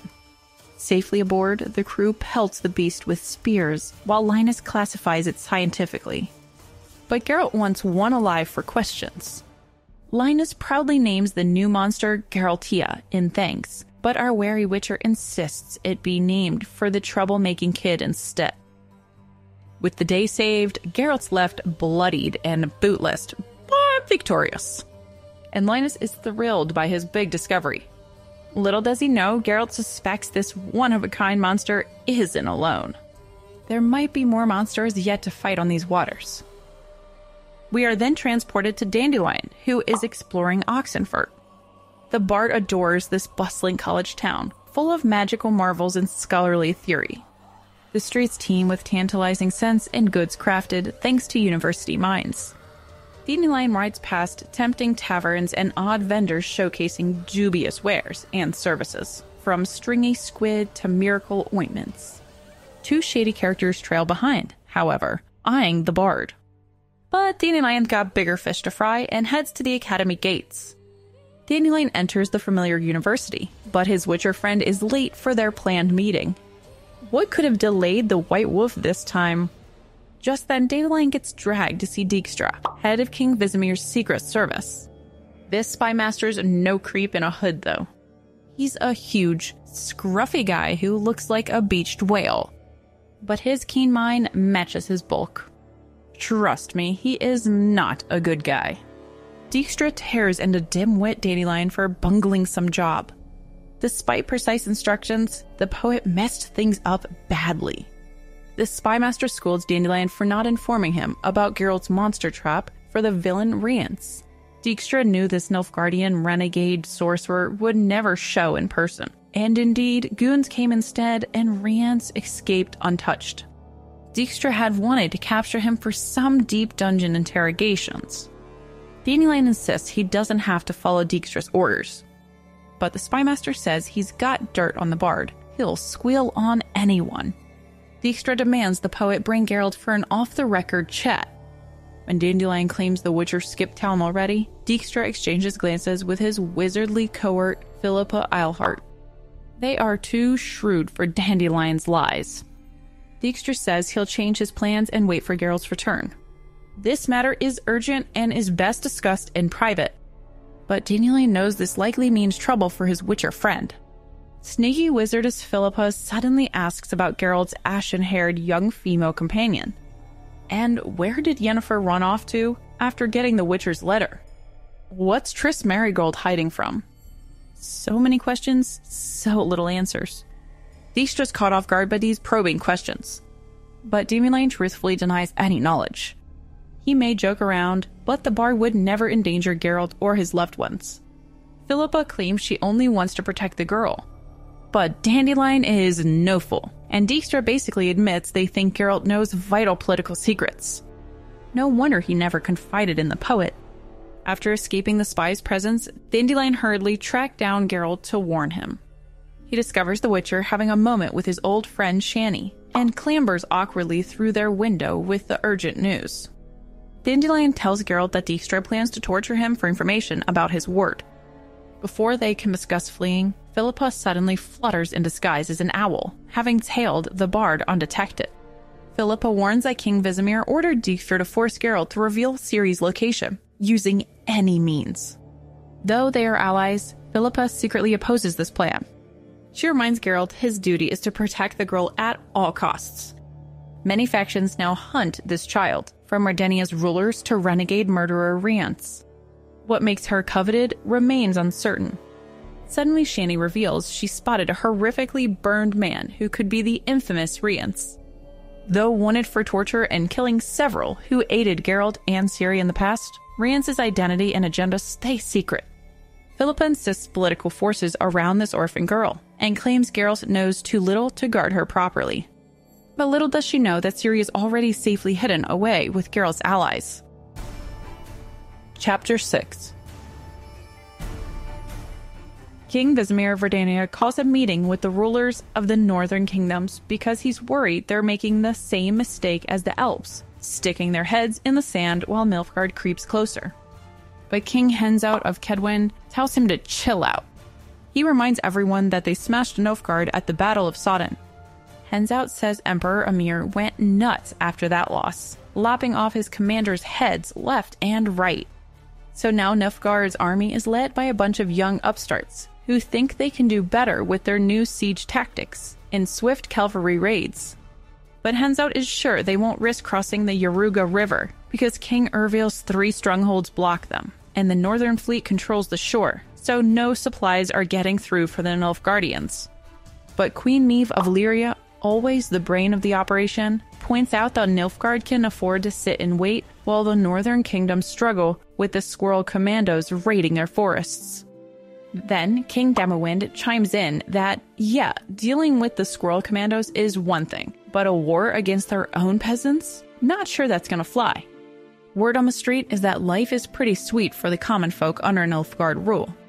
But Nilfgaardian goods are flooding the market, and their coin is replacing local currencies. If the Northern Realms get bogged down fighting internal rebellions, they'll be sitting ducks for a Nilfgaardian economic takeover.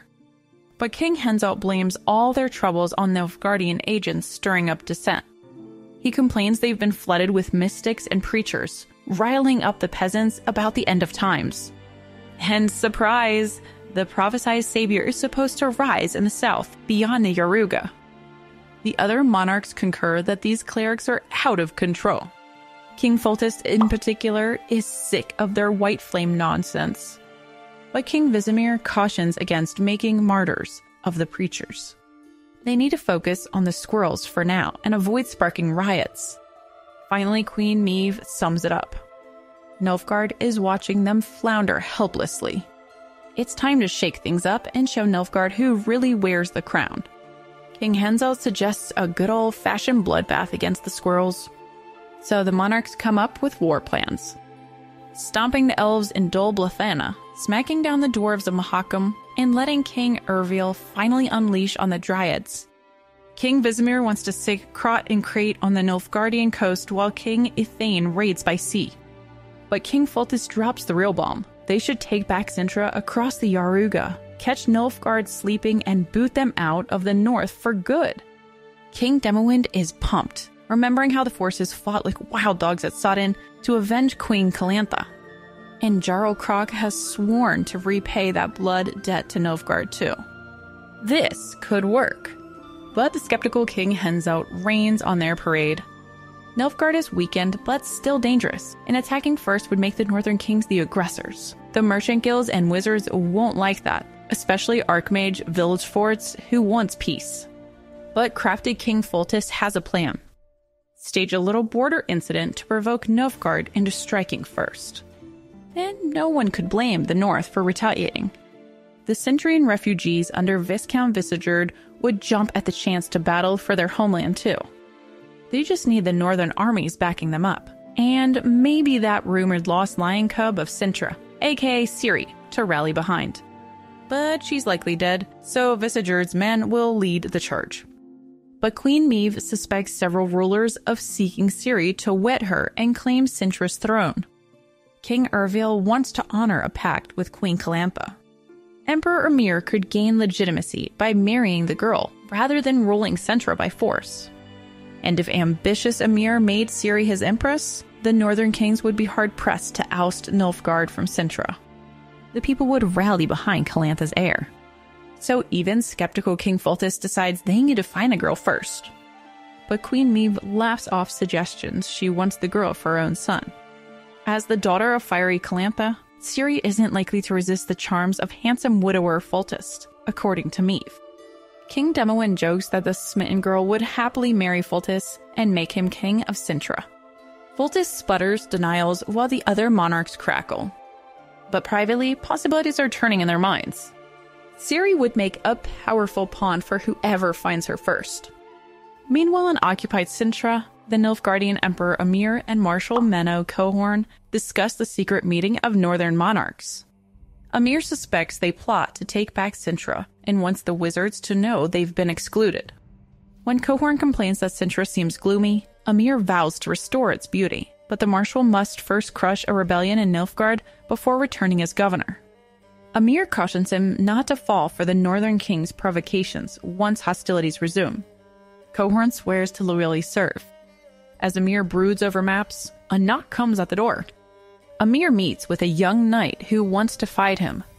Ymir makes it clear the knight only lives by his mercy, and his next mission is to determine if he lives or dies. Ymir then gives the marshal secret orders concerning this mission. When Ymir says he needs time to ponder the exact orders, both the marshal and knight stand at attention. But the headstrong young knight secretly doubts Ymir's threats, clearly underestimating the calculating emperor. Meanwhile, Vilgefortz meets with fellow wizards Tissaia and Artaud, who inform him of the secret meeting of Northern Kings. He admits he expected such defiant scheming. Vilgefortz advises the wizards to ignore the king's war plans for now. When Artaud protests, Vilgefortz insists the sorcerers must accept their subordinate role, or leave the game entirely. But Tissaia argues they cannot ignore the persecution of non-humans already underway. Vilgefortz swiftly agrees, proposing a convention to restrain the tyrannical kings and their pet mages. Yet when Yennefer's name arises, Tissaia senses Vilgefortz's hidden interests as he involuntarily glances at two invisible books. Ever observant, Tissaia penetrates his magical shields and discerns the book's titles. Vilgefortz implies he has word of Geralt's death, but Tissaia insists the Witcher still lives, having survived many false demise rumors. She resents their intrusion into Geralt and Yennefer's private affairs. Yet Vilgefortz wonders if heartbreak over a lover's death might impair Yennefer's judgment. He seems determined to discern her location and emotional state. We are taken back to Geralt, who is preparing to face Rience. He learned Rience's location from a merchant named Mirman, whom Philippa casually tortured after unsuccessful attempts by Geralt and Shani. After downing a Witcher elixir, Geralt's senses heighten. As his vision pierces the darkness, the city wakes. Even a woman's muffled cries of passion reach his enhanced ears. Geralt coolly confronts Rience, who followed the Witcher's magical bait. Rience means to finally kill his meddlesome enemy. When he threatens Yennefer too, Geralt vows Rience will die first. As expected, Rience has brought assassins. With his senses amplified by elixirs, Geralt handles the ruthless team with furious Witcher skills. The professionals try coordinated attacks, but his whirling blade carves through two before they adjust tactics. Geralt channels his rage to cut down another pair in a blood-spattered blur. Only one killer remains. As his vicious strikes miss, the thug overreaches, and Geralt exploits the opening with a lethal stab to the eyes. Ugh. Amidst the chaos, however, coward Rience has escaped. Darn it! Now to find him. Geralt won't be satisfied until Rience also meets a gory end. Geralt pursues the fleeing Rience, knocking him down to pummel answers from him about his shady employer. But when a portal flares to life, Rience turns the magic against the Witcher, impaling him with magical spikes. Badly wounded, Geralt struggles after the crawling sorcerer, determined to finish him off. But suddenly Philippa's magic paralyzes Geralt. The traitor! He can only watch as Rience reaches the portal and escapes. As furious Geralt accuses Philippa of betrayal for aiding Rience's escape, she defends her greater cause that demands sacrifice. When Geralt compares her petty wars to fighting alley cats, she warns she'll soon face Destiny's trial as Ciri's protector. Bloodied but unwavering, Geralt vows to kill anyone who threatens Ciri, doubting he can shield her, but determined to try. Philippa says the day of reckoning is not today, as Geralt collapses from his wounds. Chapter 7. Two temple priestesses, Lola and Yrnid, are gossiping while feeding chickens. Then Lola drops a bomb. There's gonna be a war. Apparently some duke's servant told them. Our girl Ciri asks who the war will be with. But Lola's clueless. All she knows is King Foltest is summoning troops, and the roads are crammed with soldiers. They need the temple to give them more cheese and goose feathers for arrows. Yrnid gripes that while they work hard, Ciri, the apprentice sorceress, studies magic 2 days a week and goofs off. She and Lola tease that Ciri will use her sword and spells in the war. But Ciri snaps back that magic is not for tricks. Lola claims Ciri's acting stuck up since she started hanging out with the sorceress Yennefer.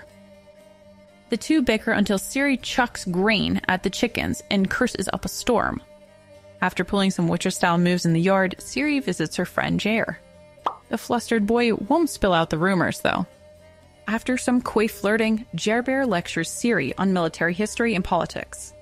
Apparently a skirmish in Dol Angra is too insignificant to mean full-scale war. Ciri's surprised to learn mighty Nilfgaard lies far south. They've conquered Cintra and more. But the northern realms turned them back at the Yaruga River.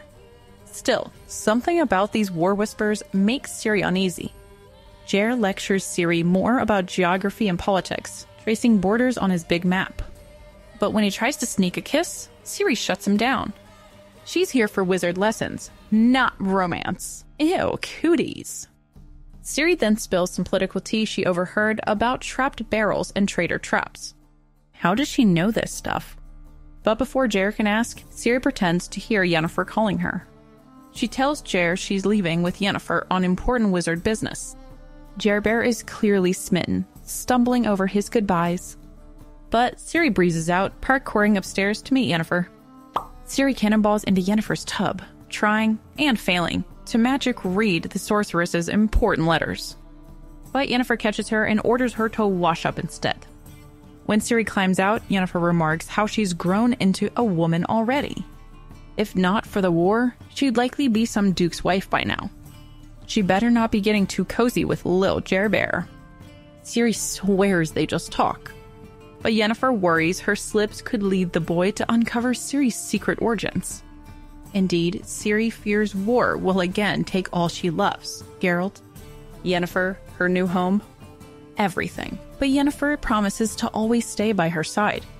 Yennefer recalls when they first met at the temple years before. Little Ciri was awed, yet wary of the glamorous sorceress who sized her up. Yennefer deemed Ciri a fine elf blood specimen, though worried the Witcher's experiments may have caused her nightmares. When Nenneke announced Yennefer would mentor Ciri in magic, Ciri fumed at being treated like a lab rat. She plotted to escape to Geralt's Witcher friends at Kaer Morhen that very night. But Yennefer figured out her thoughts and whispered, "Indeed you will." Nothing gets past all-seeing Yennefer. Still, Yennefer made Ciri an offer she could not refuse. Undergo tests willingly, or face paralysis and examination against her will. What's it gonna be? But Yennefer shows she cares in her own way, not wanting to humiliate Ciri out of respect for Geralt. Ciri had agreed to Yennefer's magical tests, though still doubtful that she had any talents. Yen promised to teach Ciri control if abilities emerge, but said they'll stop the lessons if Ciri loses interest. That's a fair deal. Yennefer demanded total obedience from pupils, but allowed sincerity too. When Ciri asked boldly about Yennefer's and Geralt's relationship, Yennefer admitted to longing, regret, and hope between them. As their lessons continued, Ciri soon grew frustrated trying to move objects with her mind. She insisted she's no mage. But cool-headed Yennefer reminded her to keep an open mind. Finally, Yennefer explained that physical and mental exercise build focus and control, the foundations of magic. And Ciri had indeed displayed some skill, like sensing Yennefer's enchanted jewelry. Now, after all the testing is over, Ciri anxiously asks if she'll be a mage after all. Duh, of course. Yennefer knew all along and tailored the lessons to suit. Yennefer schools Ciri in deep magical theory as they ride. As storm clouds gather, Yennefer explains magic exists in nature's fury and the earth's veins of power. She guides Ciri to touch an ancient stone pulsating with force. But Ciri has felt magic's touch before in terrifying dreams from chaos itself. It shows her ghastly futures, blood, and screams. But Yennefer commands Ciri to face these visions head-on and master the fear. Suddenly, bam! A thunderclap shakes the stone, and Ciri shrieks at the sights. Smoky stares. Something's ending. What does it mean? Ciri sees visions of a hellish future. The time of white chill is coming. She watches in horror as a black knight cuts down Geralt on blood-soaked steps. Yennefer is imprisoned, tortured. Everything is ending. The visions vanish but leave Ciri reeling in agony. Yennefer soothes her, promising to equip Ciri to conquer these nightmares. No more shall they haunt her sleep. In intense magical training, Ciri struggles learning hand forms to cast spells. But Yennefer guides her firmly yet patiently. Bit by bit, progress is made. Their affection grows too. Ciri makes Yennefer sigh and smile. And though still demanding obedience, Yennefer allows some rebellion, like flowers in Ciri's hair. Ooh, what a treat. She trusts in time Ciri will understand these lessons. As studies progress, their student-teacher bond grows. Ciri devours magical tomes and poetry while Yennefer gently asks about her past. Little by little, Ciri opens up about losing her grandmother in the destruction of Cintra. Though the trauma still pains her, speaking of Geralt taking her to the Witcher's fortress helps heal the hurt. Yennefer listens patiently, offering comfort. Ciri happily tells Yennefer about her first meeting with Geralt, the Witcher's priceless reaction to his child of surprise. They embrace. Ciri even calls Yennefer mother. Oh, how sweet. Ciri longs to be as effortlessly beautiful as Yennefer.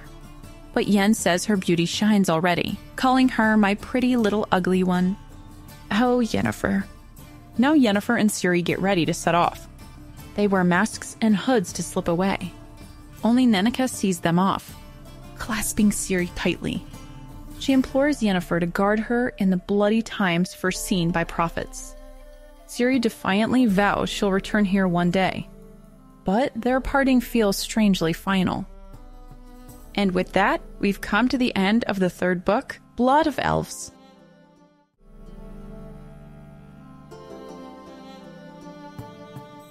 Welcome back, friends! We've come to the fourth book in the Witcher series, Time of Contempt. In this book, Geralt and friends attend a mysterious mages' conclave. Little do they know how the political scheming and ensuing magical chaos will change the course of the continent and splinter our heroes apart once more. So, let's dive in and see what fate has in store for Geralt, Ciri, and the rest of the gang. Chapter 1. Well, saddle up, friends. We're off on an epic tale with Aplegatt, royal messenger extraordinaire. This spunky little guy has been spreading the kingdom's top secret gossip far and wide on horseback for years. But those fancy magicians with their instant magical messaging nearly put him out of business. Luckily for Aplegatt, the kings have stopped trusting the sorcerers for some mysterious reason. Now the kings are back to entrusting their juicy secrets to messengers like him. Woohoo! Job security. So Aplegatt hustles to King Foltest with some very important intel. But dang it, Foltest isn't home. This means Aplegatt has to gallop hundreds of miles to find Foltest and deliver the goods. He decides a risky shortcut through the woods it is, praying he doesn't get an elf arrow to the knee. After miles in the saddle, Aplegatt finally makes it to an inn near his destination, utterly exhausted. He tends to his trusty horse, scarfs down some food, and eavesdrops on travelers' gossip over ale. Turns out King Foltest and King Demoven are scheming to launch a sneaky attack across the river into enemy territory. But then the wizards decide to hold a big important council that could change everything. So King Foltest tells King Demoven to cool down their battle plans for now. Oh, and by the by, that missing Lion Cub princess named Ciri everyone has been searching high and low for, yeah, she's dead. Aplegatt is meant to race back with these confidential details. But, there's a traffic jam in the woods blocking his path. When Aplegatt finally makes it through the traffic jam, he finds everyone gawking at the corpse of some massive monster sprawled across the road.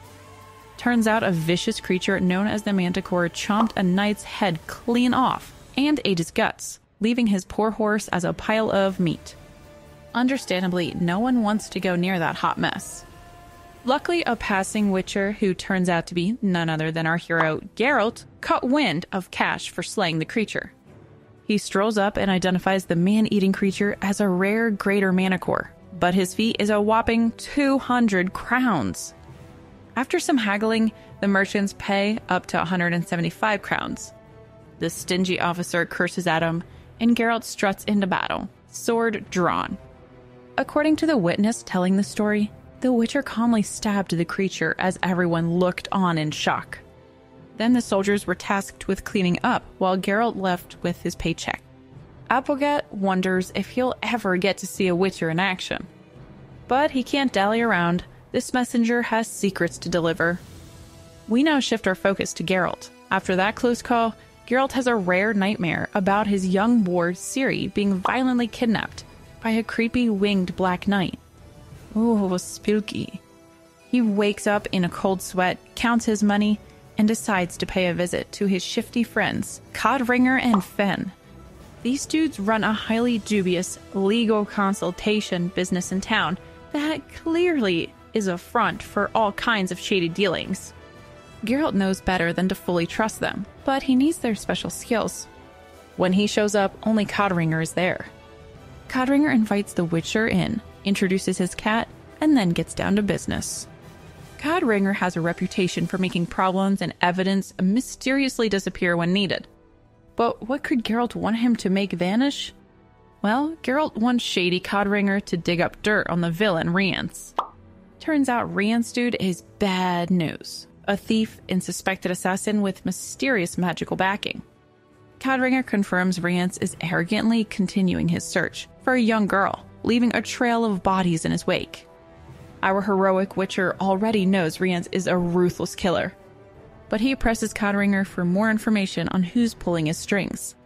Codringer suggests some secretly corrupt sorcerer has Rience on his leash as an illegal underling for handling dirty deeds. Geralt continues grilling sketchy Codringer for intel on the villain Rience, and who holds his leash. Turns out Rience may be playing double agent for both a shady sorcerer and Nilfgaard. Codringer then drops a bombshell. King Foltest's agents recently approached him searching for information on a certain missing princess, offering a reward. Princess Cirilla of Cintra, Geralt's young ward, presumed dead by many. Codringer claims he fooled the agents into thinking Geralt knows nothing of Ciri's whereabouts. But why does King Foltest want Ciri killed? Our Witcher doubts Codringer's claims and suspects betrayal may be afoot. As they walk downstairs, Codringer explains the Cintran royal line was ended when Nilfgaard conquered their kingdom. Yet Geralt reminds him Ciri is heir to that shattered throne, one some clearly wish to keep shattered. Geralt then meets with Fen, the genius cripple confined to a wheelchair, stashed amidst a secret library's dusty books. Fen confirms that many hunt Ciri, believing her royal Cintran blood could challenge the conquerors now occupying her kingdom. Fen and Codringer scheme to safeguard Ciri by circulating rumors that no female heir has claim on Cintran rule per ancient law. But Geralt knows rumors can unravel and more sinister forces hunt Ciri. As the men discuss political intrigue, Geralt loses patience with their crude talk of wombs and scheming queens. Then Geralt learns the twisted tale of Ciri's family tree. Turns out Ciri's infamous grandma, Queen Calantha, was suspected of secretly assassinating her husband and daughter to retain power. She tried and failed to birth a male heir, leaving only Ciri next in line. But some see Ciri as an ill-born pretender. Geralt argues Ciri's cursed father, Duny, was actually a foreign prince. But Fen exposes him as likely an illegitimate royal at best. This means Princess Pavetta married beneath her station, further diminishing Ciri's claim. Codringer suggests delicately circulating rumors confirming Ciri's impure bloodline to protect her. But Geralt knows rumors is a double-edged sword. Fen then unearths an ominous elf prophecy, labeling his ward Ciri, the child of the Elder Blood. But cagey Codringer cuts him off before he explains further, claiming parsing elven riddles is too costly and time-consuming. Codringer warns Geralt that mighty forces manipulate his fate, trying to control or eliminate the child. He advises Geralt flees with Ciri to their mountain fortress, breaking their bond, and lets scheming sorcerers forget about her. Once Codringer unveils the prophecy's meaning, they can reunite and take action. But Geralt refuses to abandon Ciri despite the risks, or make any profit-motivated pacts with slippery Codringer.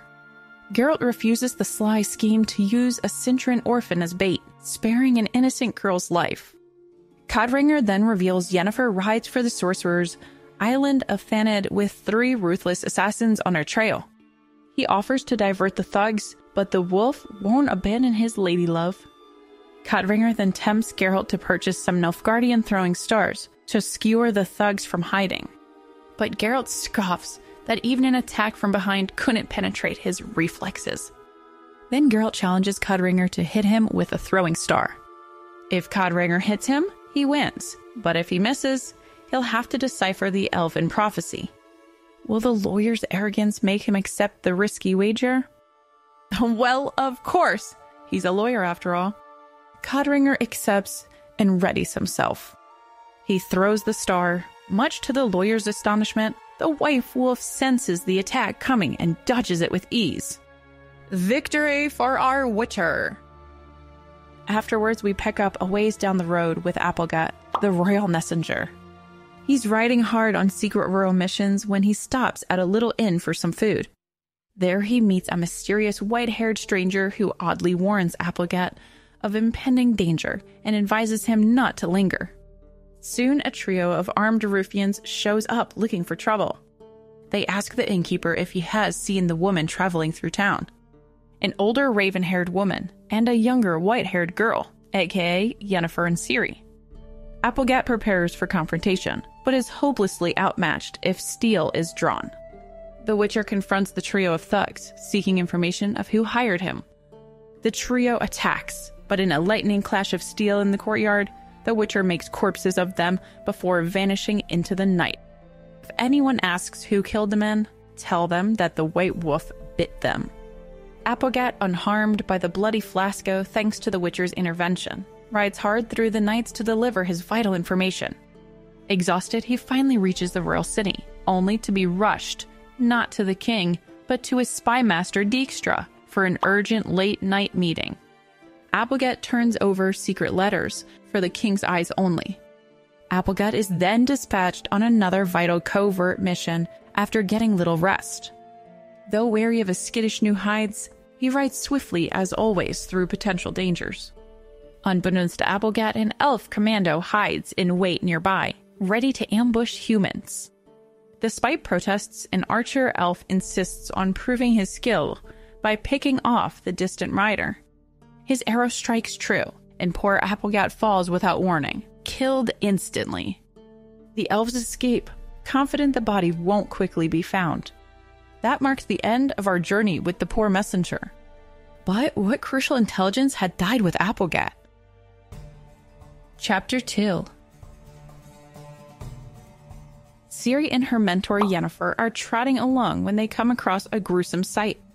9 tall posts with cartwheels on top and dead bodies tied to them that are being eaten by crows and ravens. Ugh! Ciri turns up her nose at the nasty stench. Yennefer's just as disgusted, especially when she finds out the corpses are squidtails, squirrels, aka elves fighting for freedom. The humans put them on display as a warning to other rebels. Pretty messed up considering the official policy of respecting the dead. Eager to get away, our heroes make tracks for the nearby city of Gorsvelin. Once safely out of sight, Yennefer works her magic, literally, to vamp up her look before entering the city. A magical floating mirror to fix her locks, diamonds, bracelets, and a peak of cleavage? Check. And a dab of glamoury cream. A magical ointment that smells of lilac and gooseberries to make her totally irresistible. Oh yes. Meanwhile, Ciri's told to keep a low profile under her hat. Seems a bit hypocritical, but okay. At the city gates, the guards trip all over themselves, letting the dazzling Yennefer pass. One even calls her your ladyship and asks if she needs an escort. They can't take their eyes off her, but they completely ignore young Ciri trotting along behind. Yennefer explains she whipped up the magical glam because in Gorsvelin, lady enchantresses, like herself, get the celebrity treatment. Then when Ciri worries Yennefer is dumping her at school, she gets snapped at. Yennefer insists obeying her is what's best for Ciri, though the girl has her doubts. The duo arrives at a fancy bank, where more bowing dwarfs rush to serve the lovely sorceress. Ciri can't help feeling out of place in her plain clothes next to the now dramatically beautiful Yennefer. But she knows better than to embarrass her mentor. So she stands up straight and keeps quiet as instructed. At the bank, Yennefer continues being showered with extra special attention, especially by the head honcho, Molnar Giancardi. Meanwhile, Ciri's given an old bestiary to leaf through, so she's not disturbed. Molnar informs Yennefer that someone's been trying to spy on her private letters and finances. Probably whoever she suspected was behind the mysterious drowning of a bank clerk investigating the matter. And something fishy seems afoot. The demand for precious gems has randomly increased as of lately. Yennefer continues pumping Molnar for intel, learning some folks seem to be liquidating assets into portable gems to prepare for a quick getaway up north if things go south. And the king is stockpiling boats downriver. The dwarf complains all this war preparation is being bankrolled by heavy taxes, unfairly levied on non-humans like him. He hopes the sorcerers of Thanedd can help change the tide. Then Yennefer casually transfers coin for the magic school at Aretuza, and registration fees for one student. Oh no, is she planning to abandon Ciri after all? The girl strains to overhear more as her mentor requests traveling money for herself. Finally, the banker offers to cancel debt incurred by a certain witcher Yennefer considers family, but she rejects the offer. No charity for the proud Geralt. Still, Ciri is thrilled to hear of her former protector. Afterwards, Yennefer reluctantly allows Ciri a bit of freedom to explore the sights of Gorsvelin under the escort of a young clerk named Fabio Sachs. Though Fabio looks around Ciri's age, he's quite short. But his polished manners and competence quickly win over the skeptical enchantress. Outside, the bustling streets overwhelm Ciri at first. When helpful Fabio tries to guide her by the arm, she shrugs him off, still struggling to adjust to her new independence. But our girl is eager to see the market and the famous magical Isle of Thanedd, visible from the city walls before her noon curfew. From atop the city walls, Fabio shows Ciri the magical Isle of Thanedd, shimmering alluringly across the bay. The rocky mount is dotted with elegant towers, gardens clinging to cliffs, and buildings seemingly carved from the very mountain itself. Fabio explains this was the work of ancient elves, though now Thanedd belongs to sorcerers. The highest towers will host the impending conclave of mages. And on a terrace halfway up lies Aretuza Palace, the infamous academy for training young enchantresses. Ciri realizes with dismay that the inaccessible island school is essentially a luxurious prison. Fabio protests the novices are not held against their will, but concedes they'd have nowhere to go if they tried escaping. Suspicious. Ciri urgently presses him about the location of Hirundum Farm, where a certain witcher was headed to battle a monster. She scans the horizon in the direction Fabio indicates, wondering if she might glimpse her witcher protector again. Fabio leads Ciri into the absolute chaos of Gorsvelin's market, crowded with people, animals, carts, and deafening noise. Our girl gets bumped around, but some tasty donuts lift her spirits. They pause to listen to a wandering preacher furiously condemn magic users, ranting that the sorcerers gathering on Thanedd will bring divine wrath and destruction. The man beside Ciri mutters the fanatic is just jealous of the mage's good looks. A heckler calls for imprisoning all non-humans. The anti-non-human sentiment reminds Ciri of her own dwarf friend Yarpen and his clan. She wonders if dwarves are blamed for crimes they didn't commit here as well. The tumult in close quarters are dizzying, but Ciri is enthralled observing all the colorful characters. She forgets her gloomy thoughts about the magical island prison across the bay. After putting a perv priest in his place, Ciri enjoys the entertainments and treats of the market. When Fabio suggests having their fortune told, she protests that divination is a rare and dubious gift. But just then, suddenly visions overtake her, of Fabio becoming a famed explorer, though dying abroad. Just as quickly, however, the visions are gone. Fabio asks if she's okay, but Ciri shakes off Fabio's concern and they move on. She's tempted to trounce some local boys at spinning tops, but then a man's bark draws her eye. He promises gawkers a glimpse of a deadly basilisk monster freshly captured from distant lands.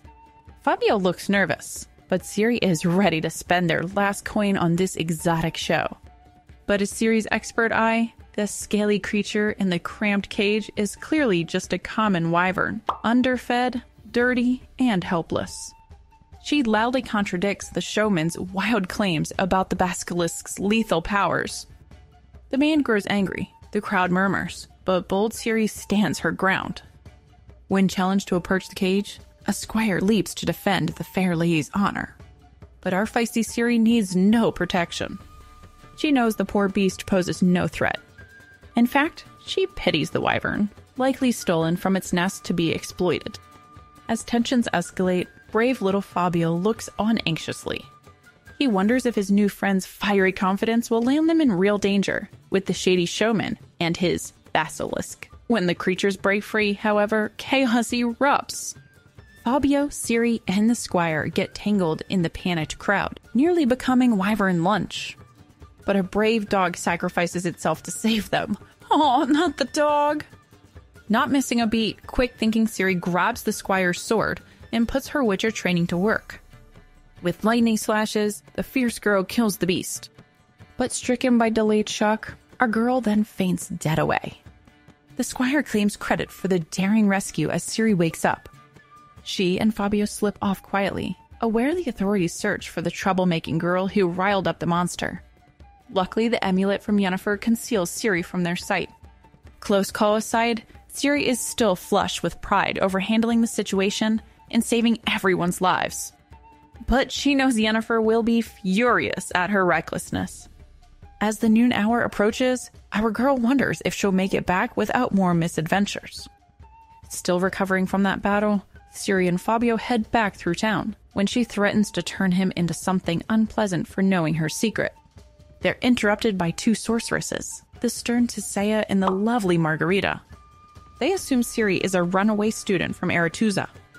The formidable Tissaia demands her name and school information. But sassy Ciri gives a fake name instead. Big mistake. Tissaia paralyzes her with a spell as punishment. Fabio tries to protest that Ciri's not a novice, but Rita restrains him. Fabio seems ready to reveal the truth about his fiery companion to the sorceresses. Will that convince them to show mercy? The answer? Apparently it is. After learning Ciri's true nature, Tissaia and Rita make amends by treating Ciri and Yennefer to a luxurious bathhouse. Ciri ogles the supernaturally beautiful Margarita as she emerges dripping from the pool. Though still angry at their rough treatment of her earlier, she's enthralled by this glimpse into the glamorous world of her future mentors. The ladies gossip lightly about Ciri attending Aretuza Academy. But when an armed woman soldier appears with a message, tensions rise. She reports to Tissaia that she's executed some mysterious instructions. Yennefer seems suspicious, but Margarita celebrates women advancing in the military. After the soldier leaves, Yennefer's attitude makes Margarita wonder if she bears a personal grudge. The wine flows as Yennefer and Margarita trade stories of past lovers. But their tipsiness takes an awkward turn when talk turns to Yennefer's split with the Witcher Geralt years before. Keen to change the subject, Yennefer sends Ciri for more drinks. But alone with her thoughts, Ciri recalls the strange soldier's secret errand for Tissaia. Her mind made up, she orders a horse be saddled in secret instead. That's Ciri for you, always following her wild spirit. The panicked innkeeper reveals Ciri has galloped off into the night alone. The sorceresses erupt. Tissaia worries the willful girl is riding straight into danger. Lost on the shadowy road, Ciri finds herself inexplicably back at the cliffs before Thanet. The ominous Tower of the Gull seems to call her through the stormy darkness. Spooked, she flees, but riders now pursue her. The squirrels, perhaps? Or the nightmare ghosts of her past? Panicked, she loses her way completely. Then lightning reveals a black knight with a bird mask, the winged helmet that still haunts her dreams of the Cintran slaughter. Propelled by terror, Ciri urges her horse into the marshes, but the rider keeps getting closer. Suddenly, her nightmares come true as the terrifying wild hunt emerges from the skies. Oh no! Its riders stare at Ciri. their corpse king urging her to join their endless ride across the heavens. As the ghostly horde races straight towards her, she cries out in defiance. But the deathly king only laughs, with his decaying teeth grinning. As the hellish huntsmen come close, Ciri flees for her life. Elsewhere at a farm, Dandelion and a farmer named Bernie pass the night hours chatting. A distant storm flashes over Thanet's magical towers, making Bernie's boy imagine comically redirecting lightning bolts. Bernie soon shushes him off to bed. The halfling worries the tense political climate threatens his ma's livelihood, pinned between royal forces and elf rebels. As for why the Witcher Geralt lingers broodingly near the sorcerer's gathering, neither man can understand. Gossip around the secretive mages lead Bernie to wonder, could their meeting lead to positive change in these lands? Dandelion doubts it. But neither realize fiery Ciri is racing desperately through the darkness towards them. Galloping desperately for spectral hunters, Ciri bursts from darkness into the Witcher's arms. But before Geralt can react, Yennefer appears in a blaze of magic, blasting away the hellish wild hunt. Safe at last, Ciri staggers toward her long-lost protectors. Yet neither moves to embrace her. Each wait to see which she will choose. Exhausted by her ordeal and overwhelmed with emotion, Ciri faints dead away. Now the adventurers are united on the lonely farm. Awaking in safety, Ciri sneaks out after Geralt and Yennefer, eavesdropping on their tense reunion. Dandelion catches her spying and teases he'll reveal what words they exchange. His imaginative predictions of profound apologies don't ring true to Ciri, however. The skeptical girl accuses Dandelion of inventing fictions, yet she yearns to know whether some more will loom between Geralt and Yennefer. Chapter 3. Geralt's been invited to a fancy sorcerer banquet at Aretuza by Yennefer. He's not sure what to expect, but he thinks the attendees might see him as a freak, since he's a witcher after all. But he agrees to go anyway, because he and Yennefer just had a big heart-to-heart talk, and they're all good again. When Geralt shows up at the banquet hall in Aretuza Palace, he's already annoyed. Why? Well, there's a draft and no food or music yet. Everyone has to stand while they eat, and you can't even stuff your face for too long without being rude. Plus, people keep giving Geralt a side-eye for his fashion choices. Yennefer warns Geralt he better be on his best behavior and not drink too much, or be antisocial. But our Witcher's still tugging at his uncomfortable doublet, while wondering what the heck these sorcerers do at parties if they don't eat, drink, or sit. Geralt and Yennefer continue wandering the banquet hall, trying not to look too eager for the tiny snacks. When Yennefer's old schoolmate Sabrina saunters over, you can feel the tension in the room. These two may air kiss and call each other darling, but their words are as sharp as swords. Sabrina's clearly jealous that Yennefer snagged such a hunky witcher. She tells Geralt it's about time Yennefer stopped hiding him away. But our heroic monster slayer stays polite, kissing Sabrina's hand and all. Next, Yennefer drags Geralt over to chat with her old classmate Triss Merigold, who's dressed in shimmery blue and green. Geralt greets Triss with a kiss on the cheek, rather than a limp handshake. But Triss's conversation partners hastily make their excuses and scram when Geralt and Yennefer show up. Yes, not all sorcerers are happy to be friends with a witcher. The ladies immediately start gossiping about Philippa Eilhart hanging with that spy Dijkstra. Triss wonders if Dijkstra tried pumping the sorceresses for information during their mingling. But Yennefer and Triss just roll their eyes, perfectly aware that the spy is here on business, even if he claims to be enjoying the party. During the conversation, Yennefer catches Triss giving Geralt the googly eyes and hints she knows about their past tryst. Oh boy, this is so awkward. Triss scurries off while Yennefer assures Geralt she's not upset, since they have an understanding. Still, Geralt wonders if Yennefer didn't go too far by putting Triss in her place, especially since he just smooched Yennefer in front of everyone, per her request. But Yennefer's not bothered. She's sauntering off to chat with her sorceress BFFs, warning Geralt not to overdo the garlic bread in case there's more kissing later. Wink wink. He spots King Visimir's spy Dijkstra chatting up Philippa and her gang of giggling protégés. Philippa playfully applauds when she catches Geralt's eye, having seen him lock lips with Yennefer. Yes, she approves of his taste in women, if not banquet outfits.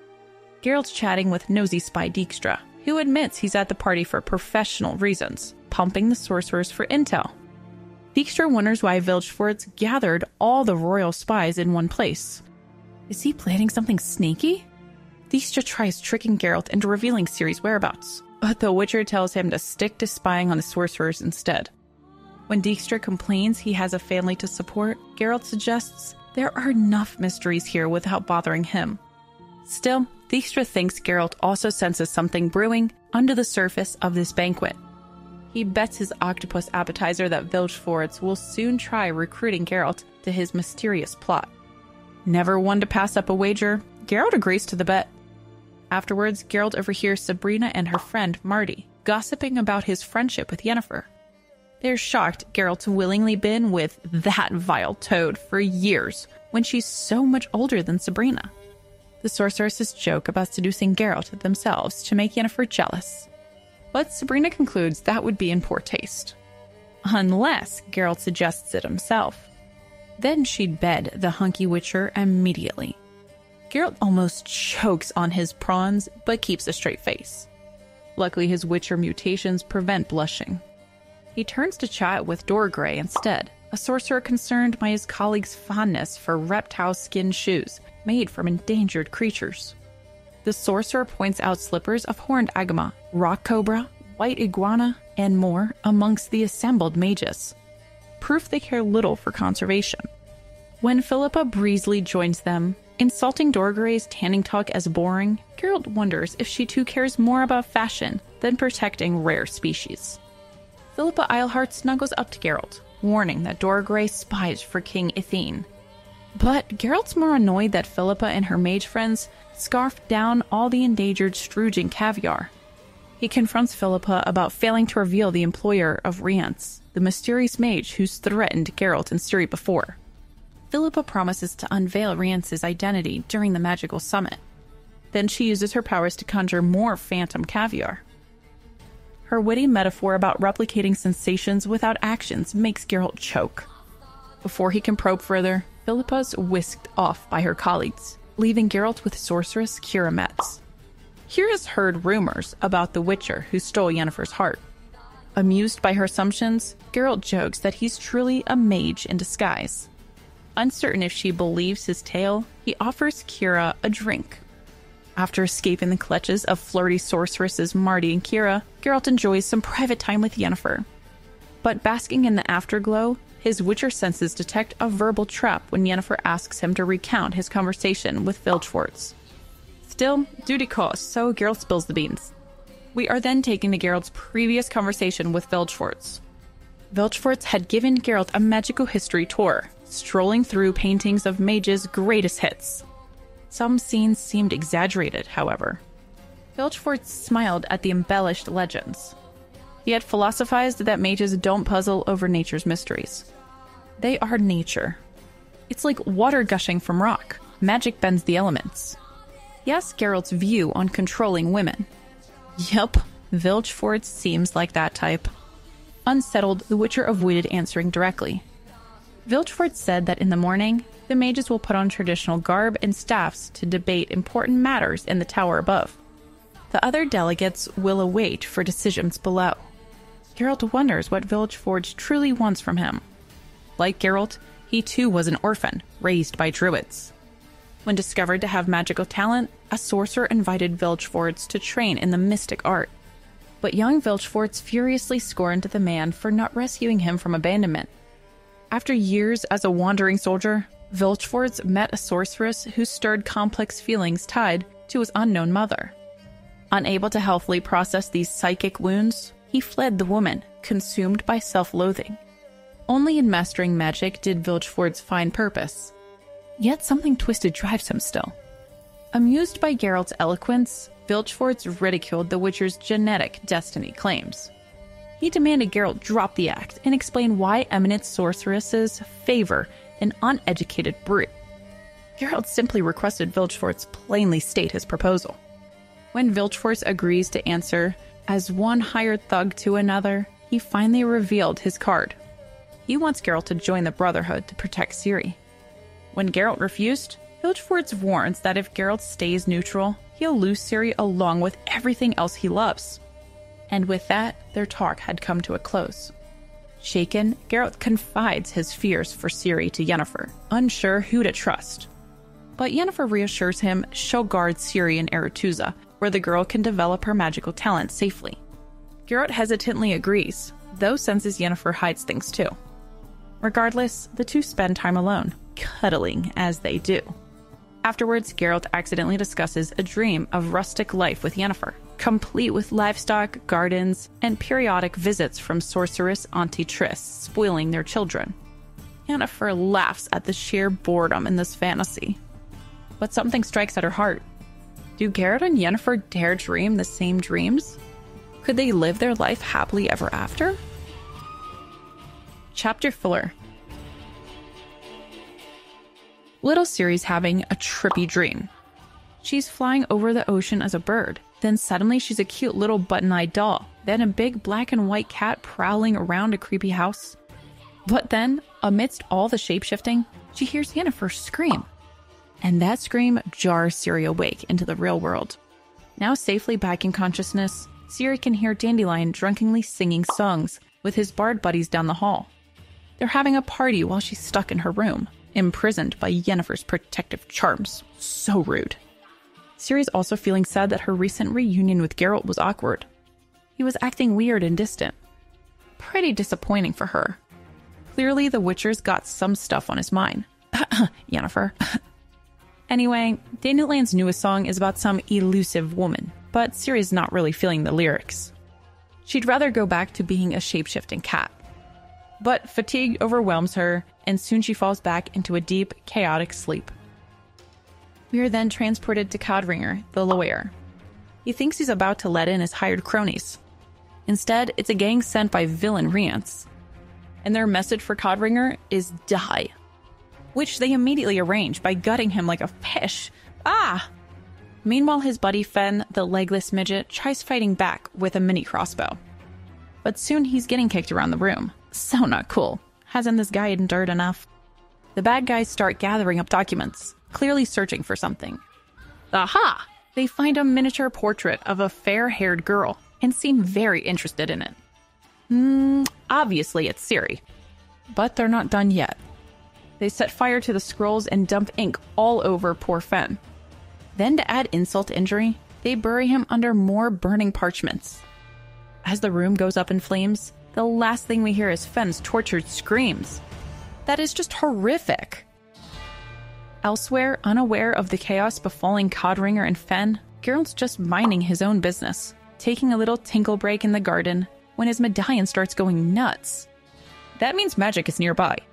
He rushes over to investigate and stumbles upon none other than Dijkstra and his Redanian cronies roughing up a sorcerer. They slap some magic handcuffs on the poor wizard and call him a traitor. The one slapping on the cuffs is Keira Metz, the sorceress Geralt was chatting up the night before. Last night she was fluttering around in a glamorous dress. Now she's dressed like a guard and packing steel. Talk about a girl that can do it all. Afterwards, Geralt is pinned to a wall by Dijkstra's goons. Dijkstra tells him he's got a talent for being at the wrong place at the wrong time, and tells him to keep his mouth shut. Dijkstra then grabs Geralt and shakes him, demanding to know if he's joined up with the traitors. But our hero stays chill, simply requesting an audience with Philippa. Upstairs is a group of coup plotters. Redanian soldiers and rebel sorcerers buzz around as they crack magical skulls. Geralt susses out the traitors' mages by their outfit. And by that, I mean their jammies. Apparently only the traitors were able to get some sleep, and struck while they were wearing their pajamas. How sloppy. While surveying the scene, Geralt bumps into his drinking buddy Sabrina. Wasn't she just giggling at his jokes last night? Now she's practically wearing a battle outfit. With all these double-crossers, who is crossing who? One thing's for sure, Geralt stepped into some grade-A political chaos. Geralt stumbles on the corpse of Lydia, an illusion caster whose true witchy visage is now on full display. Seems she made a mistake of attacking during the coup and got a dagger to the chest. It is a bloody reminder that this is serious business. Suddenly, Geralt's darling Triss blinds Geralt. for his own good, or so she says. But she slips him a quiet apology whisper. Meanwhile, Philippa is frantically coordinating. Cavalrymen down! Notify the kings! But when super sorceress Francesca gets dragged in wearing magic handcuffs, things get tense. Turns out she, an elf, is a double agent for Nilfgaard. Francesca plays it ice cold, refusing to answer her former sister's accusations. With the rest of the mages dragged off, Philippa shoos away Dijkstra and his soldier boys. But not before Dijkstra snags Vilgefortze's secret list of Nilfgaardian sympathizers. He wants blackmail material. He crackles at the thought of puppeteering some treasonous aristocrats. Meanwhile, the sorcerers left behind in the banquet hall are celebrating and getting drunk now that the chaos has subsided. Ribs are eaten by hand, there are vulgar jokes, and there is public petting. It's a zoo up in here. Geralt surveys the mess alongside Dijkstra. But even gruff Dijkstra is philosophizing that it's a strange world when sorcerers party, while their former colleagues are hanged for treason. Strange world indeed. Geralt becomes fed up with Dijkstra's scheming and punches the slimy spy right in the mouth. A tussle breaks out between our hero and Dijkstra. Ow! Smash! Crack! Geralt unleashes a whirlwind of witchery punches, snapping limbs and knocking out teeth left and right. No one messes with our Witcher. Suddenly, Dandelion appears onto the scene. Apparently, Ciri has gone missing from their hideout. Those melty sorceress portals strike again. Geralt knows he must save the young Ciri, so he dispatches the last of the Redanians and tells his poet friend to skedaddle. Leaving Dijkstra groaning in the dirt, Geralt straps on his trusty swords and heads once more onto the breach. He then travels to the Isle of Thanedd.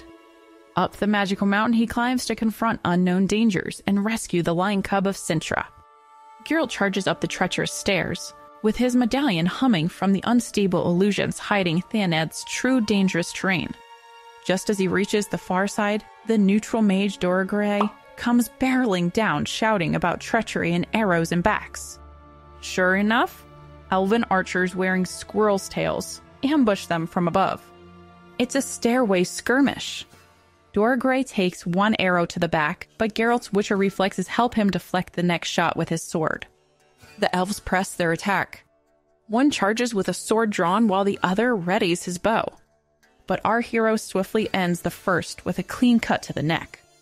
Blood splatters everywhere.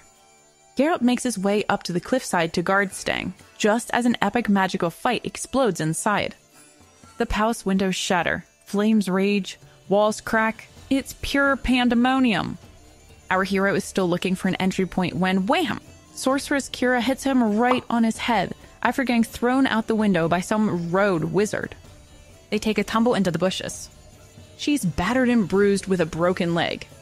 But hey, at least her fall was cushioned by Geralt. Kira warns that it's utter madness inside Guard Stang's halls. But Geralt is Geralt. A little magical archery never stopped his determined questing before. As Geralt lugs the limping Kira towards the fortress, she fills him in on the backstory. Turns out Vilgefortz and his goons were secretly plotting with Nilfgaard to backstab the northern mages and kings all along. In exchange, Vilgefortz gets to rule the conquered north as Nilfgaard's governor, while Francesca becomes queen of some quasi-independent Elden lands. Geralt leaves Kira to continue his desperate search. The Sorcerer's Summit has become a straight-up magical massacre. Many have fallen, with both sides taking losses. Even level-headed Sisea loses her mind and flees after seeing the carnage. Meanwhile, young Ciri awakens, confused and disoriented. Flames rage and shadows dance around the halls. The nightmare continues. As she tries to regain her bearing, the poor girl finds her hands soaked in blood beside the lifeless body of an elf. Yennefer sends Ciri fleeing as she holds off pursuers, promising they'll reunite in Luxia. But Ciri's escape is short-lived when an elf corners her on a ledge. Little do they know this lion cub has teeth. Displaying witchery agility, she leaps across a shattered bridge, parkouring to safety with a bold one-fingered salute. You go, girl. But her troubles aren't over yet. She is soon surrounded by enemies with seemingly nowhere to escape. But just then, Geralt rescues Ciri from the grabby hands of nasty sorcerer Artaud, only to face yet another threat. the Black Knight. This dark rider unleashes a bone-chilling war cry as he ferociously pursues Ciri, intent on capturing the lion cub. His flapping wings and cloak make him seem like death itself. Geralt sends Ciri fleeing while he holds off the Black Knight and his forces. But soon, Ciri finds herself trapped in an enclosed courtyard with the nightmarish horsemen blocking her only escape. Just as it seems the Black Knight will capture her, Ciri unleashes her inner Witcher warrior. With lethal gymnastics, she slices off the knight's wings, revealing merely a regular young dude underneath. Oh, what a chum. But Ciri's not out of danger yet. Elves swarm the courtyard, surrounding her once more. This girl can't catch a break. Luckily, her white-haired protector drops in to save the day. Geralt, impeccable timing as always. What follows is a gruesomely one-sided fight as the Butcher of Blaviken brutally slaughters the helpless elves. Limbs are lopped. Blood flows everywhere. No one gets between Geralt and Ciri. When only one elf remains, the Witcher casually severs his arm before slitting his throat. Next, the Archmage Vilgefortz appears. Geralt blocks Vilgefortz's path to the tower where Ciri is hiding. This is the finale. The epic mage versus Witcher main event. Vilgefortz tries to convince Geralt to join his conquering side. But our hero stands resolute. The sorcerer scoffs that the kings will fall without the wizard's aid against Nilfgaard's march. But Geralt doubts Emhyr will reward Vilgefortz's failure to capture Ciri. Vilgefortz lies, or does he, that he's actually using Emhyr as a pawn.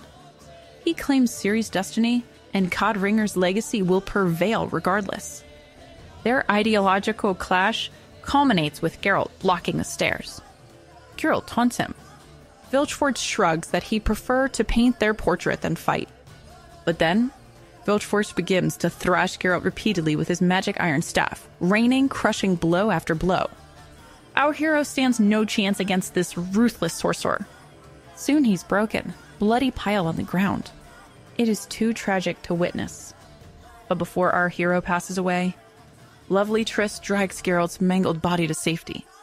But they are not safe yet. Dijkstra is still hunting them. Suddenly, Arch-Sorceress Tissaia, seemingly gone mad after witnessing so much chaos, conjures forbidden fire magic and detonates a fiery explosion down the stairwell, determined to keep meddling monarchs out. But at what cost? Triss begs Tissaia not to continue, but the unhinged enchantress screeches that wizards must resolve things themselves, for they alone control the world's fate. With that, Geralt clings to life by a thread as the wizard's world crumbles. Chapter 5. We encounter Dandelion, who's on a mission from King Venslov to deliver a message to the Dryads of Brocklin Forest. He receives an armed escort as far as the Ribbon River, which marks the border of the Dryads' domain. But when they reach the river, the soldiers are like, well, this is as far as we go. Have fun with the murderous Dryads. Turns out the Dryads have been getting their arrow-flinging revenge ever since the armed crossed the Ribbon River to hunt down some elves, allied with the Dryads. Now there's no goodwill between Dryads and humans. Dandelion's a bit spooked that his escort is leaving him high and dry. But being a veteran adventurer bard, he puffs out his chest and exclaims that he laughs in the face of danger. But he can't fool us. Still, the soldiers are impressed by his bravado. Their leader even offers him a swig of vodka for courage before facing almost certain death. So Dandelion and his unwavering steed, Pegasus, makes their way across the reed-filled river, gazing nervously at the far bank for any sign of Dryad archers. But so far, there's just a whole lot of nothing. Still, Dandelion tries to psych himself up, declaring he knows no fear. They're about halfway across the river when Dandelion notices lots of beaver lodges dotting the riverbanks. No trappers or hunters dare venture here for fear of becoming pincushions for Dryad arrows. He makes it across the river in one piece, though he can't shake the feeling there are arrows aimed at his back. When he reaches the ominous forest's edge, he doesn't dare go further. Instead, he sits on a fallen tree and pulls out his lute, hoping to appeal to the Dryads with song rather than becoming an arrow target. As dusk falls, Dandelion sings an elfin ballad, his voice trembling almost as much as his hands. Then a voice interrupts his playing. A Dryad has creeped up right behind him. "Don't shoot! Dandelion squeaks. Dryad says she won't, so our bard continues his song, with sweat pouring down his neck. When he sneaks a peek at the Dryad, he looks more like an animated bush with a spooky set of shining eyes. Dandelion wonders if those eyes show interest in his song, or if they want to eat him. He sings on, though, hoping it's the former. Fortunately, Dandelion survives his harrowing journey and makes it to Geralt's hidden forest camp, guided through the pitch-dark woods by glowing Dryad lanterns. Dandelion's relieved to see his old Witcher buddy, though Geralt seems worried Dandelion leaked his location. But Dandelion reassures him only trustworthy King Venslav knows, since Dandelion needed his permission for this dangerous diplomatic mission. They sit on cold, hard branches while green witch lights dance around them. The Dryad that led him here, named Fav, approaches and tries chatting up Dandelion to sing about his beloved again. But Dandelion's not feeling it right now, still shivering his boots off even with the glowy moss blanket. Fav looks disappointed she can't enjoy more songs at the moment, but gently strokes Dandelion's lute before vanishing fairy-like into the haunted forest. Dandelion wonders if he'll survive long enough here to play for his own fan club of ominous Dryad ladies, lurking in the shadows. He then worries he might have offended the Dryads with his rusty elder speech. But Geralt reassures him the green ladies are clearly grooving to his musical talents instead of turning him into a shooting target. Still, Geralt's beard is driving him crazy without a razor, so Dandelion promises to lend him one. Turns out the Dryads don't do dinner parties either, so Dandelion resigns himself to starving until lunchtime tomorrow. When Dandelion asks about visiting the Dryads' hidden forest capital, Geralt crushes his hopes. Seems the Dryads are merely tolerating Geralt's presence, rather than welcoming him. There's tension in the air. As they discuss the war, it becomes clear both sides harbor bitterness, attacking the other without warning. Geralt presses Dandelion for more news, but when the bard cautiously asks about Ciri and Yennefer's fate, the Witcher quickly changes the subject. He only wants facts about the war, though Dandelion can sense his friend's distress. Somewhere else, the Nilfgaardian commanders celebrate another crushing victory. But Chamberlain Peter Everston remains unimpressed. He thinks they had overwhelming numbers against a fragmented northern defense. So, what did they expect? These young bucks act like they conquered the world, when it was a one-sided fight. Peter instructs his lackeys that the rule against war in villages no longer applies. Now it's time for scorched earth. The North will become ashes to avenge Nilfgaard's past defeats. But before they torch everything, the men must loot the land bare. One soldier is assigned to seize the grain stores, and another takes the livestock. They are to work the peasants like slaves until nothing of value remains, then burn everything to the ground. Peter struggles over who to entrust with dismantling the factories. He does not trust any of these young soldiers. The veterans who knew how to wring a land dry are dead. While the Nilfgaardian army revels in victory, Peter mentally tallies the spoils of war like a bean counter. Catapults and mines to loot, fortune and pure ore, art treasures for the taking. Such are the rewards of invasion. This is what the Emperor ordered, after all. Yet, observing the triumphant soldier march past, Peter calculates how many will die from battles, sickness, and misadventure. How many will limp home wealthy but reduced in number? Now we return to Geralt and Dandelion, with Dandelion continuing his war report to Geralt. After Vengerberg's brutal sacking, refugees flooded towards the border. But Nilfgaard's mounted troops ran them down for easy captive slaves. But only the shattered rearguard stands between the civilians and enslavement. We next see the war events unfold from the perspective of the rearguard Dandelion was describing. A soldier named Rila grimly tells her comrade that now it's their turn to face the wrath for conquering Nilfgaardians. Their duty is deadly but simple: buy the fugitives time or die trying. The ragged rearguard knows they can't overturn the Nilfgaardians, so they make a desperate stand to buy time for these refugees. Rayla urges them to barricade the road, since it's a soldier's duty after all. The men hesitate, but are shamed into blocking the path with a cart. The first stragglers then arrive with chilling news. The squirrels are coming in ahead of the Nilfgaardians, and they slaughtered the rest of the troops already. They are outnumbered, and they expect the worst.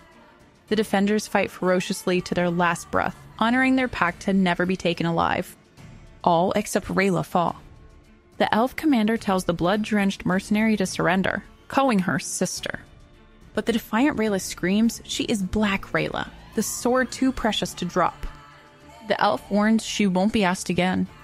Rayla laughs wildly. What are you waiting for? Neither side seems inclined to show mercy. After valiant Rayla's last stand, Dandelion returns to reporting on the war's big picture. With King Vizimir assassined, Redania is paralyzed by chaos and unable to aid Adiran.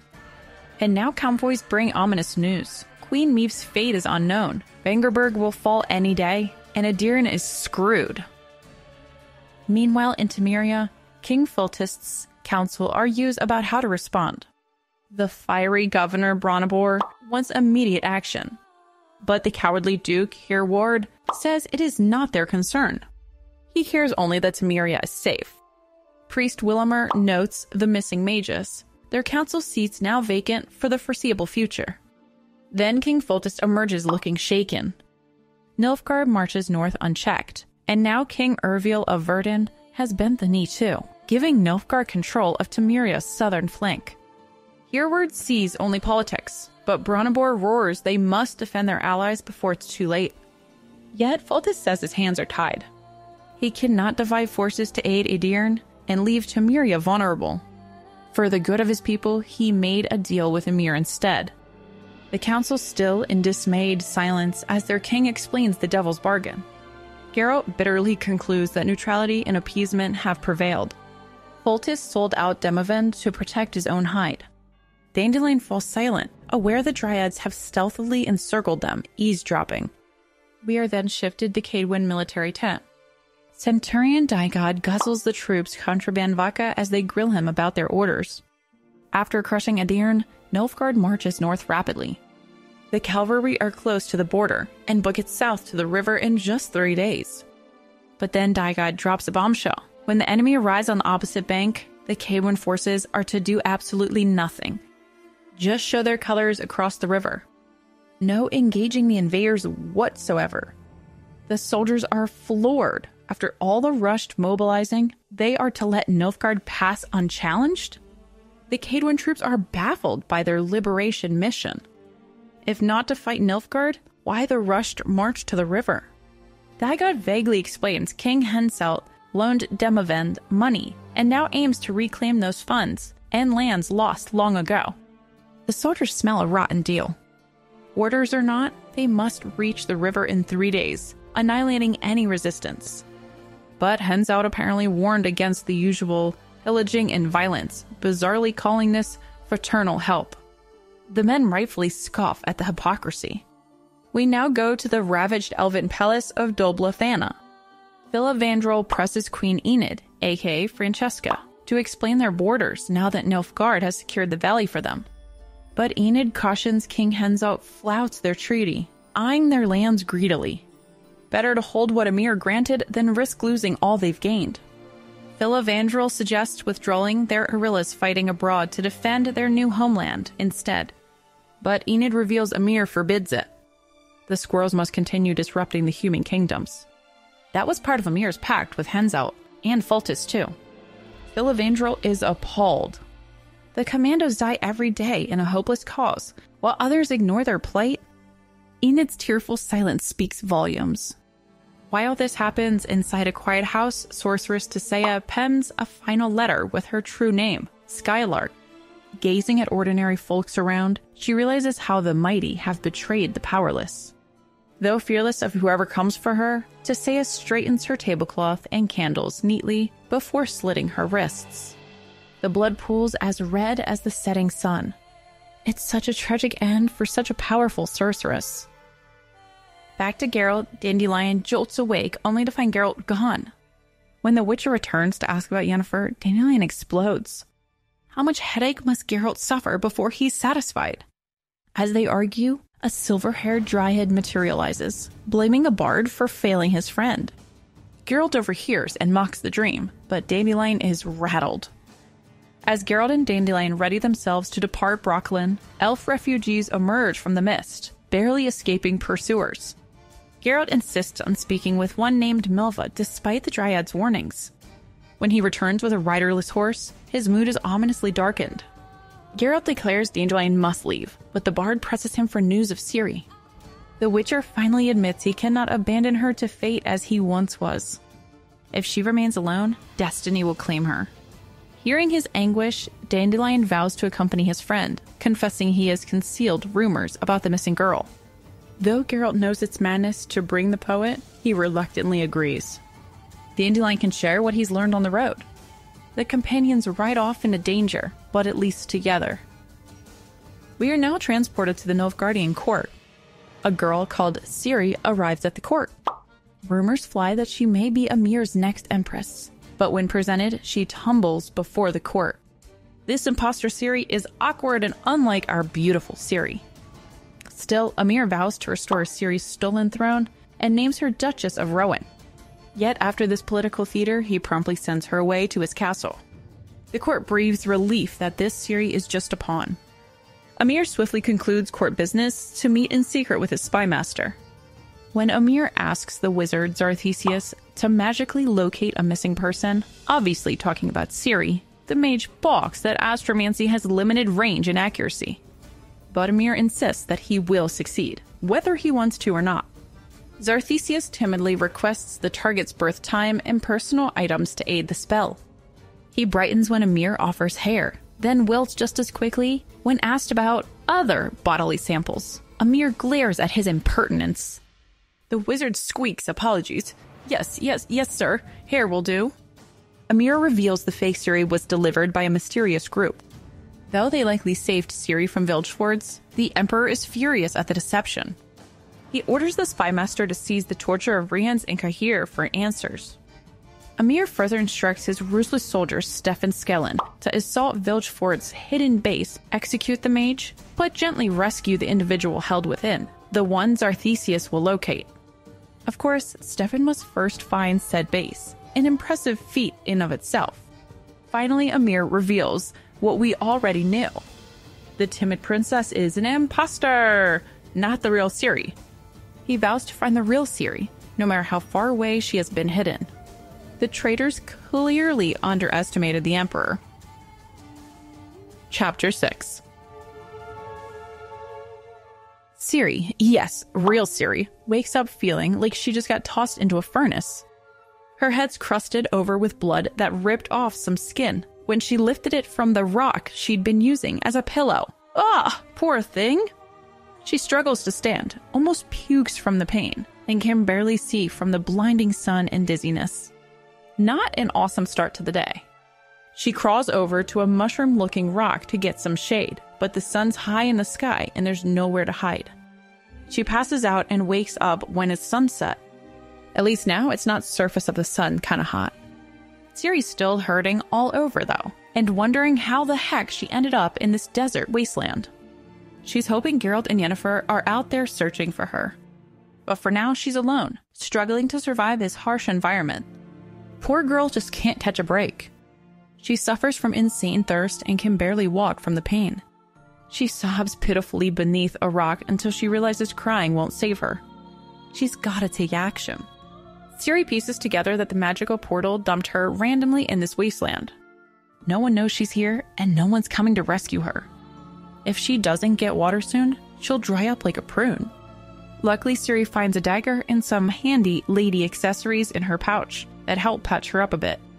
With a wrapping around her swollen head and a flapping shoe strapped repaired, she sets off toward the setting sun in hopes of finding life-saving water. Just when it seems like all hope was lost in the dark desert, Ciri taps into her inner mage power. She makes a glowing orb to light the way and uses magic to heal her injuries.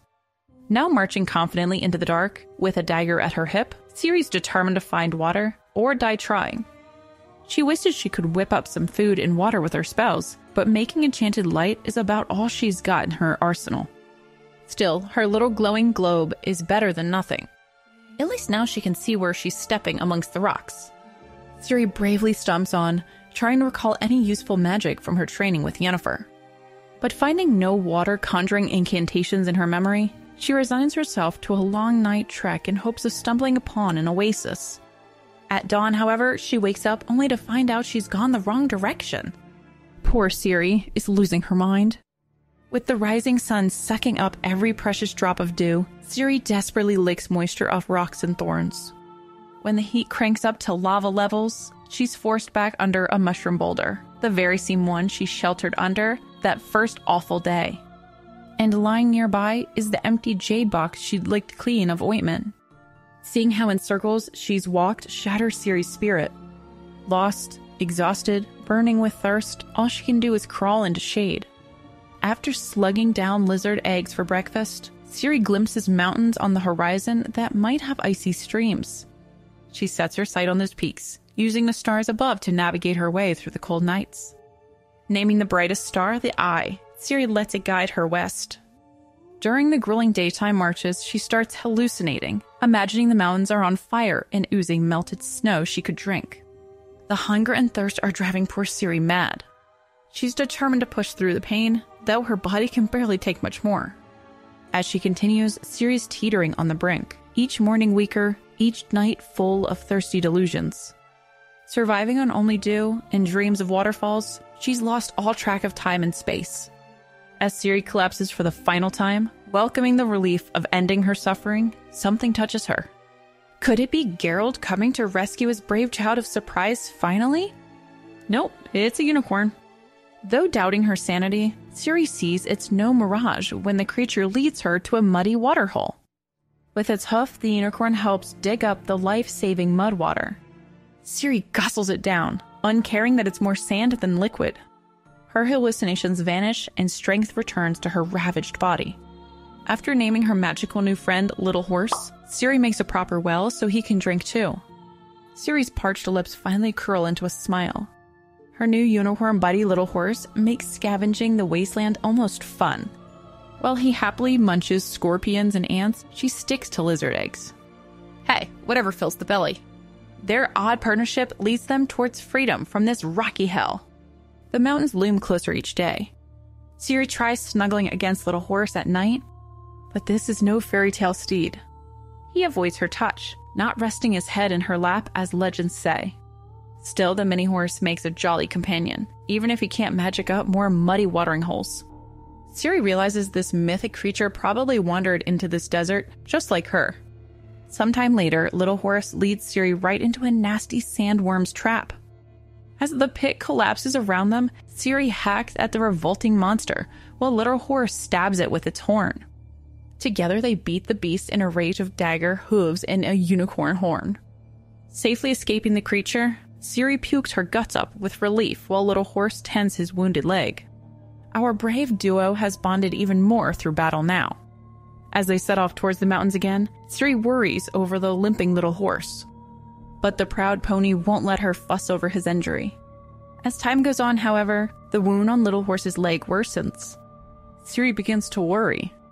He's growing weaker while infection spreads. When the brave pony finally collapses, no longer able to stand, Ciri begins to despair. She knows the venom must be cut out, but lacks the skill. Sobbing, she realizes though trained to kill, she can't save her friend.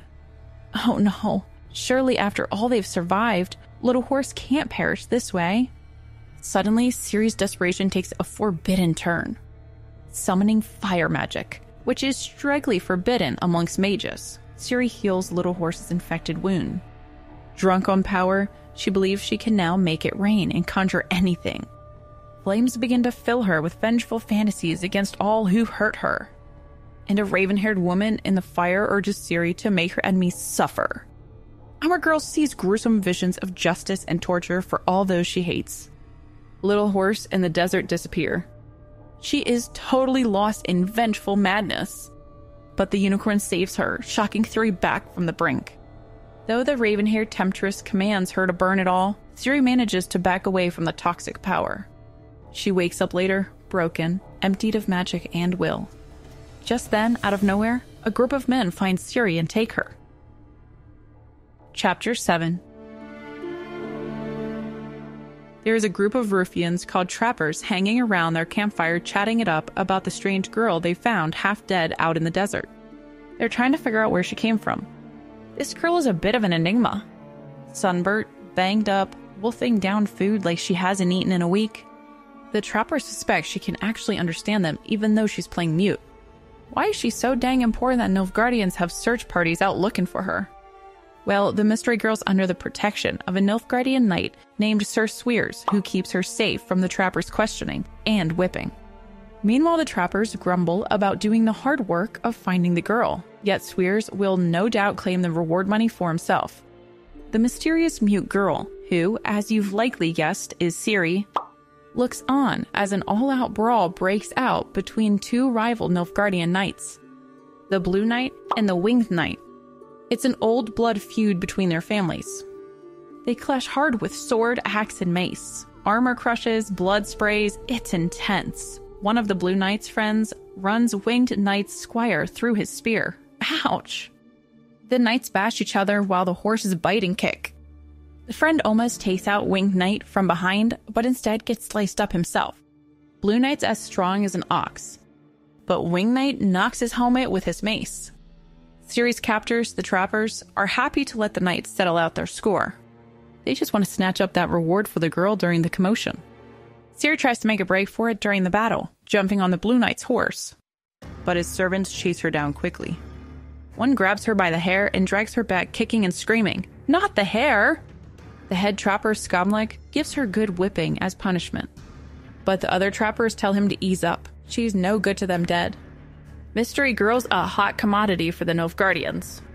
Now the trapper's scheme is to bring the girl to the Nilfgaardian authorities in Amarillo to clean the reward, pretending they found her afterwards. They figure with the blood feud, no one will look too close.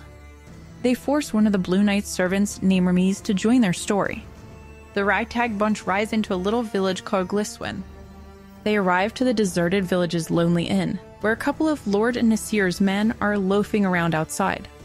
These men are basically mercenary thugs for the local barons charged with keeping the peace. But the peasants hate their guts for all the thieving and worse they get up to.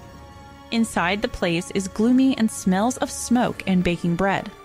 The few patrons turn out to be more of Nasir's crew, led by Skamlik and Ramiz's old buddy Verkta. They're celebrating having captured the notorious outlaw Kalei the Rat, for whom the local baron Lutz has offered a sweet reward. Then Skamlik spots a young blonde fellow, tied to a roof pillar by his hands and neck. He must be the prisoner. The Nasirs just laugh at Skamlik tying up his scrawny girl captive next to the rat. They joke she couldn't even walk out on her own without falling over, much less escape. When Kalei curses out Skamlik, the angry trapper punches him and bashes his head into the pole. No one steps in to defend the outspoken outlaw. Outside, the surly Nilfgaardian settlers are still plotting to grab Kalei for their own public execution. But the tough Nasirs aren't keen to give him up to a peasant mob.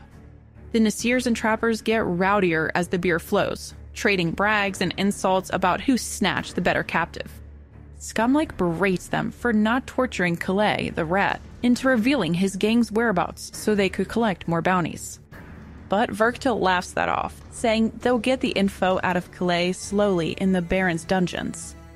Then they'll round up the rats for a serious reward. For now, Nasirs are flush with coin from selling off Kalei's possessions. Under the table, Kalei whispers urgently to Ciri to help him escape. He's plotting to use her as a distraction. She avoids his intense stare. Can she trust this shady-looking rat? Kalei convinces her it's better to take her chances with him than be assaulted by the drunk, lecherous thugs, or meet whatever grisly fate awaits at the hands of the Nilfgaardians. Though the rat's cunning gaze chills her blood, she resolves to free him and flee during the commotion. At Kalei's command, she asks the nervous innkeeper for a knife and gets one concealed in her belt. Then she sits beside the outlaw and secretly saws through his bindings while pretending to feed him dinner. The red-faced Skamlik glares suspiciously. Our girl reckons ending up on the torturer's rack with red-hot pincers is surely worse than throwing in with this rat and his gang. Just as Ciri secretly frees the rat, Kalei's gang, the Rats, launch a vicious surprise attack on the inn. Crashing through the windows and doors, they descend with whirling blades, quickly cutting down the stunned Nasirs and trappers. When Skamlik turns his sword on Kalei, still tied to the post, Ciri leaps out, wielding out her swift reflexes. She dodges his swings like an acrobat, drawing his attacks. The impressed Wright gives her a sword for a fair fight, eager to see her skills. Though she spots the chance for a death blow, the girl refrains from striking. The rat's leader, Gisler, decides it's gone on long enough. But when the fierce Missel moves to beat down Skamlik, he sobs for mercy, claiming he has young kids. After witnessing Missel brutally execute Skamlik, Ciri has no choice but to join the rats in their desperate fight from the Nilfgaardian settlement bent on revenge. Grabbing a riderless horse, she reluctantly rides with the outlaws as angry villagers give chase. When one takes aim, she deflects the crossbow bolt but cannot bring herself to cut him down in return. Her hesitation allows the ruthless elf Iskra to slay the man in gory fashion instead.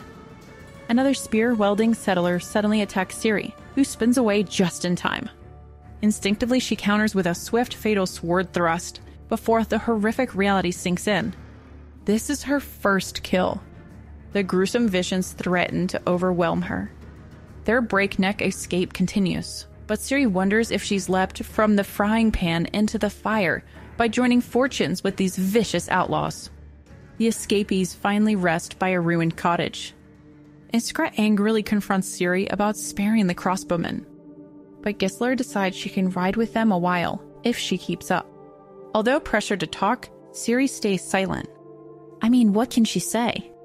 The truth of witchers, wild hunts, and magical chaos sounds insane, and revealing her value to Nilfgaard risks her new companion's greed.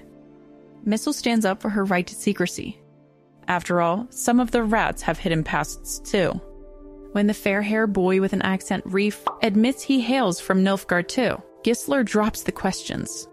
Surrounded by the rats' probing gazes, including the last member of the rats, Ace, Ciri declares she does not need them and will leave. But their leader Gisler states none can survive the mountains alone. As the others circle wordlessly, he reminds she has nothing and no one, then offers her a jeweled belt. The rest of the gang follows suit, silently giving the girl fine clothes, daggers, jewelry, the spoils of plunder.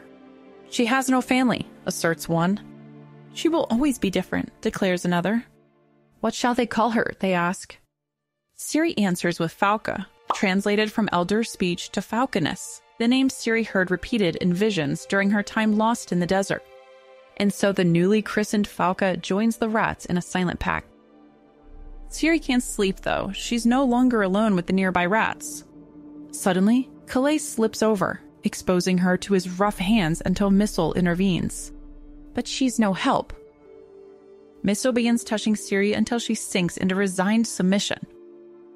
The next morning, Ciri kisses the sleeping Missel's bristly head in confused affection before desperately washing herself in the frigid stream.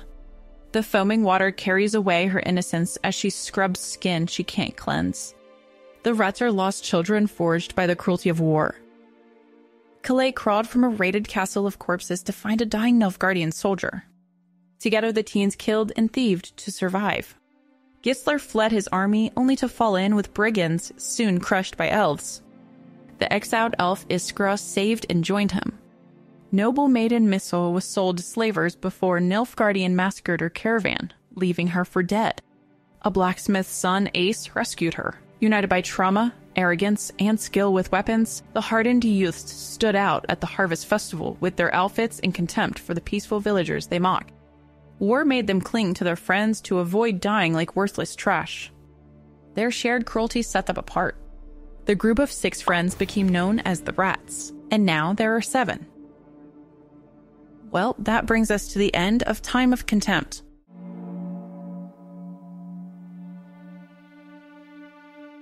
Welcome back, friends. It's time we continue Geralt's epic tale in the 5th Witcher book, Baptism of Fire. Baptism of Fire follows Geralt as he embarks towards Nilfgaard in the distant south. Driven by rumors Ciri was spotted there, his path is full of war, adventure, and an odd group of friends formed along the way. So, let's dive in. Chapter 1. Milva, a kick-butt archer girl, is hanging out in the forest of Brocklin, just waiting and hunting. She's equipped with a new bow she picked up at the bazaar. It's clear she knows her weapons. But on this day, the forest is eerily quiet. The birds are making a ruckus, but no 4-legged animal has yet crossed Milva's path. She's becoming quite bored waiting, so her mind wanders back to the first time she met our Witcher Geralt, or Gwynbled as she calls him. See, a while back she helped some Squirtle elves escape the law after a failed rebellion. When she returned to Brooklyn with the survivors, the forest healer Aglé insisted Milva go help a certain injured Witcher in the valley. Milva was furious. This stranger had seen her face, which could put her in danger. But Aglé convinces Milva it's her duty to fetch news of the outside world for Geralt. Milva thinks Aglé has lost her mind. With all the wars and chaos raging out there, does she really expect Milva to risk her neck gathering information? And for what? Some half-dead Witcher who doesn't even know? As if she doesn't have bigger fish to fry. But Queen Ithne lays down the law. Milva's the best tracker around. So if Brooklyn wants the Witcher back on his feet, she's their girl for the job. Milva tries to resist, worrying she might be recognized. After all, her past is soaked in blood, and the townsfolk have long memories and sharp pitchforks. In present time, Milva continues lying in wait to take down some tasty forest game. She draws a bead on a fine young buck with her trusty bow, ready to pierce that sucker right in the heart. But at the last second, he starts thrashing around, so her arrow barely grazes him. Dang it. Well, Milva's no amateur huntress. She knows better than to go crashing through the woods chasing a frightened animal. Patience and calm are key. Give that buck a half an hour to bleed out, then collect the carcass. So, with time to kill, Milva settles against a tree to daydream. And where do her thoughts turn? Right back to our injured Witchero in Brooklyn's Healing Valley. Milva thinks back to Geralt, and how she stuck her foot in her mouth with a shocking revelation. She just casually dropped the news that Geralt's young ward Ciri is presumed dead in the rubble of Thanedd Tower. So much for breaking it to him gently. Our Witcher turned white as a sheet and looked ready to pass out at the news. Poor guy. After everything he's endured, thinking he's failed to protect Ciri is a crushing blow. Milva felt ashamed for taunting him so cruelly about his plight. But wait, Milva clarifies that they never actually found Ciri's body in the debris, so there's still a chance the lion cub of Cintra lives on. Then there's a plot twist. Looks like Geralt and Milva's not-so-secret rendezvous in Brooklyn has caught the eye of some dangerous players, namely the head Redanian intelligence, Sigismund Dijkstra himself. Now Dijkstra's still sore after Geralt literally swept the leg out from under him, leaving the spymaster limping for weeks. He'd love to settle the score, but duty calls. He's got rebellions to orchestrate, banks to shake down for donations, the usual spy games. So instead, Sly Dijkstra pens a letter to his on-and-off-again lover, sorceress Philippa Eilhart. He drops a few poisonous hints her way to stir up trouble for our Witcher Geralt, like maybe Yennefer, Geralt's lover, is the one who betrayed Ciri to the Nilfgaardians.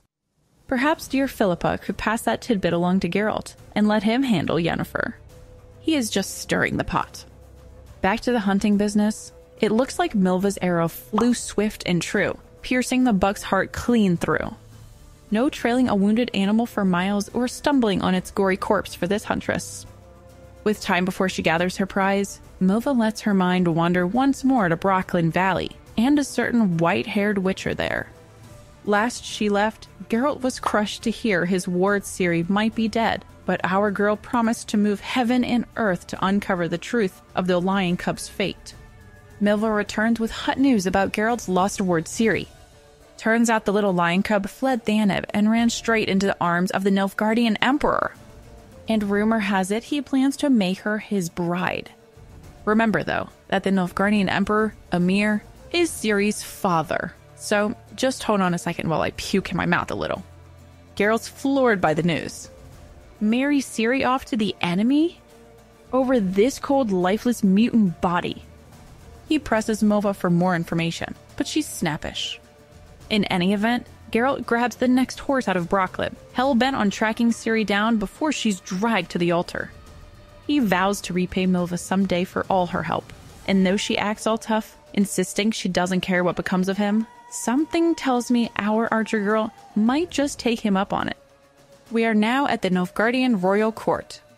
Spymaster Dijkstra is giving the Nilfgaardian ambassador the boot, accusing the Empire of all sorts of nasty schemes against Redania. But the ambassador protests his emperor's innocence. They spar over who was really behind the chaos at Thanedd and the assassination of King Vizimir. Emhyr claims horror at the violence, even as he hosts the missing Cintron heir Ciri at his palace as his future bride. Nothing suspicious there. Dijkstra calls bull, but has to keep up diplomatic pretenses. We then get a revelation. Turns out the mysterious mite with the winged helmet who showed up during the Thanedd attack is Cahir, and both the Redanians and the Nilfgaardians are desperate to get him. The ambassador tries to broker a trade. You give us Cahir, and we'll give you Sorceress Francesca, who's playing Queen of the Squirtle back home. But Dijkstra claims ignorance of Cahir's whereabouts. Dijkstra decides to pen another coded letter to his lover, Philippa the Sorceress, letting her know that Cahir was meant to capture Ciri for Nilfgaard, but apparently went rogue. Very curious. We are transported back to the Brocklin Forest. And it looks like a storm is brewing and Milva's riding right into it. She's crossing paths with her elf friends again, but they're gearing up for battle instead of resting their wounds in Brocklin. Word has it that Nilfgaard is on the march across the Yaruga. The Squirtle elves mean to strike the humans' rear line in chaos, but Milva warns history may repeat itself. After the elves soften the northern defenses, Emhyr will make peace and leave them to face the humans' wrath alone. Still duty calls for the elves, and though they urge her to hide from the coming storm, Milva is more determined than ever to ride south. She's got to reach Geralt before he wanders blindly into the war. She knows he's riding into grave danger, and by golly, she'll drag him back to Brocklin herself if she has to. But with armies clashing and turmoil erupting, reaching him will not be easy. We are now at the Secret Sorcerer's Summit, where the drama is ready to kick off. Fireworks explode as soon as the projections pop up.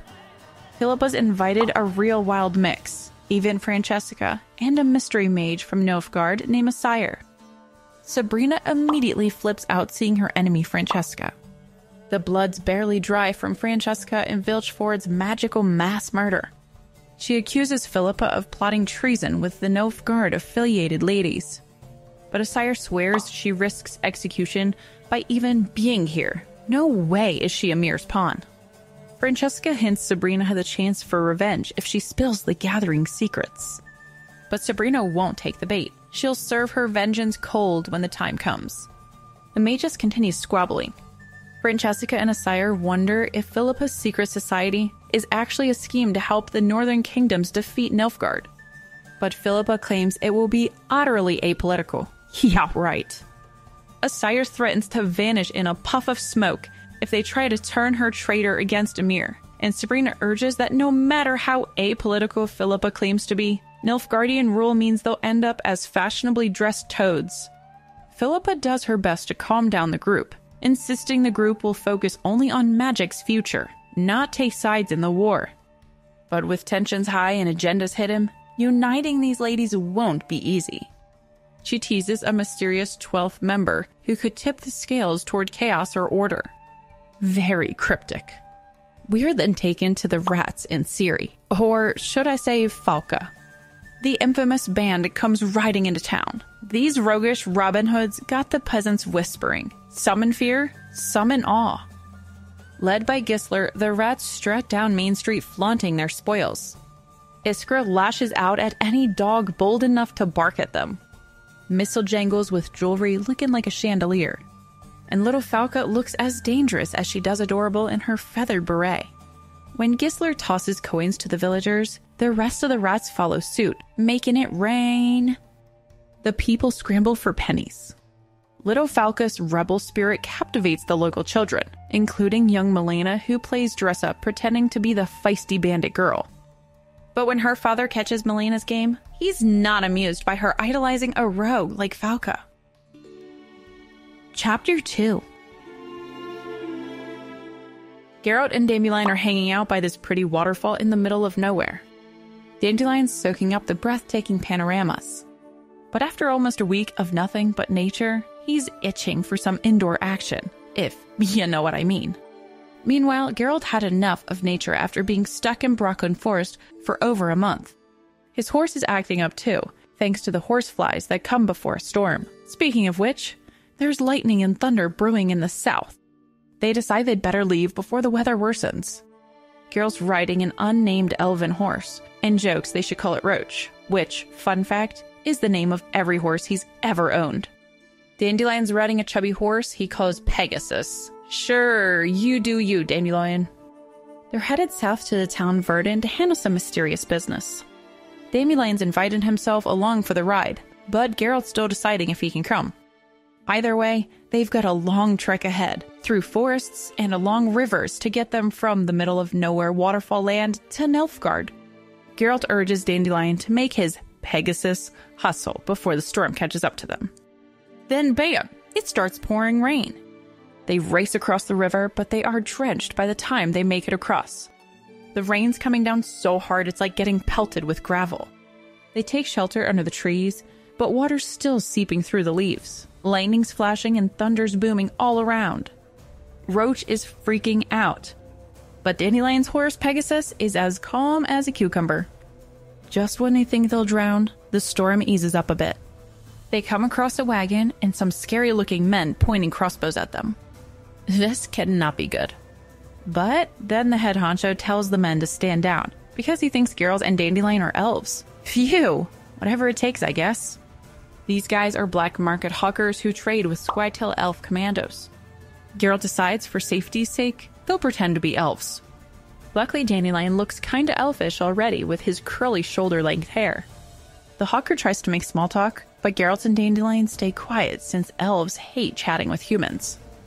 The hawker asks what rebel band they're with, and shows the weapons and other goodies he's got for trade, like a nasty serrated arrowhead. Turns out the hawkers were waiting for this scary nightman, called Vadier Dorito and his armed posse, who show up.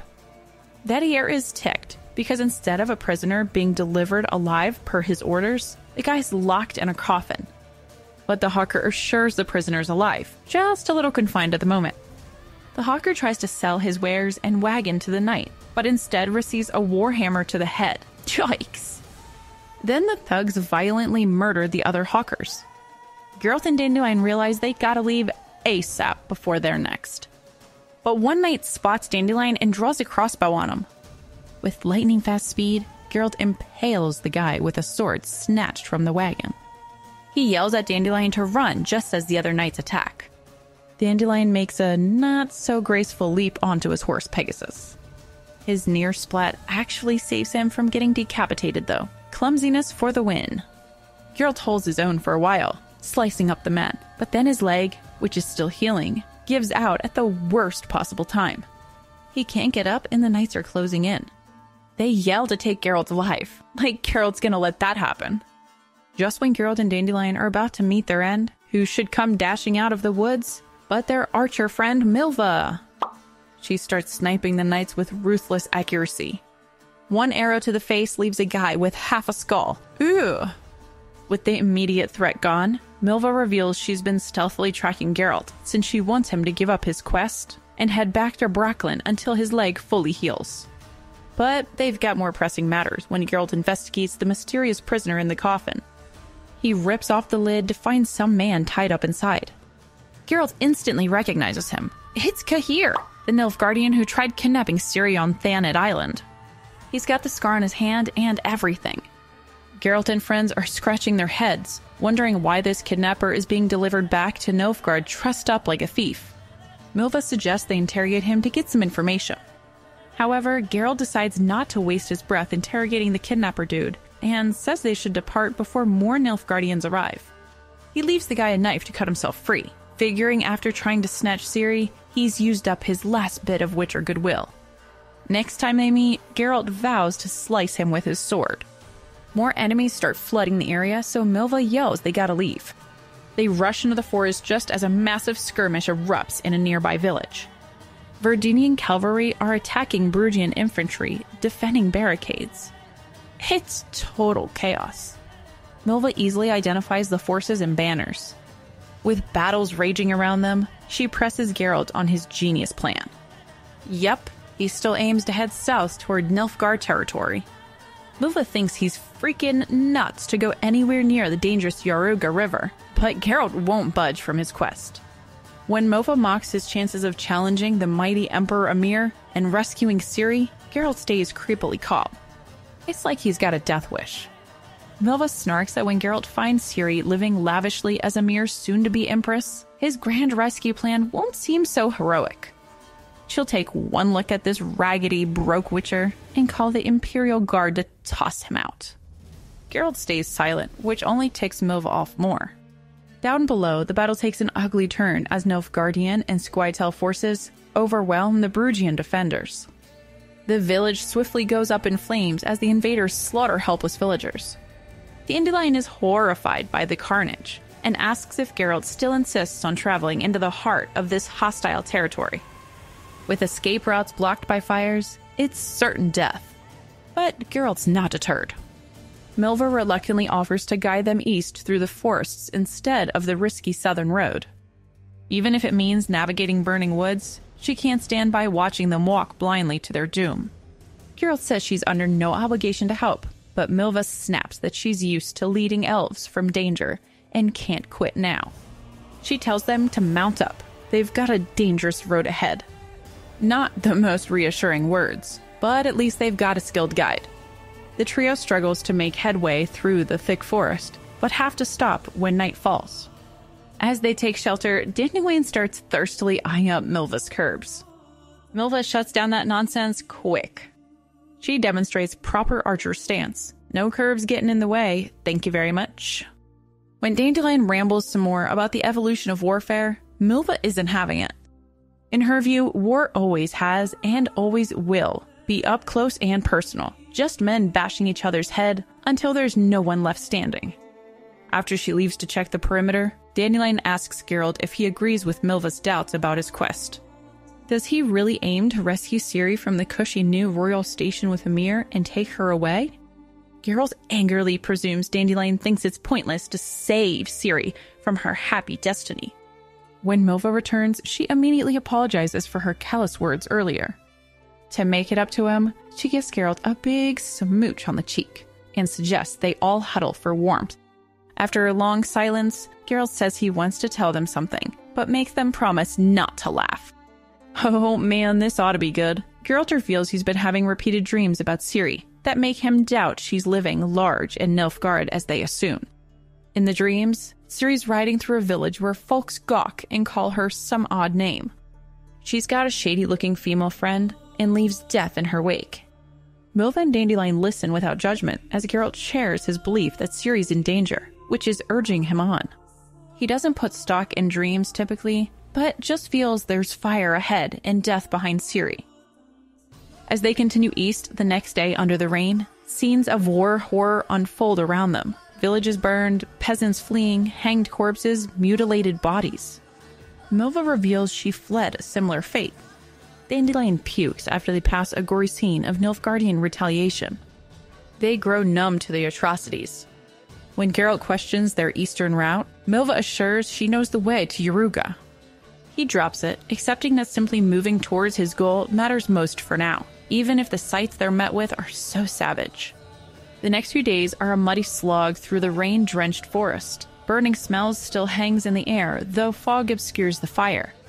It seems they're alone out there, until Geralt notices someone trailing them. It's the young Nilfgaardian man from the coffin. When confronted, he says Geralt forbade him from following them. No duh. Geralt draws steel and tells the kid to dismount and fight, but he refuses, saying he doesn't want to battle Geralt. He reveals his name is Cahir, and shockingly asks to join their group to help find Ciri. Geralt thinks Cahir has gone nuts. When Dandelion jokes that a Nilfgaardian could aid their quest, Geralt snaps at him too. He still wants Cahir to fight. Milva finally butts in, complaining they're wasting time. She offers to shoot Cahir's horse to strand him, but Cahir screams no and rides off before she can fire an arrow. Geralt regrets not finishing him off. His scruples are making him soft.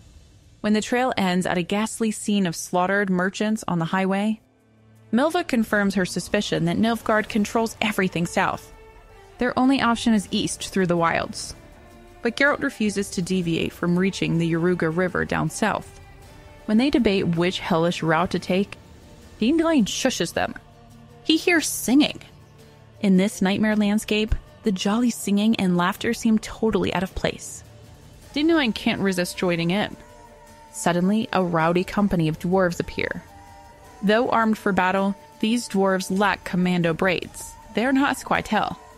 They are dressed in hand-me-down rain gear that marks them as mature elderly dwarves. Geralt figures they must be at least 55. Yet they're prancing around war-torn villages singing songs. What an odd bunch. At least their good humor lightens the gloomy mood. The leader, Zoltan, greets them jovially despite the grim surroundings. He introduces his odd crew, battle-hardened yet eccentric elderly dwarves, and a gnome named Percival. They're escorting some refugee women and kids from a ransacked village. Zoltan confirms the highways south are overflowing with Nilfgaardian forces. Their only escape is east through the wilderness, the same route he advises Geralt's group to take too. Milva gives Geralt a, "Oops, I told you so" look.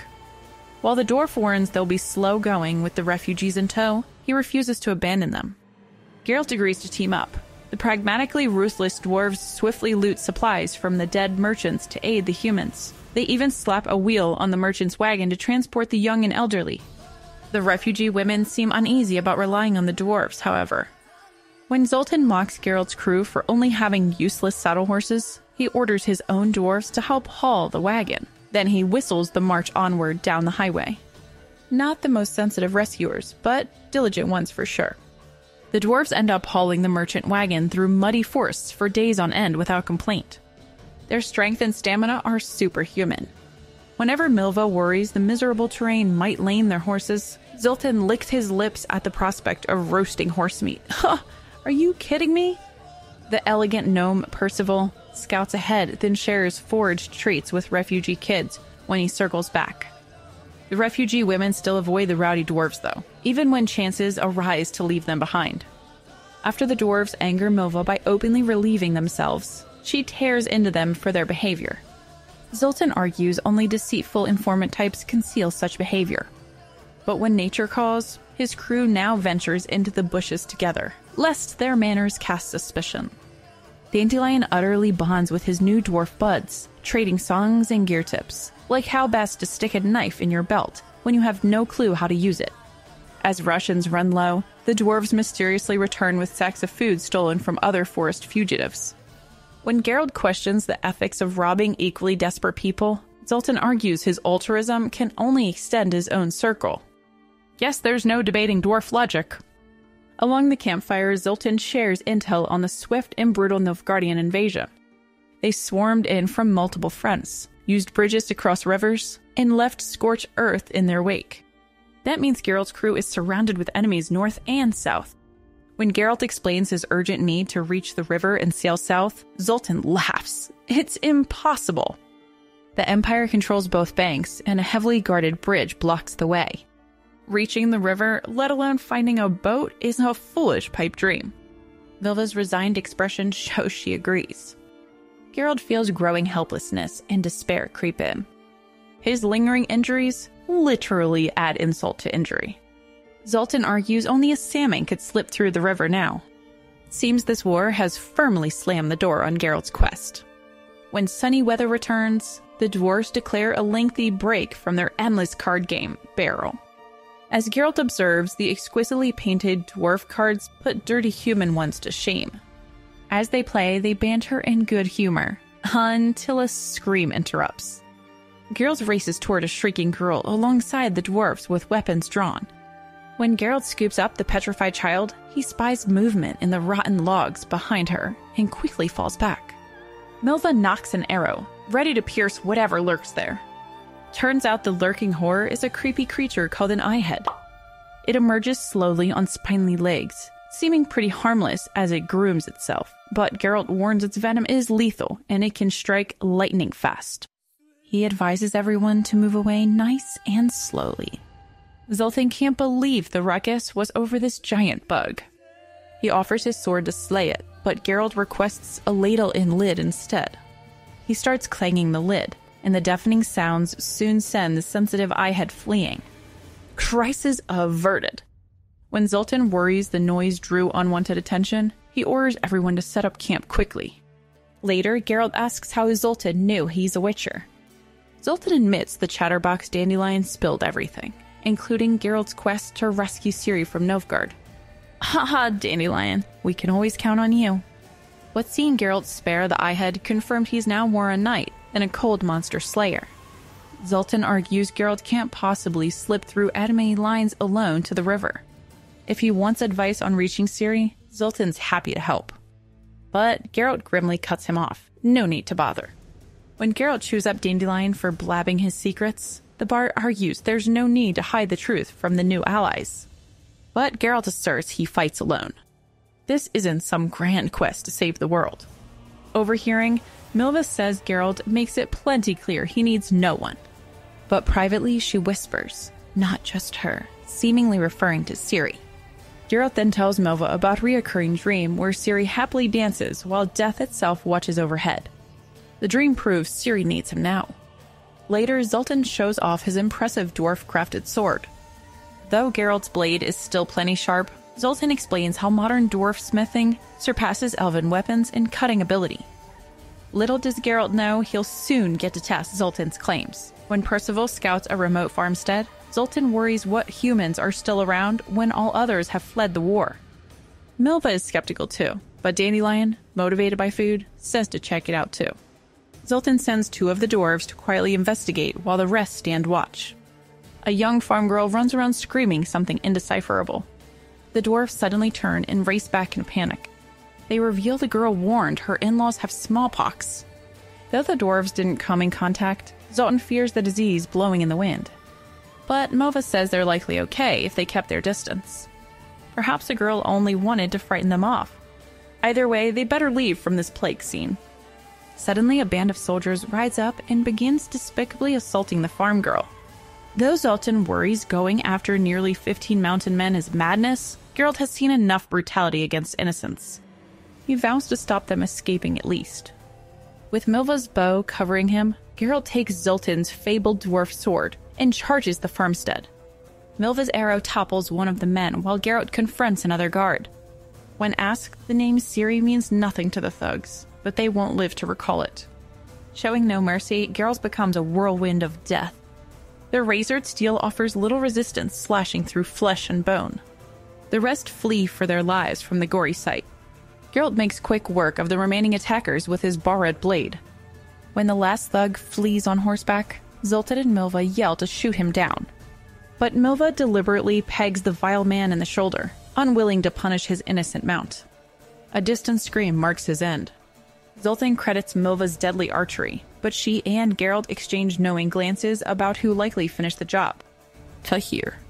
When Milva confirms she senses Cahir still trailing them, Zoltan admits he noticed too.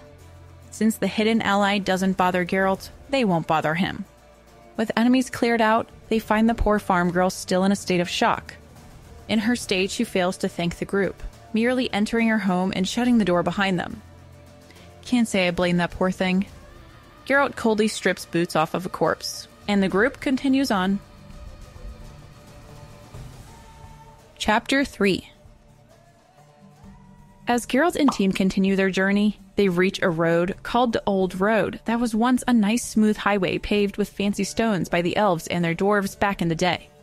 But nowadays it's a total mess, full of massive potholes. Zoltan gripes about how all the dwarves and elves did all the real work while humans take the credit, and they ransack infrastructure then dump the rest. At least the pillager's wagon track provides a smoother detour. He insists the northern rulers will rally and drive the Nilfgaardians back any day now. The signs of war indeed draw disturbingly close. One morning, Cahir's riderless horse catches up to them. Its saddlecloth is bloodstained, with no rider in sight. Milva says Geralt should have finished off the stalker more mercifully. Now Cahir's likely rotting in a ditch somewhere. They can only guess who or what ultimately ended his tale, but the mystery stalker isn't discussed anymore. Zoltan just claims his horse. Farewell, bad-turned-good Nilfgaardian fugitive. More ravaged villagers appear in the horizon, still smoldering. At one site, survivors are devouring a burnt horse corpse with their dogs. Questioning them proves pointless. Another burned village displays an even more gruesome scene. Locals hung from a tree with treasonous labels around their necks. Zoltan cheerily asserts this vigilant justice proves they're behind enemy lines now, and the Temerian army has the offensive. Despite the uncertain path ahead in smoke, he wants to follow the highway to a fortress by the river. But Milva argues more fires likely mean more danger, not safety. Dandelion backs her opinion that Nilfgaard raiders could still control this area. When Geralt points out a corpse with gnawed-off feet, clearly attacked by ghouls, the forest doesn't seem very safe either. Still, Milva stands firm that the thick forest is their best bet for cover from humans, even with monsters lurking. No one can argue with that, though Zoltan seems unhappy surrendering control of navigation. Into the haunted woods they go. Luckily, no ghouls attack them, and everyone's spirits lift. When they reach a ravine along the River O, the trusty dwarf wagon finally meets its demise, tumbling down a steep bank into splinters. Dandelion tries to cheer distraught Zoltan by saying losing the cumbersome wagon is a blessing for their escape. The gnome Percival subtly winks in agreement. Clearly the dwarves has secret treasure concealed in those smashed chests. While some stay behind to bury their belongings, Zoltan forces the rest onward, grumbling under his heavy load without the wagon's aid. Milva suspects what loot requires such stealthy measures, but Geralt cuts her nosiness short. Dwarf business is dwarf business. Still, Dandelion privately shares the dwarf's plans to use the mysterious cash to finance new lives and workshops after the war. But with the war still raging, their dreams remain just dreams for now. When the river strangely reverses course, Zoltan admits they're lost among the winding ravines. Dandelion still insists following the stream should lead somewhere, but Milva shuts down his naive logic. The landscape makes tracking the river impossible. Percival suggests simply cutting across the land towards their destination. But Geralt cautions again, going straight through the bogs from experience. 3 years back, he nearly died there and barely escaped. Dandelion butts in and explains that Geralt rescued Ciri soon after. Milva advises maybe destiny would repeat itself in the dangerous swamps. But Geralt firmly states that he has no desire to relive that nightmare. When the path ends at a valley called the Fen Cairn, Zoltan gripes they're in a haunted elven graveyard. Percival recounts the lore of restless spirits and monsters inhabiting such necropolises. With night falling and women and children ready to drop, they have little choice but to camp amidst the creepy tombs.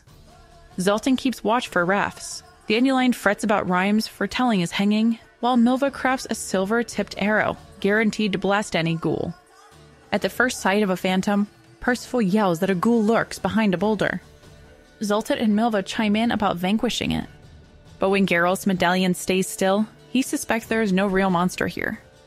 Turns out it's no monster, but a man hiding in the tomb. A doctor named Regis emerges, explaining he regularly camps in the harmless old graveyard to gather ingredients. When Regis reveals he resides nearby year-round while the rest flee war, Zoltan grills him about troop movements. But the doctor is out of touch aside from refugees along the river. Still, he kindly offers the travelers better shelter at his forest abode. Even as Zoltan feels uneasy about Regis living in a graveyard, Regis explains ghouls won't linger around really old remains. Either way, Zoltan eagerly checks out Regis's alchemy lab inside the shack. Regis has an intricate distilling setup dripping a sweet liquid. It turns out to be a super strong Mandrake and Belladonna brew. While Regis's gear impresses Percival, Geralt worries the potent moonshine is risky to drink. But Regis says his formula is measured safely. Zoltan shrugs and then happily guzzles a whole flask fresh from the still. He smacks his lips and passes the flask. Bottoms up, boys!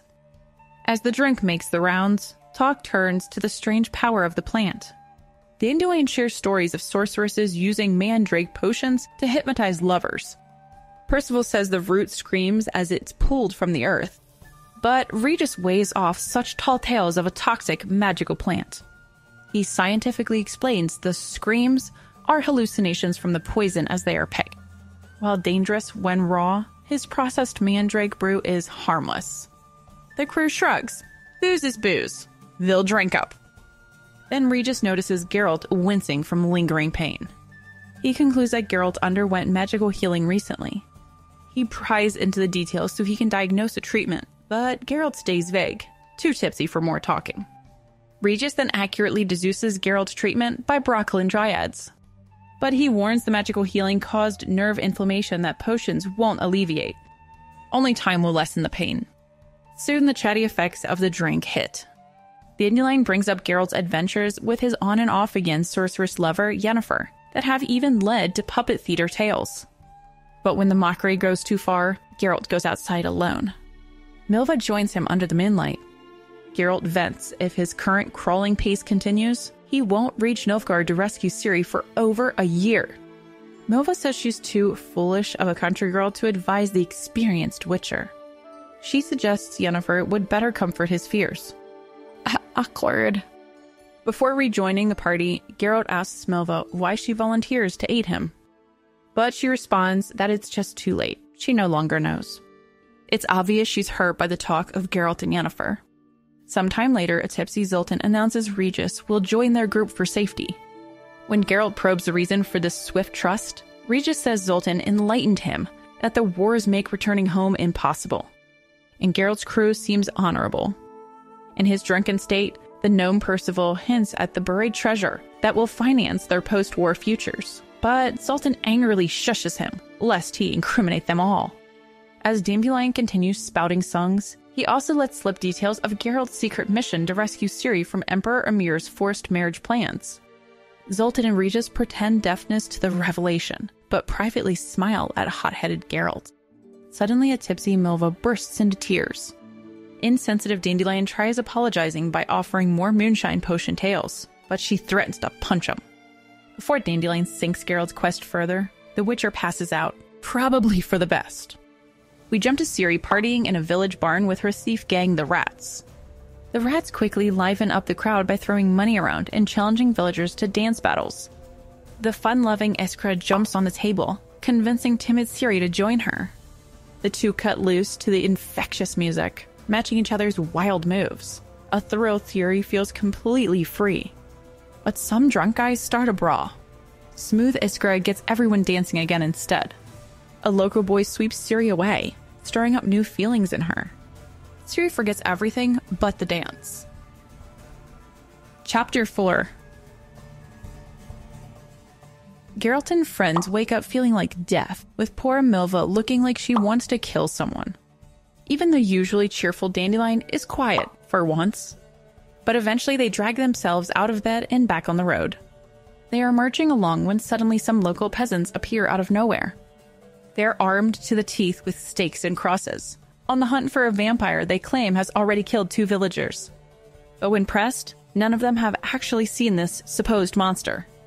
Well, turns out some priest told them an undead fiend is punishing them for not giving the church enough. How convenient. Now the priest has ordered them to search this old elf graveyard for the monster's lair. Zoltan almost spills Geralt's identity as a vampire slayer before getting kicked. Geralt questions how they deduced a vampire's at fault. But the peasants stick to their questionable theories. The peasants then argue Milva should surrender her black horse for the vampire hunt.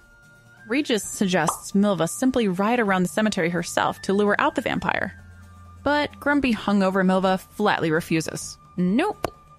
Insults fly until Milva punches out the mouthy peasant. Then seeing him knocked out, she vomits and sobs. Not the reaction expected of this fierce fighter. Regis examines the man and says he'll live, just stunned. Still, Milva seems shaken. Geralt and Zoltan whisper she's vomited before too. What could be going on with Milva? Once the man can ride, the peasants set up a stretcher between horses to carry him. Still a bit woozy, Milva asks to haul her own horse, but Pegasus gets the job instead. Onward! Now crawling along at a funeral march pace alongside the peasants, Geralt and Regis discuss vampire traits. Dandelion argues real vampires don't disable victims, but Regis knows rare feral vampires do. When Regis asks if Geralt ever truly battled vampires, Geralt admits many reported cases were fake. But yes, real ones have tested his silver blade. Zoltan figures the camp will welcome their very own Witcher vampire slayer, but Geralt requests his identity stay secret for now. As they reach the stinky refugee camp, Regis uses fancy words to describe the chaos and crowd stench from not digging latrines. Milva and Percival are annoyed by his chatter. Some refugees have emotional reunions with lost family. Zoltan wants to slip off without goodbyes, but the cute freckled girl they helped catches them. She thanks them sweetly for protecting her family, even calling the dwarves nice, unlike her rude aunt. When Percival gives the child an emerald, he calls it a pebble. But Dandelion knows it's a precious gem. They leave the little girl happily holding her new treasure. By the river, they discover the refugees are charging for everything, from water to bits of food. After the horses greedily munch expensive oats, and outraged Zoltan threatens to bash more wagons in protest. As they question how suspicions arose over a teen girl accused of witchcraft, a peasant explains she's a mute, simple-minded girl often playing with local children. But the priest convicted her of enabling a vampire to attack folks. Geralt, Zoltan, and the gang push through the gathering crowd to the maple tree where the frightened girl is tied up half naked. How dare they? She is giggling and sobbing foolishly at her predicament. A fire rages nearby with horseshoes among the red-hot coals. The priest whips up the crowd, clearly planning to burn this terrified girl. Geralt and company look on grimly, but the crowd seems to fully embrace this barbaric scene. The priest rants women are sinful tools of chaos deserving punishment, especially sorceresses who hex kings and fund elves. Milva hopes someone shuts up this misogynistic pile of trash. When someone challenges the priest to prove the girl's guilty before burning her, the priest reveals a cauldron of stewed bones. He screams that it's proof the girl boiled her cat alive for a witch's potion. Though horrified, the peasants embrace this shaky evidence. But skeptic Zoltan dismisses the tiny bone as bird bones, not feline bones. Just then, Percival logically points out the girl's furry black cat sitting close by, blissfully grooming itself. The illusion of the priest's authority bursts like a bubble under the weight of facts. The priest then challenges Geralt's gang to a fiery trial to prove themselves and the girl's guilt. Whoever can grasp a glowing horseshoe bare-handed is innocent. Before the Witcher or dwarves can accept, fearless Regis swoops up the smoldering iron. He casually displays his unburned hand to the crowd, then tosses the shoe down, daring the priest to exorcise him as a devil. But divine judgment seems clear. The girl is no witch. Just then, a lookout screams, "Nilfgaard attacks!" The camp explodes into terrified chaos. Milva fights through the stampede, shouting to grab the horses, but the swarm of people separates her from Geralt. He and Dandelion cling to the witch's wagon, only for it to lurch away hauling the girl. Now they're stranded amidst the rampaging refugee herd. While everyone else panics, quick-thinking Zoltan and Percival seize the moment for revenge. They give that fiery priest a taste of his own medicine, shoving a red-hot horseshoe down his pants. The smoking preacher rockets away shrieking as the dwarves congratulate themselves. But they disappear under the stampede along with everyone else. Flattened in the dirt, Geralt and Dandelion debate making a run for shelter or playing dead since horses never step on prone people, supposedly. That myth is quickly smashed when a charging stampede kicks Geralt senselessly. He sees stars, then darkness swallows him. So much for that horse myth. We now rejoin Ciri startled awake in a hideout cave, screaming from a nightmare. Her outlaw friend Missile wraps a fur over her bare shoulders as the gang crowds around wielding torches and swords. Leader Gisler apologizes for intruding on a secret couple, but Ciri's screams alarmed them. In the dream, someone from Ciri's mysterious past was trampled by horses. She felt their agony crush her own knee and head. Though it seemed intensely real, Gisler assures her it's not real. Still, Ciri can't shake the feeling this was no random nightmare. She senses it means something important. We then return to Geralt, who awakens to find Dandelion cowering beside him, and Temerian forces mopping up after beating the Nilfgaardian. Remarkably, ordinary cats fear witchers, yet the black feline from the trial approaches without hesitation. But Geralt spared little time to ponder this before getting kicked and interrogated. Dandelion arrogantly tries convincing the mounted knights that he's a famous bard, used to being around nobility, but his bragging about recognizing their family crest doesn't impress these hardened soldiers. When Dandelion mocks one knight's unpleasant expression by joking he looks constipated, the humiliated man orders them arrested. Whoops! So much for being a smooth talker. The knights drag Geralt and Dandelion by ropes behind horses on a brutal forced march to a military camp. Just as Dandelion's complaining and Geralt's pounding joints seem ready to give out, they finally arrive. When a knight recognizes famous Dandelion, he sets them free and apologizes for his men's excessive force. Dandelion boasts his celebrity precedes him, though Geralt stays silent. The knight is named Daniel, sent by King Foltest, but serving alongside the lost Cintran army. These refugees now battle Nilfgaard. As Daniel describes the brutality sweeping the south, Geralt knows he must flee this dinner invitation. But it's a little too late. The Cintran commander approaches, recognizing the white-haired witcher. Marshal Visegrad recalls Geralt from Cintra's royal betrothal 15 years back, where Geralt claims surprised child Ciri. He accuses Geralt of later stealing Ciri, then selling her to Emperor Emhyr. Ha! As if! An impassionate Dandelion argues Nilfgaard goons tortured him to reveal Ciri's hideout, but he refused to betray Geralt or the girl. Visegrad isn't hearing it, though. He seizes Dandelion, talking about the ancestors of cursed Ciri.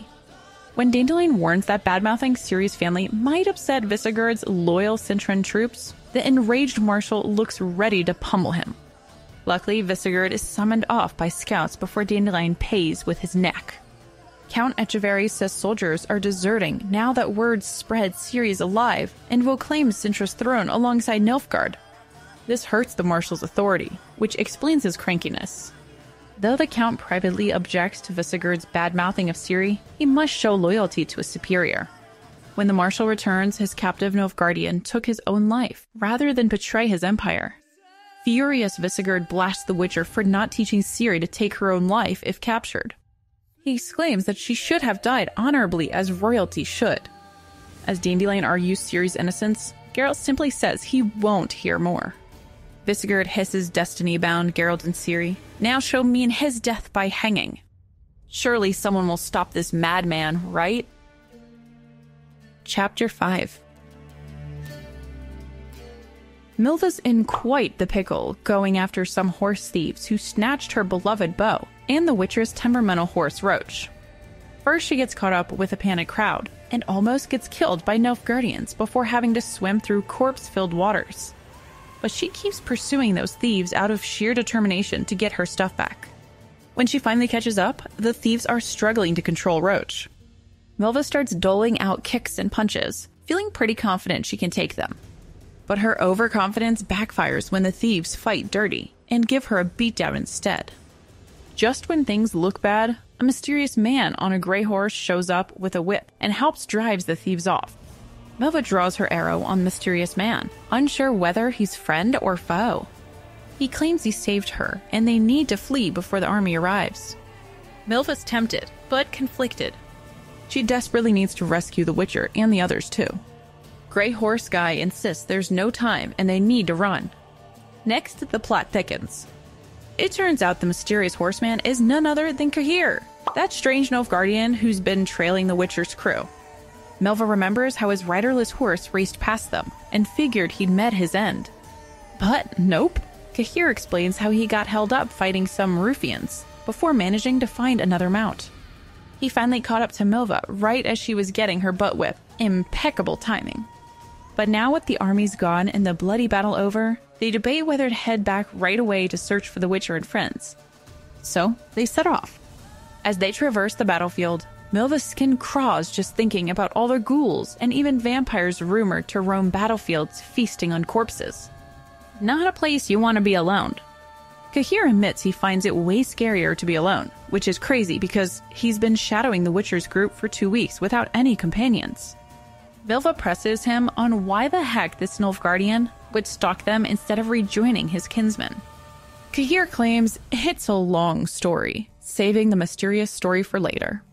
Meanwhile, elsewhere, the Squirtel Commando leader, Isengrim, has captured an Imperial spy, none other than the agent who tried to secretly abduct him, Jan Strucken. Isengrim is angry about that attempted abduction. Someone ordered the spy Strucken to capture him, gag him, and drag him off to some castle for interrogation about the crazy stuff that went down on the Thanet Island. And Isengrim does not appreciate almost being stuffed in a straitjacket. So to get Strucken talking, Isengrim threatens to pour syrup on him and throw him to the ants. Strucken finally spills. He says that the Imperial Honcho Vykem Therido ordered the kidnapping because he thinks Isengrim knows stuff about village forts and Rience. Plus, Cahir, who was supposed to deliver the Cintran princess, has somehow screwed it all up. Now Rito suspects maybe the Squirtle were in on the treachery too. So he figured he'd capture Isengrim and make him spill about it all. But Isengrim's just as confused as anyone. The Squirtle sent Cahir to the Nilfgaardians as a gift. No idea how he slipped away, or how they ended up with a fake Cintran princess. Isengrim sets Strucken straight with the real fact on what went down during the mayhem on Thanet Island. Turns out the sneaky sorceress Enid and Francesca recruited Isengrim's elves to help assassinate some rival mages. They claim it was a secret mission sanctioned by the Emperor himself. Well, that turned out to be a bunch of baloney. So the Squirtle sailed in with Cahir and his squad undercover style, ready to wreak havoc. But things quickly went off the rails with mages teleporting every which way, and Cahir's men getting slaughtered. By the time Isengrim found Cahir knocked out cold, it was clear his important mission had gone wrong. So they gathered their dead and wounded, then left. After that crazy battle, Cahir kept raving like a lunatic about some green-eyed girl. But Isengrim had no time for his ravings. He had a commando to rebuild. So when he got secret orders to hand over Cahir, he figured why not let the Nilfgaardians sort out their own mess. But then Nilfgaardian spies started turning up dead, and Isengrim was blamed. So now Strucken knows the Squirtle's side of things. Shady sorcerers tricked them into the epic Thanet failure that got Cahir captured. If Emperor Emhyr wants more answers, he'd best ask the mages. Isengrim is done playing games. Strucken better hop on his horse and never return to this forest again. Meanwhile, Milva continues traveling with Cahir. He reveals he's a wanted man in Nilfgaard for his mysterious role in Ciri's disappearance. Milva tries understanding it all, but the intricate connections baffle her. She warns Cahir that Geralt bitterly blames him for Ciri's abduction. Then Cahir drops a bombshell. He insists Ciri isn't in Nilfgaard at all. Meanwhile, sorceresses Azire and Fringilla discuss Ciri. Years ago, Emperor Emhyr failed to find her, but recently court astrologer Zarthesius located a girl claimed to be the lost princess. However, Emhyr imprisoned him and the girl. Fringilla used magic to analyze the girl's hair. It doesn't match the sample Emhyr provided of Ciri years ago. Fringilla explains that the astrologer was not involved in finding the fake Cintran princess. He was only tasked with locating the real Ciri after Emhyr realized the girl was an imposter. But the astrologer botched it. He vaguely placed Ciri in a remote wilderness where Emhyr's man only found scorpions. Azire concludes that someone conspired to purposely replace Ciri with an imposter before she reached Emhyr. Soldier Cahir either willingly brought the fake or was unknowingly used. His subsequent disappearance is suspicious. The sorceresses ponder who fabricated this princess deception, with Cahir as a convenient scapegoat. Azire warns Fringilla not to get embroiled, lest it risk Azire's secret plans for a magical order independent of politics. Meanwhile, Milva and Cahir discover signs of battle, including a dead Nilfgaardian soldier. The abandoned camp feels eerily empty, concerning them. Then Regis suddenly appears. He claims to know what happened to Geralt's group after the skirmish. Though alive, they face some unknown difficulties. Regis urges haste to reach a specific town by midnight to aid them. Elsewhere, Geralt and Dandelion remain trapped and tied up in the shed, awaiting their public execution at dawn. Dandelion suggests wild ideas to escape, but pragmatic Geralt shoots him down. Their comrades are surely dead and unable to help, and no miracles are coming for them. Dandelion refuses to abandon hope, though. He wonders if their savvy friends Milva and Regis survived the battle. Just then, the poet detects familiar scents, herb extracts used in Regis's tonics. Before they can ponder this further, the shed doors bursts open. To the captive's shock, Regis suddenly appears, removing Geralt and Dandelion's restraints. Freed from captivity, Geralt and Dandelion must stealthily escape the army camp on their own. Dandelion worries about the sleeping sentries blocking their way out, but Regis reassures him they won't wake. Regis vanishes as mysteriously as he appeared, bidding them to make haste to meet Milva by the river where she awaits with the horses. Keeping to the shadows, Geralt and Dandelion creep past rows of tents and campfires towards freedom. After putting on stolen cloaks, Geralt and Dandelion slip out of the shed past the magically snoozing sentries. Creeping through the active camp, they pass as soldiers and make it beyond the perimeter stockade unchallenged. But Geralt feels uneasy that their escape has gone this smoothly so far. His instincts prove right. They blunder into another guard post hidden in bushes. Dandelion blows their cover by blurting, "Sintra!" when asked for the password. As the guards debate letting them buy passage, Dandelion switches accents and tries stalling to remove his boots stuffed with gold coins. But chaos erupts as the soldiers grab Dandelion, tear out the boot lining, and find his hidden money. While they squabble over the treasure, Geralt knocks out their leader and races off, with the bard on his heels. Shouts sound behind them as the commotion attracts attention. Abandoning all stealth, they sprint hellbent for the forest. Bursting from the trees, the winded friends scramble down the grassy slopes toward the river in the valley below. Behind, horns blare and torches flare up around the camp perimeter. The alarm has clearly been raised. Urging Dandelion to move faster, Geralt regrets not questioning Regis more about his magical talents before parting ways. For they could certainly use some sorcery to vanish from sight right about now. But their escape is a disaster. Nilfgaardian cavalry are approaching from one side, Temerians from the other. Trapped between both armies, arrows and bolts begin to rain down. Dandelion is hit, bleeding profusely. Though he screams that he's dying, the arrow only grazed his scalp. Their stolen horses stumbles, knocking them off. With Dandelion dazed, Geralt confronts 3 Nilfgaardians chasing them. Fueled by fury and barehanded, he takes down one and stabs him with his own dagger before Temerian cavalry arrive and knowingly drive the rest off. Dandelion is deeply shaken, having never shed blood nor endured such pain before. Geralt binds his wounds and helps him up, but the bard slumps in shock. With both armies battling fiercely nearby, they don't have a moment to lose. Geralt lifts the semi-conscious poet into a saddle and leads the other horse behind them. Descending the dark slopes, he spots the river below, almost to safety. Dandelion mows and sways, barely staying mounted. Calling his name, Geralt braces him upright. Riding the horse east, Geralt races to the meeting spot with the slumped Dandelion. Meanwhile, Milva knocks wood against her head to avoid bad luck, fearing Regis has failed in the rescue. She mutters how this Ciri girl brings doom to any who cross her path. Cahir sharply tells her to bite her tongue rather than tempt fate. Shivering in the cold, Milva huddles against Cahir for warmth and wonders who will survive to see the dawn. To pass the time, Milva asks Cahir to recount his first meeting with the ill-fated Ciri. He describes a flaming, smoke-filled Sintra, where he rode through the inferno to rescue her. A girl with fire in her eyes, but she slipped away. Thinking about the fake Ciri look-alike in Nilfgaard, Milva wonders who she truly is. Cahir has no answer, only grave certainty that Geralt pursues a false trail. We are then taken to a Redanian internment camp with a human assassin named Nazarian. Here it is tradition for death row prisoners called clowns to await their dawn executions in a communal cell together, in surprisingly jovial spirits. But when Nazarian's name is called to march to the gallows, the Nilfgaardian suddenly claims to have vital information for Spymaster Dijkstra. Intrigued, Dijkstra's deputy Vascoin halts the hanging and questions Nazarian, who implicates an elf half-breed in recent assassinations. This elf half-breed, named Sharu, apparently murdered 2 jurists on orders from a mystery man named Ryans. Ryan's group had been tracking Geralt's own meetings with the jurists when they killed them. Nazarian also admits his role in abducting a girl from Brugge, who Ryan's groups claimed was the missing Ciri, and handed to Nilfgaardians.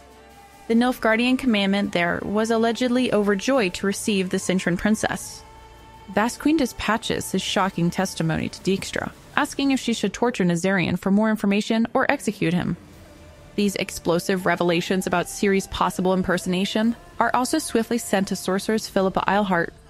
Wherever the real Ciri is, powerful forces now move to find and use her as a political pawn.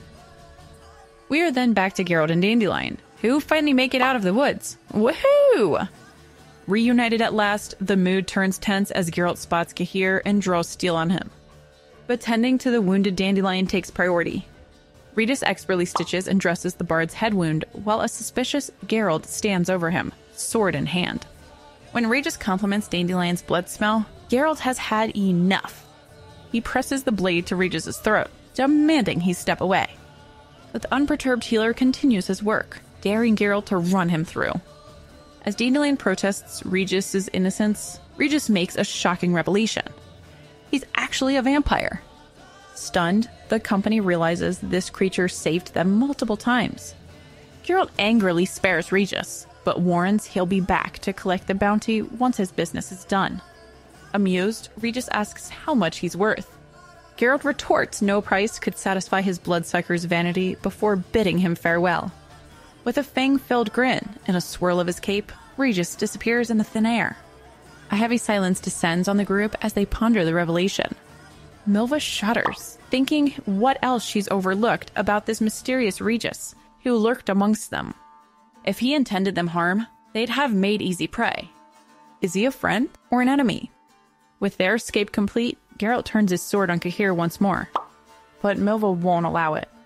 She angrily defends the Nilfgaardian who saved her life and gave vital help.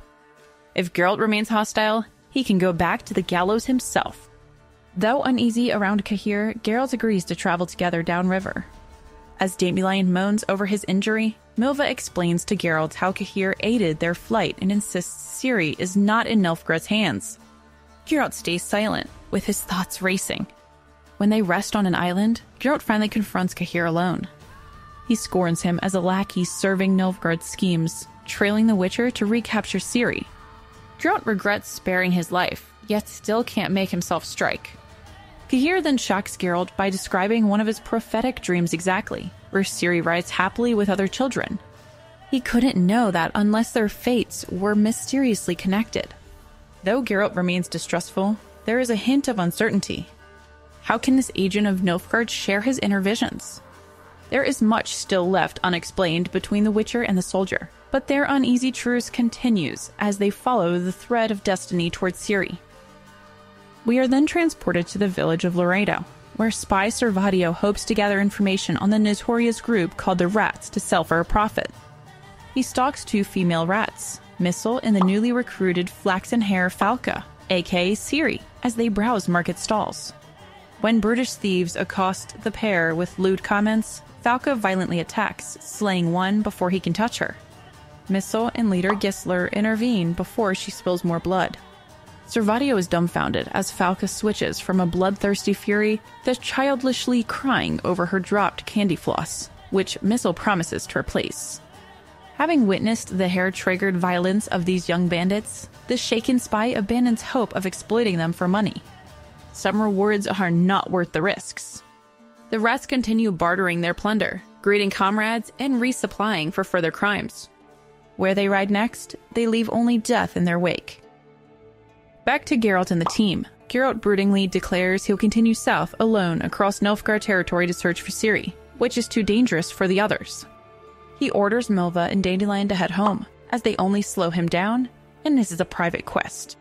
Dandelion cynically summarizes Geralt's lone wolf mindset. He needs no one, expects no aid, and loves isolation. Furious, Geralt reiterates they should leave before getting killed over his personal vendetta. Though deeply hurt, proud Milva refuses to plead with him to stay.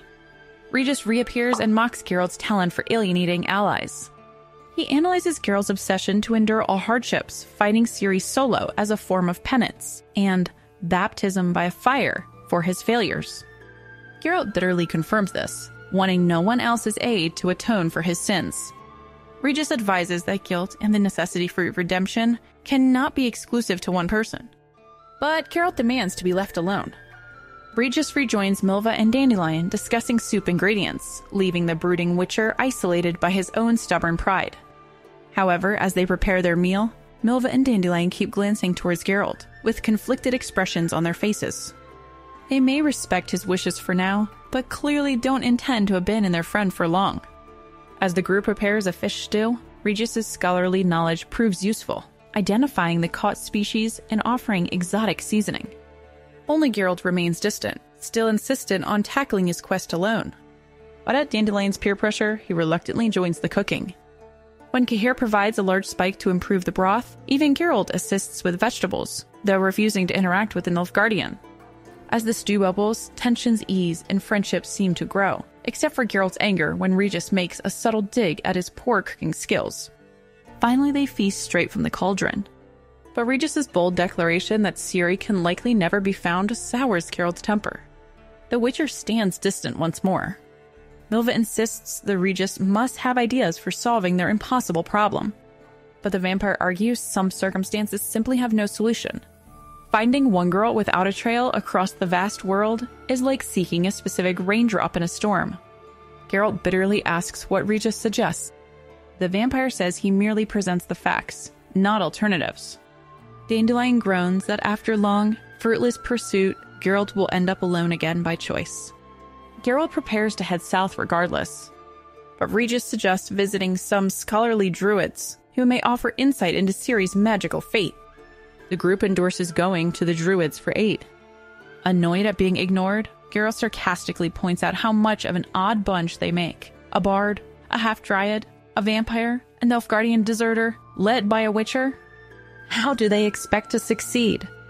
Regis proposes they travel incognito to avoid ridicule. Geralt continues complaining, but realizes he depends on this oddball company for support.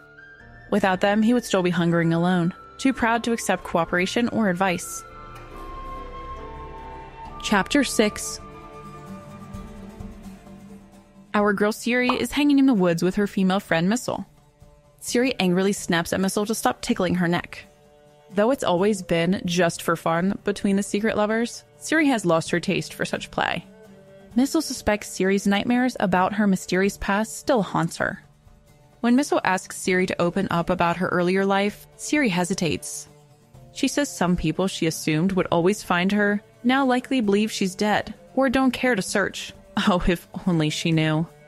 Missel protests she doesn't understand why Ciri stays, if her company is so awful. Ciri retorts she doesn't want to be alone. Missel wonders if that's truly all. Before she can push further, a whistle summons them back to the gang. As they race to rejoin the rats, Missel taunts the bandit life clearly thrills Ciri nowadays more than her. Ciri spurs her horse angrily ahead, not denying she loves the wild, dangerous adventures with the outlaws more than her old life as a princess. We then find ourselves with elven sorceress Francesca, who was venting to Ida Amian about the endless spies and emissaries poking around her magical forest realm seeking information or favors. Lately, everyone is asking for intel regarding Cirilla, the prophesized magical elder blood child. Francesca wonders if powerful sorceress Philippa, who's assembling the secret lodge, knows the extent of these agents' questioning. Ida then prompts Francesca to finally speak to their figuratively packed-away guest. Francesca would rather decompress the snobby statue alone to minimize damaging her pride. In her magical palace courtyard, Francesca performs an elaborate ritual to restore mobility to a jade statue. Candles blaze, crystals flash, and Francesca chants until the figurine shape shifts into a woman with black hair. When the sorceress uncurls from the floor, clutching her belly and shrieking, Francesca asks her name. Yennefer, she moans before puking more. Though clearly in agony from being shrunk to a tiny statue, Yennefer's mind is intact. What a torture! Yennefer painfully crawls to a fountain and jumps in, relieving herself and filling it with blood. Francesca says that's normal after compression, but offers a sheet when Yennefer's ready to leave the pool. Yennefer figures this painful spell as revenge for past wrongs. Francesca insists it saved Yennefer's life, but explanations can wait until after a proper bath. Yennefer chugs fluids while Francesca details current events. Nilfgaard and allies have conquered much. Tissaia is dead. Francesca is an elven queen granted power by Emir in exchange for kidnapped Ciri.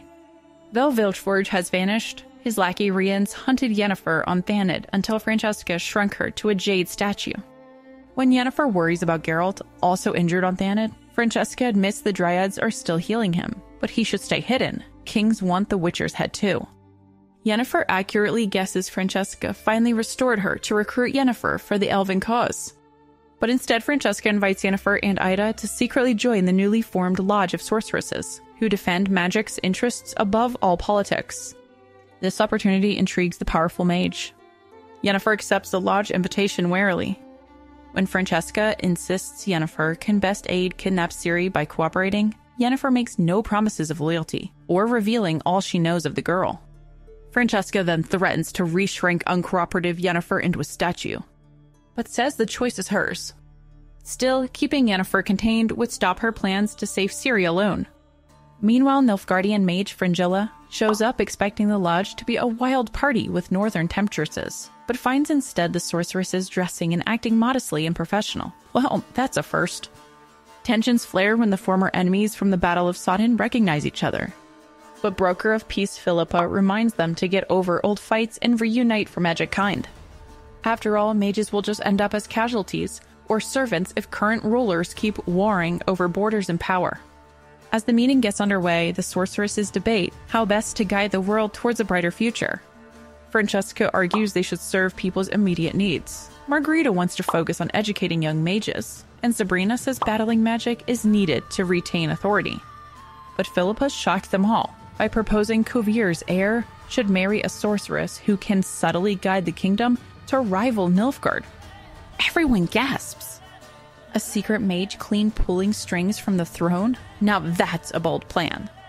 Several sorceresses rapidly list reasons Philippa's idea is impossible. No ruler would accept a sorceress queen. She must be young, fertile royalty capable of subtly directing events beyond suspicion, yet possesses magical talents and a destiny only they can groom. An impossible paradox. But Philippa reveals one individual fulfills all those conflicting demands. Princess Cirilla, carrier of the mythical elder blood. Though just a girl, the prophecy says her power will one day unite or destroy empires. By wedding Ciri to Kovier's heir, her bloodline could birth the ultimate queen of the world, with her mage's discreet guidance. Flawless logic. Triss watches Nilfgaardians Fringilla and Asire closely, suspecting they know more than they admit about the Thanid coup and Ciri's abduction. Triss hopes Ciri's tale will finally explain why the girl's ancestral elder blood makes her destined heir to like a zillion thrones. After all, Triss remembers little Ciri running around Kaer Morhen as a tiny witcher child, not some all-powerful royal magician. When talk turns to Ciri's supposed magical destiny, skeptic Sabrina calls it fairy tale nonsense. But Francesca tells the legend Laura Doran, an elven mage whose forbidden human-elf love child sparked bloody chaos after Laura's murder. Generations later, the magical elder blood endures in Ciri. Francesca describes rebel princess Falca, who tried claiming her throne from King Vridoc. Imprisoned pregnant Queen Rhiannon had to wet nurse Falca's mystery baby. Though Falca died, crazed Rhiannon somehow birthed 3 girls, including Falca's confirmed magical heiress. King Gordomar ordered mages to identify, then executed any non-royal fake princess. But sly sorceress claimed more magical tests were needed, protecting all 3 girls. When a teen Princess Lear died from plague, suspicion of her cursed blood died too. Recognizing Ciri's antress Fiona as legitimate let her become Cintrus Queen, so the magical gene endures. Francesca explains how magical Laura's gene hid dormant before reviving when Falca's distant descendant Fiona married her cousin, combining active and latent wizard DNA. Their kid was Calantha, Ciri's powerful sorceress queen grandma. But Shayla blames Francesca for losing control after Calantha. A whole century offered plenty of chances for secret Ciri heirs to slip away undetected. Mages should have micromanaged those real marriages like prize-breeding bunnies. When Francesca argues they don't puppeteer humans like farmyard stock, she notices Yennefer gripping her chair hard. Uh-oh, seems our raven-haired mage resents her own manipulated maternal role in Ciri's destiny. Triss realizes with shock that Francesca and Philippa freely toy with dynasties, using spells and potions. No wonder Yennefer feels queasy over engineering Ciri's improbable connections. But Asire reveals the fake Ciri, currently held by Emperor Emhyr, is a fraud with no elder blood. The real heir remains missing, so the Lodge is already bearing fruit with vital intel sharing. Still, Sabrina blames Vilgeforge for tipping off Emhyr and wants vengeance. But oddly, not even Philippa can locate the rogue wizard. Philippa insists Spy Master Dijkstra will succeed where magic failed. We are then taken back to Ciri and her gang. Nilfgaardian spymaster Stefan Skellen, also known as Tawny Owl, offers the deadly bounty hunter Leo Bonhart a sack of gold to slay runaway Ciri, who rides with the outlaw rat gang as Falca. Bonhart agrees to claim the bounty after intercepting the bandits en route to their winter hideouts within 20 days. When Bonhart asks if he may also collect a bonus by bringing Ciri's head to another client, the coroner balks at financing a competing contract. But the stoic hunter argues he simply provides a service, slaughtering foes efficiently as his fulfilling trade. Who pays the bills does not matter. A chill runs down Skellen's spine. The machine-like assassin lives for the ecstasy of killing. Much as Skellen wants the girl dead, unleashing this monster leaves a foul taste. But the order is given. Back to the sorceresses. At break time, Philippa and Francesco whisk away Yennefer's allies, leaving her isolated. She exchanges prickly small talk with former battlefield nemesis, Fringilla, about the Lodge demanding loyalty over friendship. But Fringilla subtly reveals she knows of Yen's secret plan to solo save Geralt and Ciri. Though refusing to enable Yennefer's risky makeshift teleport, Fringilla hints that the castle wards can't catch such a brief unauthorized magical jailbreak. An enemy's betrayal for old revenge, perhaps? In any case, Yennefer gets the message. She now has enough confirmation to attempt a daring magical escape. When Yennefer abruptly vanishes, Francesca pretends not to know how she slipped the castle wards. Furious, Philippa and Sabrina demand to know if Yennefer will betray the Lodge. But Triss and Margarita disagree. They insist Yennefer left to selflessly save loved ones, not rat out the Lodge. As the ladies erupt into bickering, Asire quietly asks Fringilla if she knows where Yennefer teleported. With a mysterious smile, Fringilla coyly wonders how she'd possibly know which coast supplied the delicious oysters. Chapter 7. The Witcher Geralt and team continue onward through lovely landscapes. Regis the vampire leads the way, followed by Dandelion nursing his injured head, but otherwise in good spirits, writing songs of his supposed heroic exploits. Milva and Cahir bring up the rear, leading their horses. Despite the pleasant traveling conditions, an uneasy feeling hangs in the air. Turns out Dandelion and Milva have developed some doubts about journeying with a vampire. They take Geralt aside, seeking assurance that Regis won't suddenly grow fangs and make them his next meal. But the Witcher stands up for his undead companion, reminding them how Regis rescued Dandelion and has had several opportunities to drain them already. Still, one can understand their discomfort. Keeping company with the undead takes some adjusting. In the end, desperate times call for desperate measures, however. Geralt suggests an open discussion to clear the air. So Dandelion, ever the sensitive guy, decides now is the perfect time to confront Regis about his blood-drinking habits. Subtle as a brick, he asks if Regis wants some fresh blood with his dinner. Yeah, an awkward silence follows. But Regis calmly explains he doesn't drink blood anymore. He gave it up years ago. Dandelion presses for details, but Geralt tells him to put a sock in it. Still, the cat is out of the bag, and an uneasy tension lingers in the group. But later around the campfire, Regis offers to share his story, wanting to be fully open with his new friends. He reassures them that he won't be nibbling on any of their necks, or creeping around for late-night bites. Back in his wild youth, Regis partied hard with his vampire friends, giving in to peer pressure and drinking his fill during their nighttime village raids. But the good times didn't last. He became dependent on blood, needing more and more to satisfy his thirst. The partying and friends mattered less and less compared to his all-consuming addiction. His behavior ultimately spiraled out of control. Regis pauses, lost in thought, while the others listen in solemn silence, perhaps pondering in their own vices and dark impulses. When Regis resumes, he describes how he hit rock bottom, drinking alone in the shadows with no friends remaining. The mood around the campfire is somber as they take in the vampire's confession. So Regis continues his tale. After his vampire girlfriend dumps him, he spirals even further into blood addiction. He's flying under the influence and makes an epic fail, crashing smack into a village well when trying to grab a midnight snack. The villagers thrash him, poking him full of holes before burying him. But just when it seems our vampire has drunk his last drop of blood, he regenerates in his grave, 50 years later. With plenty of time for soul-searching 6 feet under, Regis decides to kick the habit once and for all when he claws his way back to the land of the living. Dandelion, bless his soul, still can't quite wrap his head around a vampire who does not drink blood. But Regis explains vampires are just another spooky myth to humans, a shadowy personification of their primal fears of the dark unknown. However, Geralt urges a healthy fear of getting your blood drained is just good old common sense for staying alive. Still, he agrees they've wandered into some convoluted philosophical tangent here. Regis uses logic and math to debunk the myth that a vampire's bite spreads infection.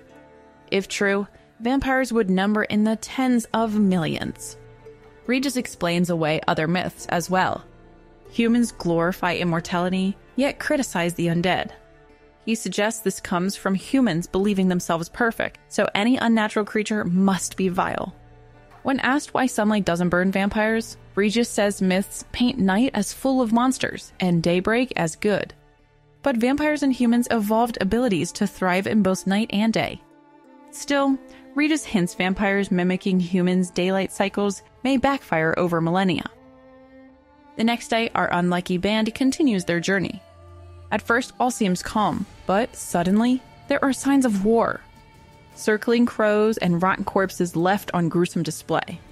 Soon, thundering hooves signal armed forces approaching.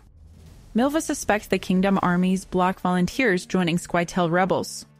Their brutality hints that Nilfgaard has crossed the Yaruga River too. Cahir stiffens at the accusation against his homeland, but Milva reminds them all armies now threaten their quest. They mourn the ravaged land and the rotting bodies. Next, they hear the sound of axes cutting down trees. Dandelion wonders who is logging in the middle of the war. But Regis explains timber is liquid gold here, with Nilfgaard seizing river trade from northern kingdoms.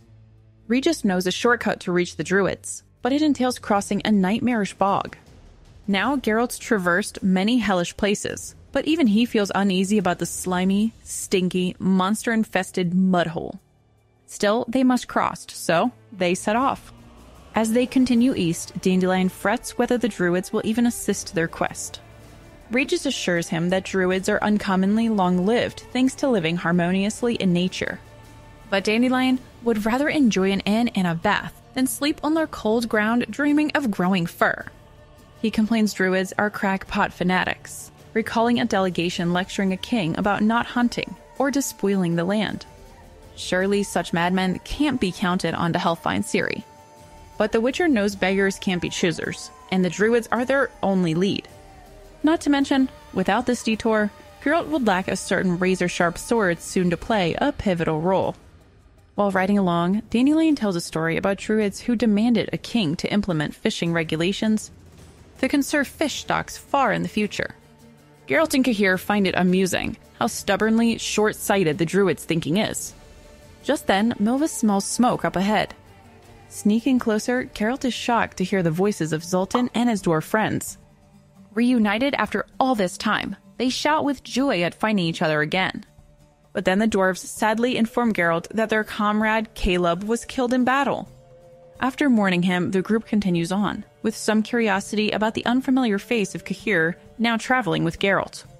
Zoltan invites them to chow down on a roasted lamb, one of the perks of living off the land.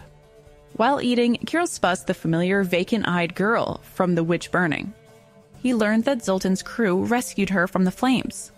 Though her body heals thanks to Regis, her poor mind is still clouded. They discuss the chaotic warring factions fighting Angren. A mysterious White Queen battles Nilfgaard while civilians flee in desperation, including 2 women and children, now under the dwarves' protection. Soft-hearted Zoltan just can't turn away folks in need. When talk turns to the group's own quest, the damaged girl suddenly speaks up in an eerie voice. She foretells doom, that one who spilled blood and one who drank blood shall perish within 3 days, each dying bit by bit. She glimpses a tower shrouded in fog and feels only pain. Ooh, how spooky. A heavy mood settles around the group after those dark revelations, but Geralt knows from experience her words may prove uncomfortably true.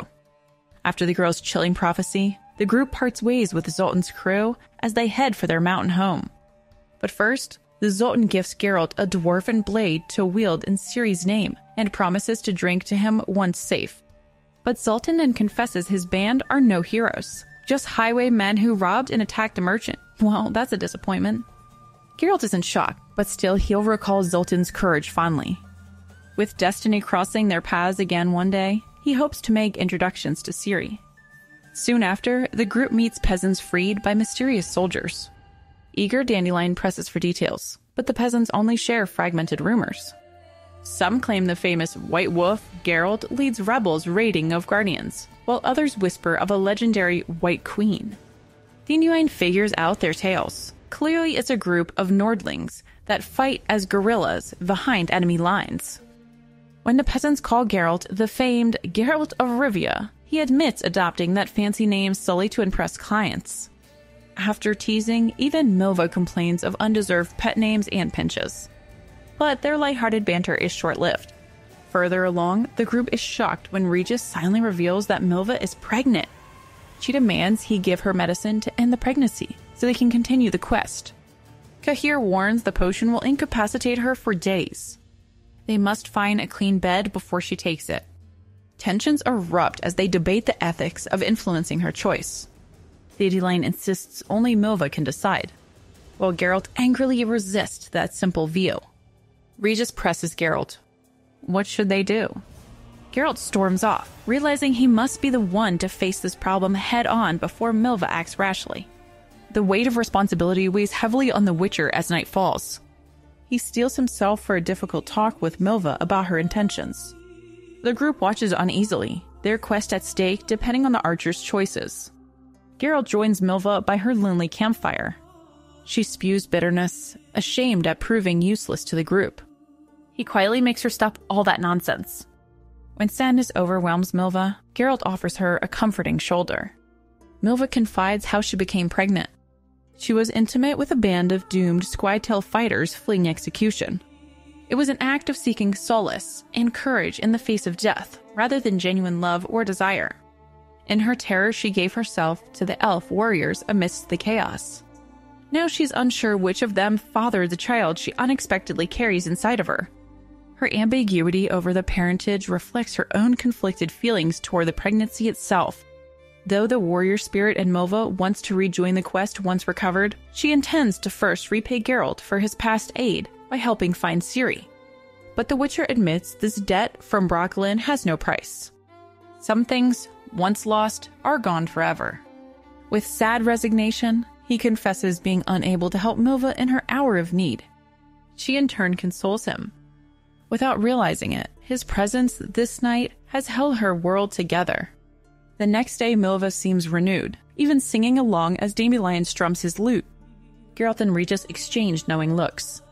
The archer will continue onward with them for now. Geralt insists they avoid the dangerous swamps. Though Regis questions if this change is wise, the Witcher stands firm. Some risks are too high. They will find another way across the Aruga to reach the Druids. Soon the group discovers a hidden ferry, driven by a smuggler terrified of crossing into enemy territory. But through intimidation and bribery, they persuade him to carry them across the river.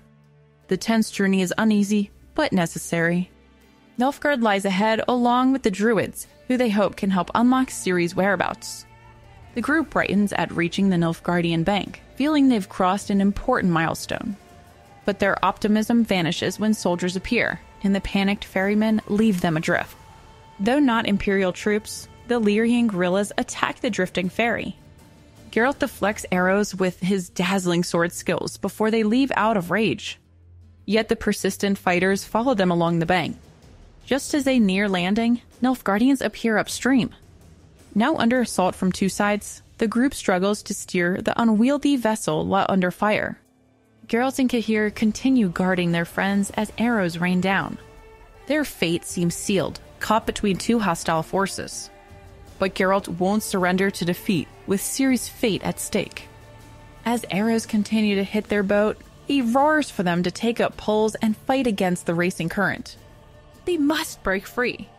Chaos erupts on the ferry as both sides open fire. An assistant is killed, Cahir's mount escapes, and Regis is seemingly shot dead. But the vampire revives, the arrows having done no serious harm. Milva furiously returns fire, with her precise archery killing the Nilfgaardian officer directing the attack. Though still being followed, the group fights the racing current to stay out of arrow range. Just when it seems like they've escaped their pursuers, the group discovers a bridge near a port town ahead, where Lyrians and Nilfgaardians are brutally fighting. Their ferry drifts helplessly towards the bloody chaos. Crossbow fire from the bridge kills the ferrymen and horses. A bolt pierces Milva, and she begins to miscarry. Oh no, what? While Regis aids the archer, Geralt and Cahir rush to staunch the panicked retreat of Lyrian soldiers across the bridge, hoping to buy the others time to flee. But Nilfgaard breaks through to the crossing. With no choice left, Geralt turns to meet the Black Riders thundering onto the bridge, with his sword drawn. He knows their quest to save Ciri could fail here, but he'll be damned before surrendering without a fight. Outnumbered with Oblivion racing closer, Geralt braces for a death he'll meet with a Witcher's fury. Miraculously, the Witcher's bravery reignites the soldiers' will to fight. Joined by a group of desperate river port defenders, together they push back the Black Riders through flaming barricades. Violent chaos erupts all around. As triumph nears, Cahir falls before a Nilfgaardian officer, but the officer strangely spares his life. Before Geralt can intervene, vengeful dwarves slay Cahir's merciful countrymen instead. The furious battle rages on around Cahir, still living. Suddenly, a blow strikes Geralt down. Fading, he hears the Empire retreat and reinforcements arriving. Somehow their ragtag army carried the day.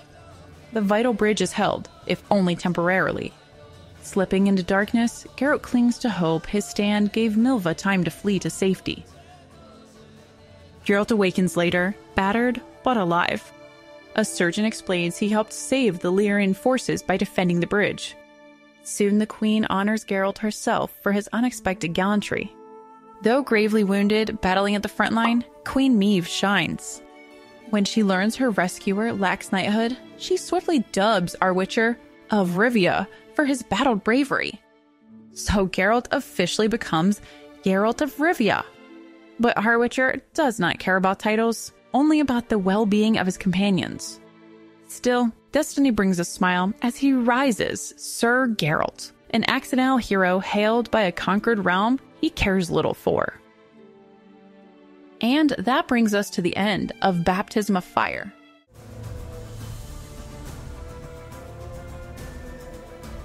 Welcome back, friends.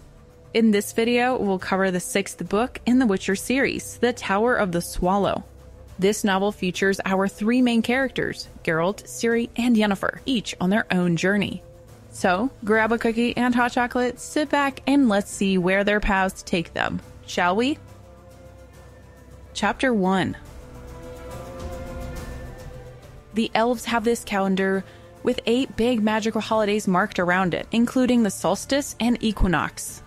When humans showed up, humans brought their own 12-month moon calendar, but they decided to adopt the elves' 8 holidays too, because, you know, they're magical, of course. But this one autumn equinox is crazy. After the usual harvest feast, praying to Melitele, everyone goes to bed, but is soon woken up by a raging storm with creepy sounds and wild hunt ghost riders in the sky stealing people. And when the clouds finally part, the moon is blood red. People are trying to come up with reasons for the celestial event. Some superstitious folk think it means the end of the world is nigh. Others blame the witch Yennefer, or figure some royal must be about to kick the bucket. But everyone is having demonic dreams and rude awakenings this night, from kings and queens to sorcerers, witchers and merchants. Only a lucky few can connect this magical event to some specific facts. And what do you know? They just happen to be camping out together this night in Melitele's temple. Young scribe Jar is freaking out, convinced the night Jar's gathering outside means someone, likely a woman, is at death's door. Triss, the sorceress, flips out and screams at him to stop spouting such nonsense. But when some worried young priestesses emerge to see what the commotion is about, Triss changes her tune. She urges Jar to get a grip. Jar admits he can't shake these visions of the woman. But Triss tells him that she has had that vision too, and she doesn't let it affect her. Apparently the head priestess Nenneke has seen it too. When Nenneke shows up, her somber expression says it all. None of the other priestesses had any telling dreams that could point to what or who is causing all this magical ruckus on the autumn equinox. Nenica warily sends everyone off to bed, but Triss is still fired up, railing against feeling so powerless when someone out there clearly needs their help. But before Triss can flip a pew in frustration, a blood-curdling scream pierces the night. Whoa! Suddenly we're transported hundreds of miles south to a swamp where a hermit named Vysagota is checking his muskrat traps. But it's a sad day. They're all empty. Vysagota grumbles about how freakishly cold it is for late September as he makes his way through the foggy marsh. He's not too bothered though, just figures it's another one of nature's oddities these days. When Vysagota hears a horse neighing nearby, the birds finally shut up. He follows the sound to a wooded island where he spots a gorgeous black horse caught in some underbrush. But then he notices a body lying lifeless behind the anxious horse. Vysagota debates making a run for it, but his curiosity wins out. Turns out it's a teenage boy dressed in fine threads. Or so it seems until Vysagota rolls him over and reveals a ghastly, blood-smeared face. But as he clears away the matted hair, Vysagota makes a startling realization. It's actually a girl. We are then taken to Vysagota's remote cottage, where he is fussing over the unconscious girl with a horribly mangled face as she lies deathly still. The old hermit records his doctoring efforts in great detail, noting it's been almost 50 years since he practiced medicine. He describes the girl's approximate age and build, confirming she's no stranger to being beaten and abused. An odd discovery. She has a rose tattoo on her thigh. Vysagota tries analyzing her accent and speech to unravel the mystery of her identity. From her delirious ravings, he gleans this is no ordinary girl, but the outlook is grim. Infection sets in, bringing swelling, fever, and excruciating pain.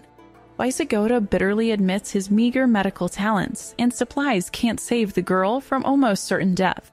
In desperation, he mixes a toxic brew of monk should and wolfsbane that could kill as easily as cure.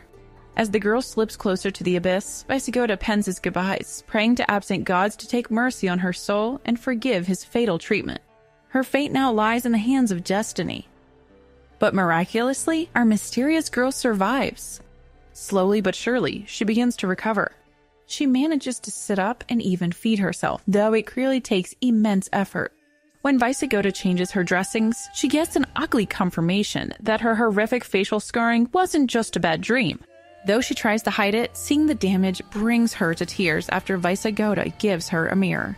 But the feisty patient is already fretting about making her escape from the swamps before her mysterious pursuers hunt her down. Vysagota assures her no one could find his well-hidden location. Still, he offers to get word to her family or friends. But she drops a bombshell. All her friends are dead, massacred, and she believes she brings death to anyone near her. The old hermit pries for more information.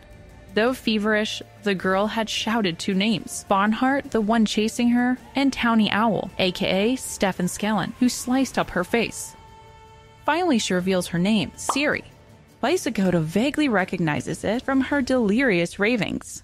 When he asks if Bonhart disfigured her, Ciri shares he hurt her much more profoundly and deeply. What horrors did this poor young woman endure? One thing is clear to the hermit: this is no ordinary girl who has turned up on his doorstep. In that solitary existence he had grown so accustomed to is about to get a shaking up. Even as Vysagota removes her stitches, the feisty Ciri is already plotting her escape from the hermitage. She's shocked to learn it's only been 6 days. She thought she had been bedridden for weeks. The old healer warns the October's chill is settling in quickly. Ciri reunites with her beloved black mare, but soon realizes she is in no shape to ride anywhere. She can barely lift a saddle, much less sit on a horse or make a journey. When Vysagota asks where she'd go, Ciri says dismissively, as far away as possible. He seems to take this as enough reason for her not to rush off. And indeed, moments later, Ciri turns white as death and nearly faints just trying to groom her horse. She reluctantly takes the hermit's arm to steady herself as they head back inside. Clearly, this battered young woman has been through hell, and her spirit burns to flee whoever tormented her. Ciri ventures outside again at sunset, recovering bit by bit. But when Vysagota happens upon her, he cautions her not to wander. She could easily become lost in the marshes. But Ciri's no fool. She's deduced there must be a village nearby since the hermit has bread and other provisions trappers would not supply. Visigoda admits he trades pelts for goods brought by the boat. He also shares disturbing news. Armed men have come through twice seeking Ciri, first threatening harm if she's hidden, then later offering rewards for her corpse. Ciri resigns that her pursuers won't quit until they find proof she's dead. She's worried they'll eventually track her to Visigoda's cottage. But the hermit reassures her no one could find this well-hidden hut. However, if she leaves the marshes safely, she'll surely fall captive. When Visigoda implies she ought to remain in hiding, Ciri becomes frustrated at the suggestion she's a prisoner there. He quickly clarifies she can leave whenever she likes, or rather, whenever she's able. For now, the wary girl agrees to return to the cottage with the old man. Ciri insists she was actually wounded 6 days earlier on the autumn equinox. But Visigoda won't budge. As a once doctor, he recognizes her injury is only 3 to 4 days old. Annoyed, Ciri wonders if the old hermit's calendar is simply off. Visigoda shrugs it off. What does the date really matter? When he finally removes her stitches, the scar is neat, but the burrow gash still horrifically marks her face. Ciri examines herself mournfully in a mirror, clearly tormented by losing her once soft face. Visigoda feels for her. Surprisingly, Ciri makes no more attempts to flee the marsh just yet. As she regains strength, she enjoys riding her horse around while the old man works on preparing furs for his trap lines. Ciri even pitches in, impressing Visigoda with her nimble dexterity skinning muskrats. As they work, Ciri keeps implying she's no ordinary criminal. But Visigoda suspects it's mostly bluster to seem mysterious, since she clearly has an outlaw tattoo. Still, he's intrigued when she reveals wide book knowledge, recognizing titles on his shelf. When he skeptically asks how someone like her gained such knowledge, she alludes to once studying at well-stocked libraries. Ciri even recognizes the crest of Oxenfurt Academy on certain books. Quite the scholar, she is. Visigoda muses they make a peculiar pair, both hiding behind deceptive appearances. He apologizes for his bitter skepticism with a line from an elven fable about a wise old raven questioning a carefree swallow. Amazingly, Ciri completes the verse, further impressing the hermit. But she remains aloof, still doubtful of his true motives and identity. Irked at her accusations, Visigoda exclaims that he could be her grandfather and recalls nursing her devastating injuries. Ciri admits she's grateful, but insists kindness always comes with a price. Visigoda acknowledges they clearly don't truly know each other at all. When Ciri asks who should share their story first, the hermit senses his mystifying guest is finally ready to talk. So he breaks the ice first, sharing his backstory. He was once a renowned professor and scholar at the University of Oxenfurt, but he had to flee accusations of hearsay and later sedition. Though pardoned by the Nilfgaardian emperor, he remains a political exile who will be executed if found on imperial territory. So the hermit understands being hounded and hiding one's identity all too well. But when he describes studying ethics and morality, Ciri mocks those idealistic concepts. In her experience, villains always triumph while the ethical fail because of hesitance. Stung, Visigoda sarcastically thanks her for the lesson. Ciri tosses her head and says he can mock all he wants, for now. But she's finally ready to tell her tale. And so the old scholar listens in attention as the mysterious girl recounts her painful past. Her bitter story certainly gives the hermit food for thought about morality's place in their harsh world.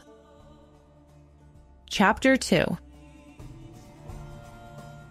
Ciri, or should I say Falca, begins her story.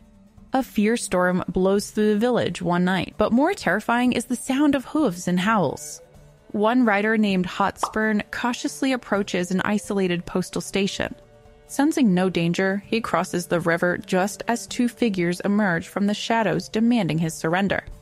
It's his comrades Ace and Ciri.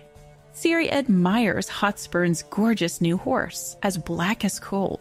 When the horse had galloped through the water, she resembled a mythical kelpie. Hotspurn asks if Ciri has seen a real shape-shifting water spirit. With some sadness, she says only in a painting. Ace urges them inside where their leader Gessler awaits. Something about this graceful girl with the feathery beret and huge green eyes intrigues Hotspur. What lies behind those eyes? Inside the station is a semi-nude Missile. Master Almavera, a traveling tattooist, inks her thigh to the amusement of the rats. Gisler admits they got too drunk for an agreed-upon heist with Hotspur. When Hotspur asks about the station workers, Crazy Iskra just cackles about how she freaked out some poor guy who tried playing hero. The rats have got the place gripped in terror, though they'll let the tattoo guy leave safely, since his wagon's got Hotspur's safety symbol. No one else will catch such a break. Hotspur looks at these brazen teens, clearly flying high on some powerful stuff. How long can these mouthy kids keep running free when they're stirring up this much trouble? One rat not joining the party, Ciri. She keenly tends to Hotspur and his mount. Maybe she imagines galloping away from all this violence to some peaceful refuge. When Hotspur warns real dangers chasing them, the cocky rats just mock him. Only Ciri looks worried. These kids are way too pumped up to take warnings seriously. His lecture is interrupted by Missile, proudly displaying the fresh crimson rose tattoo now adorning her inner thigh. Charmed by Missile's tattoo, Ciri decides to get the same rose inked on her thigh. As the feisty girl strips down, Hotspur politely looks away, only to meet Gisler's intense, questioning gaze. The gang's cocky leader seems to be probing Hotspur's motives and loyalty, but they don't need to doubt this seasoned outlaw. If fortunes fall their way, Hotspur will gladly share in the riches and adventure, but he'd never let himself be caught in a noose beside these arrogant kids. The cocky rats dismiss warnings that bounty hunter Bonhart is on their trail. According to rumor, Bonhart has left a half-acre graveyard of corpses behind. He even slaughtered infamous boss Big Lothar and his brother. And when he took out gang lord Valdez, his crew collapsed too. As Hotspur sings Valdez's praises, the rats get all huffy, insisting their skills outshines anyone's. Then Hotspur drops news that Nilfgaards will grant amnesty, even for people like the rats, when the Emperor weds some girl named Ciri, the Cintran heiress. The rats smell a trap, but Hotspur claims it's politics to unite the Empire. Ciri bizarrely erupts that it's nonsense, and Cintra's royal line died out. Hotspur explains Emhyr intends to make Cintra as a parasitic state with only nominal self-rule. Though its royals perished, Cirilla survived, and is key to Emhyr's plan. When Hotspur declares Queen Calantha was killed in battle, Ciri explodes that she was murdered. She clearly seems to have insider knowledge of Cintra's fate. Ciri seethes with anger and pain at the memory. She secretly mourns the life and family she lost. Next, Hotspur reveals the Merchant Guild wants to take on the rats, offering them protection and legitimacy in exchange for service. But proud Gisler only grudgingly agrees to consider it. When Hotspur warns deadly bounty hunter Bonhart is staying at a nearby inn, Gisler tries acting unconcerned. But the gang's shaken confidence is obvious. As Hotspur rides off into the night, a gloomy mood descends on the group. The rats' principled freedom seems increasingly threatened from all sides: courts, bounty hunters, even former allies. The rats plot violent revenge on the legendary bounty hunter Bonhart. Killing him would make their fame and daring legendary. Gisler dreams of wintering safely under the Emperor's amnesty and biding their time till spring, when they'll burst out with renewed mayhem. The rats laugh eagerly at the savagery to come. But Ciri has inner turmoil. Though initially boiling with rage after learning of a fake Ciri and contemplating revealing her true identity, Ciri soon realizes such rash actions could get her killed. But the urge to confront the mystery imposter Ciri proves to be too much. So, still bitter over her lowly state compared to royalty, she decides to leave the rats under cover of darkness and recklessly races after Hotspur to reclaim her birthright. Farewell, rats! Hotspur is glad to see Ciri and says he knew she would join him. As they ride towards Cintra, Ciri admires Hotspur's graceful black horse. He says he doesn't name horses since he trades them often. Ciri disagrees. Even transient things deserve care and respect. Sensing Ciri needs to vent, Hotspur invites her to share her troubles. Through cunning and patience, he draws out the painful tale of the lost princess of Cintra and where she might be found. What uses might Hotspur have for such valuable knowledge? Ciri bristles at Hotspur's ambiguous smiles and patronizing manner. When he mocks her romance with Missile, Ciri unleashes her scorn. He's the one obsessed with them, so he's the one that should be mocked. Flustered, Hotspur protests he finds Ciri captivating, as any man would. Ciri bluntly asks if he wants to bed her. She'd consider it if he were someone else, but he utterly repulses her. Yet, when Hotspur's horse moves gracefully, Ciri feels some form of attraction. She quickly scolds herself. It's just the horse, not the man. When Hotspur keeps desperately pressing for some kind of action, Ciri shuts him down cold. She thanks the wisdom of her mentor Yennefer, guarding her virtue. She's nobody's fool. But suddenly, bandits attack. They force Ciri and Hotspur to flee into the woods. And then bam! Hotspur takes a crossbow bolt to the back. Oh no! He assures Ciri his magical horse will return for them. As they hide, he tries seducing Ciri again, insisting his looming paralysis necessitates fulfilling his dream of being with her. What a guy! Talk about a guilt trip. She decides to give in, but when she begins to move closer and things start to get heated, Hotspur suddenly dies. A horrified Ciri confirms he died moments before fulfilling his dream. What a night. Ciri somberly covers Hotspur's corpse and spends an uneasy night alone nearby. In the morning, she takes Hotspur's black horse and names her Kelpie. Testing the horse, Ciri races towards the town of Jealousy, realizing it's likely where the rats will be hiding in a trap. She hopes to cut them off in time and save Missile. Little does young Ciri know a lethal enemy awaits, and the ruthless professional preparing to spring that trap is like no other predator she's ever encountered. As the ruthless rats swagger into town, the terrified residents close and bolt their doors. The youth brazenly confront the legendary bounty hunter Bonhart, who emerges eating an egg to casually ask where Falca is. Missile shudders. This is no ordinary thug, but a true monster with dead, soulless eyes. Bonhart arrogantly toys with the rats, offering to take them dead or alive for the bounty. Enraged, they attack the legend they hope to slay for glory. But it's soon clear they face no ordinary thug. He's a seasoned killer.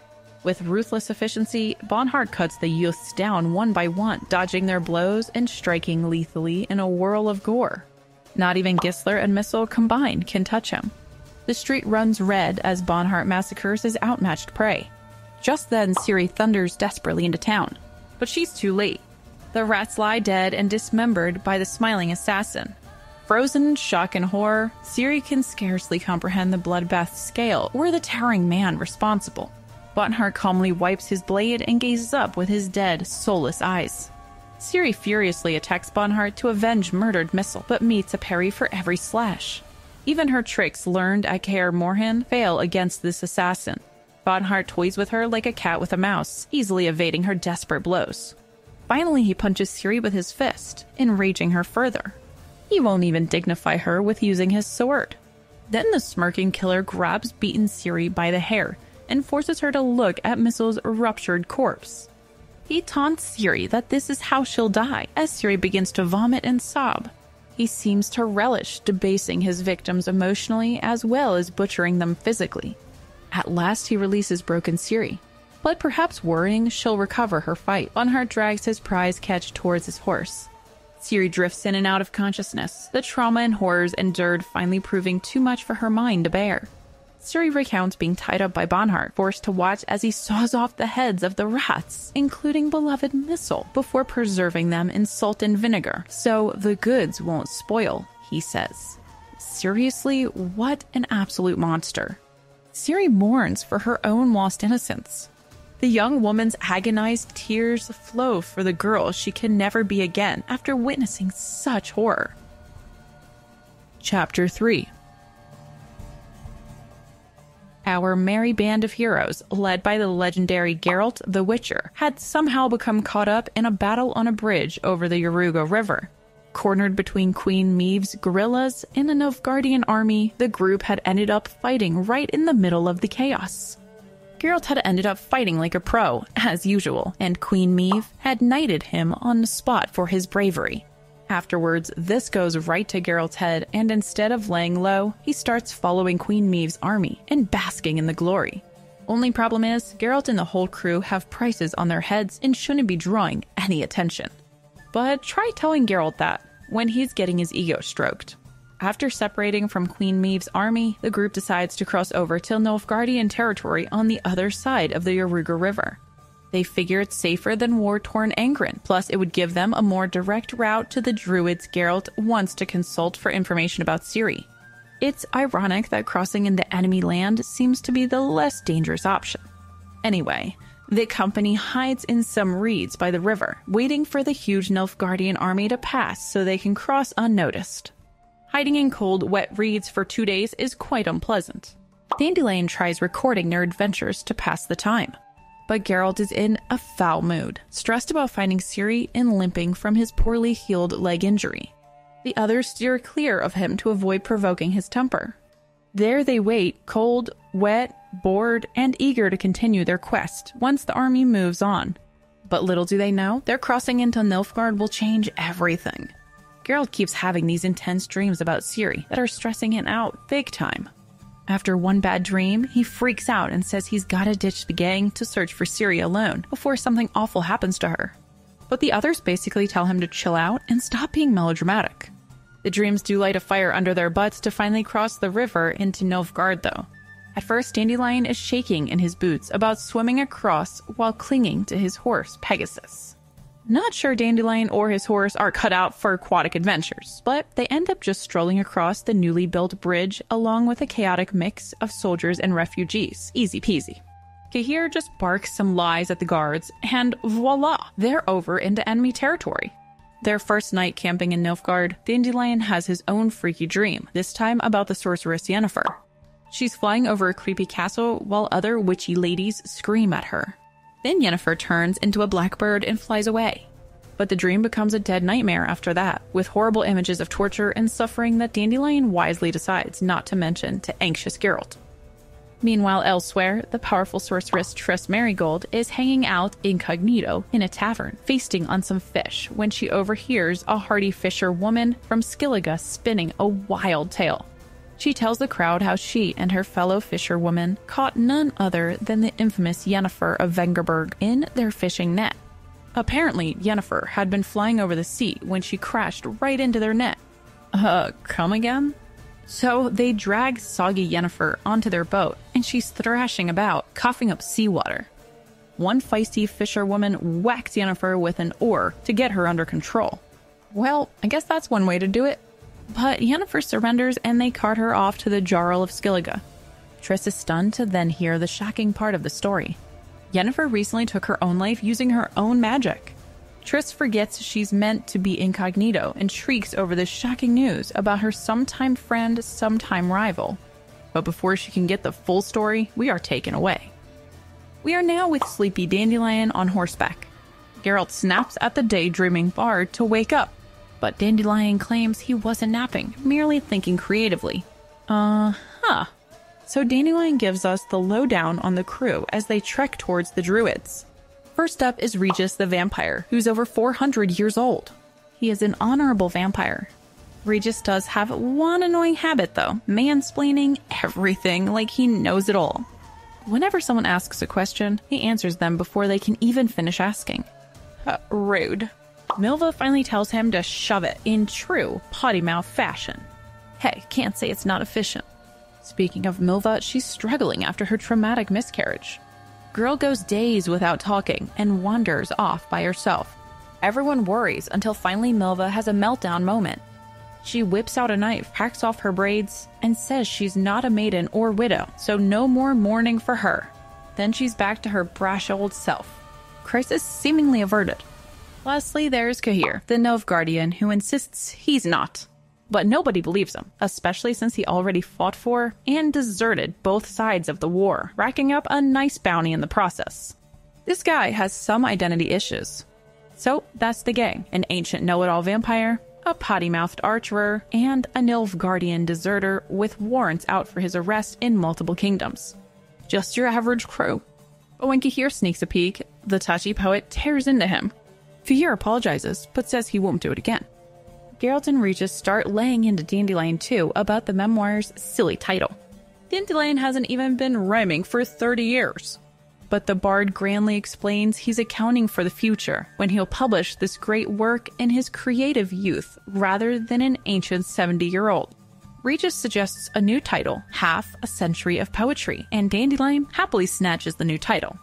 The chatter is interrupted by Milva, who warns that Dandelion's loose lips and scribblings could get them hanged. But the others say she's exaggerating, until talk turns to Milva's rotten abusive stepdad. When Dandelion eagerly starts writing down her tragic backstory, Milva snaps at him to quit it. The strangest thing is why their former enemy Cahir is now their ally. After all, Cahir was sent to Thanid Island to abduct Ciri. He's got the scar on his hand to prove the attempt. Cahir used to be a high-ranking Nilfgaardian officer. His mission probably had something to do with the Special Forces unit that spreads chaos by supporting rebels like the Squirtle. No wonder his only troops were dragging him off to be tortured. But Geralt and crew rescued him anyway. Yet Geralt still doesn't trust or like Cahir one bit because of the Ciri connection.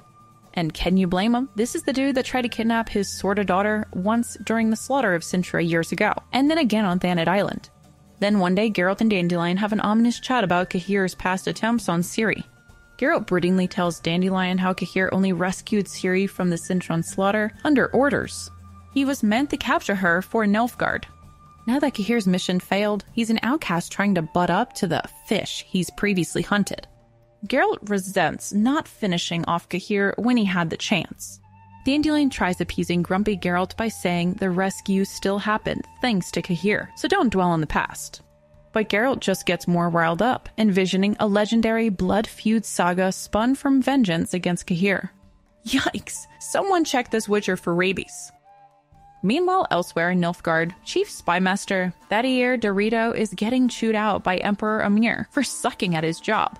Key enemies like Cahir and Vilgefortz are still at large, and Ciri remains missing despite a fortune spent on searching efforts. Even Thaddeus' shady new special unit led by Stefan Skellen seems dodgy. Thaddeus suggests a fake political marriage to pretend they have Ciri, but the Emperor refuses. He wants the real Ciri found stat. Thaddeus also warns that Vilgefortz's hideouts reveals some nasty experimentation on pregnant women and fetuses. Ugh. But Emhyr suspects it's just enemy propaganda against Vilgefortz. In any case, the Emperor is fed up with briefings and no results. The hunt for Ciri and her relentless pursuers continues. Afterwards, Thaddeus is winding down after a crappy day when a magical projection of his fugitive minion, Rience, pops up. Thaddeus threatens to wreck Rience if he ever shows his burned face in Nilfgaard again. Rience tries claiming he and Vilgefortz are still loyal, but Thaddeus isn't having it after the Ciri imposter fiasco. Then Rience makes Thaddeus an offer he cannot refuse. Vilgefortz will deliver the head of their turncoat, Cahir. Apparently the sorcerers know exactly where Cahir is headed and who he's with. They'll off him and present the head to Thaddeus so he looks good to the Emperor. Thaddeus wonders if a dead Cahir still means loose ends from the Thanid Island's chaos, though. But hey, at least the traitor wouldn't be able to talk. He agrees to the deal as long as it seems like his own personal victory. And what is Rience's price for this gruesome service? Info on what his rival Stefan Skellen has been secretly plotting. After this exchange, Thaddeus is chillin' at his mistress Cantarella's pad, just casually cheating on his wife. What a dirtbag. He is venting about his crappy job. Even though his information helps the army, all the Emperor cares about is finding that Ciri girl. No praise for anything else. Lucky for stressed out Thaddeus, the beautiful Cantarella is a great listener. While falling for her charms, Thaddeus decides to spill some secrets to make himself feel better. He mentions having an agent very close to Stefan Skellen who will uncover what that skeevy coroner is plotting. Thaddeus thinks he is so smart. But little does Thaddeus know, his side piece Cantarella is sharing his secrets. She spills everything Thaddeus babbles to sorceress Asire Var Anahid. His secrets are not so secret after all. Let's now go back to Geralt and crew. After crossing into enemy territory, Geralt and company ride towards the druids inside Yew Forest. They pass through the neglected no-man's land of Upper Riverdale, wedged between various warring kingdoms. Now it's Nilfgaard's turf, since they steamrolled south, but the land's history was shaped by outsiders battling over it. Their crew happens upon a hairy beekeeper in the woods who invites them back to his forest home. Turns out Hairy Guy's wife and daughter are stunning dryad beauties. No wonder Dandelion's trying so hard to be smooth. The beekeeper offers up some pancakes with honey, which he pays heavy imperial taxes on now that Nilfgaard's taken over. He warns them the druids they seek are not in the forest anymore, since Nilfgaard attacked and drove them south. The crew tries getting more information, but suddenly the dogs and cats start freakishly howling and meowing. Evil omens, declares the beekeeper. When Dandelion estimates the druids are now 60 miles in the opposite direction, Geralt looks pissed enough to chop down the whole forest. The next day, Geralt awakens to find a posse of panicking forest folk who want to travel with his armed crew for safety. Seems the whole community is getting ready for winter, and they want to head to the slopes. Seems like way too much of a coincidence, since that's where the beekeeper said the druids had fled. Could he have lied just to get Geralt to escort him to safety? Realizing this, Geralt grabs their squirrely beekeeping host, demanding the truth, but then thinks better of it and lets him go. Regardless, the guy swears the druids really did leave their hideout, but could be hiding with the oak trees down south, where this caravan wants to go. The caravan says there are evil monsters prowling the wilderness, like vampires and leshies that snatched their son-in-law. So they really need tough guys like Geralt as escorts. The women bat their lashes pleadingly. Please. Geralt glares daggers at Regis about this convenient coincidence, but Regis diplomatically suggests the druids likely did head south, and they've got no better leads.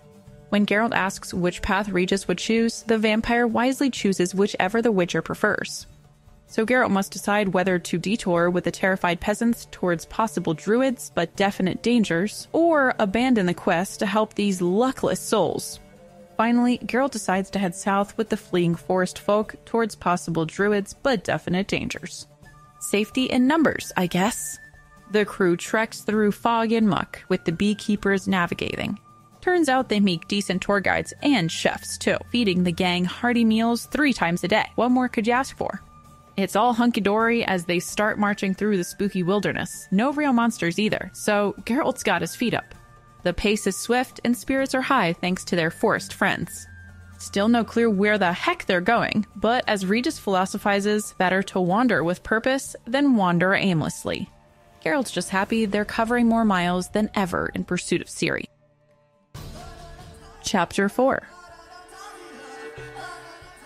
We witness an Imperial treason trial, where a snarky witness named Joanna Selborn, better known as Kenna, is divulging sensitive information. She is a psionic, meaning she can hear people's thoughts and command them, and she is a former secret agent of Nilfgaard. Kenna explains how Dacre Silliphant recruited her for Stefan Skellen's special squad. Their mission from Emperor Emhyr: deal with some sorcerers regarding a possible fake Princess Cirilla. See, in August last year, Dacre brought Kenna to join 20 other thugs at Fort Rocaine. The group then kidnapped a mother and daughter, suspecting the girl was the Cintran imposter, but they mind-probed their brains and realized they'd snatched the wrong ashen-haired girl. Oh, whoopsies. Still, Skellin refused to let the captives go, keeping quiet about his real motives. He had his pet mage Rience question the women in magical gruesomeness that gave even Kenna pause. Meanwhile, the gang amused themselves tormenting peasants for fun. So not cool. So the next month, Kenna began planning to slip away from the psychopath convention before something ugly happened to her too. And that's how she would end up testifying. Skellen's group consists of Till the Elf Scout, Chloe the Thief Spy, Endris the Redanian Killer, and more colorful characters. To Skellen, they've all got the same dead eyes and lack of empathy after years in the business. Skellen specifically requested magical muscle, and that's where Kenna came in. Skellen makes a speech laying down the law. They are guests here, so behave, no bothering the local garrison. He forbids leaving quarters without reason. Some lucky few will get secret assignments in the morning. Remember, they've got no jurisdiction here, so be discreet. Dacre happily shows the thugs to their rooms. He can't wait to get his hands dirty on whatever covert atrocities Skellen has planned. But Till lingers, offering to share some magic mushroom brew with the crew. Next, a messenger arrives at the fort with urgent news for Skellen. Half the squad rides out that evening on some mysterious mission. Meanwhile, in a village nearby, a loudmouth named Mikler brags at the local tavern about recently witnessing infamous bounty hunter Bonhart wipe out the outlaw rats. Apparently, Bonhart dragged the gang's sole survivor Falca through town on a collar and leash, but didn't take her life. Well, Nickler's tall tale reaches the wrong ears. Skellen's men seize the kid and drag him back to the fort. Terrified, Nickler spills everything. He explains how Bonhart decapitated the rats in front of sobbing Falca, how he shackled her like a dog and hauled her off to the inn for unknown purposes. Nickler had then volunteered to help Bonhart so he could hopefully get some coin and maybe even Falca's beautiful horse. Bonhart then sent him off with cryptic letters for some acquaintances. It's all very suspicious. Skellen sends men to investigate these shady contacts. Meanwhile, he asks if Bonhart mentioned where he was headed after brutally killing the outlaws. But Nickler doesn't know since the bounty hunter was waiting and still had captive Falca to deliver somewhere. When Skellen asks what this notorious Falca looks like, the kid explains that he saw every bit of her. Ew, gross. He explains that Bonhart had struck a captive Falca in the tavern and then ordered her to remove her clothes to make sure she doesn't have charms or talisman on her, he says. Bonhart then told Falca not to think he wanted to assault her, declaring her too small and skinny. What a small mercy. Bonhart then picked out Falca's new clothing items, sent Nickler off with the mysterious orders, and demanded his laundry. After getting the information from Nickler, Skellen's group rides out to find Bonhart and this notorious girl Falca. Turns out Bonhart broke some pact with Skellen by not killing her. The gang argues over why he kept Falca alive, to sell her for more money perhaps?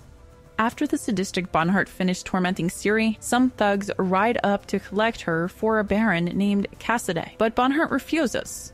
He had already promised the baron he'd deliver Ciri alive for torture. Now he was reneging? The lead rider threatens Bonhart, hand over the girl or face the baron's wrath. But Bonhart cares not. Ciri senses the men's terror of scar-faced Bonhart. One even reaches for a hidden crossbow, but likely wouldn't have lived to use it.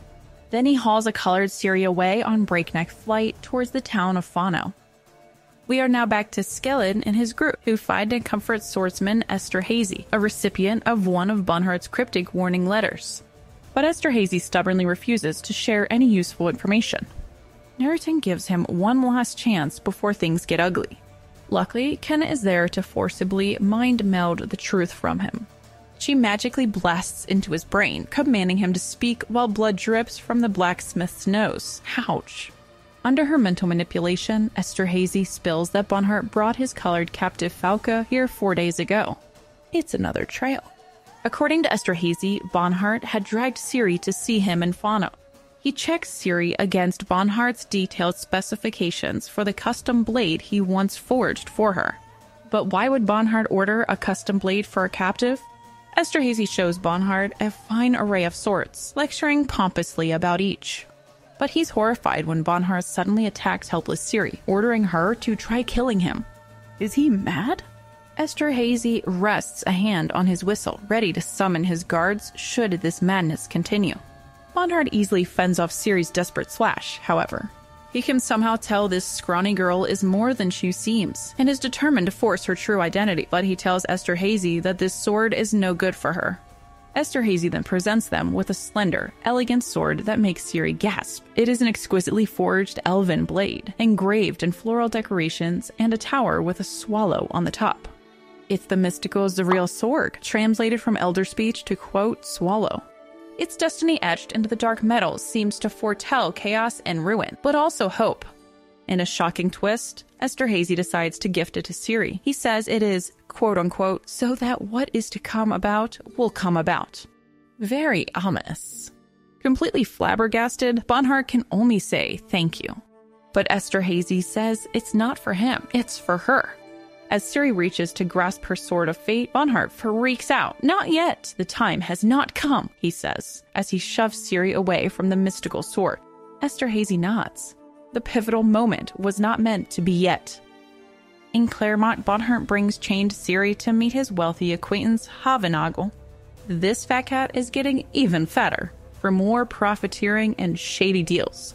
He eagerly discusses the upcoming violent sport Bonhart has arranged, hinting at various thugs who will compete for the prize. Bonhart brags his captive Ciri will provide a quality arena spectacle. Ciri observes her latest prison impassively, then notices the cheap seats filling up outside. The common folk are gathering for the advertised bloodbath. Havenagel further tempts Bonhart to become his thug enforcer up north. Once Nilfgaard hands out land grants there, Hafnagel will send shady cronies to grab plots, then reclaim them later. Bonhart seems interested in this future job of mashing peasants for fun and profit, but for now they finalize their mutual scheme, the bounty for the rats, plus scrapping spectators to see Ciri tormentingly perform. Should she refuse to be an entertaining sport, Hafnagel suggests unleashing his attack dogs. Ciri silently focuses on plotting her escape from these vile creatures, but her captors give no openings as they drag her downstairs to meet the guests. Chained Ciri is then brought before more twisted guests eager for blood sport. There's a little halfling mayor named Penny Hewitt, a Nilfgaardian captain named Declan, and a noblewoman named Matilda. This nasty cougar asks if she can buy the girl to do extremely inappropriate things, but is thankfully cut off by Hafnagel. Ew, she's just a girl. Bonhart looks disgusted. The group heads for the arena, while sadistic Bonhart offers Ciri a dose of powerful fist-tech stimulant. She refuses, but he threatens to forcibly dose her in a degrading manner for the guests' amusement if she continues saying no. So Ciri reluctantly partakes as the vile nobles laugh. Ciri, now zoned out, finds herself chained in Claremont's former temple, now a fighting pit surrounded by howling spectators. The mayor, Matilda, and the Nilfgaardian captain watch from above as Hafnagel advertises the main event, the infamous Felka of the Rats. But before this madness can begin, suddenly Windsor Imbra arrives with thugs to claim Ciri. But Bonhart casually offers her up to whoever can drag her out of the arena, dead or alive. Windsor is stunned. What is this monster playing at now? Ciri focuses through her haze on the bloodthirsty crowd. Her feline eyes glimpse dark stains on the encircling posts and a grilled hole gaping ominously. Everyone is shouting and placing bets on her gruesome fate. Bonhart continues baiting Windsor's men to fetch captive Ciri from the fighting pit, while the crowd screams for blood. Windsor remains wary, but men in his squad spring to battle. First come, first serve. Mayor Penny Hewitt scolds them for their eagerness to mob a lone girl. So Bonhart declares pairs may enter to even the odds. Yet still only a single volunteer steps forth. Showman Hafnagel fires up any would-be challengers by offering 30 coins to any lone wolf who can drag himself out of the arena with Ciri's blood on his hands. This whips the warriors into a frenzy. A man named Stavros struts half-nude into the pit to duel Ciri for the cheering crowd. But faster than you can say destiny, she has the mystical swallow sword tip at his throat. I warn you, don't make me kill you, she threatens. He backed off and tries stabbing her treacherously in the back. But Ciri reacts on instinct with a lethal spinning strike. Down goes Stavro, fatally flopping in the sand to his wheezing final breaths. Well done, Ciri. The bloodthirst intensifies. 2 more thugs charge Ciri from different sides. Double teaming a lone girl? How valiant of them. But with uncanny grace, Ciri becomes a blonde blade blur. In just moments, 3 more corpses litter the arena. The crowd screams for more morbid spectacle as Destiny's Child dismembers her assailants. The Nilfgaardian captain pales, and one old man vomits. What vile tricks might Bonhart unleash next? Chapter 5. After safely escorting the forest folk, Geralt and friends finally reach civilization in Reedbrun town. Luckily, their former beekeeping buddy brings great news. The Druids are camped west by Loch Mondwern. What unbelievable luck after that little liar sent them so far astray before. But the gang pleads for a civilized rest in town first. After all, they've got coin now thanks to Geralt. They decide to stock up on supplies and rest their weary heads before meeting the Druids. Strange dreams still haunt Geralt, however. Geralt, now with Dandelion, ventures into the crowded town to gather intel. Their cocky local guide brags how all the bustle comes from Nilfgaardian settlers heading north to claim Emperor Emir's land grants. The town has changed thanks to the Nilfgaardians. Now a gruesomely decorated scaffold dominates the square, courtesy of the new overseer, the one-eyed Folco. Prison, quarries, and camps nearby provide plenty of slave labor too. A drunken prospector confirms that Druids indeed dwell by Loch Mondwern, though warns they'll stuff strangers and roast them. Just an ignorant rumor, perhaps. Suddenly, a sergeant's squad abruptly arrives for Geralt. No answers given as he's escorted off. But something tells him this interview won't be pleasant. Constable Falco questions Geralt about why he still heads south after parting from the beekeepers. The Witcher claims it's just following available work. But Falco hints at more sinister reasons. Apparently, some criminal caught by Falco pointed the finger at Geralt's odd company. Perhaps a trap to snare the Witcher? But before Geralt can press for details, guards drag in a filthy, bloodied young woman. To Geralt's shock, at first she resembles Ciri behind her mess of stringy blonde hair. But she cheekily addresses Falco as uncle and reveals her name's Angoulême after being slapped for her insolence. Ouch! The Witcher breathes easier, realizing it's not Ciri. Still, the coincidence begs the question. Does Angoulême know something of Ciri or the rest of Geralt's crew? Angoulême answers Falco's question about Geralt, confirming his looks and few companions. But she's never seen the Witcher before, so how does she know? The girl claims an elf hired thugs to assassinate Geralt in Belhaven up ahead, but she wants clemency for ratting them out. But when Geralt backs her honesty, Falco reveals the awful truth. Angoulême only escapes the noose herself by helping capture the gang's notorious leader, Nightingale. Angoulême flies into terrified and furious tears over her wretched reward for betraying her former friends. She begs simply to be hanged instead. Falco simply waves her off.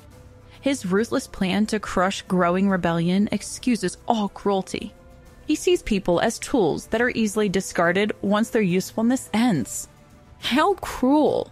Geralt, horrified, protests Angoulême's awful sentence. But Falco defends his ruthless methods. Falco jabs back that Geralt's Witcher morality blinds him. And the fact is, Geralt travels with odd companions towards some secret goal. Falco then reveals his scheme. He hopes the famous White Wolf Geralt can finally defeat the infamous bandit Nightingale. In exchange, Falco will conveniently forget the Witcher's odd company and his inconvenient questions about their purpose. All can pass safely once the outlaw menace is dead. When Geralt tries securing leave to first visit the westward Druids, Falco scoffs. Nightingale is southward, not west. He agrees to free Angoulême, but he declares they'll strike a bargain, with each side meeting their obligations. Falco feels certain the Witcher's cooperation is just for Angoulême's sake. After his disturbing meeting with One-Eyed Falco, Geralt reports back to his companions. Vampire Regis immediately notes that Angoulême knew specifics about their group she should not have. The strangest thing is Belhaven, since 3 weeks ago they had no plans to travel that route. When Geralt suggests their Nilfgaardian comrade Cahir ratted them out, Regis scolds, doubting their loyal friend. But Angoulême insists she doesn't lie. For now, Geralt and his crew decide to follow through with Falco's request. The group rides south alongside a growing military might massing through mountain passes. When Geralt discloses his pact with One-Eyed Falco, Dandelion balks that they'll be aiding Nilfgaardians for Angoulême's sake. But she insists this isn't just about her neck. Nightingale's large gang will slaughter Geralt without inside help navigating the area. Cahir and Milva quickly volunteer to back up Geralt, while Regis admits being a coward who will sit this fight out. Geralt lays down the law. He'll lead Angoulême and Milva to handle Nightingale's ambush, while Dandelion heads to Toussaint with Regis and Cahir. Danger lurks ahead, so Geralt gives contingency plans. If the quest goes wrong, Dandelion must get the Druids to ask for intel on Ciri and race to her rescue. But Angoulême warns Toussaint's vigilant knights will attack suspicious wanderers. Getting in or out of that land may prove impossible. It seems there is no easy way for the adventurers. Geralt bluntly accuses Cahir of being their group's spy. The Nilfgaardian traitor must be trying to capture Ciri to regain Imperial favor. Cahir furiously retorts by socking Geralt in the jaw, sending the Witcher tumbling into the fire. A fight explodes. As the men brawl madly, Milva joins in, lashing them with her belt. She thrashes both fighters into submission with stinging blows. "Thickheads!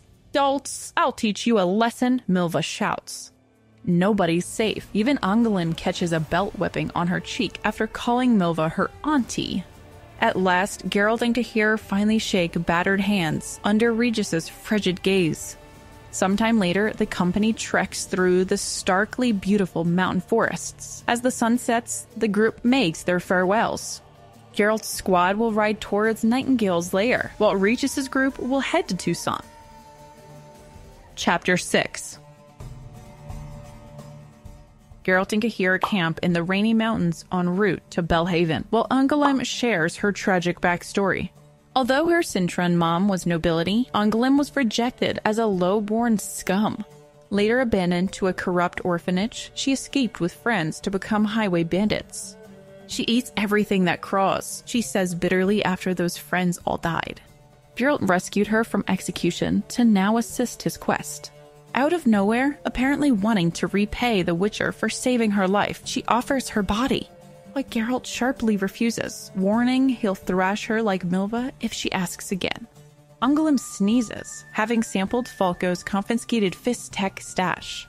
She certainly remains a handful, but her inside knowledge should prove valuable against the gang and strange elf awaiting them. Onwards they go. Ungolem leads Geralt and Cahir to an iron ore mining and processing operation near Belhaven. She has history with the dwarven foreman, Golan Drozdek, from her outlaw days. So they meet with him. He's amazed that Ungolem has survived, truth be told. When pressed about the suspicious half-elf who hired Nightingale, Drozdek tries extorting money from Ungolem, but Geralt loses patience with the greedy gossip.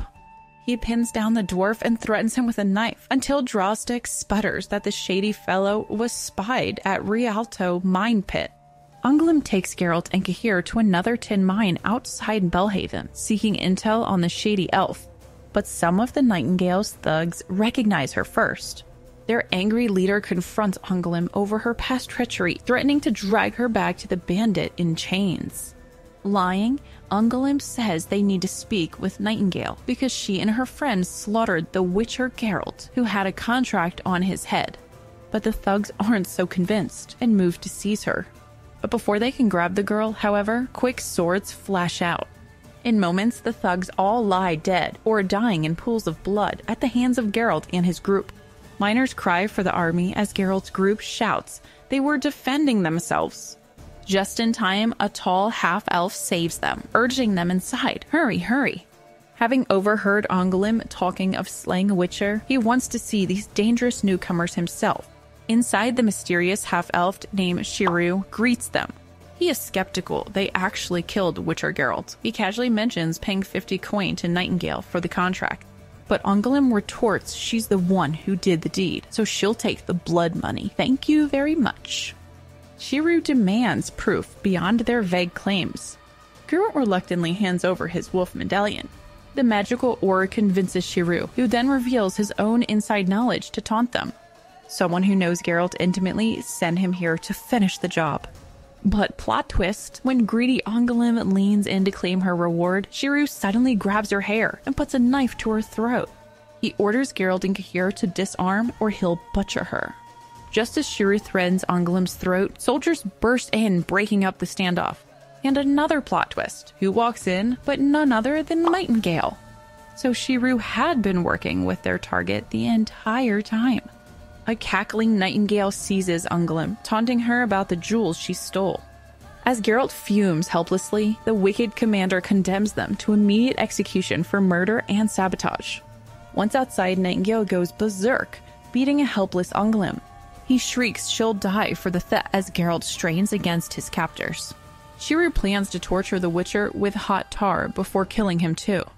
But suddenly, bam! The air explodes with flaming missiles from a rebel ambush above. Nightingale's thugs and the corrupt Imperials scream and scramble under the attack. The commander writhes gruesomely in the mud after being struck by bolts. Ungolem breaks free to open Nightingale's face with her knife before he can skewer her as promised. It's absolute chaos. In the fray, the group grab weapons and horses to flee the conflict. But Geralt still seeks vengeance on Shirou as reason leaves him until Cahir's panicked cry for aid cuts through the red fury. Their frenzied flight from the bloodied mayhem leaves our heroes battered and exhausted. Cahir suffers terrible head wounds, his scalp hanging grotesquely loose and blood pouring down his face. Ugh! What a visual. Though not dead, he grows paler from blood loss, trauma, and nausea. Meanwhile, the stolen horses struggle valiantly under their crushing race for safety before finally collapsing dead from utter exhaustion. When Cahir finally collapses over and Geralt's mount dies, the Witcher sends Anglim riding for the Toussaint border alone. Giroux tracked closely behind, though. The girl must warn their friends. Stranded without mounts, Geralt conceals himself and Cahir nearby as their pursuers race past seeking Anglim. Her swift flight has drawn them from the Witcher's trail, for now. Half carrying, half dragging his companions, Geralt struggles agonizingly through wild ravines and forests. When Cahir finally collapses into feverish mutterings, they take shelter in a dark, damp cave. The Witcher spent the long night tending the glowing embers and his friends sleep.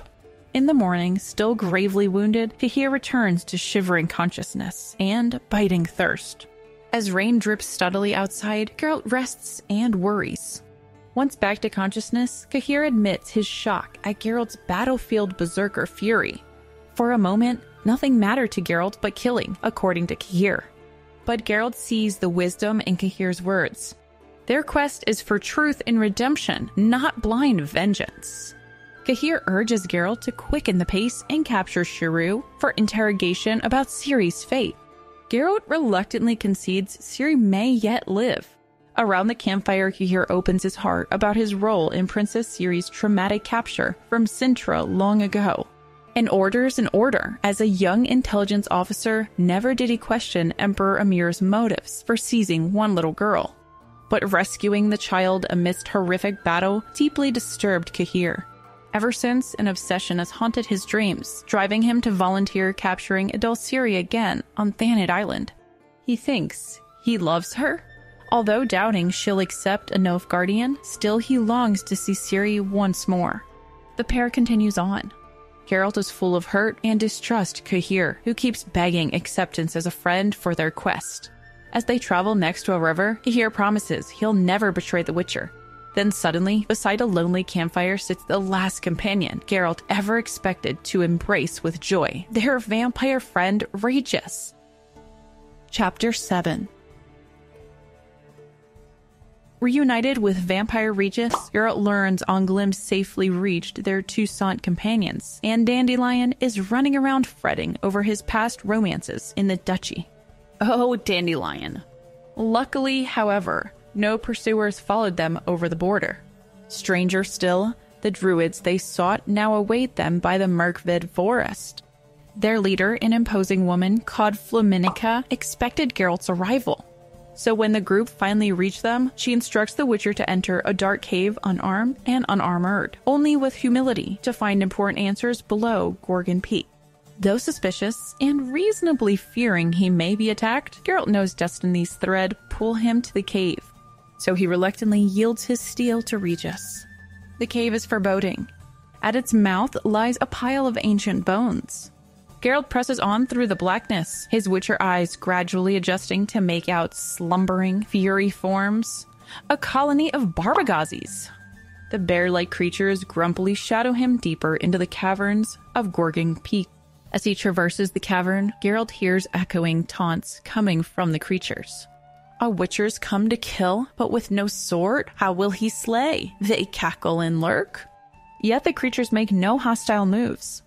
When a strange monkey dog suddenly seizes his boots, the Witcher resists kicking it off. For destiny demands he meet these challenges with humility. Step by step, the Witcher continues. But the aggressive little monkey dog continues harassing Geralt, repeatedly hurling names and calling him Witcha. The Witcher strains not to punt away this foul-mouthed little creature. But when the creature soils his boots, Geralt shoves it off with a gentle kick. And pandemonium erupts. Roaring Barbagazis seize the outnumbered Witcher for harming the little one. Then the ground quakes as a drunken, reeking giant appears. It's a creature called a knocker. This hairy behemoth accuses Geralt of murdering their kind, then punches him savagely twice for sport. It seems no humility can stop creatures bent on vengeance. But suddenly a commanding voice stops the abuse, ordering the knocker to release the Witcher. As Geralt's bloody mouth waters anticipating his payback, he reluctantly heeds the voice and stops himself. And so he continues traveling the cave. In a glowing part of the cave full of magical light, Geralt discovers an elf artist bustily painting a mural of ancient hunters pursuing striped purple bisons.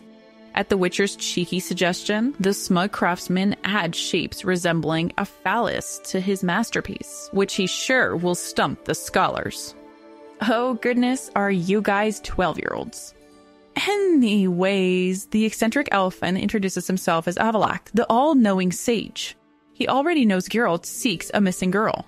When the Witcher presses for prophetic pointers to his quest, Avallac'h vaguely implies willingness to share that knowledge without commitment. After sparring verbally for a while, Avallac'h guides Geralt deep into a magical elven catacombs carved from living rock. The elven explains this hallowed sanctuary must endure untouched through eons as foretold by an elven prophecy. Though skeptical, Geralt acknowledges the power of destiny. The grim prophecy warns that Nilfgaard's tyranny precedes the world's slow extinction under endless winter, but also promises the Swallow will show the way back when the elven kind returns. Avallac'h implies Ciri, or her future child, will lead this mystic rebirth. But how or why, the cryptic scholar declines to answer. Thoughts race and spin in Geralt's head. Avallac'h indicates a stunning statue of elf maiden Lara Dorren nearby, seemingly caressing her absent human lover, Cregennin. He explains that this couple birthed a forbidden fruit, a mixed elf and human baby. Laura and Cregennin's taboo baby nonetheless bore something significant: Ciri's powerful elder bloodline. Mages like Vilgefortz secretly worked to concentrate this magical potency. Now Destiny's hand spins fate's wheel towards the prophesized purpose once again. Though Ciri seems a random error to short-sighted eyes, in truth, higher powers act to enforce this plan. But to what end? When directly asked for solid information, Avallac'h reluctantly reveals Ciri will return to Geralt briefly, and death awaits another friend sooner from meddling in preordained events. Forced to envision Ciri using magic crystals, horrific images flash until abruptly Geralt sees endangered Dandelion and Milva far away. Wait, this is real? Avallac'h quickly offers to magic of transport to the crisis unfolding in the Druid's forest. Minutes later, Geralt begins to race to save his friends.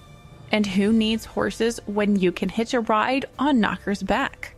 The smelly giant races furiously with Geralt clinging to his hairy back. Between roars and burps, the behemoth clears forests and canyons in depth-defying bounds towards the forest. Just another day for our Witcher. After a final furious leap over ravines leaves Geralt wheezing in the leaves. His unlikely ally points towards land covered in smoke below. Farewell, mighty ride, and thanks for the concussions. Pressing through slaughtered corpses, Geralt follows the stench until he abruptly stumbles on Nightingale's thugs. Their senseless plundering stops short thanks to the Witcher's steel. He slices them swiftly and without any mercy, just like they showed no mercy to their victims. As he continues, Geralt encounters more massacred bodies. Then Geralt ambushes one looter only for his victim's friends to counterattack. Dodging behind a tree, the Witcher unexpectedly spots a knight galloping fighting. Geralt charges to the rescue. Together, they finish off the thugs. As the odd duo finishes up mopping up the enemies, it turns out the knight's forbidden code means Geralt can't even learn his name. But they decide to partner for a while. The erratic knight declares they must hasten to best the rest of the thugs, still raging through the forest. Let's go! Near a fiery devastation, Geralt spots his friends holed up in a fortified treehouse, threatened by Shiru's band. Before he and the knight can intervene, horns sound announcing more rescuers attacking the raiders' rear. During the chaotic encounter, Geralt squares off against the lethal swordsman, whose blade blurs like lightning. Only a fist-tech snot dripping from the brute's face grants the injured Witcher his chance for a lethal strike. But it's not victory time yet. Another enemy clubs Geralt from behind, but Milva's whizzing arrow picks him off first. Armored knights gallop out to the subdued Geralt and Milva, as if they are bandits, until their companion, the knight, vouches for the Witcher. Dandelion then emerges from smoke, to happily greet the leader, Baron Bull's Head. He recalls Dandelion's title and bids him join their Duchess. Though Geralt itches to find and kill escaped enemies, Baron Bullhead insists they cannot violate Druid lands. But Nightingale's gang remains at large. So Geralt's crew defies orders to track the fugitives across the border, leaving and promising the fuming Baron to later visit his royal lady. Dandelion beams brighter, knowing his past enemy, the Duke, has died. Chasing Nightingale, the team sees a crazed robber fleeing some horror until taken out by Milva's bow. Then, suddenly, there is a massive roaring sound. The very earth shakes as a monstrous living oak bursts to snatch bandits into its branches, with Geralt and friends soon tangled in its clutches too.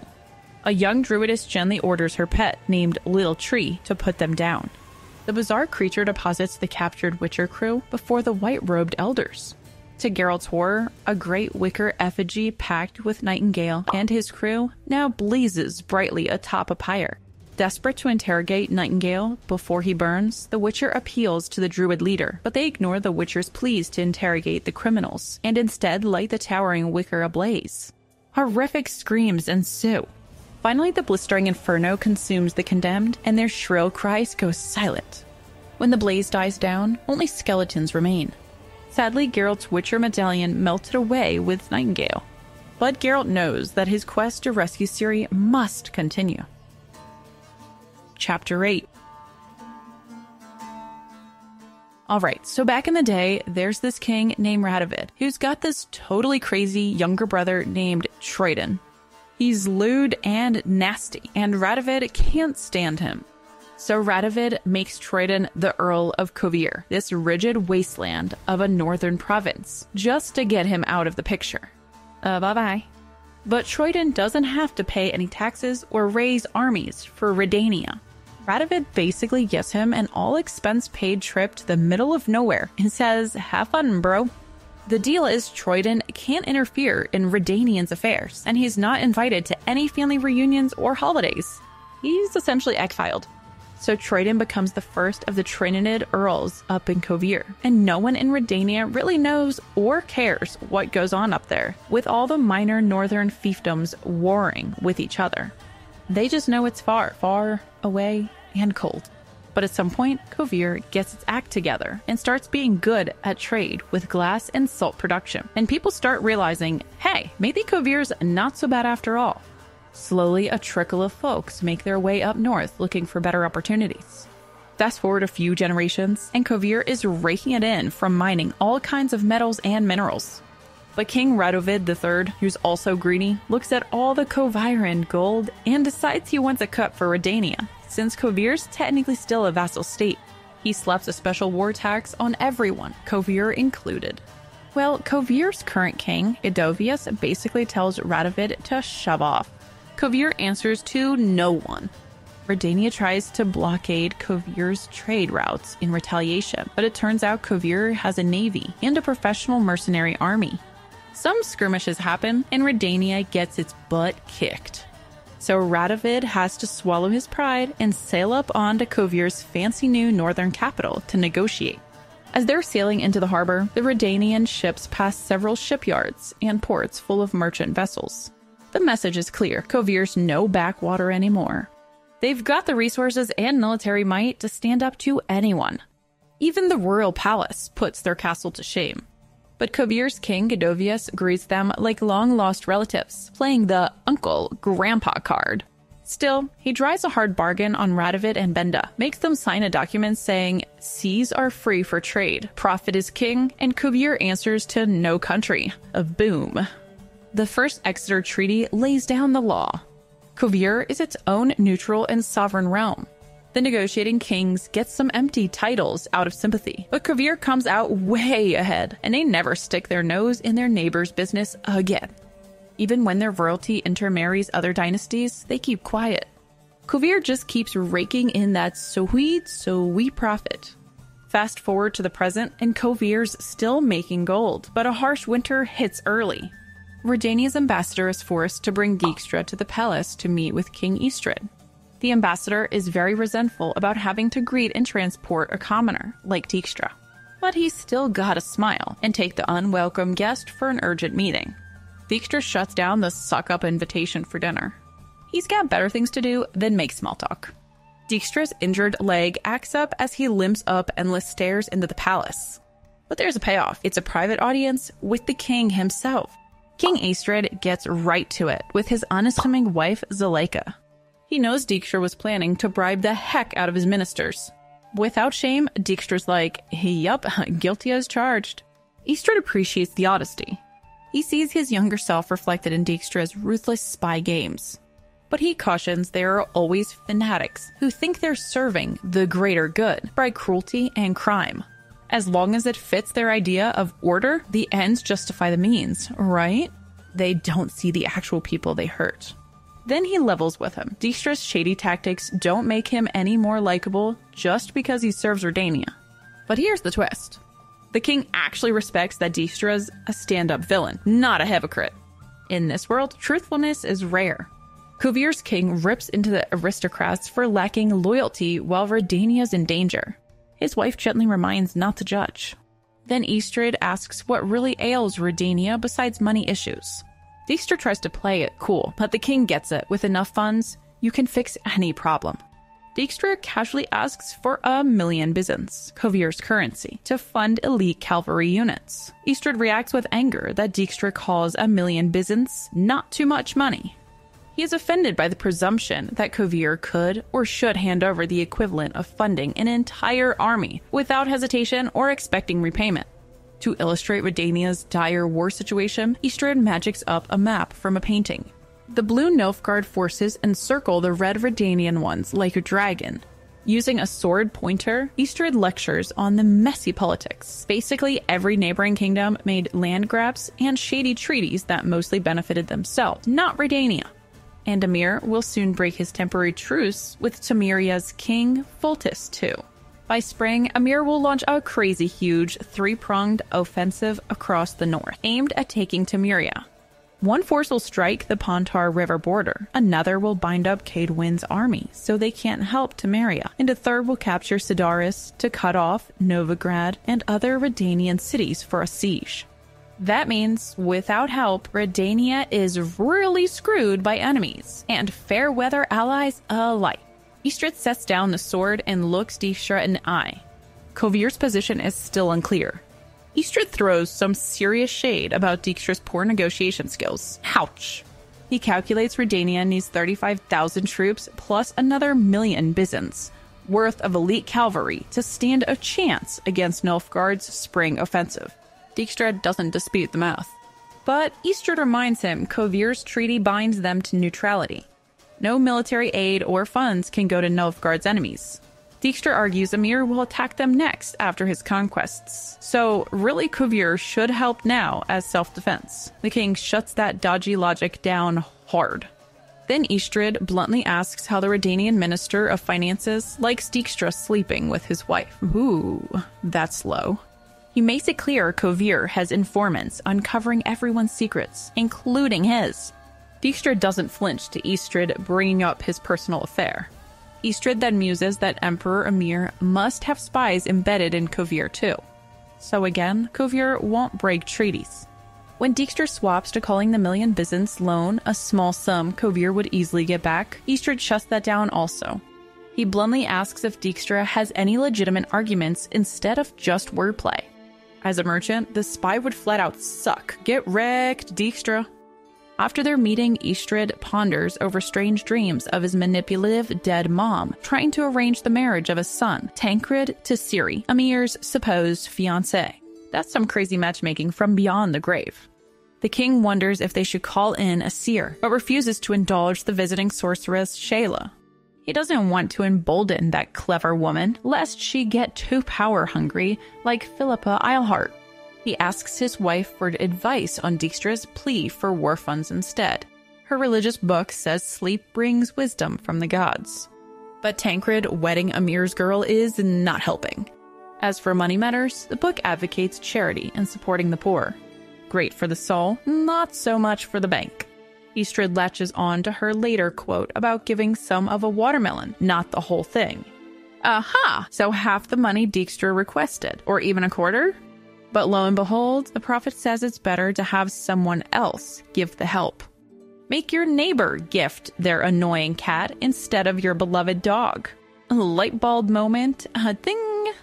So Istredd thinks creatively, like the prophet's cat metaphor, and realizes he can have someone else fund Redania's cavalry. He invests in new sea trade companies that Nilfgaard merchants are eagerly backing. So technically, their own coin will help raise an army against them. Sneaky, sneaky loophole. But the king goes farther, pardoning thousands of imprisoned dissidents and rebels to join the fight, horrifying his advisors. These prisoners become decorated veteran commanders leading the charge. Istredd laughs that his felines will come home eventually, with riches he can tax.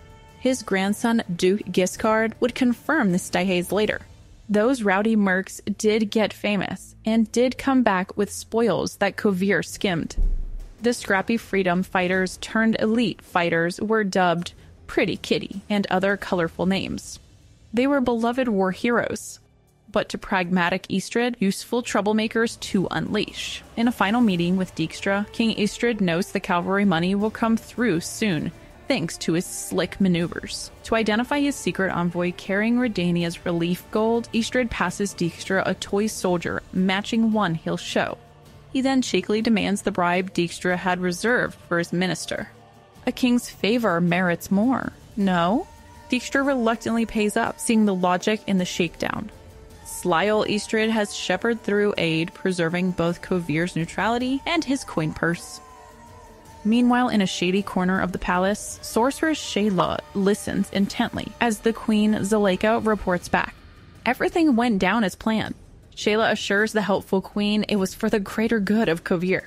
When Zuleika nervously asks about her son, Tancred's wild behavior, Shayla vows to reciprocate the favor.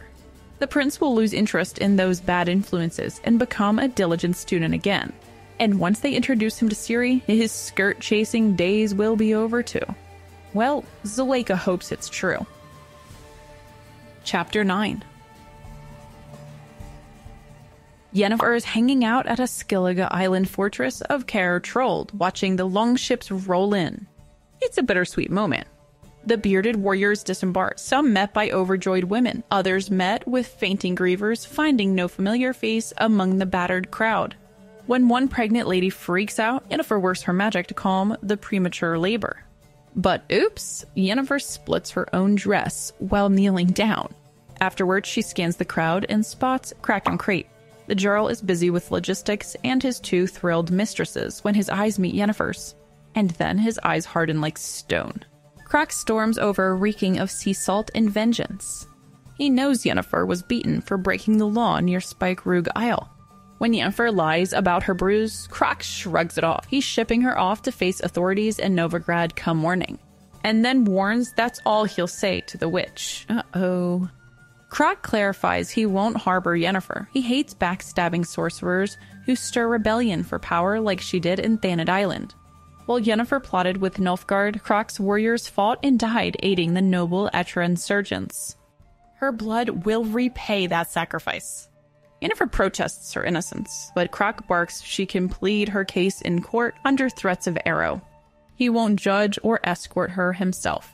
Yet Yennefer states she won't be sailing to any trial or execution. She must urgently help Ciri, who she considers a daughter. And Krak made a vow on the docks here years ago to protect Ciri too, as the lion cub of Cintra. Though it means breaking neutrality and risking Nilfgaard wrath, Yennefer insists for Krak to honor that pledge. For Ciri's sake, she demands aid escaping the witch hunt closing in. The Jarl gazes at her, conflicted. Finally, Krak comes through, moved by his oath to protect Ciri. He'll help Yennefer escape, though not offer official refuge. Over a private feast, Yennefer insists on total innocence regarding the coup. Krak urges her to prove it to the hostile kings, not just him. Krak shares rumors. Some say Ciri is in Nilfgaard, some say she's dead. But the Jarl feels in his bones the lion cub still lives. However, he cautions Geralt has gone rogue, trying to free Ciri down south all alone. Yennefer bitterly predicts the Witcher will bungle it and die foolishly, as is his way. For all his talk of destiny, only she can save Ciri through action, not weeping. And action needs funding. Croc agrees to back her plan, axe in hand. But Yennefer wants a different show of wealth and power from the Jarl. Indeed, next morning, she's directing a whirlwind of calculations, drawings, and orders to craftspeople, rapidly draining the coffers and credit Croc pledged. Soon the requests begin to puzzle the artisans. Yennefer's elaborate schemes require a huge diamond for a magical communicator. But Skellige's coffers are tapped out. The jeweler says only the legendary giant gem called Brisingamen in the island's temple would do. Croc refuses to storm a sacred site, but agrees to politely beg the priestesses for the relic. Yennefer knows she will have to negotiate hard for the diamond. She expects a chilly reception from the clergy towards her, a heathen sorceress. After sailing to the temple, Yennefer admires the glittering gem adorning the mother goddess statue. It's perfect for her project if the suspicious priestess agrees to part with it. But, unexpectedly, the head clergywoman, Sigurdrifa, greets Yennefer warmly. She recognizes her from when Yennefer aided the pregnant lady on the harbor steps, selflessly muddying her fine dress. Sigurdrifa dismisses Croc to negotiate privately with the sorceress, but Sigurdrifa crushes Yennefer's hopes. The famed gem is permanently bounded to the goddess statue's neck. No amount of pleading will make them give it up. Yennefer explains without the diamond she can't build the vital magical megascope communicator to gather intel on Ciri. But Sigurdrifa suggests instead invoking the goddess Freya's own power of prophecy and clairvoyance to locate Ciri. After all, the Lion Cub visited this temple many times and saw the gem herself. She invites Yennefer to join the evening prayers and meditation focusing psychic energies on Ciri's fate. Yennefer reluctantly agrees. Bored by the silent meditation, Yennefer's thoughts drift to how priestesses tap into power without formal magic training. Could she replicate it through staring at the glittering gem and wanting it for her device? She jerks away to find it's nightfall and is distracted by the northern lights glowing outside. She meets Sigurdrifa, who asks if Yennefer would sacrifice her magic for Ciri. Though using childish manipulation, Yennefer snarls she's 90-something, not a little girl. But then the priestess transforms into the goddess Freya, recognizing Yennefer's wary cynicism. She whisks them to a mystical vision where Ragnarok, the apocalyptic final battle, rages. Whose side is Yennefer on, creation or destruction? The goddess demands she choose light or darkness now. But Yennefer rejects such simplistic binaries. Both light and darkness exist in everything. This talk is pointless. But in a nightmare twist, she finds herself tortured on the Norse mythical Tree of Life. A squirrel insists she choose a sacrifice. But Yennefer refuses meaningless suffering for the millions when she never agreed to be a martyr. The squirrel says suffering is inevitable, but how one bears it is what matters most. In more cryptic visions, Yennefer relives a painful childhood memory as a hunchbacked outcast, violently rejected by her ashamed parents. Though she's long moved past vengeance, the goddess challenges whether she feels any remorse over their past evils. Yennefer screams she regrets nothing, defiantly awaiting punishment, even as her dream hands are savagely injured. Her will remain strong. More scenes cascade by, Ciri in peril and Geralt battling amid flames, omens of apocalyptic final days closing in. The Falcon urges Yennefer to flee to the Tower of Swallows. She then descends endless stairs into darkness with Ciri. The child warns Yennefer not to open a forbidden door, but marches toward it unfazed, her fate sealed. Then, bam, Yennefer awakens. Her hands are intact, meaning all that torture was just a dream. Thank goodness. But even more shocking, the mystical jewel lies fallen from the statue's neck. Sigurdrifa and Yennefer are stunned. Somehow during the night's vision, the unremovable relic unclasped. Sigurdrifa credits divine favor upon the sorceress. Does Yennefer dare snatch the treasure and run now? Yennefer shocks Croc by announcing she'll relocate to the temple to craft her device with the cooperation of the priestesses and the gem. Has she converted? Croc smiles that he'll continue aiding her forbidden escape per his old oath to Ciri and Calantha. But he cautions the witch hunters press closer, demanding info on Yennefer. She must hurry before jeopardizing the neutrality of Skellige. Croc ponders over Ciri's fate. Even if she submitted to Emperor Emhyr, he'd weasel out of obedience on technicalities. Yennefer points out Ciri may be dead, yet Croc insists if that were so, the sea itself would rage in supernatural grief as it has for past Cintran queens. He suspects dark magic caused the shipwreck, falsely blamed for killing Ciri's mother, Pavetta. Croc aims to unravel that riddle and others. He asks Yennefer about Queen Calantha, refusing to surrender Ciri to Nilfgaard invaders, preferring her bloodshed in Cintra streets. What did Calantha mean about Ciri's royal blood being defiled? Political marriage to Emhyr wouldn't fully explain such disgust. More mysteries. Their talk winds down. Croc gently asks for romantic nightcap, for old time's sake, of course, but the sorceress shuts him down. Let bygones be bygones. She's got vital work starting at sunrise. Sometime later, Croc confronts the visiting Triss Merigold. Does she represent the king's hunting Yennefer? But Triss insists she came independently, out of concern for Ciri. Over dinner, Triss butters up Croc for information. He denies knowing who Yennefer contacted with her megascope at the temple. Priestess Sigurdrifa painfully relays that Yennefer ruthlessly extorted and blackmailed fellow mages for aid. Her machine involved much jargon about portals and towers. The Tower of the Gull and the Tower of the Swallow. Triss explains those towers relate to a secret investigation of the Thanid coup. A magical trace showed someone teleported to the infamous Sedna Abyss ship graveyard, presumed to be Vilgefortz kidnapping Ciri for Nilfgaard. But there was an anomalous trace, suggesting Ciri herself may have cracked open the overloaded teleporter at the Tower of the Gull, indicating she escaped Vilgefortz after all. But that still leaves her location a mystery. We are then taken to Ciri, who is out fishing eel with the hermit Visigoda.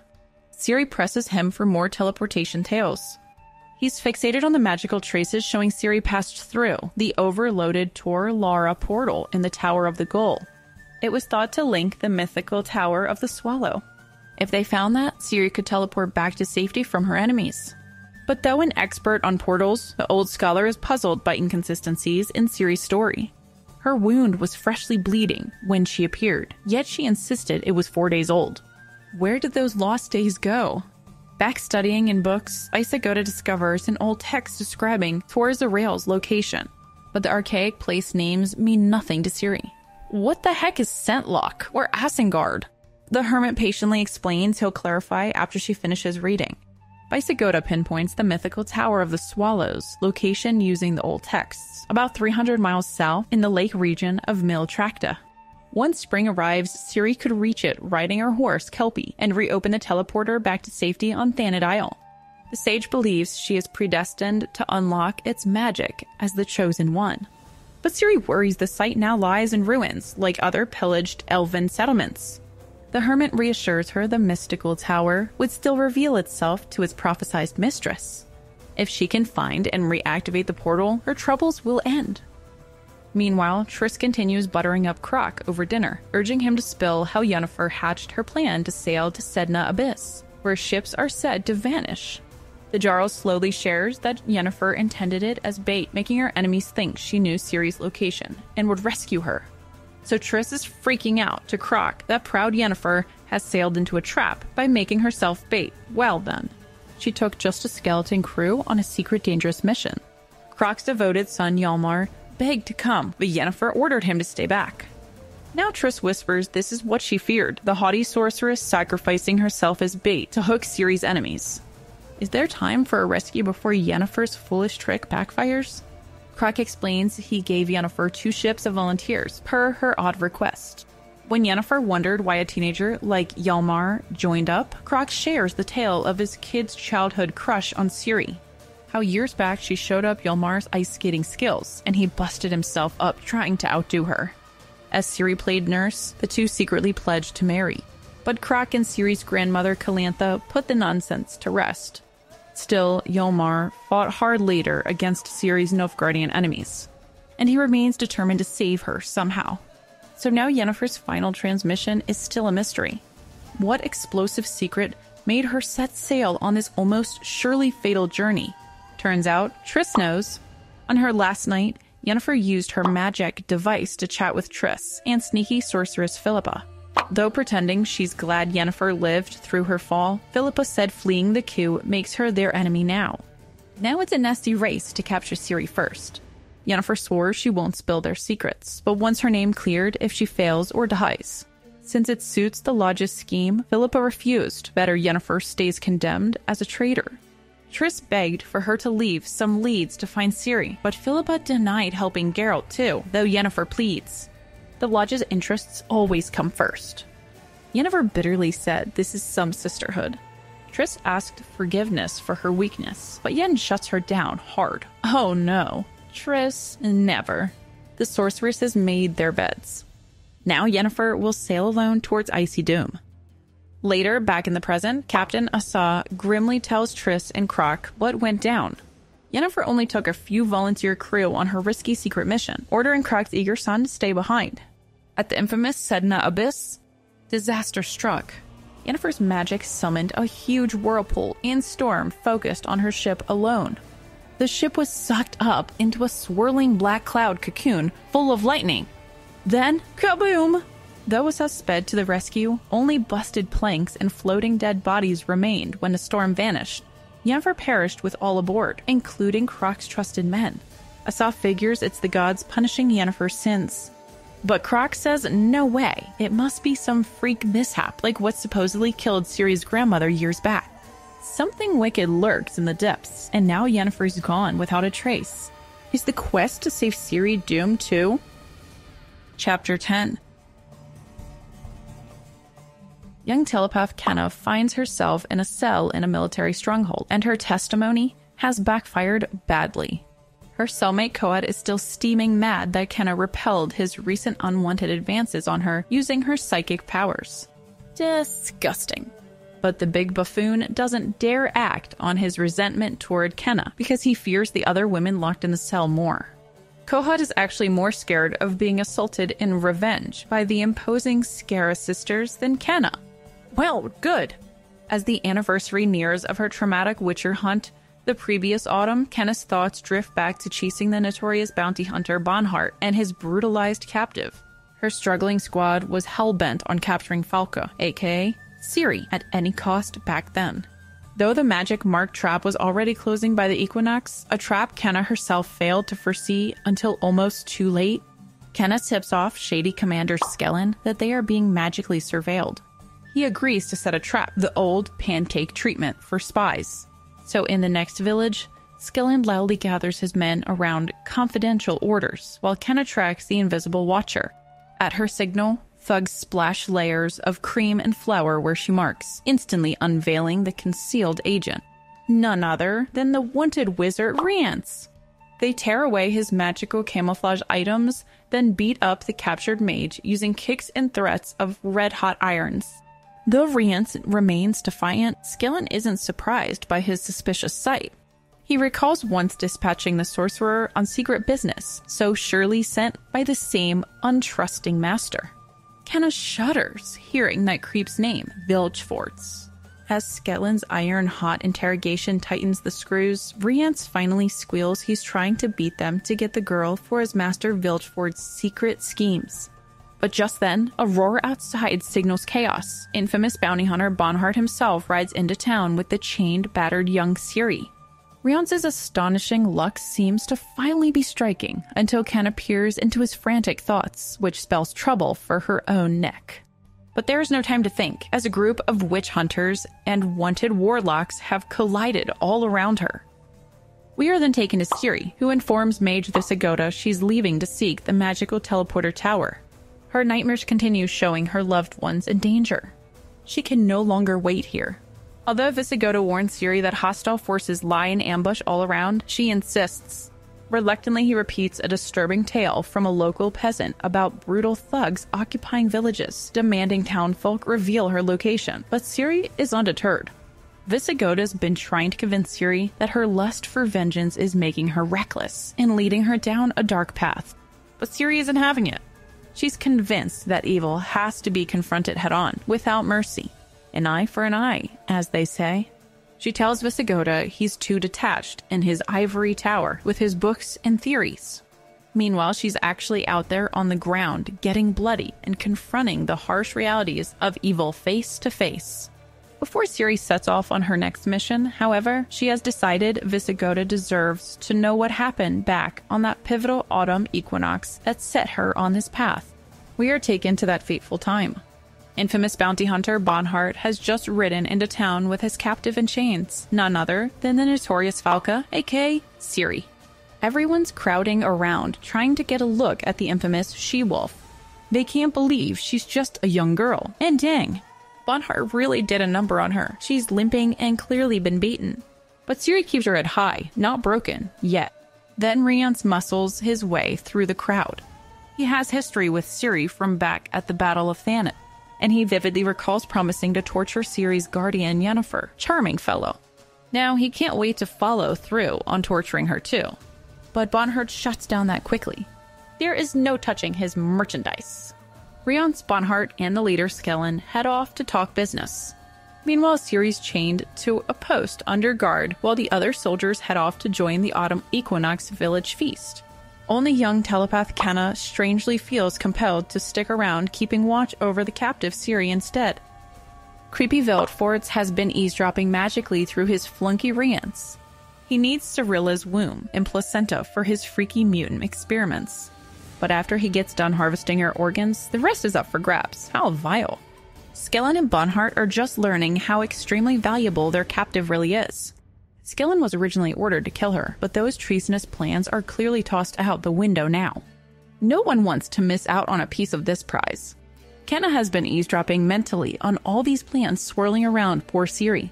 She is realizing bit by bit what a disastrous mess she's entangled in here with these ruthless sorcerers and high-ranking Nilfgaardian officials. Then there's a revelation. Vilgefortz reveals that Imperial Spymaster Vadier Dorito has planted a mole amongst Skellen's troops. They know about his treasonous dealings and are one step ahead. Vilgefortz is essentially bribing Skellen with promises of power and insider information. If Skellen hands over Ciri, Vilgefortz guarantees he'll become the next head of the secret police, enacting all his lofty ambitions. Can't get much better than that.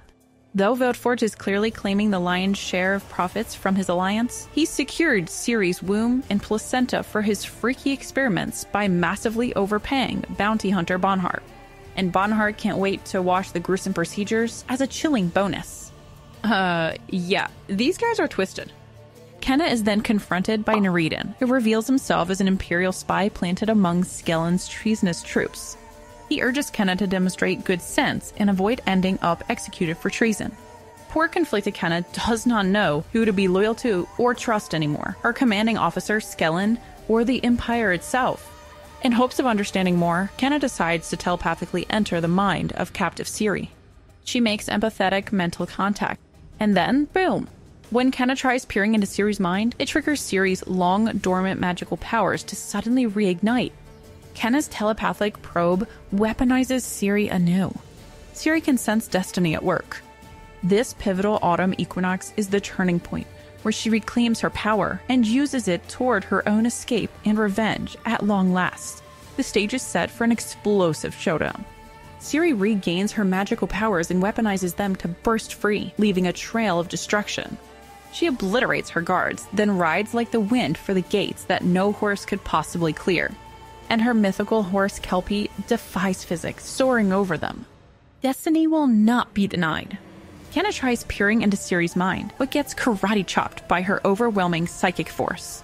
Kenna's lucky to be alive after tangling with this supersonic lion cub. Meanwhile, double agent Nereiden takes a sword helping Ciri escape, but suddenly pays the ultimate price. Ciri dodges everything her hunters throw at her in a chase, leaving them grasping at supernatural explanations. The legendary lion cub of Cintra vanishes like a phantom into the night. And with that, our girl Ciri is finally free from these disturbing monsters. Woohoo! Chapter 11. At Neneka's temple, 2 young priestess students are being shipped off to join the war effort as nurses. Jer, a young scholar, fumes back at the temple that he's not allowed to be a heroic soldier. Head priestess Nenneka schools him that those girls are serving by using their medical skills, not just being arrow fodders. Meanwhile, Chris speaks with Nenneka about more secretive plans to aid the war campaign. Nanika reminds Jer he should keep studying, but the boy protests he wants to rescue his beloved Ciri from danger. Aw, little Jer Bear got a crush. Nanika shuts down his big hero dreams, though. Elsewhere, a lone fisherman ventures out onto a frozen lake to catch the first fat perch of winter. But soon he's joined by a mysterious girl with a scar on her face, galloping over the ice on her black steed. It's Ciri. She asks about some enchanted ruins by a bottomless lake. The fisherman mumbles about ancient stone rubble haunted by vengeful spirits. It's not a nice spot. But the girl's eyes light up. She's found her destination, it seems. She then rides off towards the sinister lake, ignoring all warnings of zombies and hellish creatures within it. But that's not all. An ominous group follows the scar-faced girl towards the foreboding lake, led by villainous Rience, Skellen, and ruthless Bonhart. These obsessed hunters have chased their prey for almost 3 relentless weeks since her explosive vengeance. But despite bitterly icy terrain, neither the legendary Black Mare, Kelpie, nor her fierce rider show any signs of tiring. Ciri remains maddening steps ahead, her stamina as freakish as ever. Only Vilgefortze's trinket offered magical aid in tracking the slippery girl. But now it's fallen mysteriously silent, forcing the gang to rely on old-fashioned tracking skills alone. As they pursue Ciri through the bitter cold, Rience and the others grow uneasy because Vilgefortze's magical guidance device has gone silent. Rience worries Skellen might betray him to get back in the Emperor's good graces. He also frets that Bonhart might just beat Ciri to death in rage once they catch her. He regrets getting stuck on this nightmare mission chasing Ciri instead of going after the Witcher like his buddy Shirou did. At least Shirou is probably warm now. Yeah, you could say that. Rience wants to yell all these doubts into the frozen magical device. But Vilgefortze remains silent, leaving them unsure if the sorcerer has abandoned them as bait for his own schemes. We then jump back in time to when Rience and his companions had captured Yennefer and brought her battered body to Vilgefortze.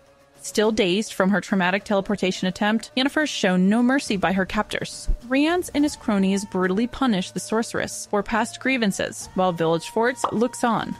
Their savage blows nearly beat Yennefer to death before Vilgefortze intervenes. He needs her alive for information. Yennefer is dragged to Vilgefortze's laboratory and strapped to a sinister device. He explains he's been unable to magically locate Ciri due to her protective elder blood, but he hopes to exploit Yennefer's maternal bond instead to pinpoint the girl's whereabouts. Though the process causes her agonizing pain, Yennefer refuses to betray Ciri's location. Vilgefortze turns on the charm, promising both their freedom once he safely extracts what he needs from the lion cub. But Yennefer doesn't buy his lies. So Vilgefortze calls in his flunky Rience to start mechanically crushing Yennefer's extremities, racking up the pain trying to break her will. But the brave sorceress still won't talk or condemns Ciri to his nightmare lab. We then jump back to the present, back to Rience pursuing Ciri with Skellen's group. Tensions explode as Skellen's group finally closes in on Ciri near the lake. But Kenna and other conscripts have enough of this crazy crusade. They openly rebel, refusing to be Vilgefortze and Skellen's bait any longer. Enraged, Skellen threatens them with torture and death. Boreas, a trekker, remains loyal to his oath, but Kenna's party defiantly rides off, either to uncertain fates or the gallows. Skellen's diminished group presses hard after the lion cub's tracks onto the lake. They ignore ominous cracks and sounds coming from the thin ice. Driven frantic by the nearness of their prize, they race onwards. The lake is eerily quiet, and then, suddenly, bam! Ciri strikes swiftly, slicing through her stalkers before they can react. She circles them like a shark, attacking them on both sides, and then vanishing into the mists. Chaos consumes the hunters, blood sprays everywhere and screams fill the air. They never even see the blows coming until bodies thump onto the ice. In desperation, the sorcerer Rience tries to slow her with magic. But his spell goes wrong, instead opening up a jagged chasm through their thin ice. Several men plunge howling into the frigid abyss, splashing down between jagged shelves. As Rience clings desperately to the icy edge, he begs Ciri to spare him if he reveals Yennefer's location. But Ciri flashes back to his previous vile threats of torture against both her and Yennefer. With cold mockery, Ciri swoops in and slashes off Rience's grasping fingers.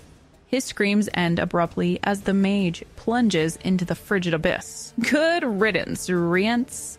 The lake itself has delivered harsh judgment on Vildeford's villainous goons.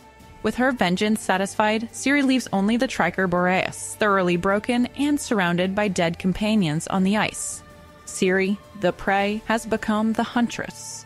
As Ciri races desperately toward the foretold magical Tower of Swallows, expecting sanctuary, she's horrified to see only crumbled ruins enveloped in mist. It seems destiny has failed her. Moments later, her relentless hunter Bonhart bursts from the fog, with his blade in hand, intent on final vengeance. Ciri is trapped, with her last hope crashed against the rocks. But as Bonhart charges, supernatural mist riders suddenly appear. Ghostly unicorns and riders buy Ciri time as they envelop and distract her pursuer. Ciri turns back in time to witness something spectacular. The fiery towers suddenly emerge from the ruins.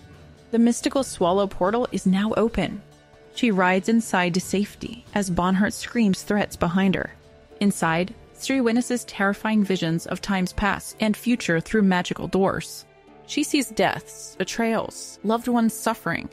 Are these visions of fate or mere possibilities? Her now-deceased mentor Visigoda, who passed away shortly after Ciri left him, appears to confirm Ciri now wields mastery over space and time itself thanks to her elder blood. It's a bittersweet moment. The tower then shows Ciri a vision of spring. It's an impossible sight here amidst November's freezing weather outside. There are white blossoms with the sun shining over a lake. 2 gentle unicorns are even kneeling among the flowers. It's all so pretty. An elven flute player rises to casually welcome Ciri as though expecting her to arrive at this very moment. Does he hold keys to unlocking her elder blood's secrets? And that concludes our journey through the mysteries of the Tower of the Swallow. I'm not gonna lie, some of these chapters were pretty difficult to narrate. Reading and then talking about a young girl like Ciri being beaten and tortured, although it's just a book, was pretty difficult. What did you guys think? In any event, thank you so much for watching until the end and following along through the journey.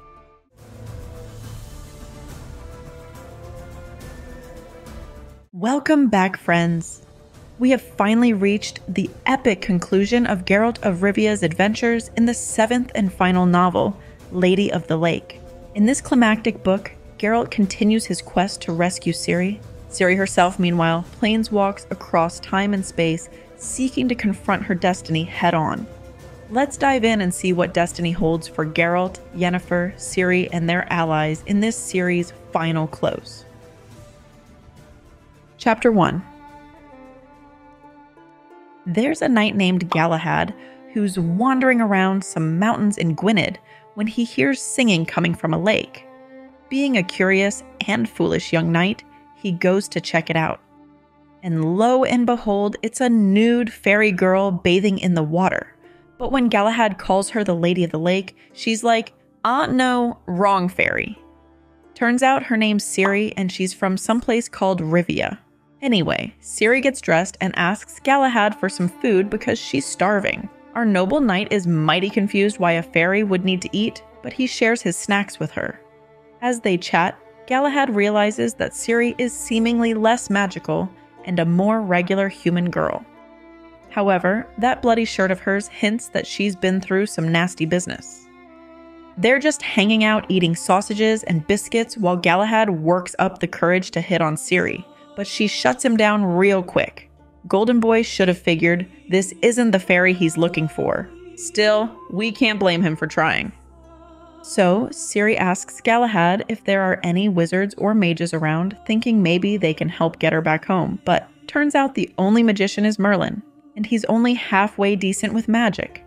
Merlin hangs out in Camelot with King Arthur, which is like a 10-day ride away. No thanks. But Galahad mentions there's a shortcut through some valley called Quimpoka. The catch is it's enchanted and filled with evil dwarves.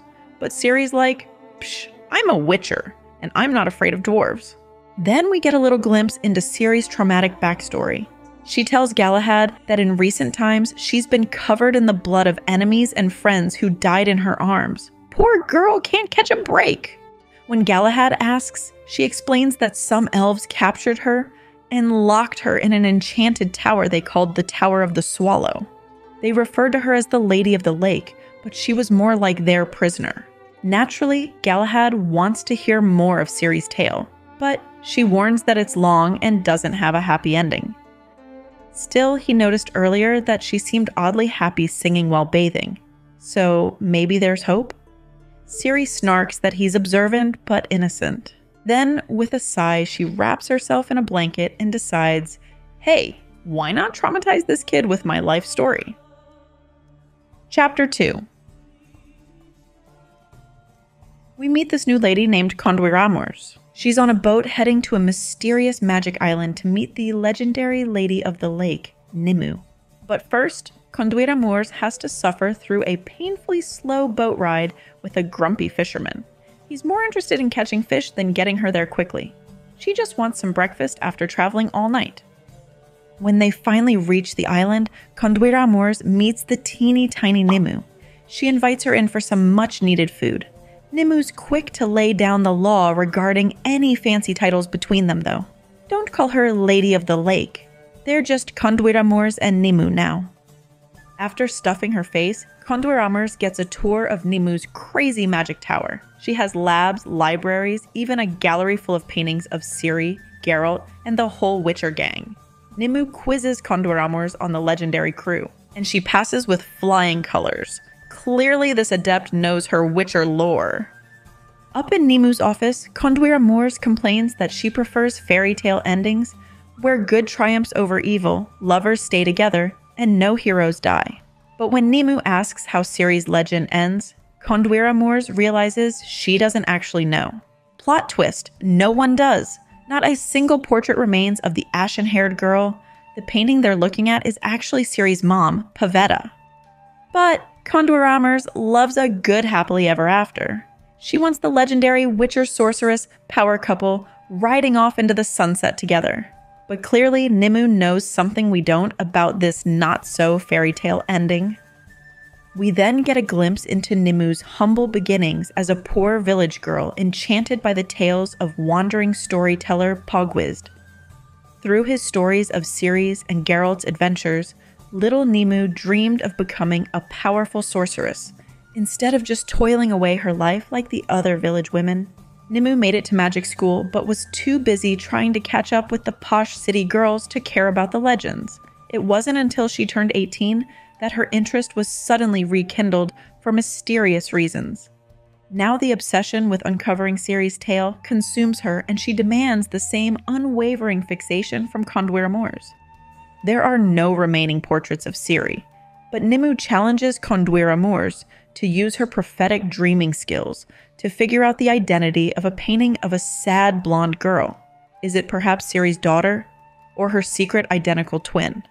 Only one way to find out. Dream about it. We now see Emperor Emhyr swinging by to check out a portrait artist painting a sad blonde girl. He's highly impressed and wants a private chat with the young model. Emhyr takes her out on the balcony and tries to get the girl to reveal her real name, but she sticks to the script calling herself Princess Ciri. Emhyr's anger boils because this girl is an imposter Ciri, which his lackeys kidnapped and are forcing to play a role under threat of torture. In a surprising show of remorse, however, Emhyr apologizes. He claims he wasn't behind her abduction and swears she'll come to no harm under his care. He tells her to ask anything of him. But instead of begging to go home, the girl wants to stay here with her new mommy figure, Lady Stella.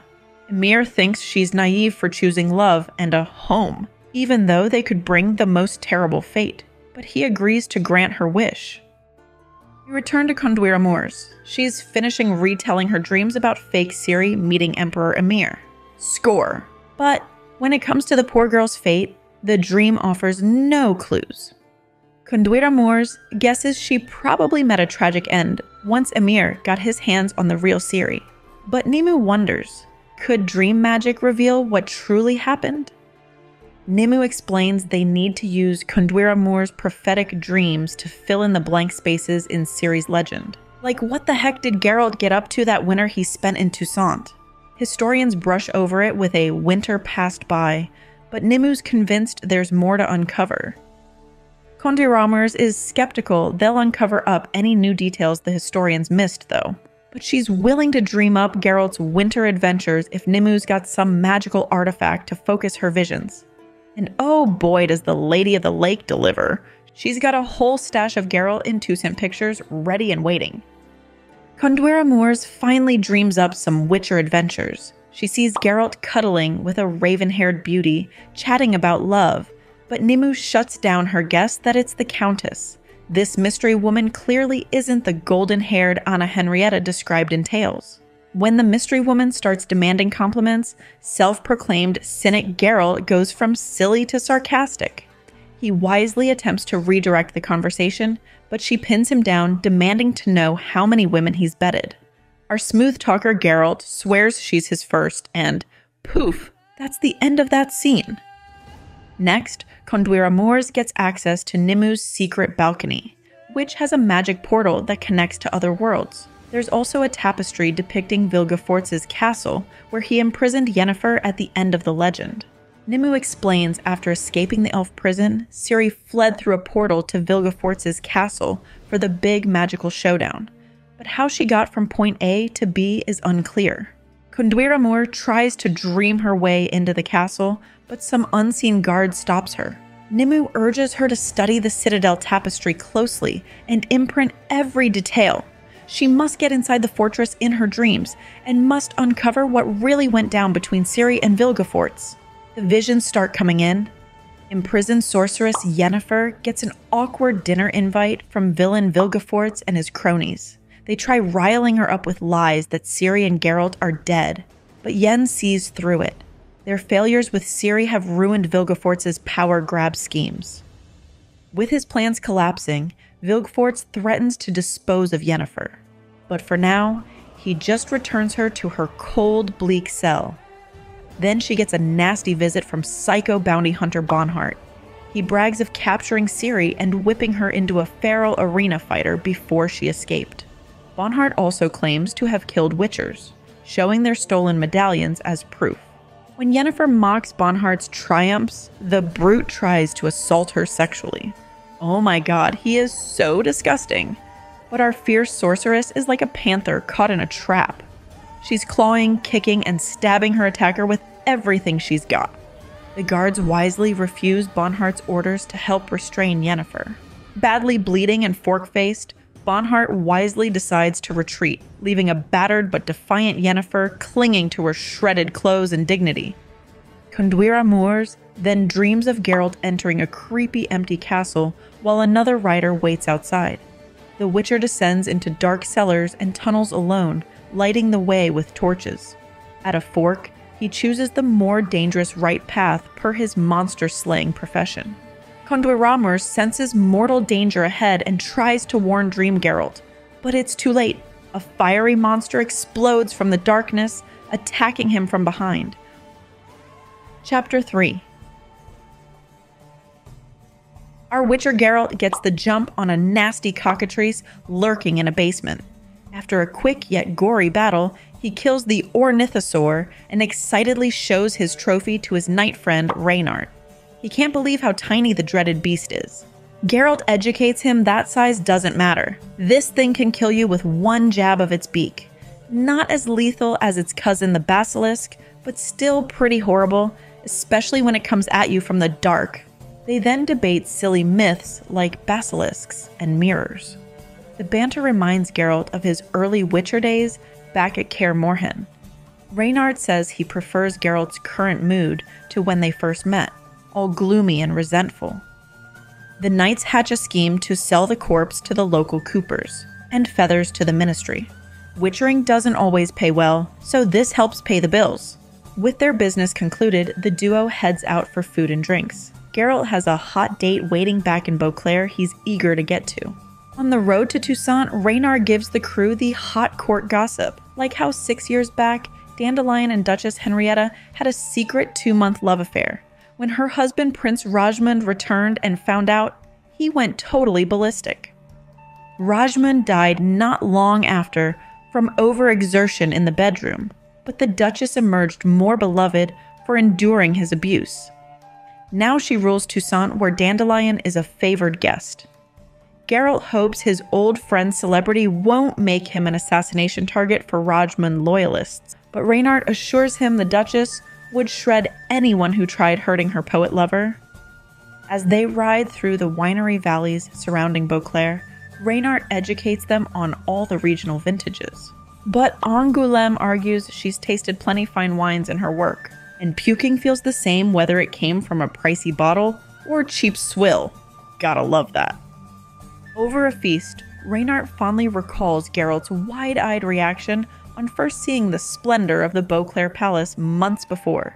The elaborate elf-designed towers are quite a sight.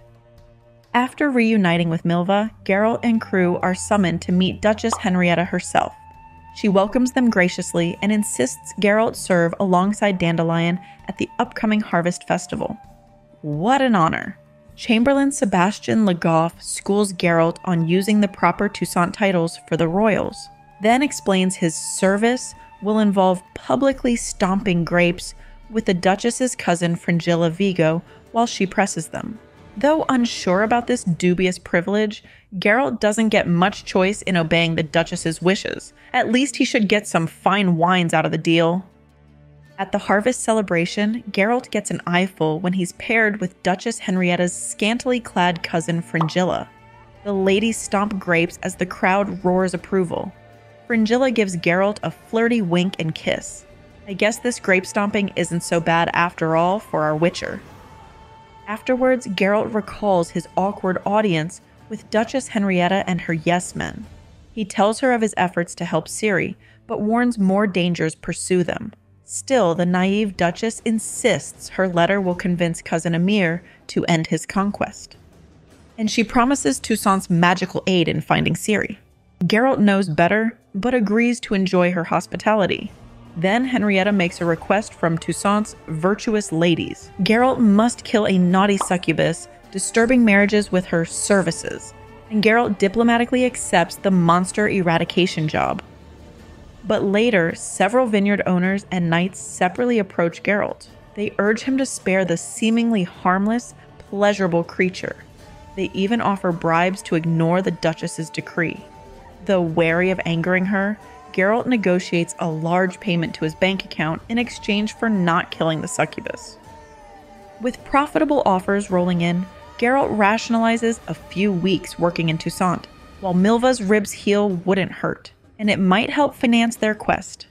Regis smirks at his friend's abrupt career revival. Geralt reveals to Reynard that the secret bank account came from bribes to spare the succubus. If Henrietta found out, there'd be trouble, but the sly Reynard hopes for a promotion when the knights fall in disgrace.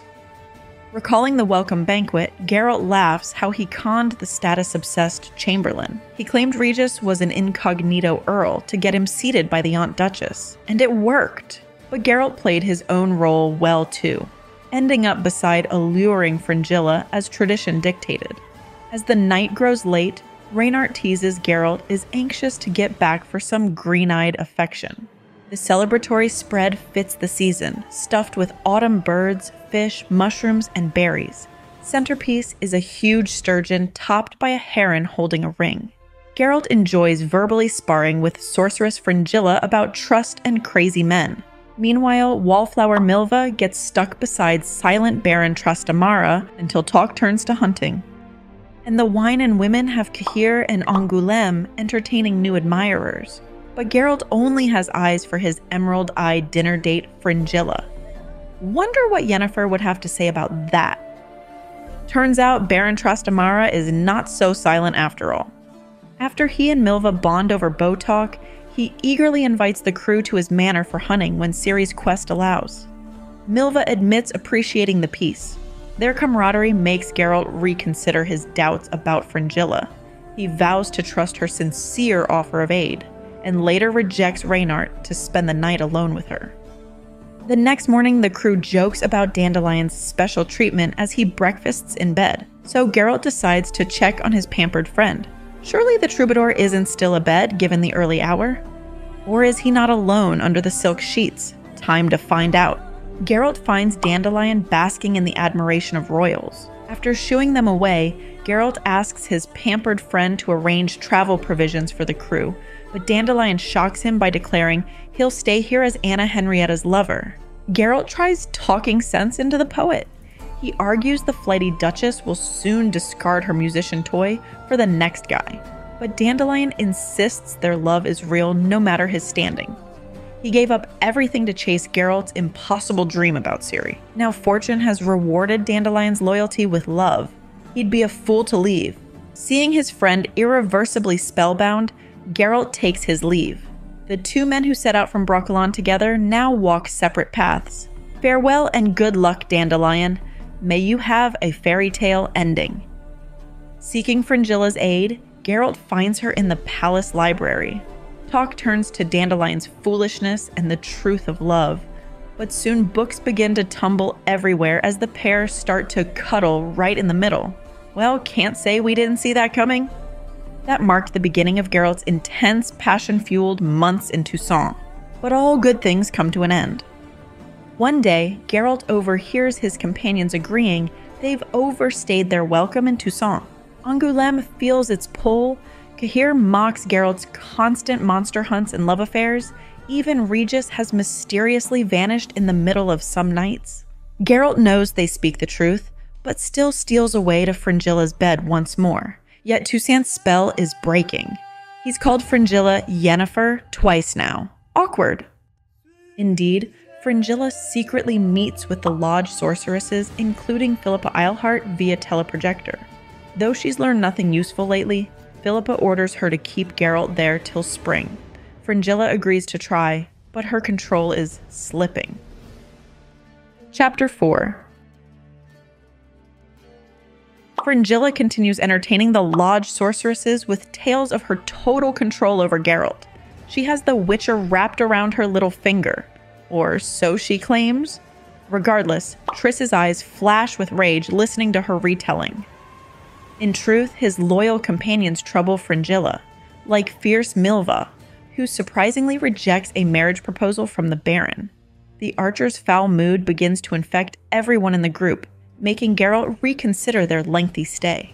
When Fringilla begs Geralt to linger in her bed instead of going off on another hunt, her pleas fall flat. Duty calls, says the Witcher. So Geralt rides with grumpy steward Fierabras through a chilling Toussaint morning to a faraway vineyard plagued by monsters. Along the way, they pass fantastical sights like a village where pots grow from the ground and creepy ruins full of legends and tales.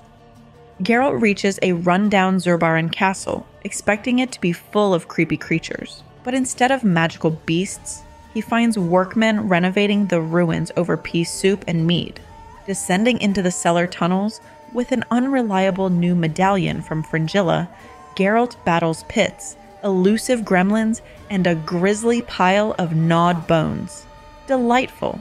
He then discovers a secret passage to an ancient listening chamber where he hears voices emit from brass horns. The Witcher parks his butt to eavesdrop on the ghostly horns' chatter. Something about a sneezing fellow named Skellen and evil in the world. Turns out the brass horns connect to a distant chapel where a group of aristocrats are secretly plotting against Emperor Emir. Now that's juicy. Skellen, Rience, and others discuss installing a puppet ruler. After getting Skellen to reveal his friend Villefort's location, their scheme seems set. But then the sound abruptly fades, leaving Geralt to think what the heck he just witnessed in this crypt. After this mysterious encounter, Geralt continues investigating the vineyard cellar. And it turns out Fringilla's medallion works fine detecting monsters after all. It shrieks a warning as Geralt heads towards a group of lurking beasts.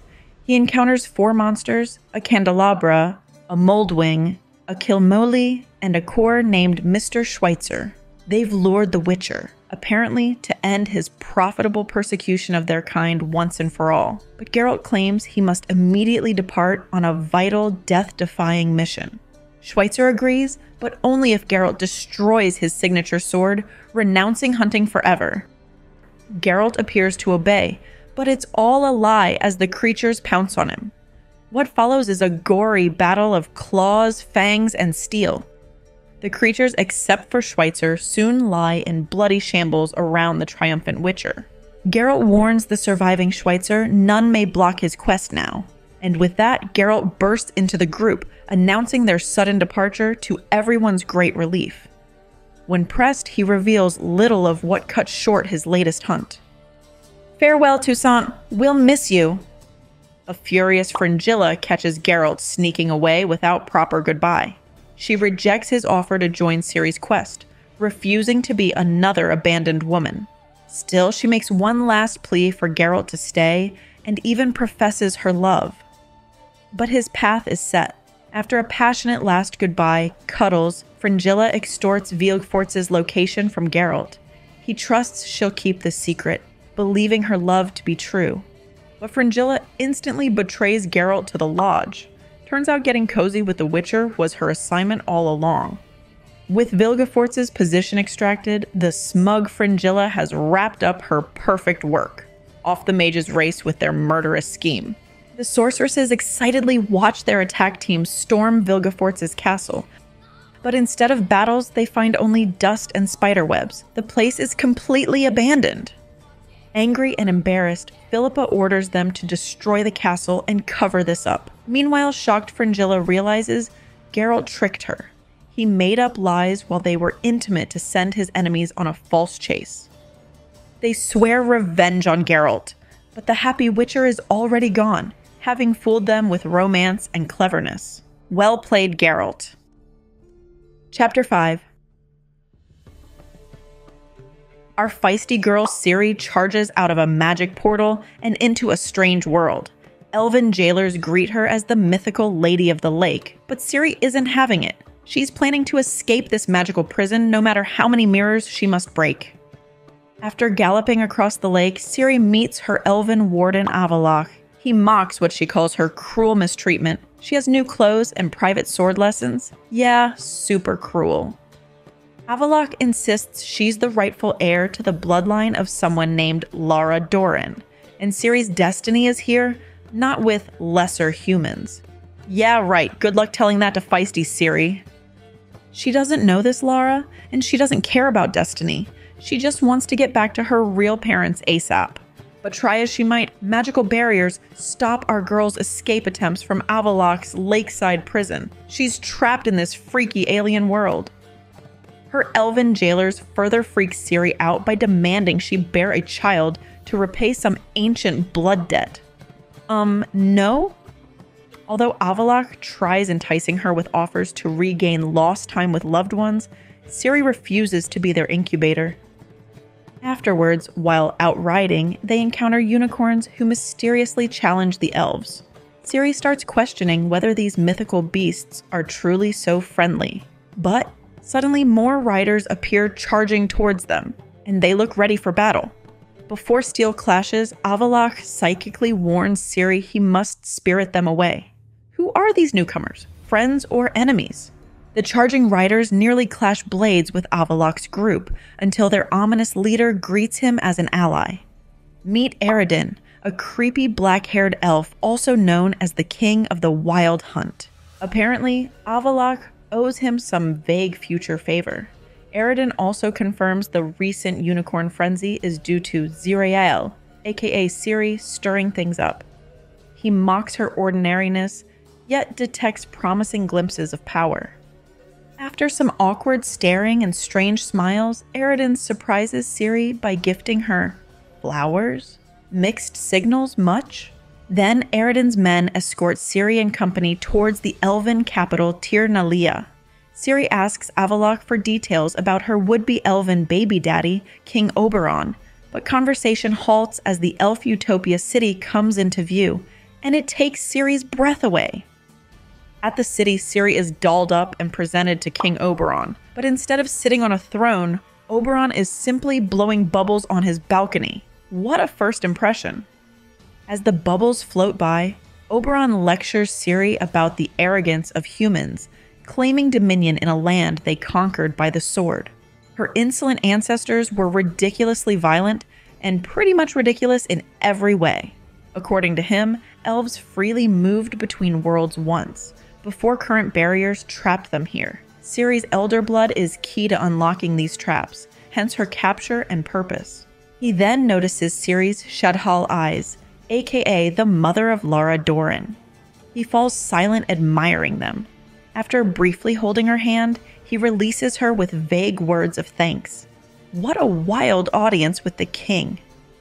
After her bubble chat, a furious Ciri vents to Avallac'h on their magic canoe ride, but he insists having the moody monarch's half-elf baby is vital to saving their dying world. If Ciri cooperates, the Alderfolk assure her they'll even evacuate some humans through the new gate she'll help them open, but Ciri is skeptical. At dinner, Oberon lectures Ciri that destiny and time are as circular as the Ouroboros snake biting its tail. Ciri is fated to be both ending and beginning. Heavy stuff. Then Oberon abruptly orders Ciri to unrobe. He's so casual about it, she almost evaporates with anger. But after some brief intimate touches and nothing more, Oberon abruptly leaves without explanation or glance. What is this guy's deal? The next day, still shaken from King Oberon's abrupt bedside manners, Ciri lashes out at Avallac'h among creepy statues of elf children. During the heat, she unwisely insults Lara Dorren's memory. Avallac'h then nearly chokes her to death. These elves are serious about Lara. Fortunately, Ciri apologizes and peace returns. At night, as Ciri falls into uneasy sleep, she is haunted by bizarre visions. Her dead mentor Visegota and a spectral Yennefer warn of Ciri's vital role stopping some impending cataclysm. Though imprisoned between worlds, only Ciri can rescue her doomed loved ones and prevent a bloody fiery apocalypse. She then sees Geralt wandering lost in a deadly blizzard, unable to hear her cries. As bones pile around her feet, Ciri must break these magical chains to save her loved ones and avert the creeping chaos. But how? Stuck in this prison? Avallac'h insists no one can imprison the Lady of Space and Time, yet here she lies, fitfully dreaming of doom while Oberon sleeps indifferently. The next day, Ciri goes on a solo ride to clear her head, but it only brings Ciri another unsettling encounter, this time with ominous Eredin. After racing their horses and trading banters, he leads her to a secluded gazebo. Ciri steels herself for what she thinks will be Eredin making a move on her, but instead Eredin reveals that Avallac'h's promise to free her is a lie. No one plans to let her and her valuable bloodline leave. However, Eredin offers Ciri a potent remedy to help bed Oberon and get it over with. Does this vial contain some vile sorcery? Ciri furiously refuses without knowing she'll find her own way out. Eredin warns she'll die a wasted captive. Her loved ones in the other world are long dead, but Ciri definitely still believes she'll escape somehow. Afterwards, another awkward night with King Oberon awaits Ciri, but this time they take some questionable substances to help them perform the deed. But nope. Frustrated, they exchange bitter words about why Ciri is there and the only reason for her begrudgingly agreeing to this whole thing. Oberon spitefully smashes a mirror, showing Ciri horrifying visions. She sees Yennefer being eaten alive by fish under a lake, and Geralt frozen dead under an avalanche. Though Ciri knows these may be false visions, she shatters the hateful mirror in rage and tears. She must flee this nightmare realm and its tyrant. The next day, while wandering in search of an escape from Oberon's elf realm, Ciri's horse Kelpie unexpectedly carries her towards the forbidden Crumlick Hills. Before Ciri can turn them around, two unicorns emerge. One is that name, a Horcrux? Ciri had once healed this unicorn. Now fully grown, he's learned to speak. The unicorn's elders also reach out telepathically. They want Ciri and her valuable bloodline freed before she's forced to give birth to the Alder King's magical half-elf baby. But Ciri suspects more selfish motives. The unicorns could be manipulating her against Oberon as part of some secret feud. The unicorn urges Ciri to trust their offer of escape, but Ciri sets her term: the devoted little horse Kelpie must go with her. A storm brews as Ciri flees the elf realm by boat, but Eredin finds her and questions her on the river. Apparently, King Oberon has died as a result of the aphrodisiac Eredin had given Ciri. Can't say we didn't see that coming. A violent sword fight then erupts amid lightning flashes until Ciri knocks the elf commander overboard, wounded but alive. Guided by the unicorn, Ciri then races for freedom through the rain, but it leads her to a ghastly pit of bones. They are the remains of natives slaughtered when Oberon's people first invaded this realm. The unicorn reveals the NL's peaceful facade masks conquest by genocide. Now Ciri understands the unicorn's motives opposing her exploitation. A flash of lightning reveals the trees around fleeing Ciri have morphed into creepy cackling monsters snatching at her with twisted branches. Urged by the loyal unicorn, Ciri struggles to activate her latent teleporting talents as they try to escape. Then suddenly, bam! Darkness! Ciri finds herself beneath unfamiliar starry constellations with her beloved horse and unicorn. Though they've escaped the immediate threat, the unicorn warns this is still the wrong world and time. More teleporting is needed. Ciri focuses her elder blood channeling legendary Lara Dorren. She vows to guide them to the right place and time or die trying. Actually, scratch that last part. Lightning cracks and darkness swallows our heroes once again. Where or when will they appear next in Ciri's chaotic cross-dimensional escape attempt? Chapter 6. Yara, a kid from Neneka's temple, is traveling through some villages, hoping folks will take pity and give him some food or shelter. But nope, everyone's been closing their gates and ignoring his pleas. How rude. Yara is pretty bummed about people's lack of kindness. He was hoping all those teachings at the temple about human goodness would prove true, but no luck so far. As night falls, Yara is walking down a creepy path. Hungry and cold. Not an ideal situation. He spots a sketchy bridge over a canal that he's got to cross to find a place to sleep. But when he gets there, a couple of bandits are blocking the way, and they want to rob him. Jar tries to protest that he's got nothing on him, but these thugs don't care. Their leader, a dude with a lisp named Okultich, threatens Jar, saying they'll attack him for fun since he has no money. Are you serious? Jar's paralyzed with fear and can't run, but just in the nick of time, some other guy shows up claiming to know Jar. What luck! It turns out the dude who rescued Jara is this bully named Melfi from back home. What are the chances? These two have history. Melfi used to beat up and taunt poor Jare when they were kids.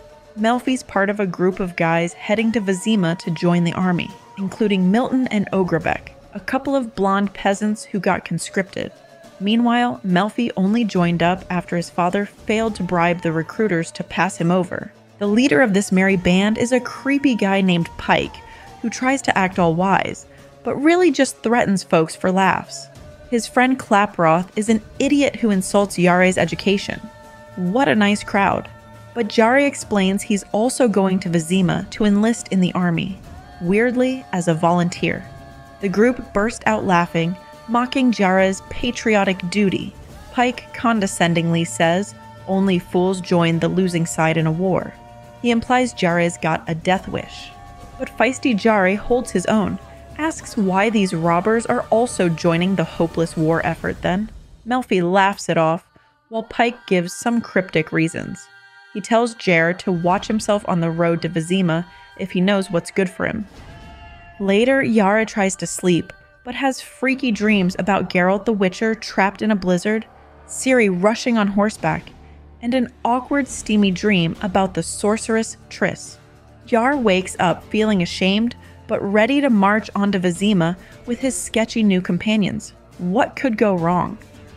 As the gang continues on, they tell dumb jokes and peek into every wagon that passes. They spot a nice little halfling village in a valley that Pike says looks ripe for plundering one day. Meanwhile, Jar still wants to ditch these creeps, but doesn't get a chance. Then along comes some merchant, riding on his donkey cart. The thugs decide this old man must be loaded and ready themselves to mug him. Jar freaks out and tries to stop them, but Pike threatens him with a knife. Luckily, just in time, two eccentric dudes with curly mustaches and snazzy outfits jump out of the bushes. They're mercenaries known as Landsknechts. The bandits immediately back off, not wanting to tangle with these professionals. The old man says no harm done, and everything's fine. Jar speaks up that they're all heading to Vizima to join up. And what do you know? The Landsknechts are going the same way to offer their swords after deserting their last employer. As the group marches on, they spot another gang of scary-looking mercenaries, the Free Company. These guys have skulls on poles and seem eager for battle. Melfi admires their grit and wants to join up with them, but the merchant warns him off, saying mercenary outfits aren't all glory and honor.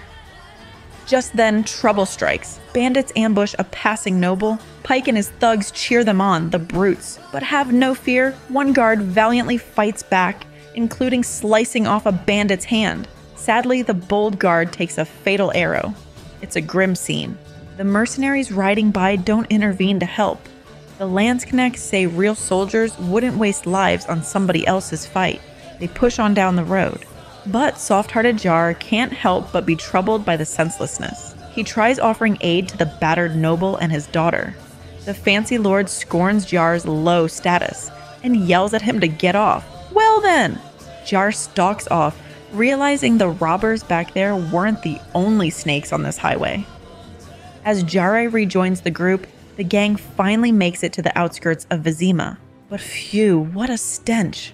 Turns out the city's moat and canals are filled with corpses. Gross. Seems the war has already taken a toll here.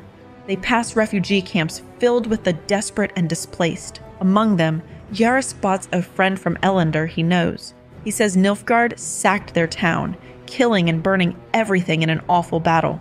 He advises Yara not to go to the front.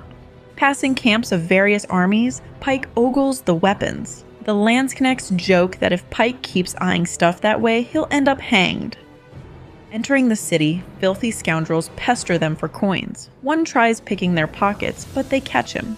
Yet rather than punish the lad, they offer to take him to a fencing school so he can learn soldiery instead of theft.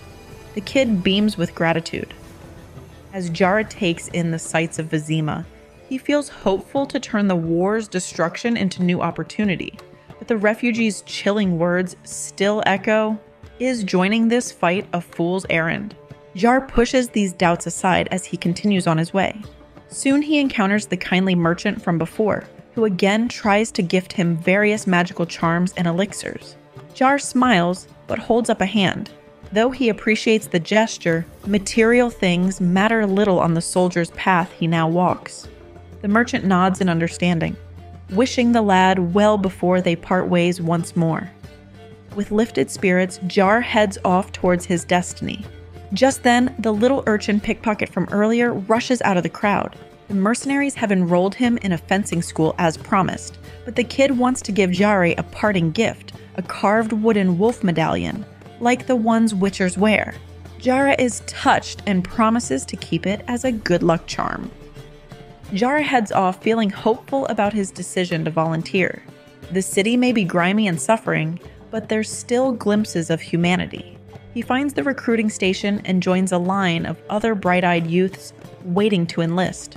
After signing some papers, a recruiter asks why such a young scholar seeks out danger. Jar says, though untested, he wants to prove courageous in the face of evil, like the heroes of old. The recruiter sees the wolf medallion and says Jari reminds him of a certain white wolf. It's a good omen. Jari marches off to start his training, eager to show his mettle, but in the refugee camp nearby, his doubts return. The road ahead will be brutal. Does his idealism stand a chance? Just then, Jari runs into his old pal Dennis the dwarf, who's less than thrilled to see the runaway kid trying to enlist. Dennis considers dragging Jari back to the temple, but instead takes pity and buys him a hot meal. At the Rowdy Tavern, Jar scarfs down the first proper food he's had in days. He notices some feisty dwarves that are about to get into a fistfight. Dennis's friend Zoltan tells Jar to eat slower, as there's enough for all and no need to rush. The dwarves chat about the temple's role in war. Jar declares he wants to fight for his homeland, showing the same youthful zeal as young dwarf recruits. The dwarves joke about human and dwarf cultures not being so different after all. But Dennis worries many keen volunteers become deserters once the horrors of war hit them. Yara is outraged at the suggestion he could abandon his duty. The dwarves explain it's not cowardice that makes boys flee. but the brutality that awaits at the front. Jar thinks over their words as he finishes his meal. He's full and content for the first time in days, and more determined than ever to make these dwarves proud when battle comes. Jare and the dwarves exit the rowdy tavern. Young Jare then shares a hopeful vision he heard, that victory in this war could end all wars. The dwarves laugh at his naivete. Battle-hardened Yarpen says no war, no matter how decisive, can banish conflict forever. They explain the grim realities that turn eager volunteers into terrified deserters, or worse. Dennis shows Jar fresh bodies hanging for speaking against the war. Jar shudders. He tells the dwarves he still believes in fighting for good, but fears he lacks true courage. The dwarves say courage means acting nobly despite fear, and staying alive matters most. Heartened, Jar heads off to report for duty, eager to prove himself, but Yarpen calls him back, saying Jar reminds him of another impossibly brave young man he once knew. He makes Jar swear that if chaos engulfs the ranks, he must desert duty and survive at any cost. Jar agrees, moved by Yarpen's care. He hopes the test of courage will never come, but fears it soon will. He then watches the Free Company march by, their singing firing up his fighting spirit. He tells Dennis he wants to join such an elite unit. But Dennis says in war, glory does not matter. All soldiers face the same brutal fate. He warns the volunteer regiments get the most dangerous, deadly missions no one else will take. As Jare's friend, he hopes the boy survives at all costs. At the recruitment station, Yara's scholarly skills draw only disdain. The recruiter scoffs that book smarts won't help on the battlefield and assigns Jar to the PFI, the Penal Foot Infantry. He's essentially expendable cannon fodder. Yikes! As Jare marches to the PFI barracks, he passes a unit singing a rude but spirited song that lightens his mood. His new brothers-in-arms joke darkly that in PFI, life expectancy matches the length of their unit name. That night, Yari writes Mother Neneke about his first soldierly trials. He puts on a brave face, but signs off urging her not to worry, as he doubts he'll survive his first battle anyway. He tries to sleep, acting bolder than he feels. Because courage means not showing fear, right? If only it were that simple. Afterwards, Jare runs into his old friend Melfi the Cooper, who's super drunk. Melfi says that he wisely ditched the wicked pike and his gang, who only came to Vizima to pose as soldiers and steal horses. No honor among thieves, clearly. Melfi is tickled that scholarly Jare got assigned to some elite smarty pants unit, but when they arrive at the camp, it's the notorious PFI, poor freaking infantry, essentially cannon fodder. Their fierce sergeant barks at the confused new recruits. They get no special treatment here. Meanwhile, speaking of Pike and his bandits, they ride up on a halfling farm decked out in stolen military outfit. They intend to extort and pillage. They leer at the terrified women too. What scum! The halfling farmer Rocco angrily notes they already paid heavy taxes supposedly for defense. Yet here are these vultures looking to bleed them dry. But Rocco stands firm to protect his family from the false soldiers. Bravely, Rocco stands up to Pike's threats, refusing to hand over any more supplies or women.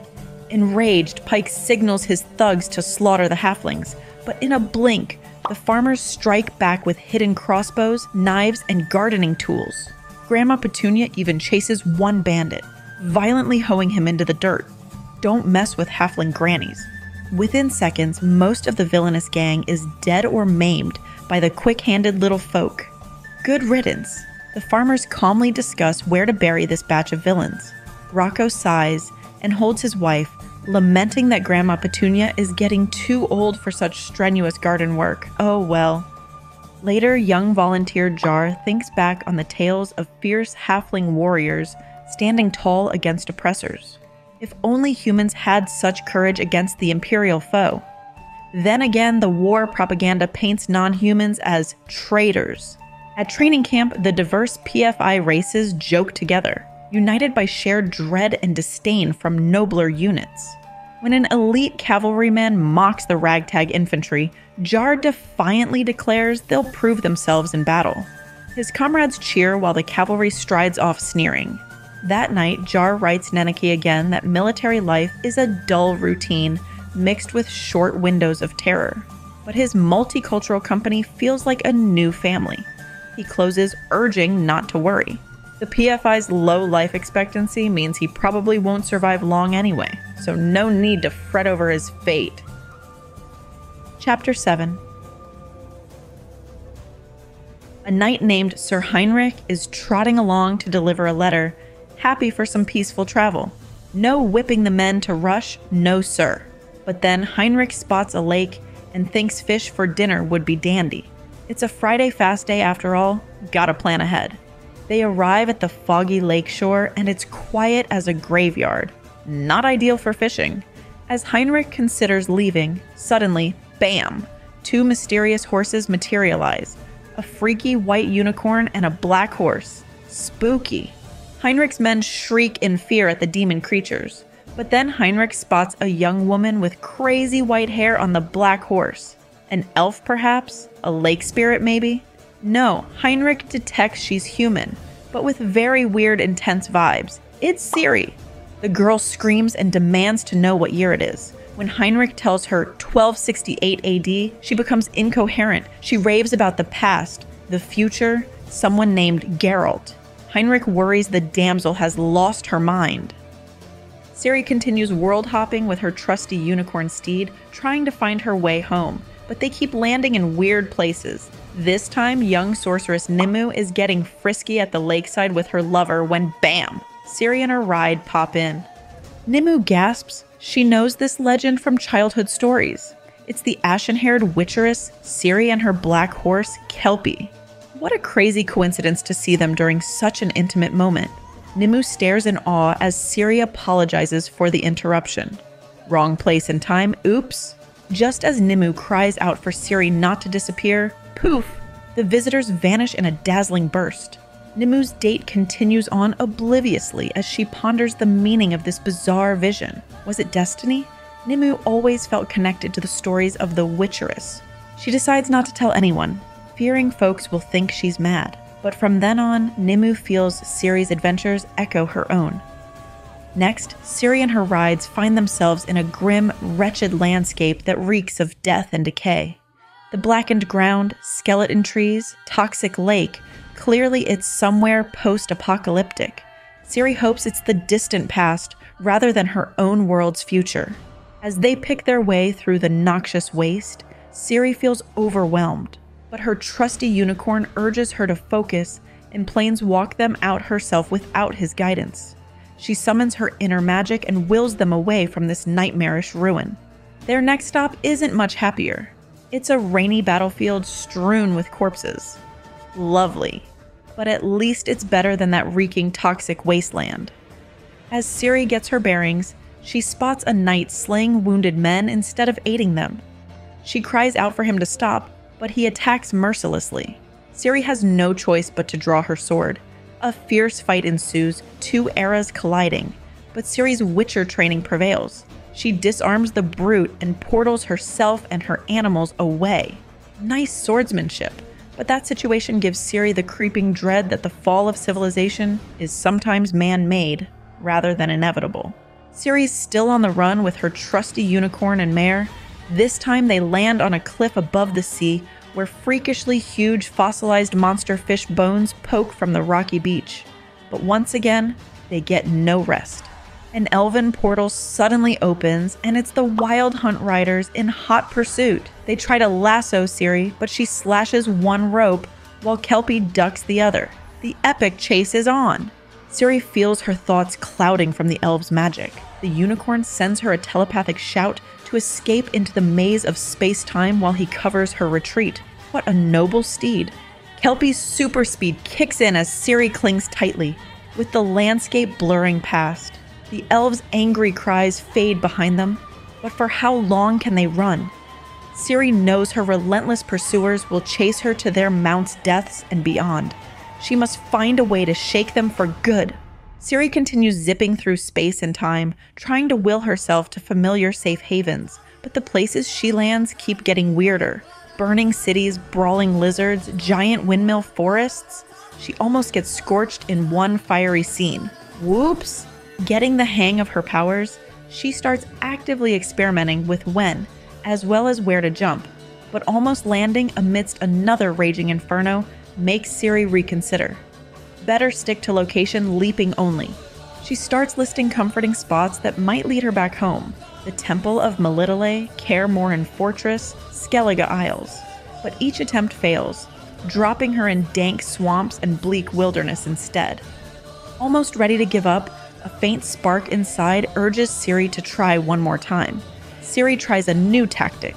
Instead of places, she focuses on a person, fiercely yearning for Geralt. But her heart's desire backfires, dumping her into a raging blizzard. With her teeth chattering, she yells for Kelpie to move so they don't freeze. Meanwhile, speaking of the White Wolf, Geralt and his band are desperately tracking Ciri through these same icy peaks. Angoulême spots odd hoof prints. Could it be Ciri? The skeptical men dismiss it, but keen-eyed Milva confirms a horse did indeed pass this way. Regis says that it seems too bizarre for a horse to be roaming these remote parts, unless, by some strange twist of fate, their paths are merging.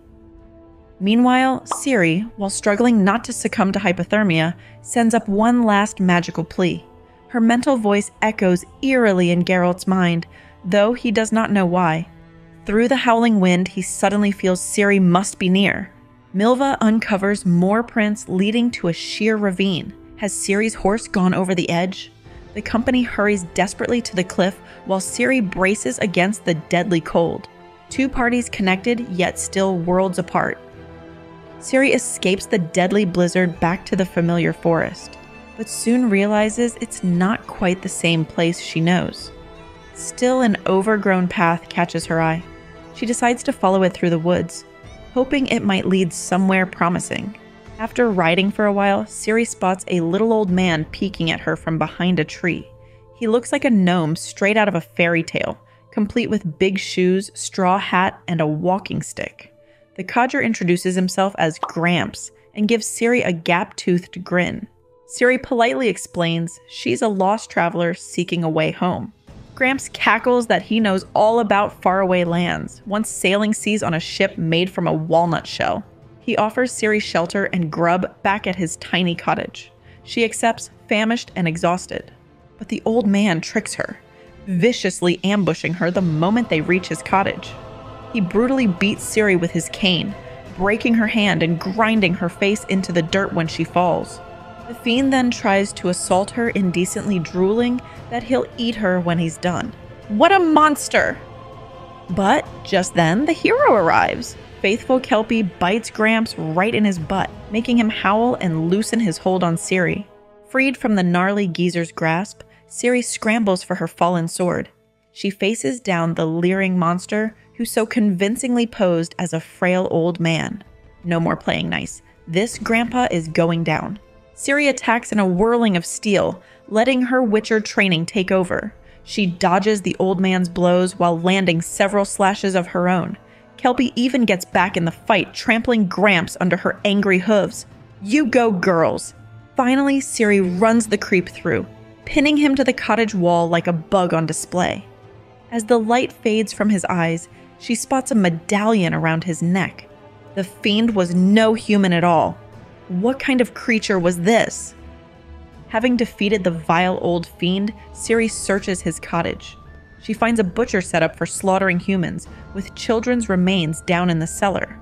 Oh no, no, no. The cannibalistic monster had planned to kill and eat Ciri too. She shudders in horror. Ciri drags the corpse out to rot with his other victims. Then she torches the foul butcher shop, making sure no trace remains of the creature's ghastly crimes. But even with the monster dead, Ciri still feels haunted and tainted by the traumatizing attack. She tends her injuries, lamenting the cruelty she keeps encountering in strange new worlds. Ciri longs desperately to find her way home. Yet only one moon rises that night. This isn't the familiar land she seeks.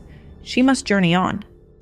Meanwhile, Nimue and Condor Amers gaze out at their mystical lake from the castle, Pondering Ciri's fate, as they have for countless evenings, Konduramurs wonders if their efforts to intervene are futile. But Nimue insists tonight will be the night. As darkness falls, Nimue urges the young adept to send out a magical plea. They must guide the lost child back to the light before trauma turns her heart cold and bitter. Konduramurs focuses casting the spell. The quest continues. Then Konduramurs shares an apocalyptic ice world dream, believing it's symbolic of Ithlin's prophecy about an endless white frost that will destroy, then regenerate the world.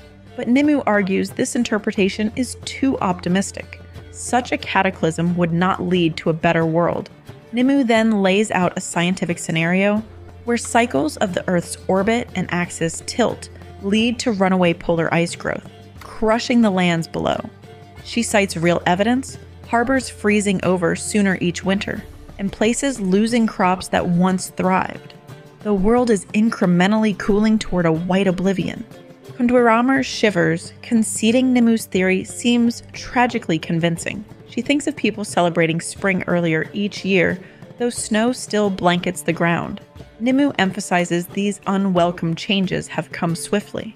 As night comes, Nimue urges Konduramurs to continue their magical ritual before the solstice passes. The adept nods and closes her eyes, focusing her thoughts on Ciri. She projects a telepathic beacon through the ether, this way to warmth and safety.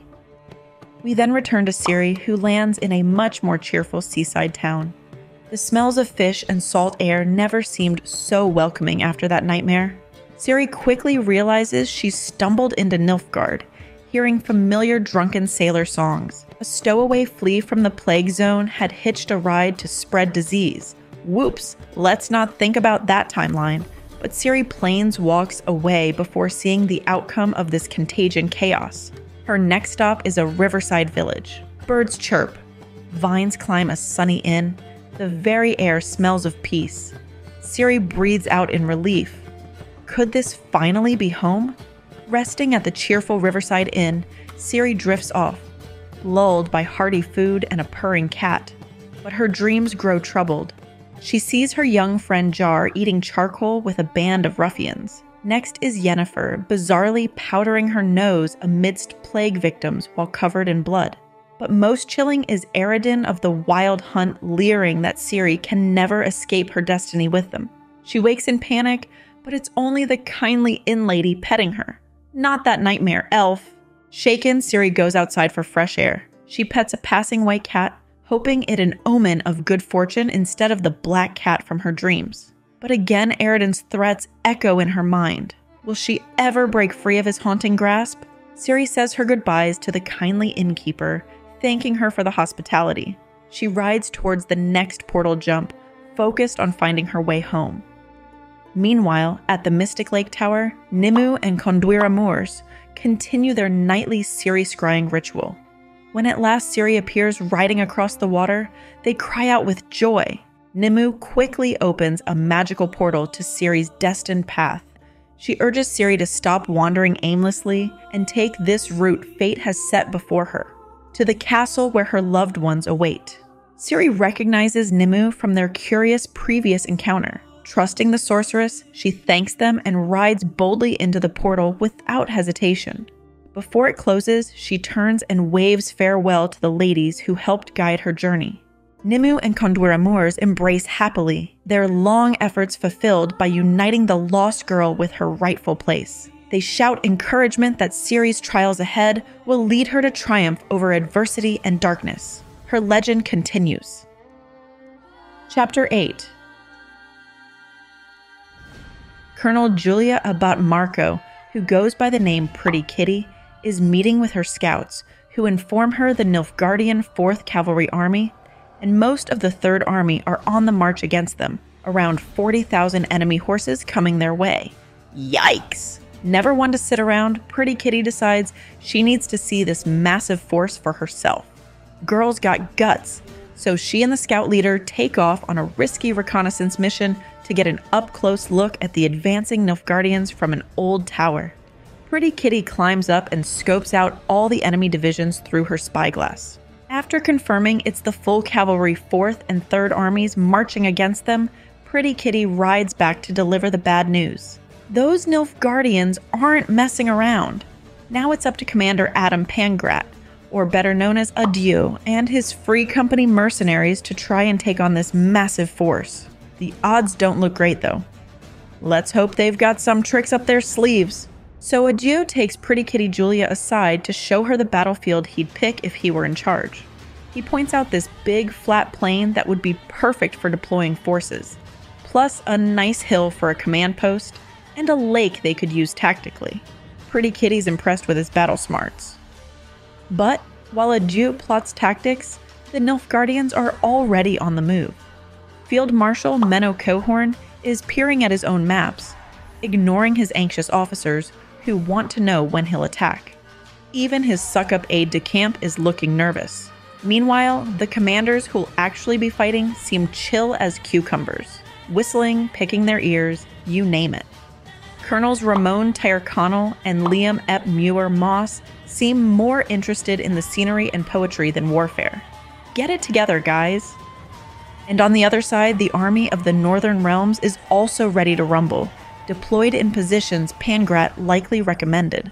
Squaring off across the battlefield, the two huge armies look ready for a bloody battle. Meanwhile, poor elf Lamar Flout is freaking out on a scouting mission, imagining his insides writhing with eels. He wants to hightail it back to camp, but his Sarge convinces him to keep going just a little farther to check the next valley. Lamar reluctantly agrees, but he can't shake the feeling they're about to be ambushed, maybe even by the infamous Free Company. Rumor has it they recently captured an elf alive and horrifically tortured him. Yeah, I'd be freaking out too.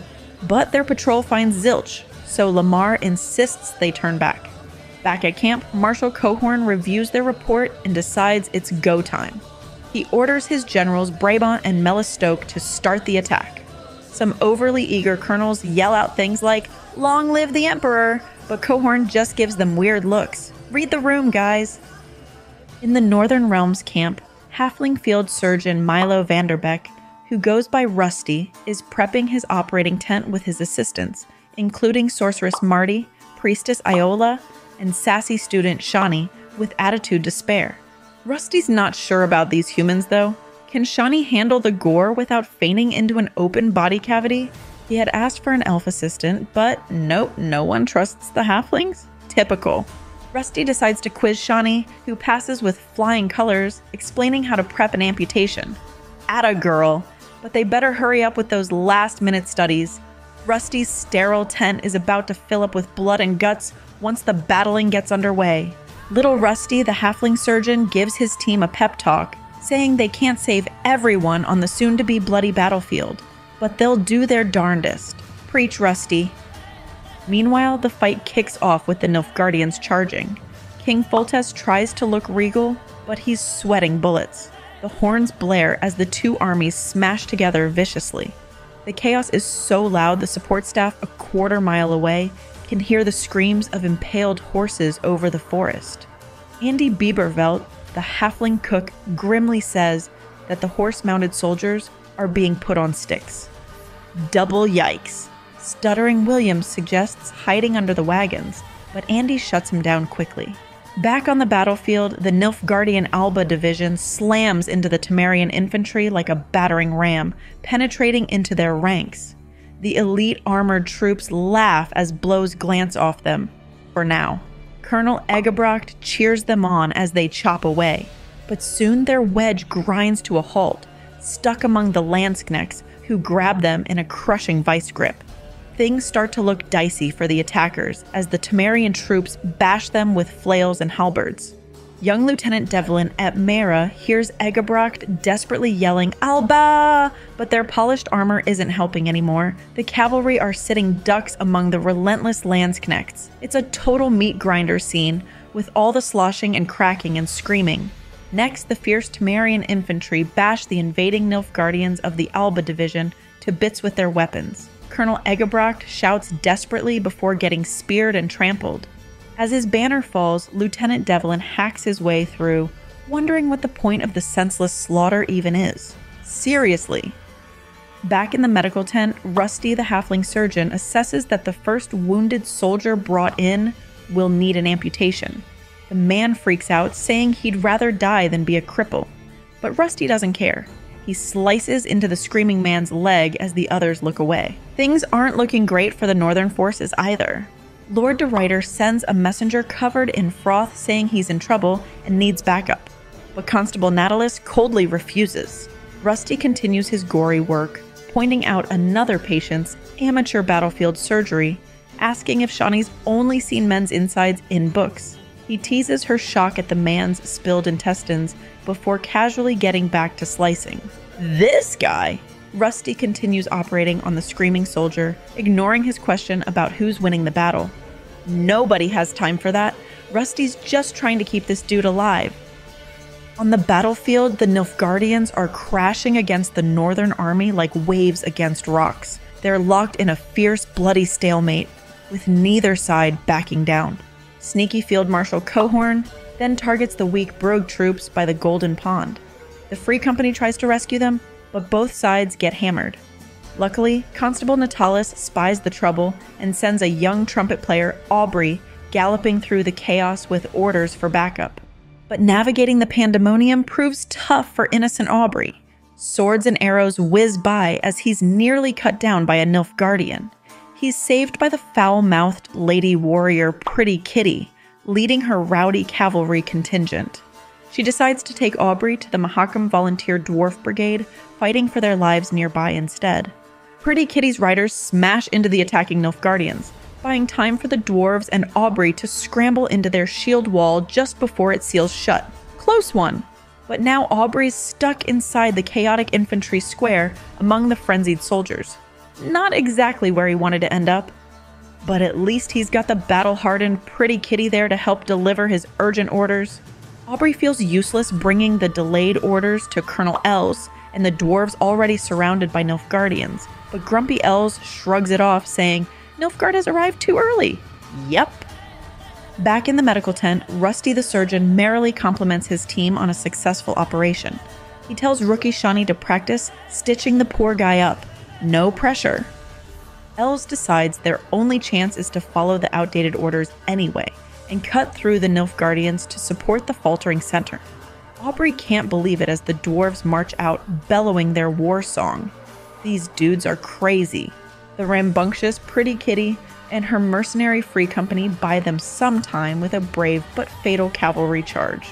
Aubrey gets sucked into the melee, hacked off his horse. To his own shock, he starts swinging his sword wildly. Hey, he's gotta fight for his life like everyone else. Pretty Kitty continues urging her mercenaries to keep striking. They might all die here, but at least they'll die rich. Her pep talks could use some work. The scene is pure chaos with the dwarf infantry grinding forward, mercenary cavalry slashing around them, and poor Aubrey stuck in the middle chopping away at Nilfgaardians. He never imagined he'd end up in such a nightmarish battle, but the dwarves' sheer guts seem to be winning out. Maybe they can turn the tide. Poor young Aubrey finally buys it, knocked off his horse into the bloody chaos and trampled underfoot. That is so tragic.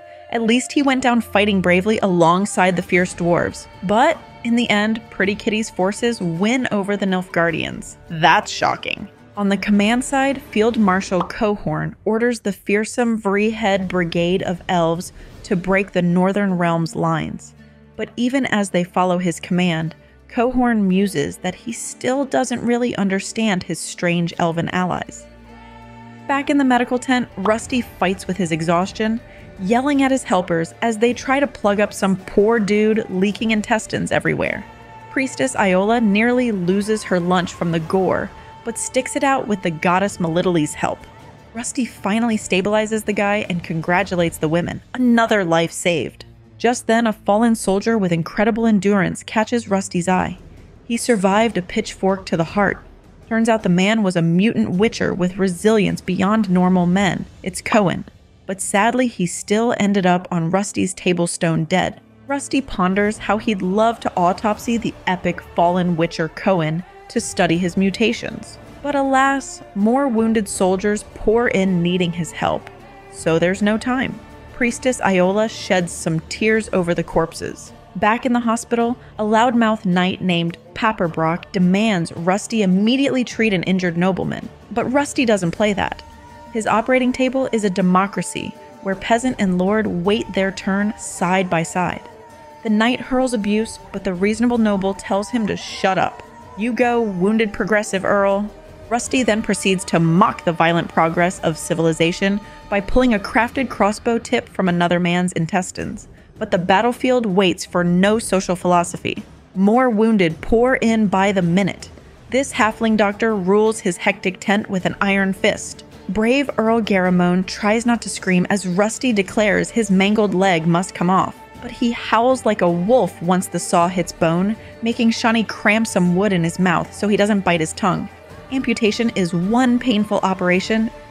Meanwhile, outside, the tide seems to be turning against the northern forces. First one messenger and then another informs the commanders that the lines are crumbling under the Nilfgaardian assault. King Foltest tells Natalis it's time to retreat before they're surrounded. Natalis hopes reinforcements show up quickly, or night falls to end the slaughter.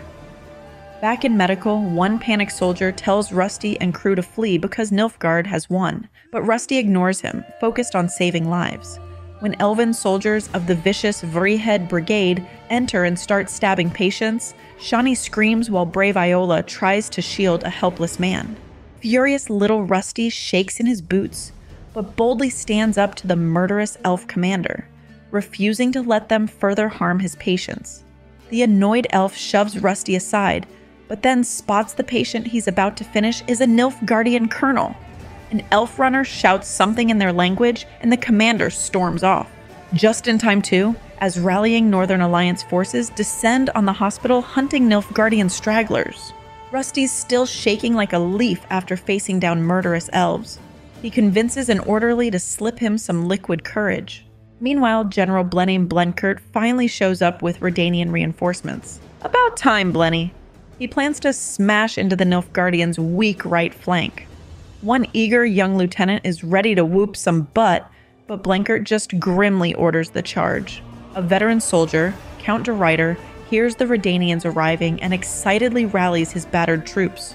He madly leads them to attack the Nilfgaardian Venendal force to keep them from regrouping. Go crazy or go home, it seems, but his heroic charge is tragically cut short by a crossbow bolt to the head. Back at the Nilfgaardian headquarters, Marshal Cohorn furiously realizes he underestimated the northern forces. Cohorn's also dismayed to confirm over 10,000 enemy troops have arrived, shoring up the northerners' lines. Among them is Dun Banner cavalry from Cadwyn. One of those riders, young Zivik, is more preoccupied with his full bladder as they charge into action. Priorities, Zivik! But Zivik finally gets his battle glory, screaming as he chops down a Nilfgaardian rider. But he's still dying for a pee break. Back at the Nilfgaard headquarters, Marshal Cohorn decides their reinforcements can handle the new threat, while he leads the feared 7th and Nazika forces against the gap torn open by the Vreehead Brigade. The Vingalt gamely shouts loyalty cries, but he turns pale at the order to join the attack. In the medical tent, unflappable Rusty continues his gory work, joking with staunch Iola that he must have a century of experience. Rusty doesn't crack. Meanwhile, no-nonsense Shawnee scolds soldiers, trying to bring in their commander's corpse, saying they don't store bodies here. Voivode Bronibor gives his Vizima pikemen an inspirational speech. He just says they're only there because the knights kicked up too much dust, and now they'll repay the honor of plugging the gap torn by the enemy charge. Geez, way to motivate your troops. No wonder the pikemen are grumbling.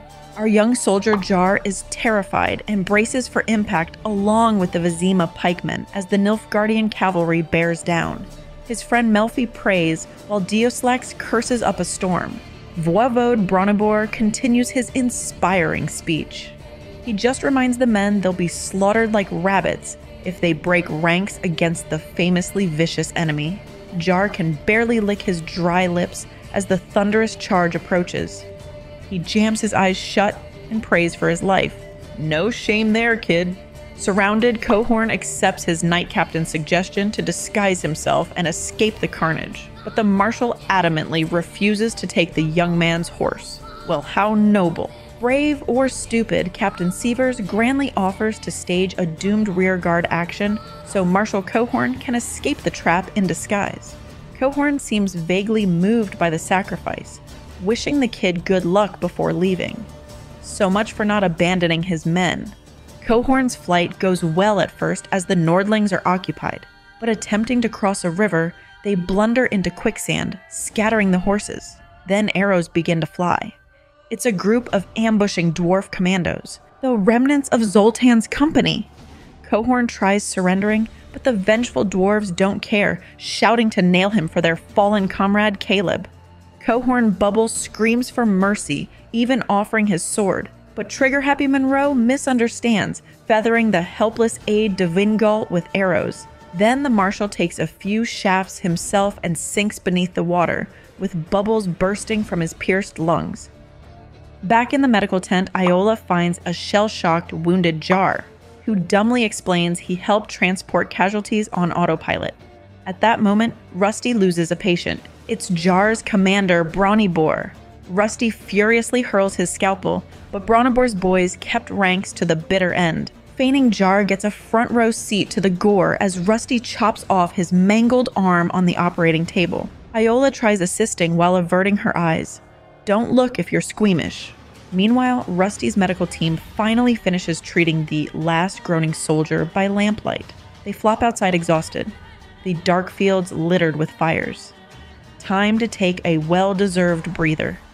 Rusty has certainly earned his pay struggling to save lives amidst the senseless carnage. Hopefully he and the courageous women can find some peace after that hellacious day. They're the real MVPs. As the weary medical team rests, the night echoes with the sounds of the dying, singing, and ghosts of battle. But Rusty's crew is numb to the suffering. The girls oddly laugh amidst tears as Rusty wonders aloud who won. Marty stays silent.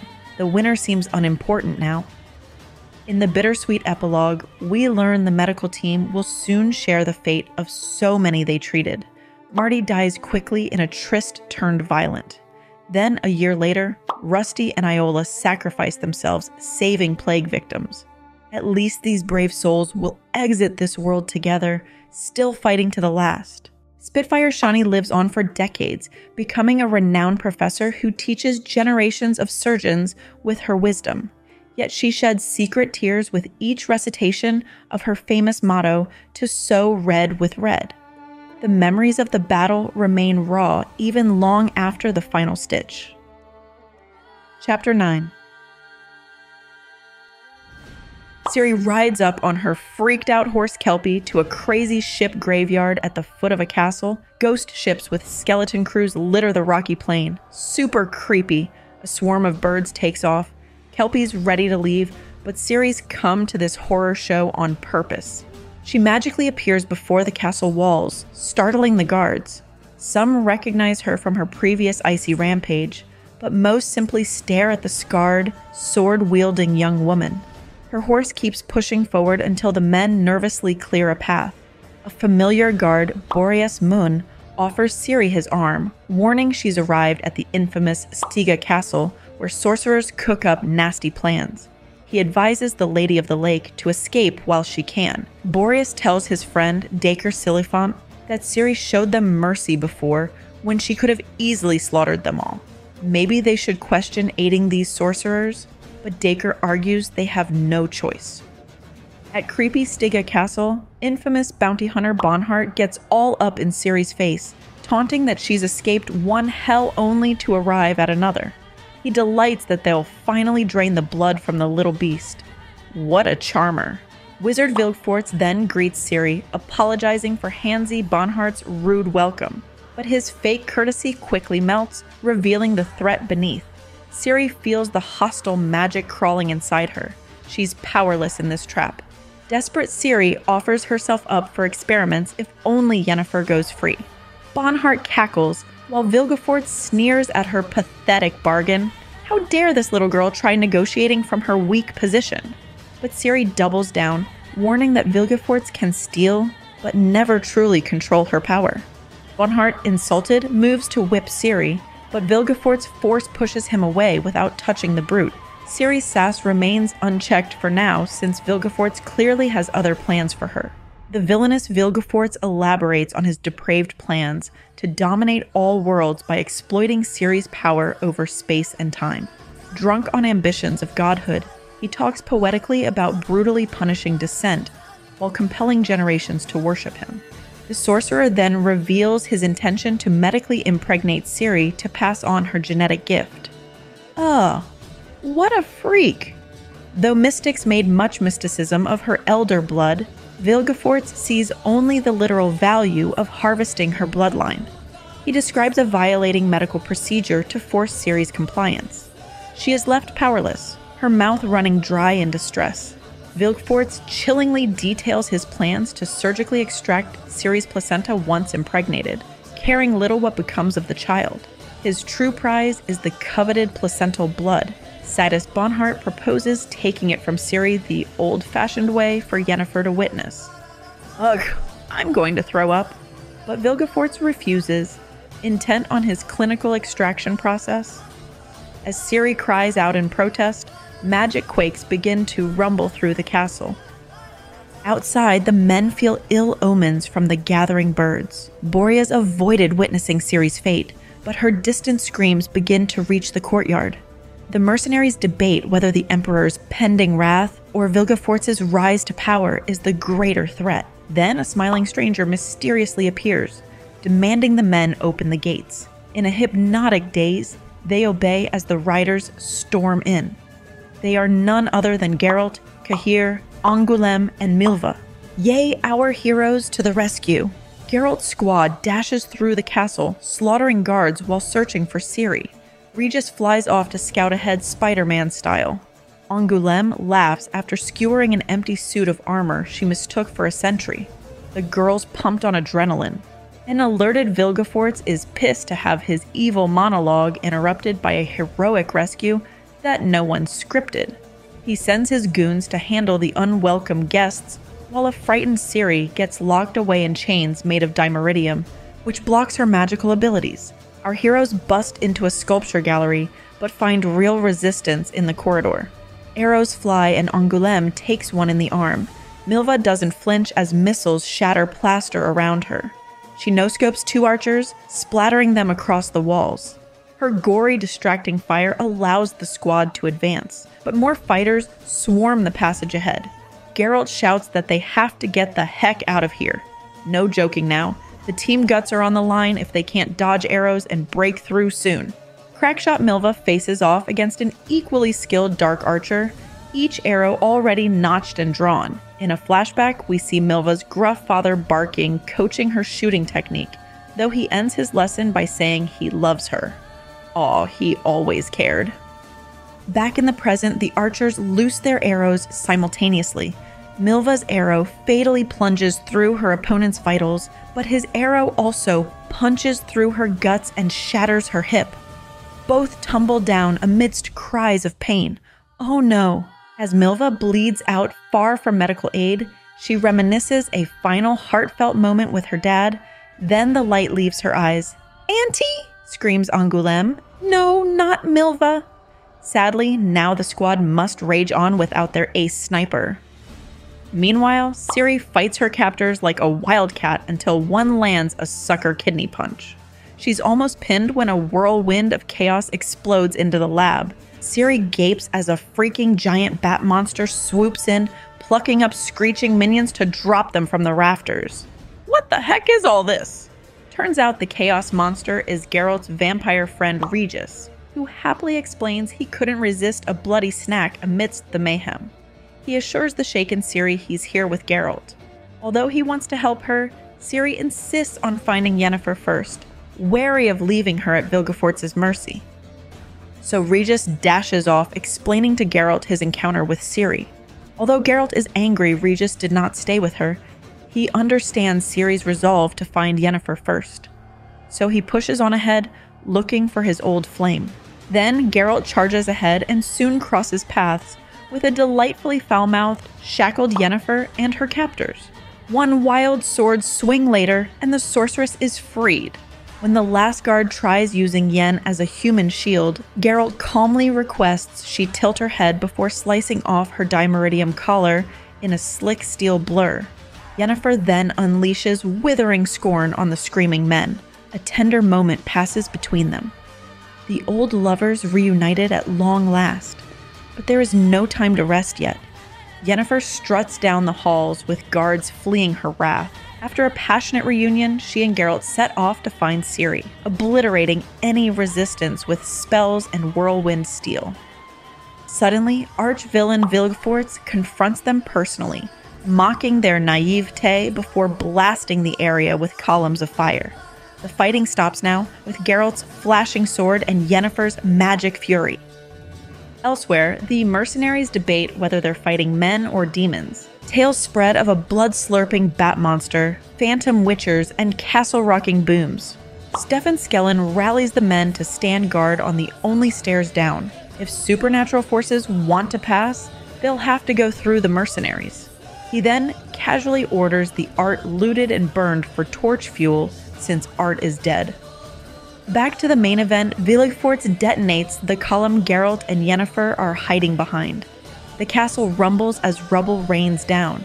Vilgefortz struts towards Geralt and Yennefer, mocking Geralt's naive heroism while blasting away with fire. Yennefer blocks his attacks, but the castle is really getting wrecked now. Meanwhile, lost Ciri gets vague directions from a cranky old cleaning lady mopping up blood smears. This gal has seen some things. Ciri dashes off down the creepy corridors. She runs right into the waiting arms of vile Bonhart. He disgustingly gropes her while taunting that he should have publicly fought her to the death in his grand arena spectacle. Always a charmer, Bonhart wants to duel Ciri now to satisfy his bloodlust before Vilgefortz dissects her. He may not care about prophecies, but takes great pleasure from killing. As the castle shakes, Ciri decides to escape through space and time rather than face this monster. She focuses her power while Bonhart rushes to stop her. Ciri's time jump fizzles out, stranding her nearby with Bonhart still chasing her. She desperately flees through the creepy statue halls. When mercs trap her in a room, a familiar Black Knight appears. Ciri flashes back to the horrors of Cintra and Thained, sure that the specter has finally come for her. But the knight and a scrappy blonde companion slashes down the thugs instead. The knight removes his helmet. It's Cahir, very much alive. He explains he followed Geralt to help rescue Ciri. Oh, how romantically redeeming. Before they can escape, however, Hellbeast Bonhart appears.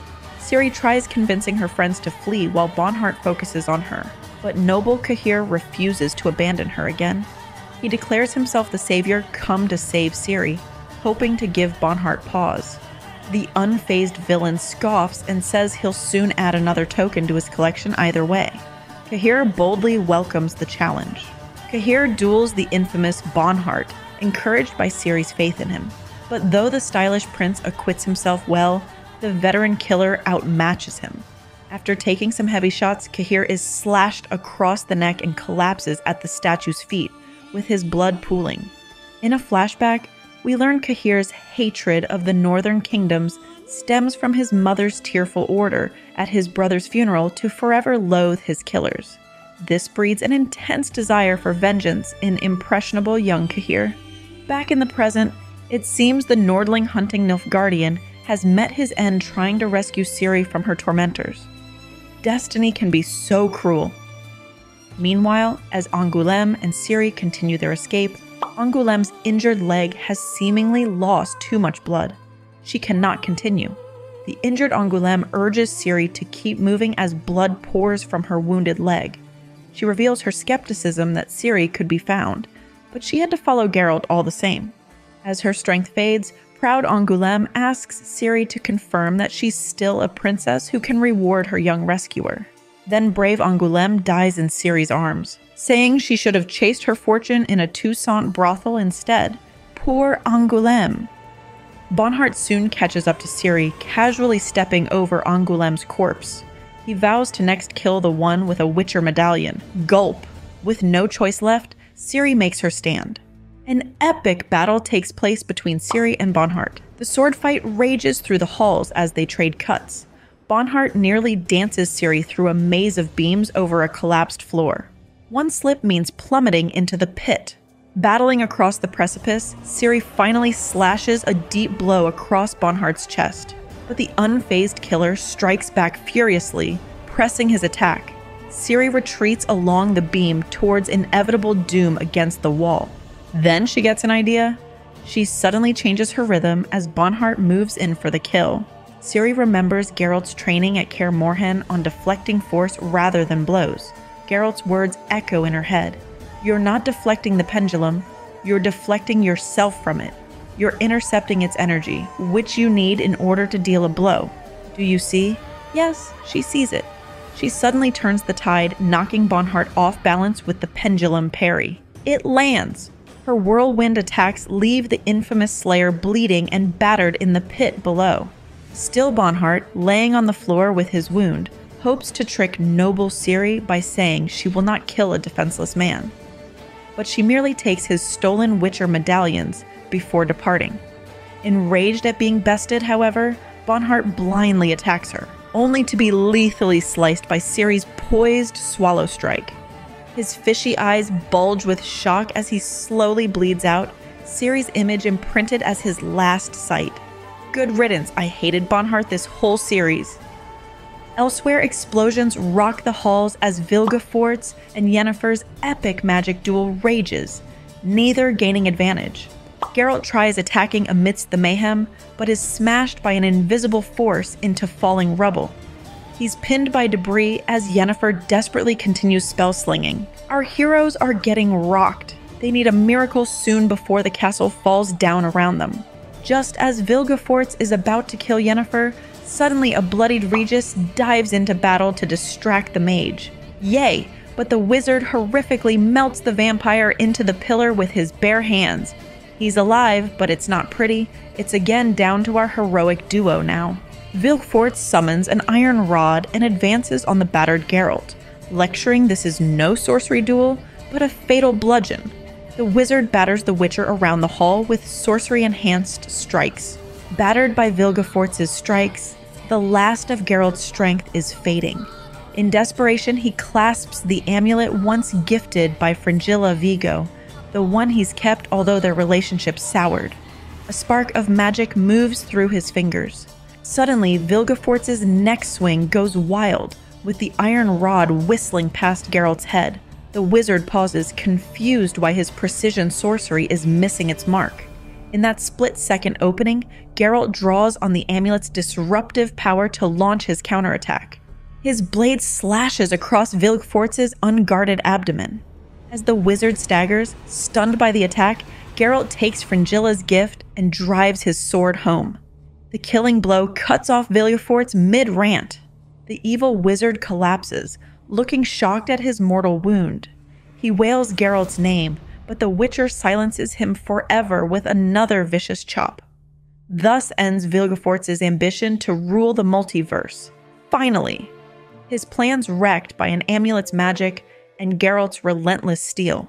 A battered Yennefer is impressed by Geralt's spellcasting as Vilgefortz lies slain. But Geralt reveals it was just his magic amulet. Yennefer realizes Vilgefortz's screwed-up eye threw off his aim.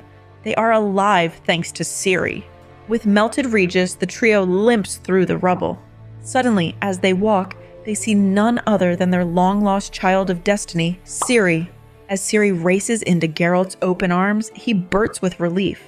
After endless trials and so much sacrifice, his found family stands reunited. Geralt cradles her head, blinking back tears. His gaze meets Yennefer's over Ciri's shoulder. The sorceress supported against cold stone. Yennefer begins to smile as she witnesses Ciri in Geralt's protective hold. Geralt extends an arm, and Yennefer joins the embrace. Safe in the arms of her true parents, Ciri sighs with joy. At last, Yennefer strokes Ciri's disheveled hair, kissing the scar on her cheek with trembling lips. "My daughter," she says, but Ciri whispers back without hesitation, "Mummy, they will never be separated again." Ciri presents Geralt with Bonhart's stolen wolf medallion. The symbolism is what matters, but their heartfelt reunion is cut short by armed mercenaries below. Descending the ominous stairs, Geralt calmly instructs Ciri to stay close and kill anyone in their way, without anger or hesitation, just focused necessity. Stefan Skellen shrieks at his men to attack. What follows is a smoothly synchronized dance of death between Geralt and Ciri as they emotionlessly cut down each attacker. They are the last obstacles between them and freedom. This is Witcher's final exam for his graduated student, and she passes with flying colors. At last, Geralt, Ciri, and Yennefer reach daylight, having calmly walked down the bloody stairs through waves of attackers. Seeing the relentless pair, the mercenaries lose all will to fight. But as they exit, squadrons of armed men surround the stairs on all sides. Before Geralt can react, they order Stefan Skellen arrested for treason. What twist is this? An officer with fancy armor and an intimidating grille addresses the captive Skellen. The man's shining eyes then turn to examine Ciri and the group. They endured so much, only to be snatched at the last second. But the officer suddenly kneels before Ciri and says, "Your Highness." The guards also kneel. Stunned, Geralt realizes these are Nilfgaardians, the same empire that once hunted Ciri across the world. Yet now they bow to her with reverence? Turns out the imposing leader is none other than Duny, aka Emperor Emhyr. Geralt recognizes Ciri's dad behind the mask. No wonder the soldiers bowed to her. During their private chat, Emhyr says Ciri is destined to wed himself and birth the all-important heir who will rule the future world. Just a dash of incest required to save civilization. Don't mind me while I puke a little in my mouth.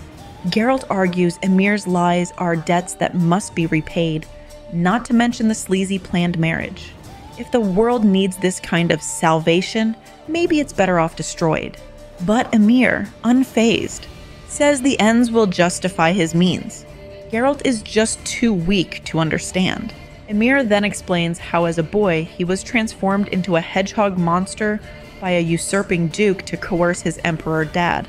After his dad was killed, Emhyr fled, eventually ending up in Cintra via a prophecy. Emhyr says he didn't know Vilgefortz back then, but later the sorcerer sought the hidden heir out, scheming to gain power in the eventual new regime. Vilgefortz showed Emhyr the prophecy that convinced him Ciri needed to go back with him. When paranoid Calanthe made that impossible, Vilgefortz faked the sinking ship accident to kill off Emhyr's family. But Pavetta learned of the plot and tried to sneak Ciri off, causing Pavetta's accidental death in the ensuing fight. Emhyr claims regret, but Geralt calls bull. She had to die to keep his secret. Geralt does not believe any of his lies. When Geralt says he'll prefer his own death over being Emhyr's captive, Emhyr offers him and Yennefer a chance to take their own lives over torture. Yennefer agrees to join Geralt to depart together. Ciri is understandably outraged to be separated from Geralt and Yennefer again after all they endured. She angrily tells Emhyr that only beasts think death means victory. Amused, Emhyr drinks in feisty Ciri's familiar mannerisms that clearly mark her as his daughter. But Ciri hisses she'll kill him rather than be used against her will. Emhyr cuts off his officer's murmurs and sends Ciri off with Geralt and Yennefer for final goodbyes. The three share mournful words and embraces, sadly accepting fate's bitter end to their reunion. Ciri vows to escape Emhyr's vile plans, reassuring Geralt she won't kill him. They sadly part, with Ciri weeping that it seemed their fortunes had finally turned around. Then Emhyr leaves Geralt and Yennefer alone in a tub where they are to take their own lives. After some time, the pair begins calling for the knife to do the deed. In an incredible twist, however, no one responds or comes out. Only Ciri responds, telling them that everyone has mysteriously disappeared. While dressing, the baffled and trembling pair pressure Ciri for an explanation, but she lies that nothing happened to cause the mass exodus. In truth, earlier, Ciri at first held herself proudly, while escorted from her makeshift family, not wanting to show weakness before the silent Nilfgaardians. But realizing she'll never see Geralt or Yennefer again broke her. The soldiers are shocked at the sudden transformation, of the defiant, blood-stained witcheress into a sobbing girl. Ciri is ashamed but cannot stop her grief. Ciri explains that a sympathetic emir halted her procession to gently examine her hair and scar. He then unexpectedly embraced her, calling her daughter one last time before ordering his forces to withdraw. Although confused, Ciri is simply relieved to reunite with Geralt and Yennefer against all odds. When pressed about Emir's shocking actions, she can only speculate. As Yennefer wisely advises, best not to overthink it. It looks like the trio will be together at last, yay! Meanwhile, the Sorceress Lodge discusses Vilgefortz's bloody downfall at Geralt's hands. Philippa lectures the group about underestimating the plucky Witcher yet again, while giving Saboteur Fringilla the stink eye. Philippa declares they must now track down Ciri's family, but first she sends Sorceresses 3 to raze Castle Stiga and craft the official, fake record of events. Gotta control that narrative at all costs. Soon, a massive magical explosion rocks the Stiga castle into oblivion. The earth shakes across the land. Thus, the site of so much scheming and sacrifice is wiped from existence in a final cataclysmic tremor. Chapter 10. Sharp-eyed Boreas Moon detects a stealthy figure approaching his camp in the dangerous mountain pass. Boreas tries to scare off what he assumes is a bandit, but it turns out to be a burly pilgrim, seeking only to share his fire. Boreas is impressed when an elf also emerges from hiding. Not much gets by these travelers. They bond over roast lamb by the fire, but Boreas secretly snickers as the two unknowingly feast on a giant rat he killed earlier. He decides not to ruin their enjoyment. All three are headed east on the risky pass, but share little else. After eating, the pilgrim lets out a giant belch.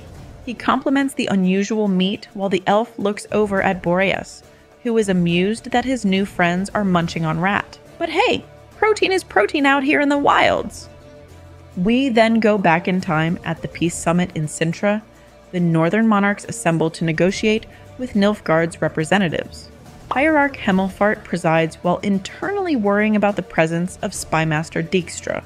Surveying the hall, the royals recall the stories from years ago. Princess Pavetta's feast, where destiny brought witchers, sorceresses, and cursed hedgehogs together, setting Ciri's story in motion. Now with Ciri reported dead, her grandma Calanthe's bloodline has ended. The group takes their seats at the round table. Facing the Nilfgaardians is Duke Fitzesterlin, who curtly greets his northern counterparts. The aged hierarch settles into late Queen Calanthe's carved chair with assistants. Up in the gallery, the Sorceress's Lodge convene to eavesdrop on the summit below via magic surveillance. Philippa reminds them not to miss a word as the fate of the world hangs in the balance.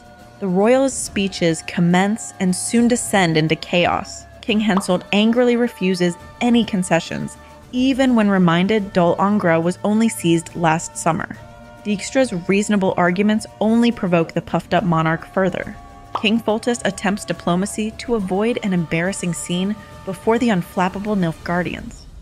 But prideful Hensel continues his tantrum, denouncing the spy's rude interjections. Meve quips the king's majesty isn't readily apparent. Meanwhile, the sorceress sisterhood watches the blow-up with amusement. Triss worries the visible tensions don't bode well for lasting peace. Without cooperation, more senseless wars will surely come.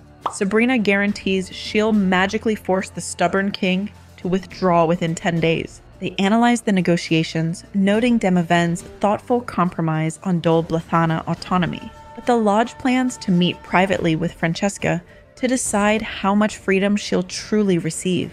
When asked her stance, Francesca agrees to Demaven's proposals, even accepting a downgrade from queen to duchess. The sly elf plays it humble, but her smile suggests she's simply biding her time. But then Francesca shocks the Lodge by refusing to pay tribute to Demaven or pledge fealty. She demands total autonomy for Dol Blathanna. Philippa questions the elf's commitment to equal rights. When asked about Scoia'tael rebels who fought for Nilfgaard, Francesca's smile fades. Peace requires sacrifice. She'll hand over squirrel officers from the war, even as they cry treason. The elf ambassador knows the costs of politics. Even Nilfgaard's envoys bicker as one reveals the Emperor suddenly requests Ciri's corpse or a live confirmation by week's end. If unfound, Emhyr shockingly offers to cede all former Cintran land seized during the war. His aide worries this generosity will be pocketed without delivering the girl. Nilfgaard's ambassador Shillard rages when the Emperor's envoy informs him Emhyr is unilaterally conceding to the North's demands, including withdrawal from Cintra. This appeasement will be seen as weakness, he warns.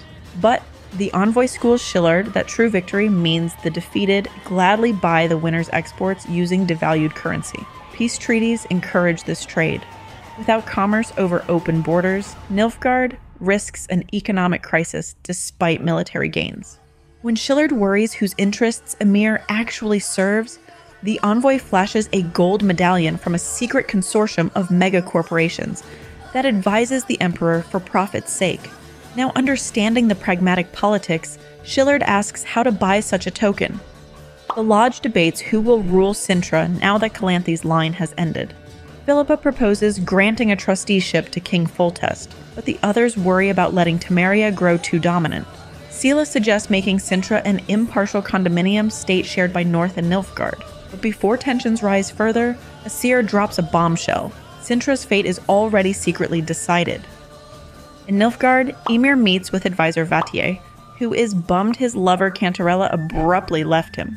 Focus Vattier. Emhyr asks how to reward Dijkstra's espionage without paying directly. Sly Vattier suggests insider info would please the know-it-all spy. Then the ladies Stella and fake Ciri arrive for an audience with the Emperor. Vattier groans inwardly. What is Emhyr supposed to do with this doll ruler? But outwardly, he greets them politely per protocol. Stella clearly chose the girl's outfit to flatter Vattier's tastes. Emhyr takes the timid fake Ciri on a stroll, asking rhetorical questions about the allegory of a sculpture. Lost in thought, he actually enjoys her lily perfume more than the small talk. When fake Ciri trembles taking his hand, Emhyr shares boyhood stories of his father.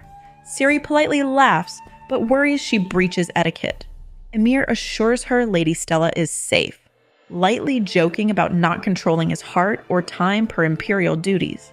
Fake Ciri voices sadness that Emhyr must soon leave for Cintra, while she returns to boring exile. He vows she'll have a crown and luxuries, but she shakes her head. She'd happily be a street sweeper with Emhyr than an artificial queen. A stunned Emhyr realizes this Ciri has unexpectedly gotten under his skin and makes him question his cold plans. He angrily accuses her of greed and ambition, but she just wants his affections, not power. Emhyr warns she flies too close to the political flames, but fake Ciri knows the risks. He says he cannot promise love, yet still unexpectedly proposes making her empress. Ciri weeps bittersweet tears as Emhyr embraces his poor reason of state. In Cintra, Ciri's portrait is mounted beside her royal ancestors. The leaders view it with varying thoughts: admiration, skepticism, relief. The pilgrim says he arrived late to Novigrad's peace celebrations held on a beautiful sunny day. But in a lonely fort, Commander Vascoin dispassionately oversees executions of war criminals and deserters while fireworks boom over the cheering city. The bells proclaim the dawn of a new era, but the pilgrim implies this heralded peace and unity may hide darker motives and injustices underneath its facade. At the peace celebrations, cheering crowds shower flower petals on the marching Free Company mercenaries. Julia and Adam proudly march, but are saddened that fallen Frontino cannot share their glory. As fireworks boom, Adam asks battle-hardened Julia to marry him once divorced. A sullen Prince Radovid watches uncelebrated as Queen Hedwig and his late father are ignored, while all praise the mercenary triumph. Philippa's gaze reminds him to bide his time. Philippa angrily scolds late guest Dijkstra for missing royal speeches, but Dijkstra claims he has important private news about the peace accords. Meanwhile, a wagon transports self-conscious war amputee Jar home. He is unused to stares at his missing hand, but chatty Lucien engages him kindly. Lucien examines Jar's medallion with his beloved's name. Though jealous soldiers hoped charms would attract girls, compassionate Lucien says lasting love accepts flaws. She believes this Cyrilla will not be deterred by Jar's handicap if her feelings are real. Lucien's affection gives maimed Jar hope for intimacy and purpose again. Soon after, a wretched Scoia'tael band passes. They are more specters rather than elven guards. Only hunger makes the former terrorists accept offered food and weep in gratitude. A first for human-elf relations. But vengeful Rayla hunts them. In Novigrad, rowdy volunteers insult leaders over reduced spoils despite cheers. Meve understands the dwarves' exploitation. In Nilfgaard, Skellen is being dragged by horses to his public hanging for treason without mercy. His name is damned by decree.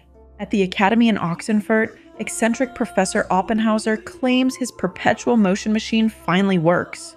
But mid-celebration, a quake from the destroyed magic castle shakes the school, ending the machine's motion. At the parade, leaders worry about controlling the historical narrative. Hierarch Hemmelfart wants to censor all mention of witchers and non-humans, while Priest Villemer hopes the arrogant lodge sorceresses soon meet their downfall. However, Philippa mentally laughs at the impotent hierarch while vowing to keep inconvenient spy Dijkstra around. She easily reads these simple men's minds. In Cintra, a plague ship rat bites old tomcat Ginger. Though Ginger bites back, he soon violently dies, cursing the family who discarded him. Will the humans face the same terrible fate? On the docks, Nilfgaardian soldiers hand Scoia'tael prisoners to Nordlings despite promising mercy. Experienced Isengrim knows better. Some fates cannot be avoided. When infamous rebel Isengrim is recognized, the Nordlings gleefully drag him off. His brothers fruitlessly call out as Isengrim is silently resigned, now staring down the death he previously defied. Isengrim realizes with dread that the promised amnesty was a lie. Only select prisoners will be gruesomely murdered by vengeful civilians. He escapes to the harbor in chains. Arrows pepper the water as Isengrim struggles toward an unlikely freedom. In sunny Novigrad, Dijkstra tells Philippa that King Visimir's assassin had shadowy accomplices. Keen for more, Philippa agrees to meet Dijkstra's secret source. But has the spy already said too much? Ominously sensing doom from his loose lips, Dijkstra bids his confused clerk Ori farewell. Soon assassins storm Dijkstra's chamber, but the spy has vanished without a trace. They spare his clerk Ori, who is later imprisoned for years and dies penniless. We now go back to the present with Boreas. As dawn breaks over Elskerdeg Pass, Boreas invites his new friends to journey beyond old hatreds now that the world has changed. The elf says he is called Isengrim. The pilgrim says his name is Siggy Reuven, but in truth he is Dijkstra himself, having escaped the clutches of his assassins. Yet Boreas jokes the dawn brings the beginning of a beautiful friendship between lost souls seeking uncertain redemption. Chapter 11. A trio races desperately across the land by day and night. Their breakneck pace makes villagers wonder if they're humans or ghosts. Stories soon spread of 3 demon riders. In the sleepy town of Jealousy, local beggar Aristotle cowers when the riders abruptly appear seeking information. The ashen-haired young Ciri with a scarred cheek asks about 6 youths that were murdered here last year. The frightened Aristotle recalls their gruesome deaths and guides the riders to the common grave dug by kind widow Gulu and haunted lad Nickler, but both are now deceased themselves. Overcome with guilt that her fate brought doom, Ciri kneels at the mound marking massacred, nameless children. Geralt moves to comfort her, but Yennefer stops him with a look. This is grief that Ciri must bear alone.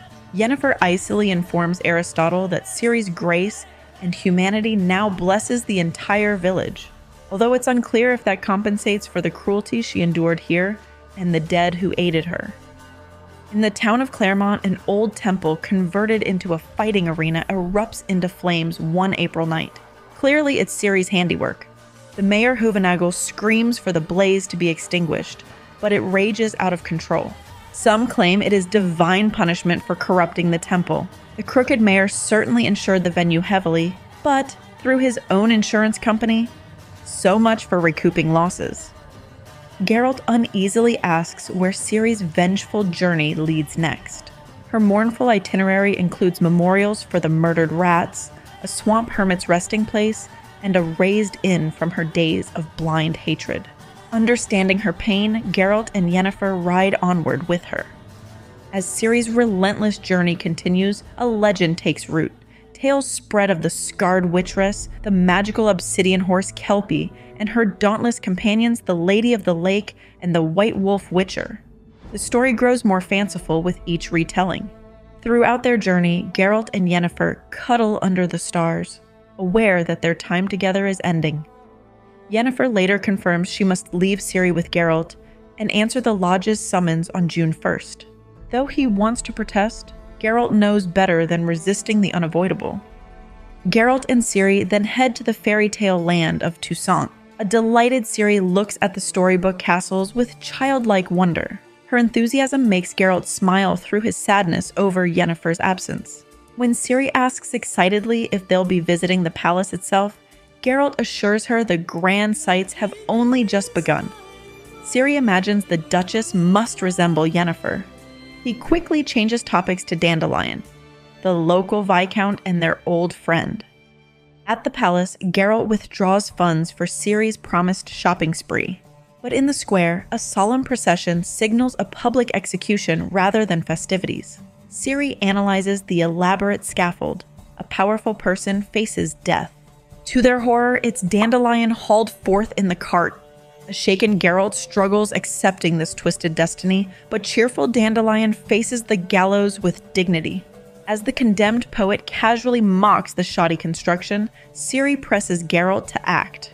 After all the sacrifices and deaths on their journey together, now Dandelion's life hangs by a thread. A bailiff solemnly lists the eccentric poet's crimes, offending royalty, perjury, and debauchery, deserving forfeiture and death. An astonished Geralt learns his friend is somehow a disgraced Viscount. Dandelion faces decapitation with grace and humor. He refuses the executioner customary forgiveness. When bribed for clemency, the headsman threatens to make Dandelion's death especially painful. Just as the axe is ready to strike Dandelion, a horseman arrives, waving a pardon from the Duchess. Phew, what a close one.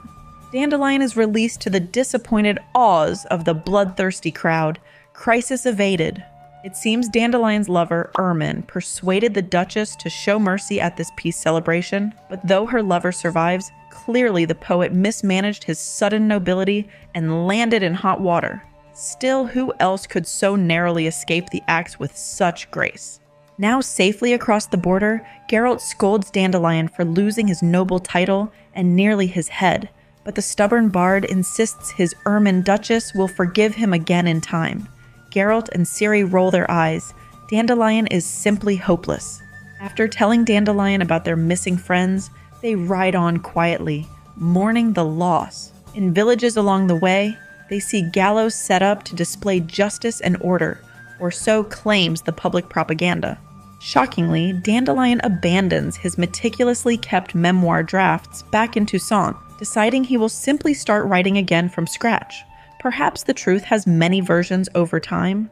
They sadly discuss their deceased allies and have a quarrel about fickle romance. As spring blooms around them, bittersweet memories surface, but Geralt broodingly fixates on Ciri's foretold parting.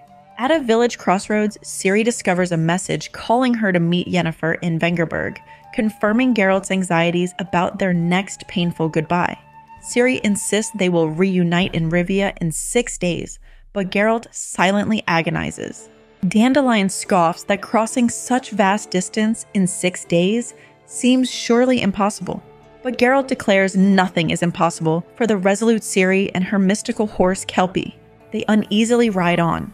Dandelion scoffs that crossing such vast distance in 6 days seems surely impossible.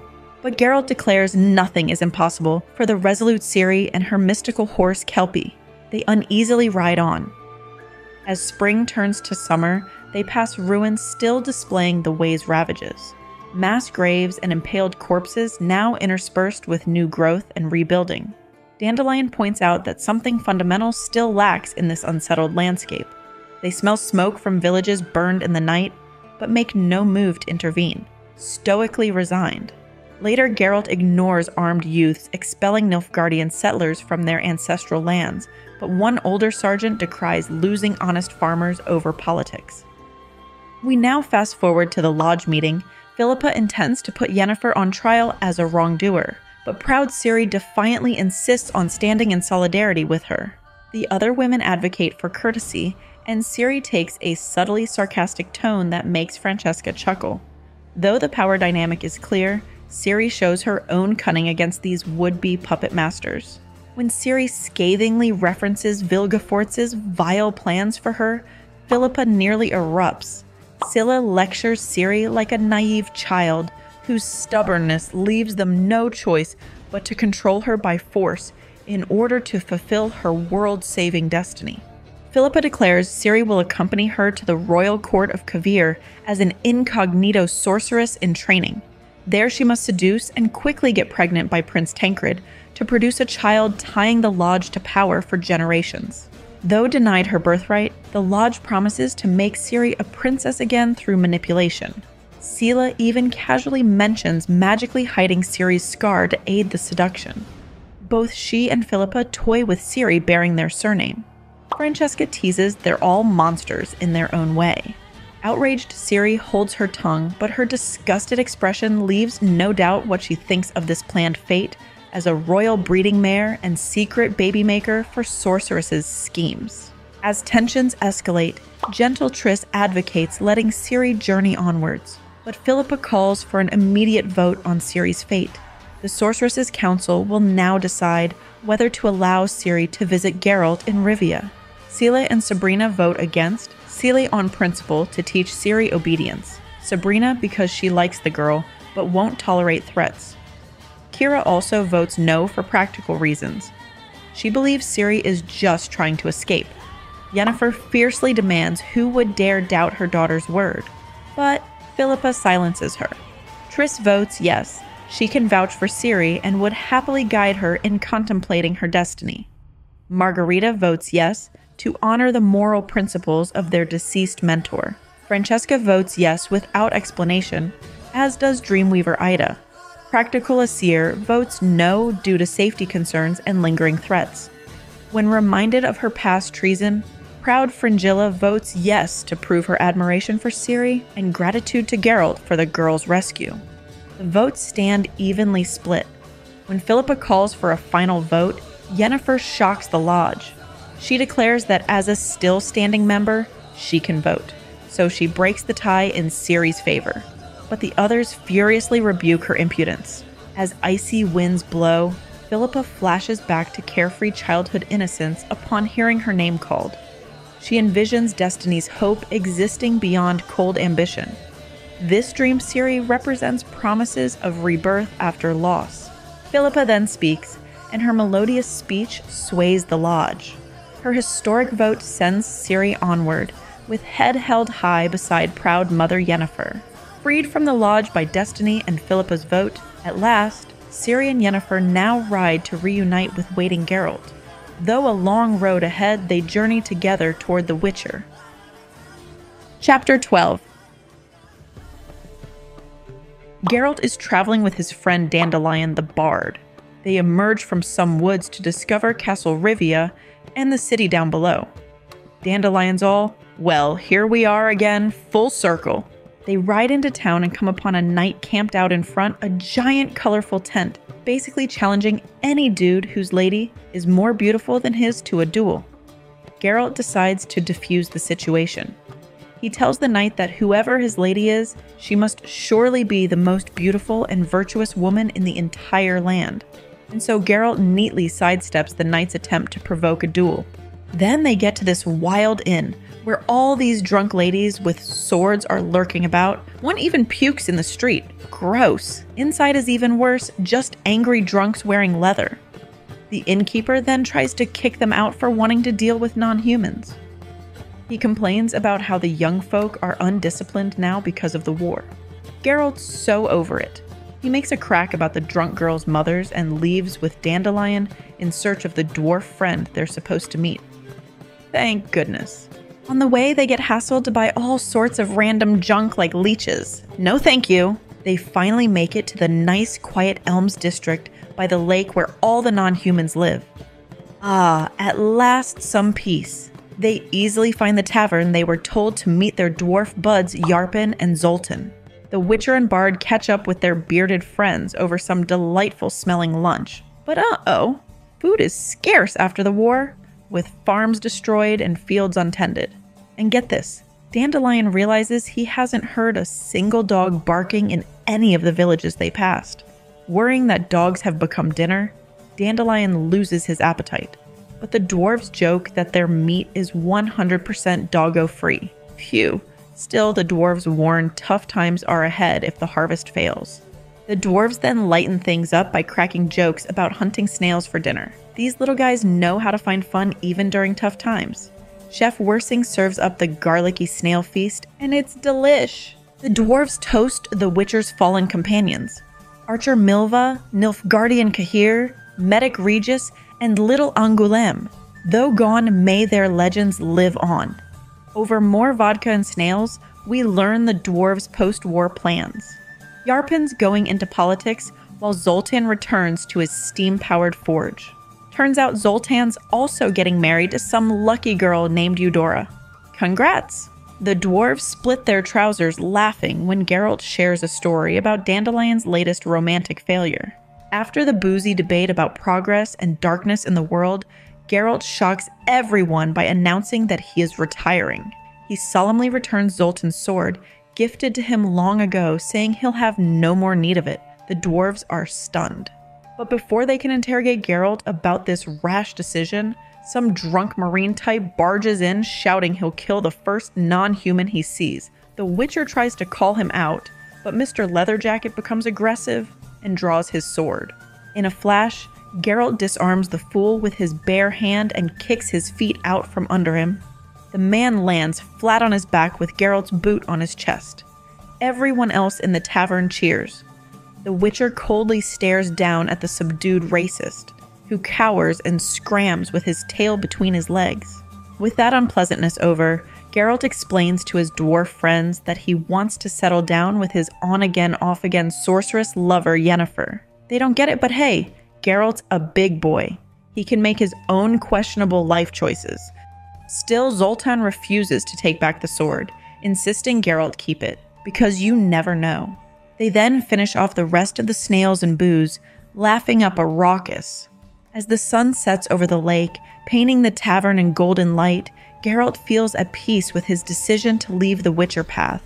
But destiny has twisty trails ahead for the White Wolf. Suddenly, a panicked dwarf bursts into with chilling news. A violent mob is rampaging through town attacking non-humans. Though some claim it was spontaneous backlash against a dwarf harassing a human girl, others argue the mob is suspiciously well-armed and organized. Fishy. Within an hour of the bizarre brawl, over 100 non-humans are viciously killed, including women and children. It's a massacre. As the Witcher and his friends listen in dismay to the screams and smells of smoke filling the air, they know there will be no hiding in the tavern. With swords drawn, Geralt leads the dwarves out into the bloody streets to fight the raging crowd and protect their non-human friends. But with retirement so close at hand, no way is Geralt risking his witcherly neck for this. Is he? Heck yes he does! Geralt charges into the frenzied mob, swords flashing, to defend the fleeing dwarves. He slices and dices with skill, trying only to wound the killers. But out of nowhere, chaos overtakes him and the Witcher takes a pitchfork to the chest. What? Suddenly, we are jerked to one of Geralt's memory at the Witcher fortress Kaer Morhen. The Witchers are spooked because Ciri recently woke from a weird trance spouting troubling prophecies.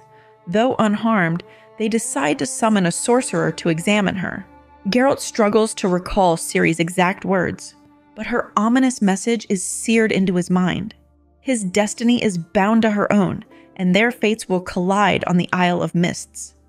There, Ciri foretells, Geralt will face his end. She swears she's seen the White Wolf die during a brutal Rivia battle. The Witchers brood on this grim prophecy over vodka by the fire. Geralt is lost in thought staring into the fire. If Ciri's horrific vision comes true, he'll never settle down with Yennefer like he dreamed. But can destiny be denied? As the Witchers joke darkly about Ciri's disturbing prophecy, we snap back to a bloodied Geralt collapsed on the streets of Rivia, a pitchfork grotesquely stuck in his chest. Meanwhile, the powerful sorceresses Yennefer and Triss bicker as they arrive in Rivia with Ciri. When Ciri spots smoke rising over Rivia, she suddenly channels a terrifying vision. Geralt grievously wounded and nearing death. Ciri cries out and bolts towards the city, ignoring the sorceresses. Yennefer and Triss gallop after the panicking girl. But Ciri's prophecy echoes ominously. She foresaw Geralt coming full circle here. Does this mean his story ends where it began, on the streets of Rivia? Finally, at the scene, Yennefer unleashes epic magical fury on the murderous mob to fight through to Geralt. Triss grabs her arm and tells her to flee, but Yennefer refuses to abandon Ciri or Geralt again. Alone against the crowd, Yennefer continues to fight, but out of nowhere, she is smashed in the face by a rock and blacks out. We are then taken to another memory, this time Yennefer's. She awakens in agony from an attempt to take her own life, with her hands brutally bandaged. The stern sorceress Tissaia has just saved Yennefer, but scolds her for trying to end it all. Still, Tissaia praises Yennefer's talent and resolves to mentor her. She'll fix the girl's misshapen back and mangled hands for a price. Yennefer must commit to the demanding training program at Aretuza Sorcery School. Yennefer agrees to develop her budding powers under Tissaia's strict tutelage. She yearns to gain control of her chaos and become the ascendant sorceress she was meant to be. For pretty Yennefer has always felt like a hideous outcast inside, but no more. We then return to the present. Yennefer wakes up just as the mob descends, but at least Triss is by her side again. The sorceresses desperately decide to cast a joint spell, but with slurred words and wavering voices, it seems hopeless. Still, Triss and Yennefer stand their ground, no more running. Suddenly the air cracks with lightning and hailstones the size of eggs bombard the city, sending the crowd fleeing for cover. The sorceresses have somehow conjured a raging ice storm. People cower from the freak magical hailstorm, now known as Marigold's Hailstorm. But the ordeal has taken its toll on brave Triss. As the clouds part and sunlight streams through, she lets out a heart-wrenching wail. Yennefer rushes to her side, shaking off her own injuries. Triss sobs uncontrollably, pointing a bloody hand towards the town square. There, beneath the frozen rubble, lies a body splayed in death, the White Wolf Geralt of Rivia. The battle-hardened Witcher who survived so much has fallen at last. His legendary adventures ended. No, screams Ciri, cradling his head. She arrived too late. Geralt is gone. Yennefer gazes at his corpse, stunned with grief. After everything they endured on the long road to this place, has Geralt's destiny reached its end in hatred and chaos? The sorceresses share a mournful look as Ciri wails. Just when all seems lost, a magical unicorn appears, emerging from the misty lake. Ciri greets her old friend Owaraqax, the mythical beast she met long ago. His glowing horn radiates healing energy. As the unicorn lowers his head, Ciri channels the magical light into the dying Geralt. Her eyes blaze white and a halo surrounds her. Though she gave up her powers before, some innate magic remains in her blood. Yennefer and Triss watch in awe as ribbons of light dance from Ciri's fingers over Geralt's wounds. Before their eyes, his gashes close and color returns to his face. With a sudden gasp, his chest rises. The White Wolf lives again. Ciri embraces Geralt fiercely, then turns to the unicorn. But it is gone as quickly as it came, vanished into the fog on the lake. All that remains are sparkling hoofprints on the shore where he brought salvation for the renowned Witcher. Yennefer and Triss hug Ciri, then each other, laughing and crying with relief. Against all odds, Geralt has cheated death thanks to the girl's will to save him. And so the strange family is reunited at last. The sorceresses, the Witcher, and the magical lion cub of Cintra. Bruised but breathing, his silver hair matted with blood, Geralt sits up with Dandelion's aid. The dwarf friends pat his back gently. Ciri promises she'll never leave his side now. Smiling wearily, Geralt takes her hand. Their fates are linked forever. With the Witcher revived, Ciri must bid her friends farewell as she boards the mysterious boat into the fog with Geralt and Yennefer. Goodbye, brave lion cub. Triss aches watching her vanish, fearing she'll never see Ciri again. But the dwarves remind her every ending brings a new beginning. The fog lifts and Geralt awakens in an idyllic orchard with his beloved Yennefer at his side. Though he can't recall how they got there, all that matters is they're together again against all odds. He tells her he loves her, she says she knows, and they clasp hands happily. Meanwhile, in another world, a grown Ciri recounts her adventures to Sir Galahad, though her tale's happy ending brings bittersweet tears. She says after their journey, Geralt and Yennefer wed at last, the Witcher and Sorceress along with all their friends and family celebrating merrily ever after. But Galahad senses sadness in the eyes of the Lady of the Lake. Strange is the world you hail from, he remarks in his knightly way. Ciri agrees with a loud sniff. Strange indeed. As the story ends, noble Sir Galahad invites the spirited Ciri to join him at Camelot and meet the legendary King Arthur. Though at first sarcastic, seeing Galahad's admiring smile, Ciri feels a flutter in her heart. Could this be the stirrings of romance for the lone wolf girl? No longer the timid child of surprise from long ago, Ciri has blossomed into a confident young woman unafraid of new adventures or new love. And so fair Ciri takes brave Galahad's hand and rides by his side towards the setting sun in search of new quests and treasures in this strange magical world. The end! And that's a wrap on the Lady of the Lake and the epic Witcher saga. I hope you enjoyed following Geralt, Yennefer, Ciri, and their extraordinary adventures across all the books. We laughed and cried. Well, at least I cried, along through their heart-wrenching adventures.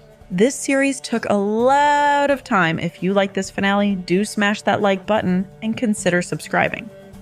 Also, let me know in the comments what was your favorite Witcher book or moment, and what video game books should I cover next. I'm so thankful you joined me through this journey until the end. Farewell, friends, and see you on the next one. This is Cookie, signing off.